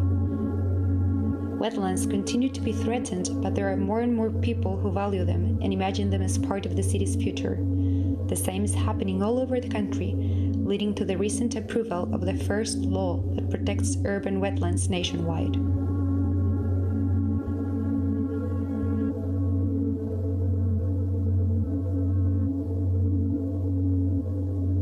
Local organizations are currently fighting to transform the Angatia wetland network into a nature sanctuary that will contribute 2,000 hectares of protected waterscapes to the city.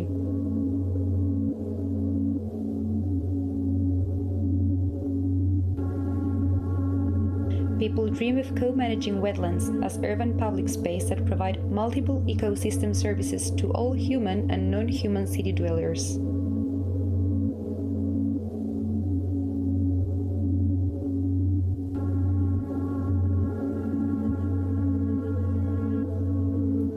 Wetlands are Valdivia's identity.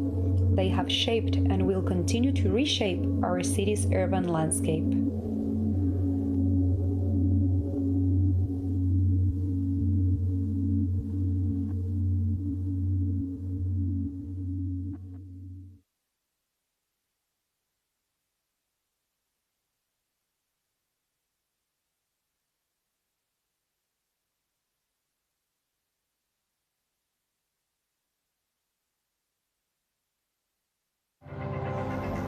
During the last years, we have been researching about the secret language of plants. Experiencing life at full volume in this way is rare.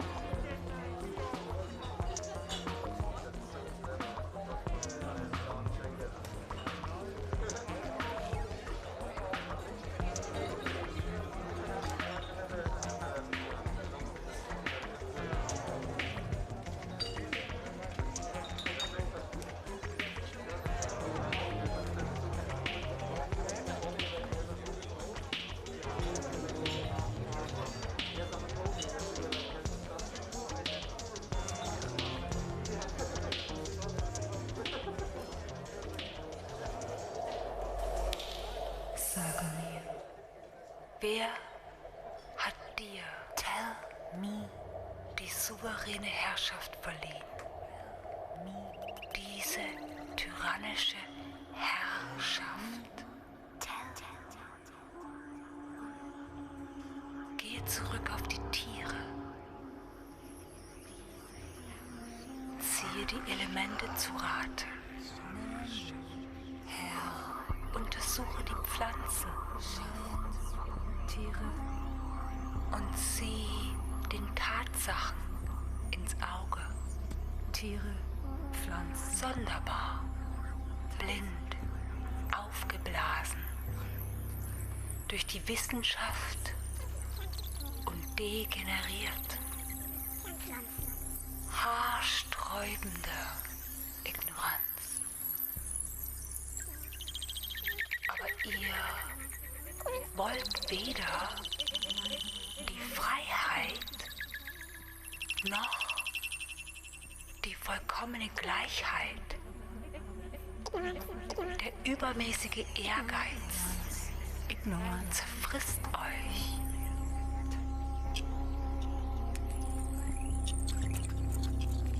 Vernunft erschallt im ganzen Universum. Erkenne deine Rechte. Versammelt euch unter der Fahne der Philosophie. Entfaltet eure Charakterstärke. Eure Charakterstärke. Stärke.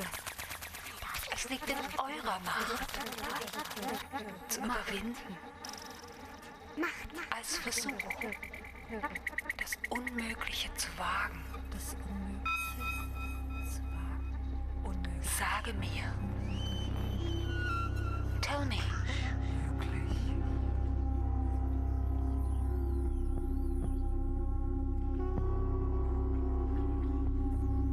Who gave you this sovereign rule?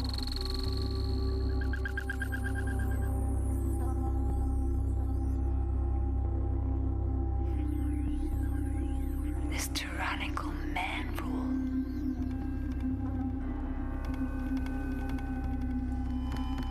Consult the animals.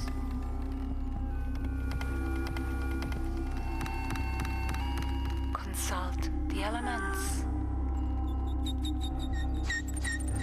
Examine the plants.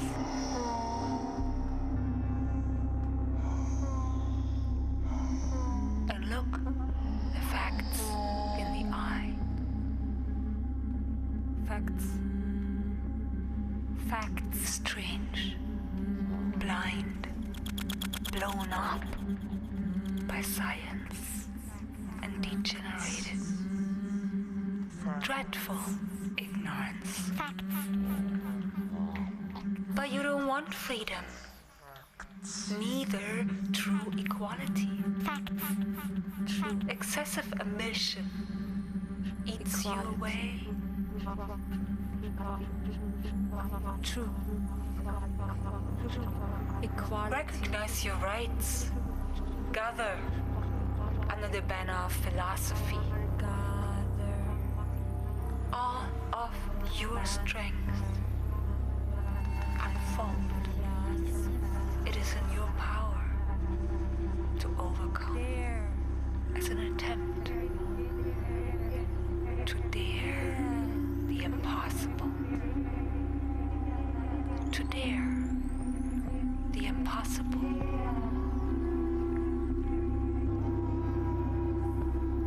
Es liegt in eurer Macht, zu überwinden, als Versuch, das Unmögliche zu wagen.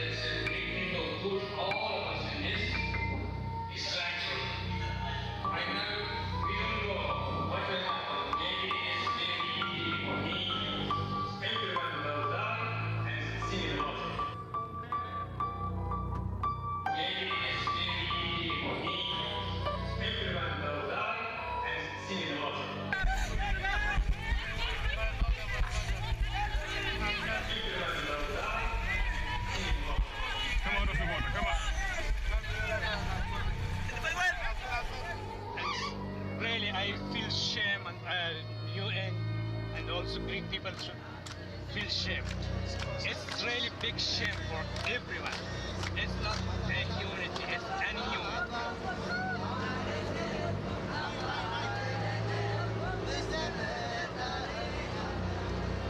It's an unity. See, right now we don't know what might happen.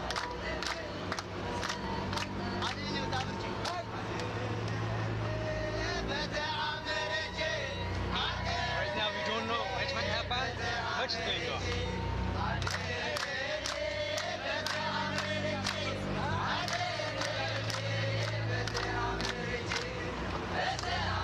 What's going on? We cannot call anyone. We don't have any SIM card. We don't have any charger. We don't have any power mount to charge our phone.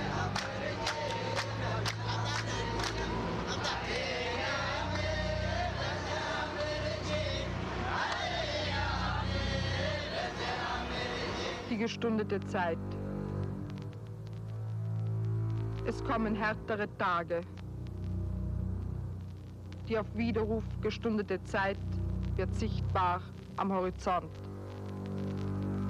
Bald musst du den Schuh schnüren und die Hunde zurückjagen in die Marschhöfe. Denn die Eingeweide der Fische sind kalt geworden im Wind. Ärmlich brennt das Licht der Lupinen. Dein Blick spurt im Nebel. Die auf Widerruf gestundete Zeit wird sichtbar am Horizont. Drüben versinkte die Geliebte im Sand. Er steigt um ihr wehendes Haar. Er fällt ihr ins Wort.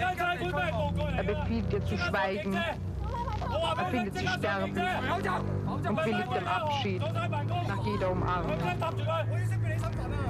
Zieh dich nicht um. Schnür deinen Schuh. Jag die Hunde zurück. Wirf die Fische ins Meer. Lösch die Lupinen. Es kommen härtere Tage.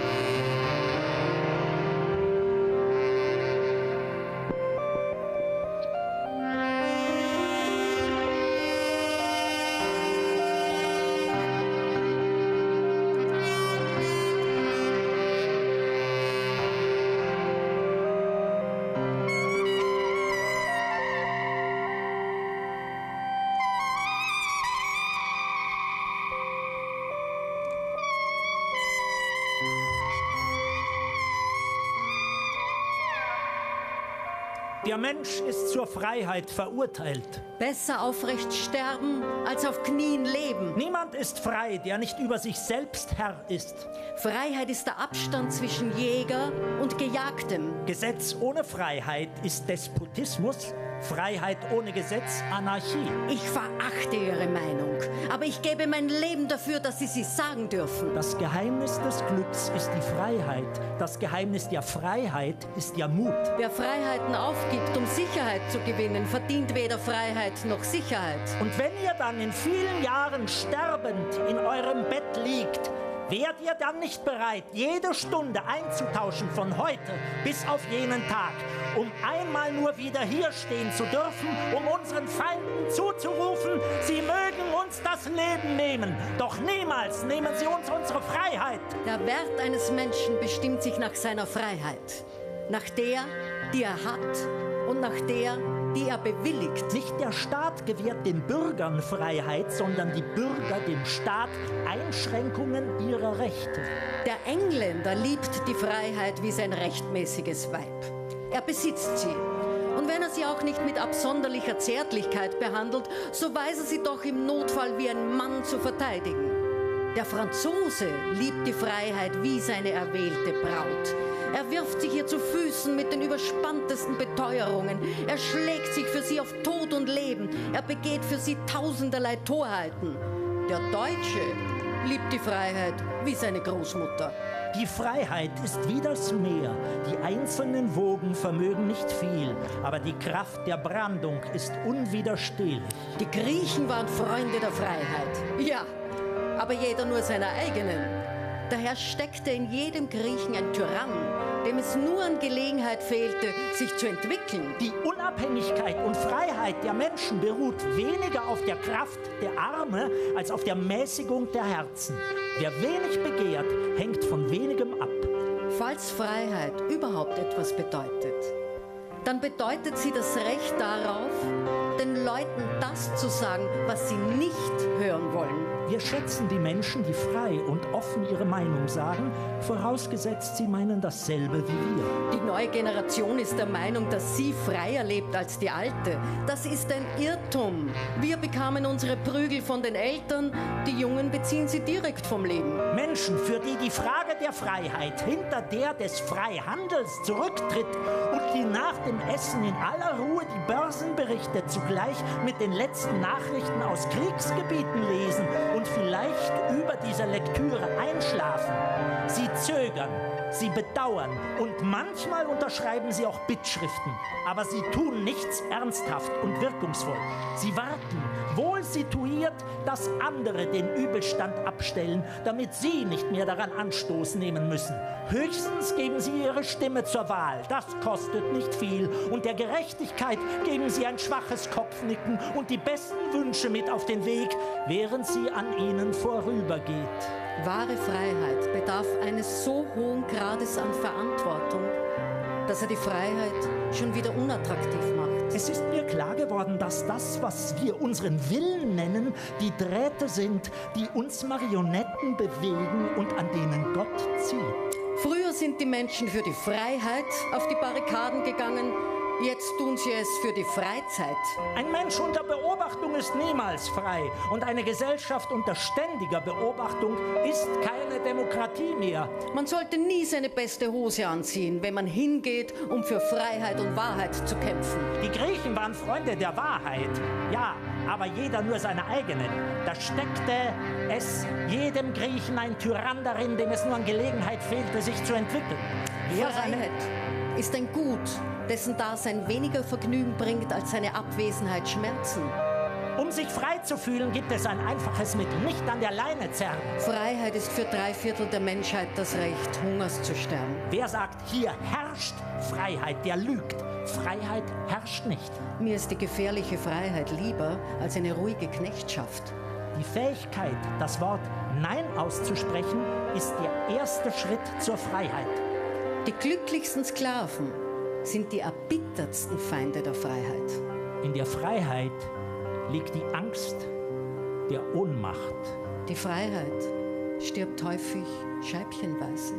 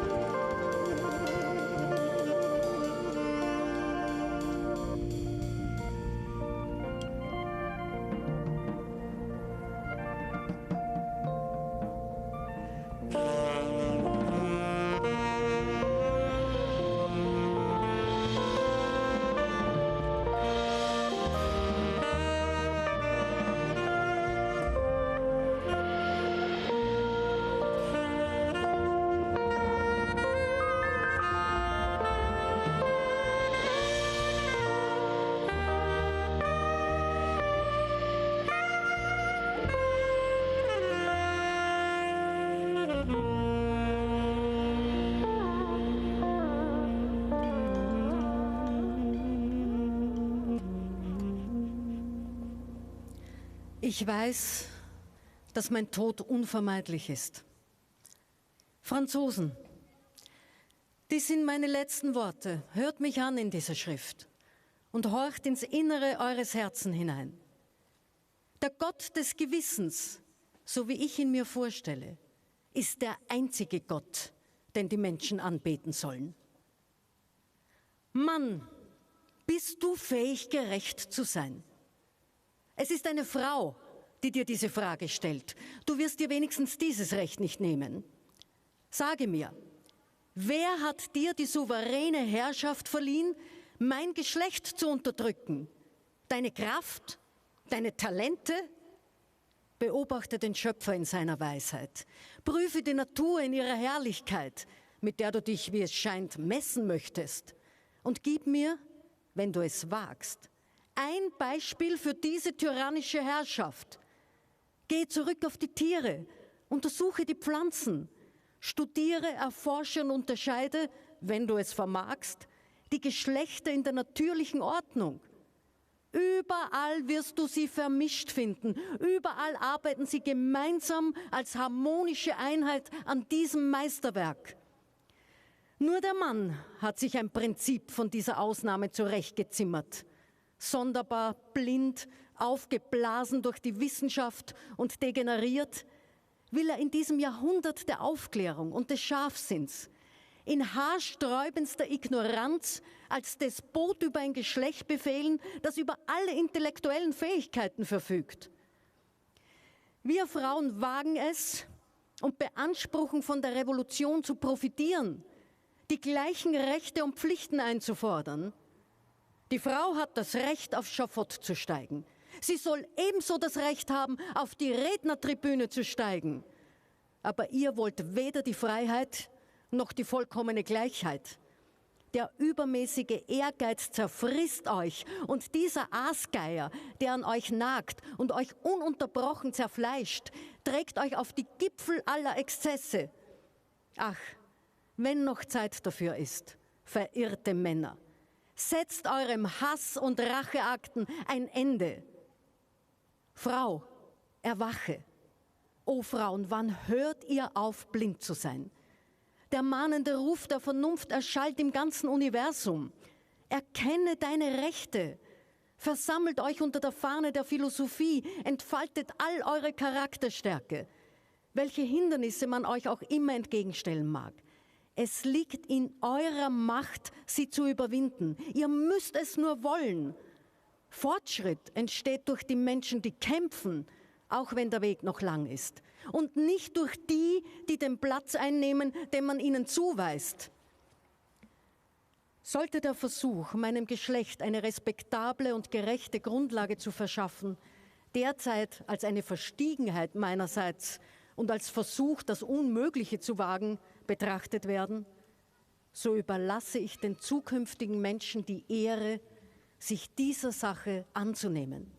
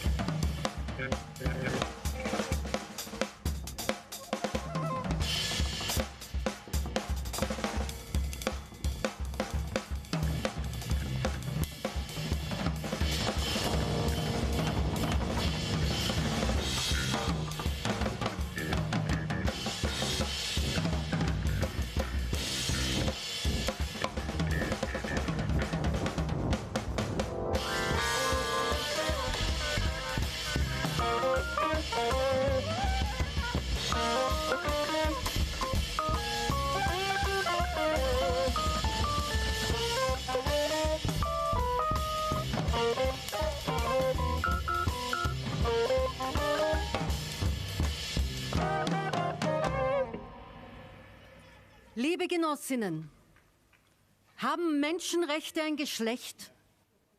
Und ich nehme die Antwort gleich vorweg. Ja. Die Deklaration der Menschenrechte, Freiheit, Gleichheit und Brüderlichkeit war offensichtlich so gemeint wie formuliert.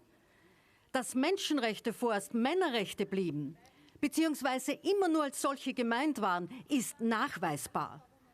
Frauen blieb Gleichheit und Freiheit verwehrt. Frauen müssen sich explizit die Menschenrechte aneignen, sonst gelten diese heute wie vor 200 Jahren hauptsächlich für Männer. Die Auflösung traditioneller Vorstellungen und Klischees in den Köpfen der Menschen, Frauen und Männer, hat mit der gesetzlichen und sozialpolitischen Entwicklung nicht Schritt gehalten. Auch wenn diese Entwicklung vielen Frauen viel zu langsam geht. Eines ist klar: Rollenbilder gelten heute nicht mehr als gesellschaftliche Selbstverständlichkeit. Sie sind von Frauen als das entlarvt worden, was sie immer waren. Mehr oder weniger durchdachte, mehr oder weniger raffinierte Rechtfertigungen dafür, die Frauen auf ihren Platz zu verweisen, den ihnen die Herren in der Gesellschaft, die keineswegs immer Männer sein müssen, zugedacht haben. Veränderungen im Bewusstsein einer ganzen Gesellschaft sind ein langwieriger Prozess. Der Prozess ist in Gang, aber er kann stagnieren. Ja, er kann unter bestimmten Voraussetzungen, wie zum Beispiel einer ungünstigen Wirtschaftslage, sogar wieder rückgängig gemacht werden. Wir sind konfrontiert mit einer völligen Neuorientierung Europas und den damit verbundenen Krisenerscheinungen und Verunsicherungen. Nicht unabhängig davon zu sehen ist die zunehmende Attraktivität neokonservativer bis rechtsliberaler Ideologien, die auch in unserem Land bemerkbar wird.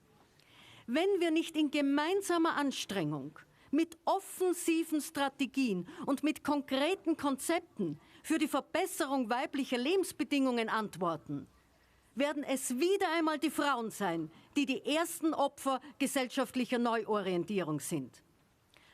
Als Frauenministerin sehe ich daher die Verpflichtung zur Einmischung in alle Bereiche, die die Frauen betreffen. Und das heißt, mitdenken, mitreden und mitverhandeln in allen Ressorts.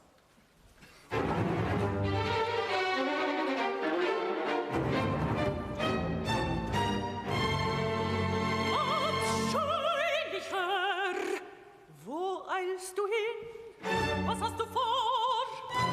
Was hast du vor in wildem Grimme?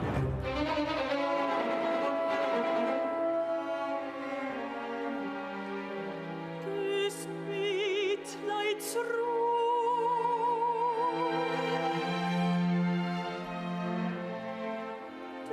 Menschheit Stimme rührt nichts mehr deinen Tigersinn.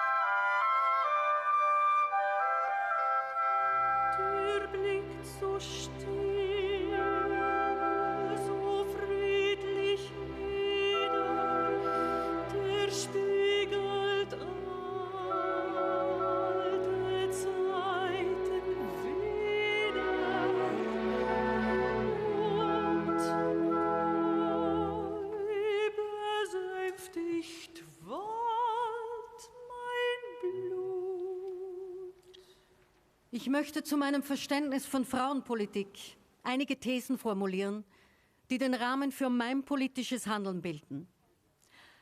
Mein Prinzip heißt Einmischung. Es gibt keine Frauenthemen in der Politik, wenn wir sie nicht dazu machen. Gleichzeitig gibt es in der Politik keine Themen, die keine Frauenthemen sind. Wir müssen nur manchmal zweimal hinschauen. Probleme, die sich aus den unterschiedlichen Rollen von Männern und Frauen und der ungleichen Verteilung von bezahlter Lohnarbeit und unbezahlter Hausarbeit ergeben, gelten als Frauenfragen. Es sind aber gesellschaftliche Fragen, die alle, nicht nur die Frauen, angehen. Wir brauchen eine frauenfreundliche Sozialpolitik, Bildungspolitik, Wirtschafts-, Finanz-, Verkehrspolitik und so weiter. Ohne entsprechende Lobbys ist das nicht zu realisieren. Wir brauchen daher mehr Frauen in politischen Positionen, in der Verwaltung, in den Medien, in den Interessensvertretungen, in der Wissenschaft, in möglichst vielen Bereichen. Das ist besonders schwierig, wo es um Macht geht, aber dort besonders notwendig. Für eine erfolgreiche Frauenpolitik ist es auch notwendig, dass auch die Männer einbezogen werden. Und zwar in der Form, dass sie ihren Anteil an der bisher sehr ungleich verteilten Last sogenannter privater Familienarbeit übernehmen. Nur gemeinsam werden wir unsere Ziele erreichen.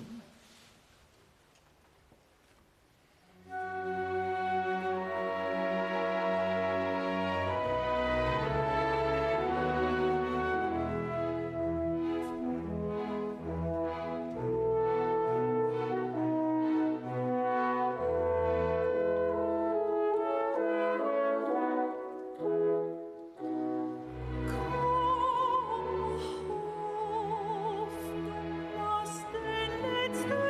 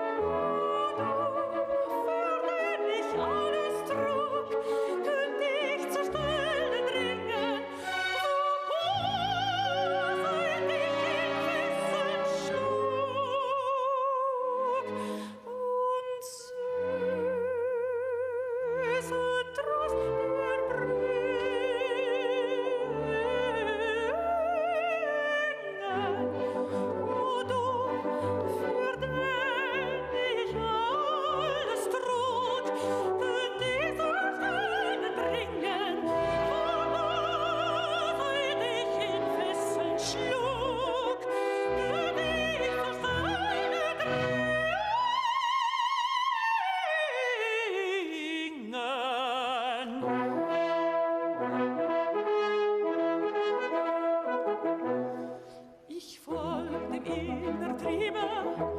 Ich wanke nicht, mich stärkt den Fleck der Treue.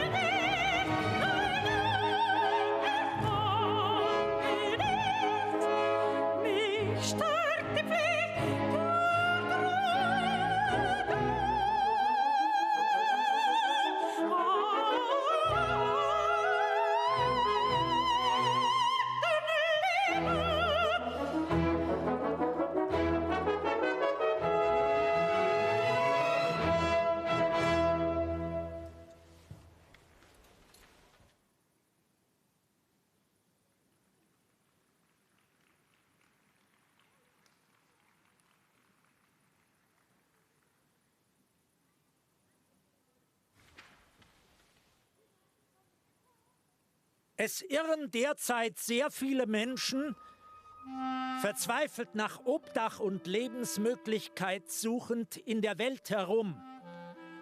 In diese Situation kamen sie nicht durch eigene Schuld, sondern durch fremden Willen. Aber das ändert wenig an ihrem Schicksal. Unglück stigmatisiert wie Aussatz. Eine Weile, eine kurze Weile weckt es Mitgefühl, bald Ungeduld, am Ende Ablehnung und Widerwillen. Die Menschen, geneigt aus der eigenen Not eine Tugend, sind noch mehr geneigt, aus der fremden Not ein Verbrechen zu machen. Wenn es heute einem Machthaber einfiele, aus irgendeinem Ressentiment, das er im Busen trägt, die Rothaarigen zu verfemen oder die Linkshänder oder alle, deren Namen mit einem bestimmten Buchstaben anfängt, sie mit jeder moralischen oder anderen Folter zu quälen, sie auszuplündern und in die Fremde zu jagen, von dem Unrecht und Unflat ausgeschüttet über die verfolgte Menschengruppe, bliebe an dieser so etwas wie ein Makel haften. Die Wissenschaft, die der Macht Thesen und Hypothesen nach Bedarf liefert, würde jeden gewünschten Beweis beibringen, dass die Rothaarigen, die Linkshänder oder die, deren Name mit einem bestimmten Buchstaben anfängt, ein Übel auf Erden seien und den Nicht-Rothaarigen, den Rechtshändern oder denen, deren Name mit einer anderen als der fatalen Letter beginnt, ein berechtigtes Missfallen. Und die andere, die zivilisierte Welt, nach rascher Überwindung ihres ersten Erstaunens und Bedauerns würde sich bald gewöhnen, in den verfemten Individuen, gar wenn sie bei der anderen zivilisierten Welt Zuflucht suchten, nicht Menschen zu sehen, die rothaarig sind, sondern Rothaarige, die trotzdem die Vermessenheit haben, als Menschen gleich denen, deren Haar eine andere Farbe hat, betrachtet und behandelt zu werden. Flüchtlinge in Menge, besonders wenn sie kein Geld haben, stellen ohne Zweifel die Länder, in denen sie Zuflucht suchten, vor heikle materielle, soziale und moralische Probleme. Deshalb beschäftigen sich internationale Verhandlungen, einberufen, um die Frage zu erörtern, wie schützt man die Flüchtlinge, vor allem mit der Frage, wie schützen wir uns vor ihnen? Oder durch ein Gleichnis ausgedrückt: Ein Mensch wird hinterrücks gepackt und in den Strom geschmissen. Er droht zu ertrinken. Die Leute zu beiden Seiten des Stroms sehen mit Teilnahme und wachsender Beunruhigung den verzweifelten Schwimmversuchen des ins Wasser geworfenen zu, denkend, wenn er sich nur nicht an unser Ufer rettet. Aber wenn er vor den Mordabsichten seines Bruders Kain geflohen wäre, hätte er als Emigrant bittere Unannehmlichkeiten zu erdulden gehabt. Er wäre sein Leben lang in der Welt herumgelaufen mit dem Abelzeichen auf der Stirn.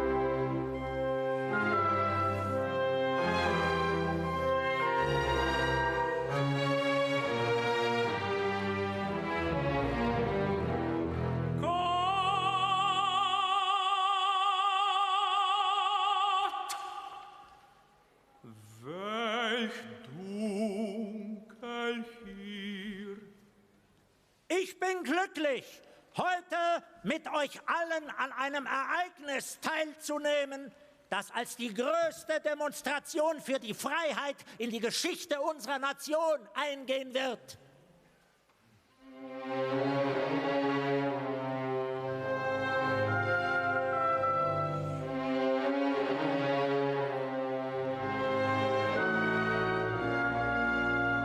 O grauenvolle Stille.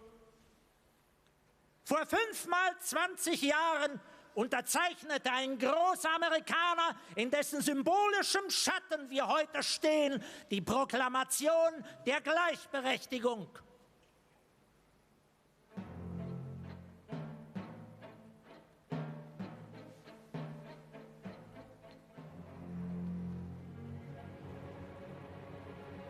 Öd ist es mich her, nichts lebt außer mir. O schwere Prüfung,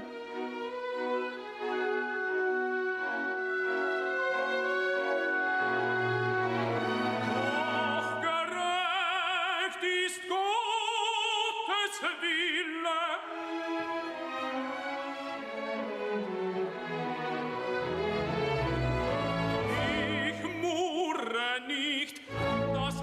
Der Leiden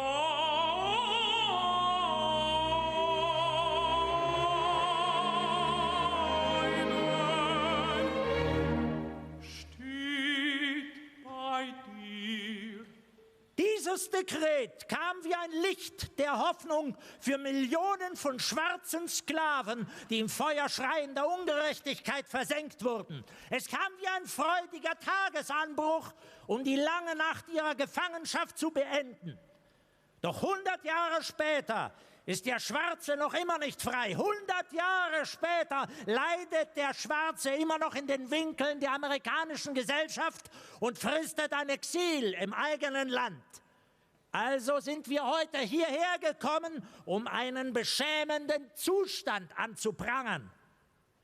In gewissem Sinne sind wir in die Hauptstadt unserer Nation gekommen, um einen Scheck einzulösen.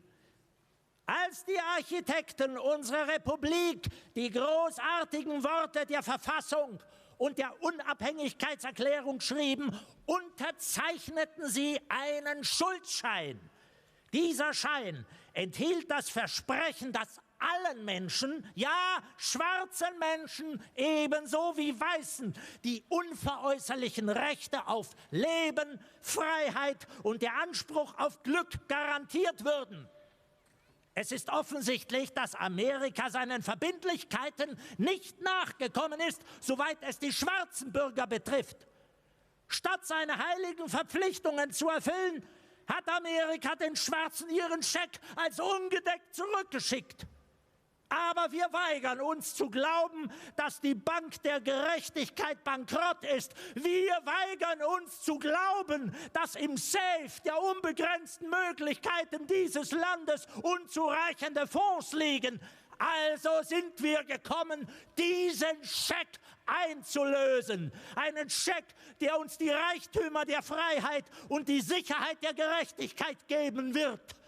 Jetzt ist die Zeit, aus dem dunklen und trostlosen Tal der Rassentrennung aufzusteigen. Jetzt ist die Zeit, unsere Nation aus dem Treibsand rassistischer Ungerechtigkeit zum Felsen der Brüderlichkeit emporzuheben. Jetzt ist die Zeit, Gerechtigkeit für alle Kinder Gottes Wirklichkeit werden zu lassen.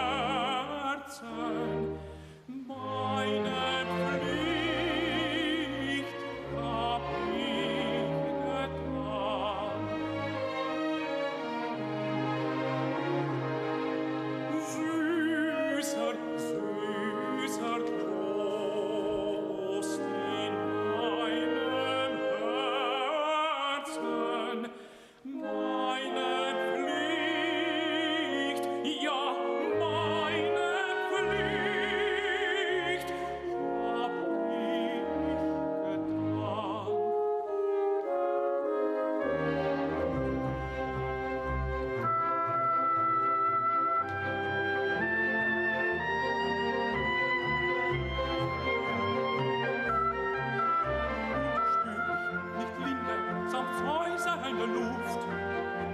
Und ist nicht mein Grab mir erhellet, ich seh wie ein Engel im rosigen Duft sich trösten zur Seite mir schnellet.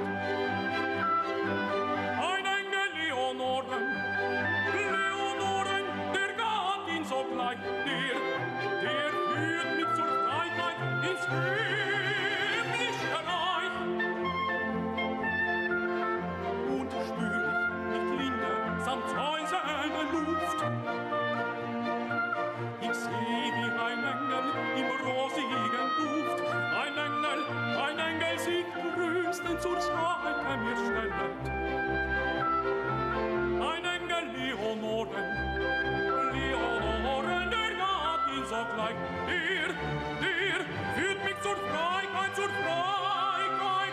himmlische Reich, zur Freiheit ins himmlische Reich, der führt mich zur Freiheit ins himmlische Reich, zur Freiheit ins himmlische Reich, ins himmlische Reich, ins himmlische Reich.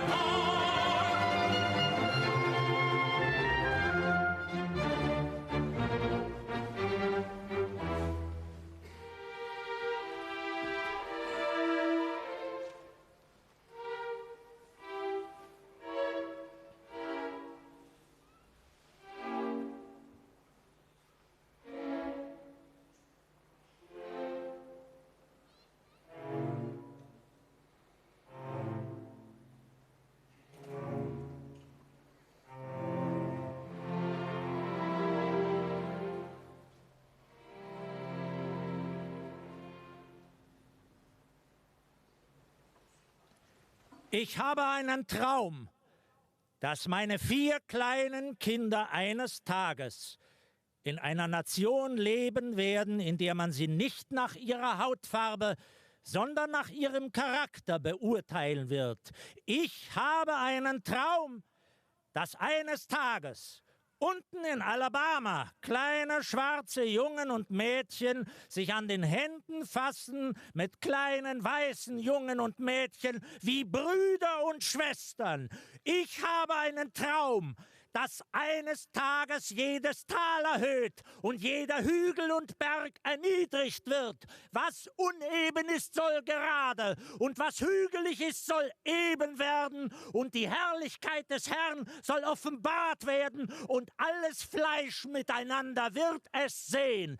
Das ist unsere Hoffnung. Mit diesem Glauben werden wir fähig sein, aus dem Berg der Verzweiflung einen Stein der Hoffnung zu hauen. Mit diesem Glauben werden wir fähig sein, zusammen zu arbeiten, zusammen zu beten, zusammen zu kämpfen, zusammen ins Gefängnis zu gehen, zusammen für die Freiheit aufzustehen, denn wir wissen, dass wir eines Tages frei sein werden. Das wird der Tag sein, an dem alle Kinder Gottes mit neuer Begeisterung singen werden. Mein Land, von dir, du Land der Freiheit, singe ich. Land, wo meine Väter starben, Stolz der Pilger von allen Bergen. Lass die Freiheit erschallen. Und wenn Amerika eine große Nation sein soll, dann muss dies wahr werden. So lasst die Freiheit erschallen, von jedem Hügel und Maulwurfshügel, von jeder Erhebung, lasst die Freiheit erschallen. Und wenn das passiert, wenn wir die Freiheit erschallen lassen, wenn wir sie erschallen lassen von jedem Dorf und jedem Weiler, von jedem Staat und jeder Stadt, dann werden wir den Tag nahen sehen, an dem alle Kinder Gottes, Schwarze und Weiße, Juden und Heiden, Protestanten und Katholiken sich die Hände reichen und die Worte des alten Spirituals singen. Free at last, free at last. Thank God Almighty, we are free at last. Endlich frei, endlich frei. Gott dem Allmächtigen sei Dank, wir sind endlich frei.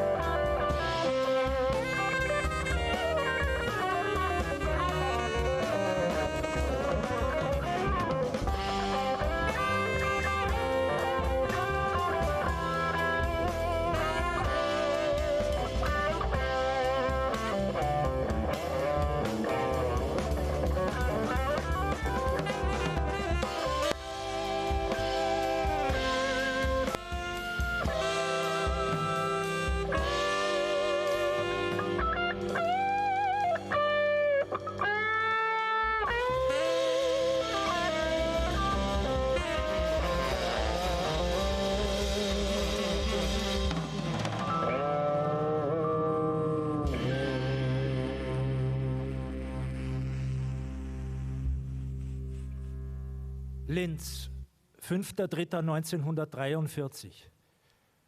Herzallerliebste Gattin, solltest du noch keine Zeugenaussage zu machen gebraucht, so kann ich dir nur das eine sagen: Wenn man dich fragt, ob du mit dem einverstanden, dass ich nicht mehr kämpfen will, so sage ganz ehrlich aus, wie es dir am liebsten gewesen, denn für mich, glaub ich, kannst nichts erleichtern und auch kaum beschweren, denn würde ich vor Lügen und Schwindeln keinen so großen Schrecken haben, dann würde ich ohne dies nicht hier sitzen und will mir auch weiterhin durch keine Lüge das Leben retten.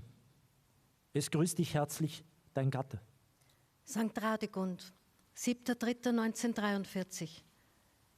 Vielgeliebter Gatte, habe gestern deinen Brief erhalten, wofür ich mich bestens bedanke. Als ich vor circa 2 Jahren dir Briefe schrieb, war mir auch sehr wehmütig ums Herz, dass du nicht bei uns sein konntest. Aber ich hatte wenigstens eine Vorfreude auf ein Wiedersehen, wenn du Urlaub bekommst. Aber dieses Schreiben in deiner jetzigen Lage macht mich schrecklich traurig.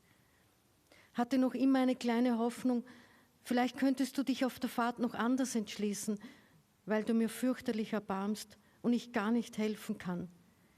Werde die liebe Gottesmutter schon recht innig bitten, dass sie dich wieder zu uns heimführen wird.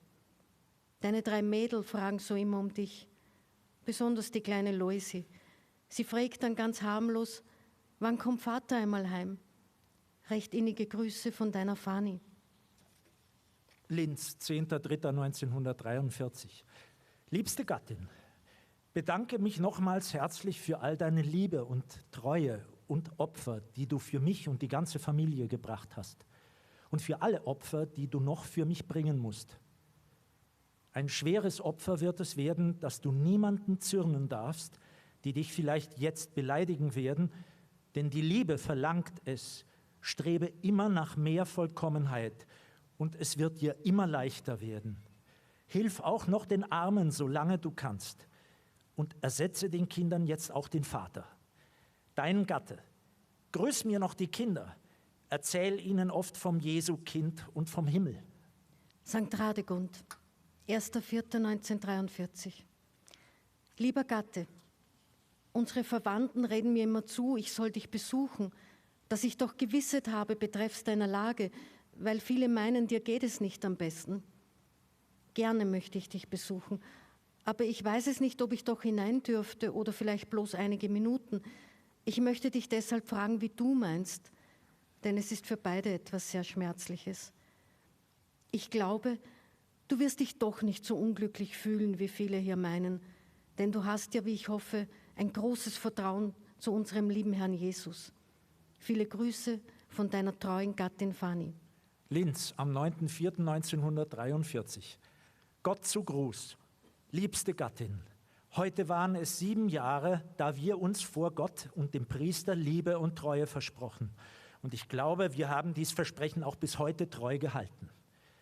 Wenn ich so Rückschau halte und all dies Glück und die vielen Gnaden, die uns während dieser 7 Jahre zuteil geworden sind, die manchmal sogar an Wunder grenzten, betrachte, und es würde mir jemand sagen, es gibt keinen Gott oder Gott hat uns nicht lieb und würde dies glauben, wüsste ich schon nicht mehr, wie weit es mit mir gekommen wäre.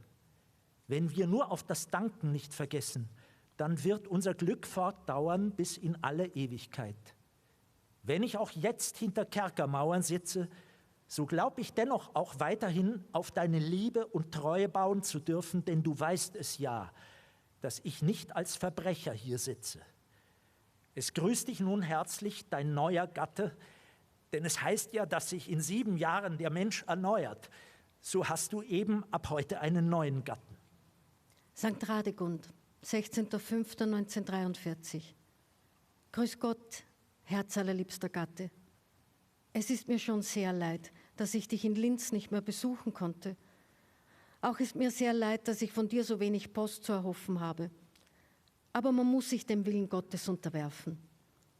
Ich schließe mein Schreiben mit vielen Grüßen und hoffe, dass dich dieser Brief in bester Gesundheit antreffen wird.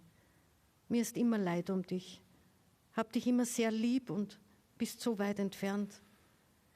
Sende dir recht viele Busserl Auch die Kleinen hätten schon recht viel beisammen. Brandenburg, 9.8.1943. Gott zum Gruß, herzallerliebste Gattin und alle meine Lieben. Heute ist es nun 4 Wochen, da wir uns zum letzten Mal auf dieser Welt gesehen.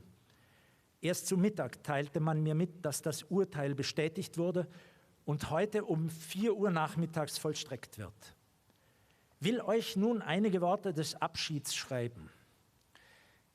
Liebste Gattin und Mutter, bedanke mich nochmals herzlich für alles, was ihr in meinem Leben alles für mich getan, für all die Opfer, die ihr für mich gebracht habt, und bitte euch nochmals, verzeiht mir alles, was ich euch beleidigt und gekränkt habe, sowie euch auch von mir alles verziehen ist. Und nun alle meine Lieben, lebet wohl und vergesset meiner nicht im Gebet. St. Radegund, 5.9.1943. Euer Hochwürden, euren lieben Brief mit den tröstlichen Worten erhalten. Besten Dank dafür. Besonders danke ich Ihnen von ganzem Herzen für den öfteren Besuch, den Sie meinem lieben Gatten im Gefängnis machten. Da er sich immer bemüht hatte, die Gebote zu befolgen, so wird doch das keine große Sünde gewesen sein, dass er dem Staat nicht Folge geleistet hat. Und ich hoffe doch, mit Gottes Hilfe wird er sicherlich sein ewiges Ziel glücklich erreicht haben. Mir ist sehr leid um ihn, da ich an ihm einen guten Gatten und braven Vater meiner Kinder verloren habe. Ich kann Ihnen versichern, dass unsere Ehe eine von den glücklichsten war in unserer Pfarre. Viele haben uns beneidet, aber der liebe Gott hat es anders gefügt und das schöne Band gelöst. Ich freue mich schon auf ein Wiedersehen im Himmel, wo uns kein Krieg mehr trennen kann. Hochachtungsvoll ergeben, grüßt Sie eure dankschuldige Franziska Jägerstätter.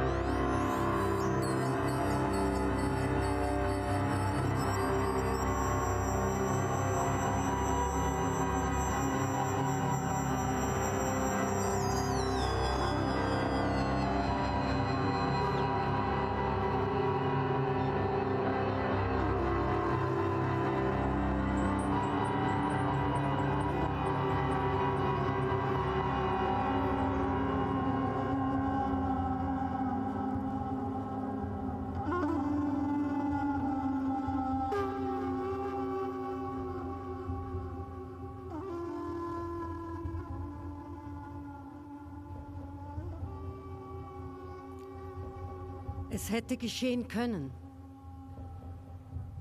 Es hat geschehen müssen. Es war schon früher geschehen. Später, näher, ferner. Es ist nicht dir geschehen. Du überlebtest, denn du bist der Erste gewesen.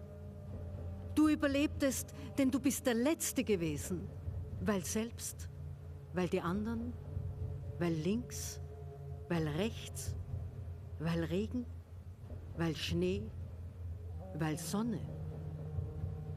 Zum Glück gab's den Wald, zum Glück keine Bäume, zum Glück das Gleis, den Haken, den Balken, die Bremse, die Nische, die Kurve, den Millimeter, eine Sekunde. Zum Glück schwamm ein Strohhalm im Wasser. Infolge, deswegen, dennoch, trotzdem. Was wäre, wenn die Hand, das Bein, einen Schritt, eines Haares Breite vom Zufall. Also du bist, stracks aus dem eben noch durchlässigen Moment. Das Netz hatte eine Masche und du durch diese Masche. Ich kann mich nicht sattsam darüber wundern und schweigen. Höre, wie schnell mir dein Herz schlägt.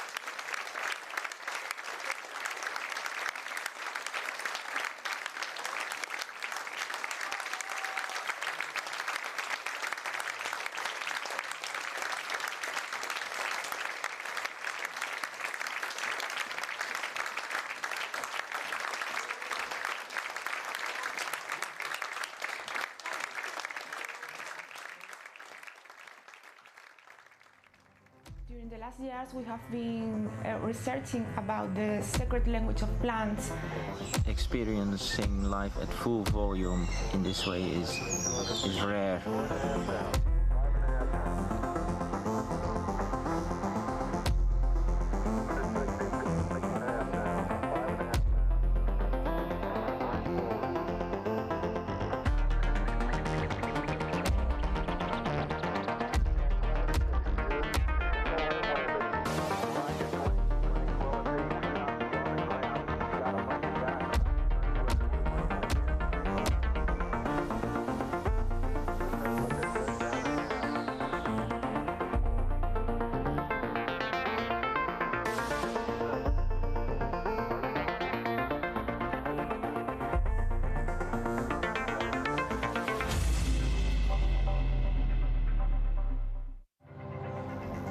During the last years we have been researching about the sacred language of plants.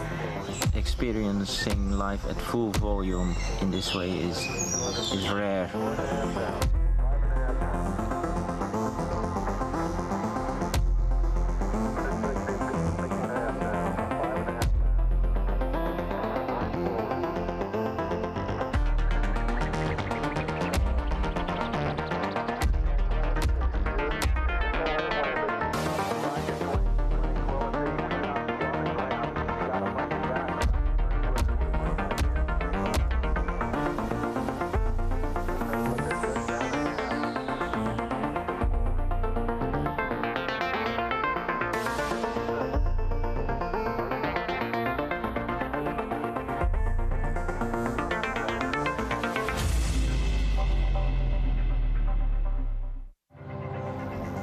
During the last years we have been researching about the sacred language of plants.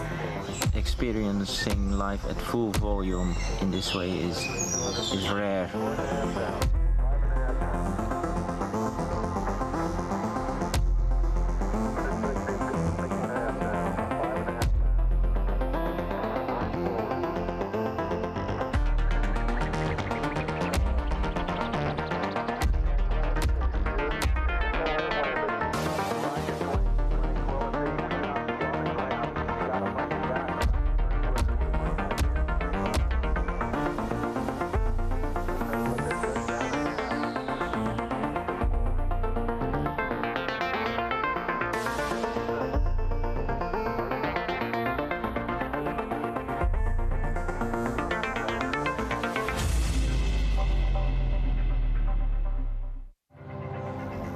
During the last years we have been researching about the sacred language of plants.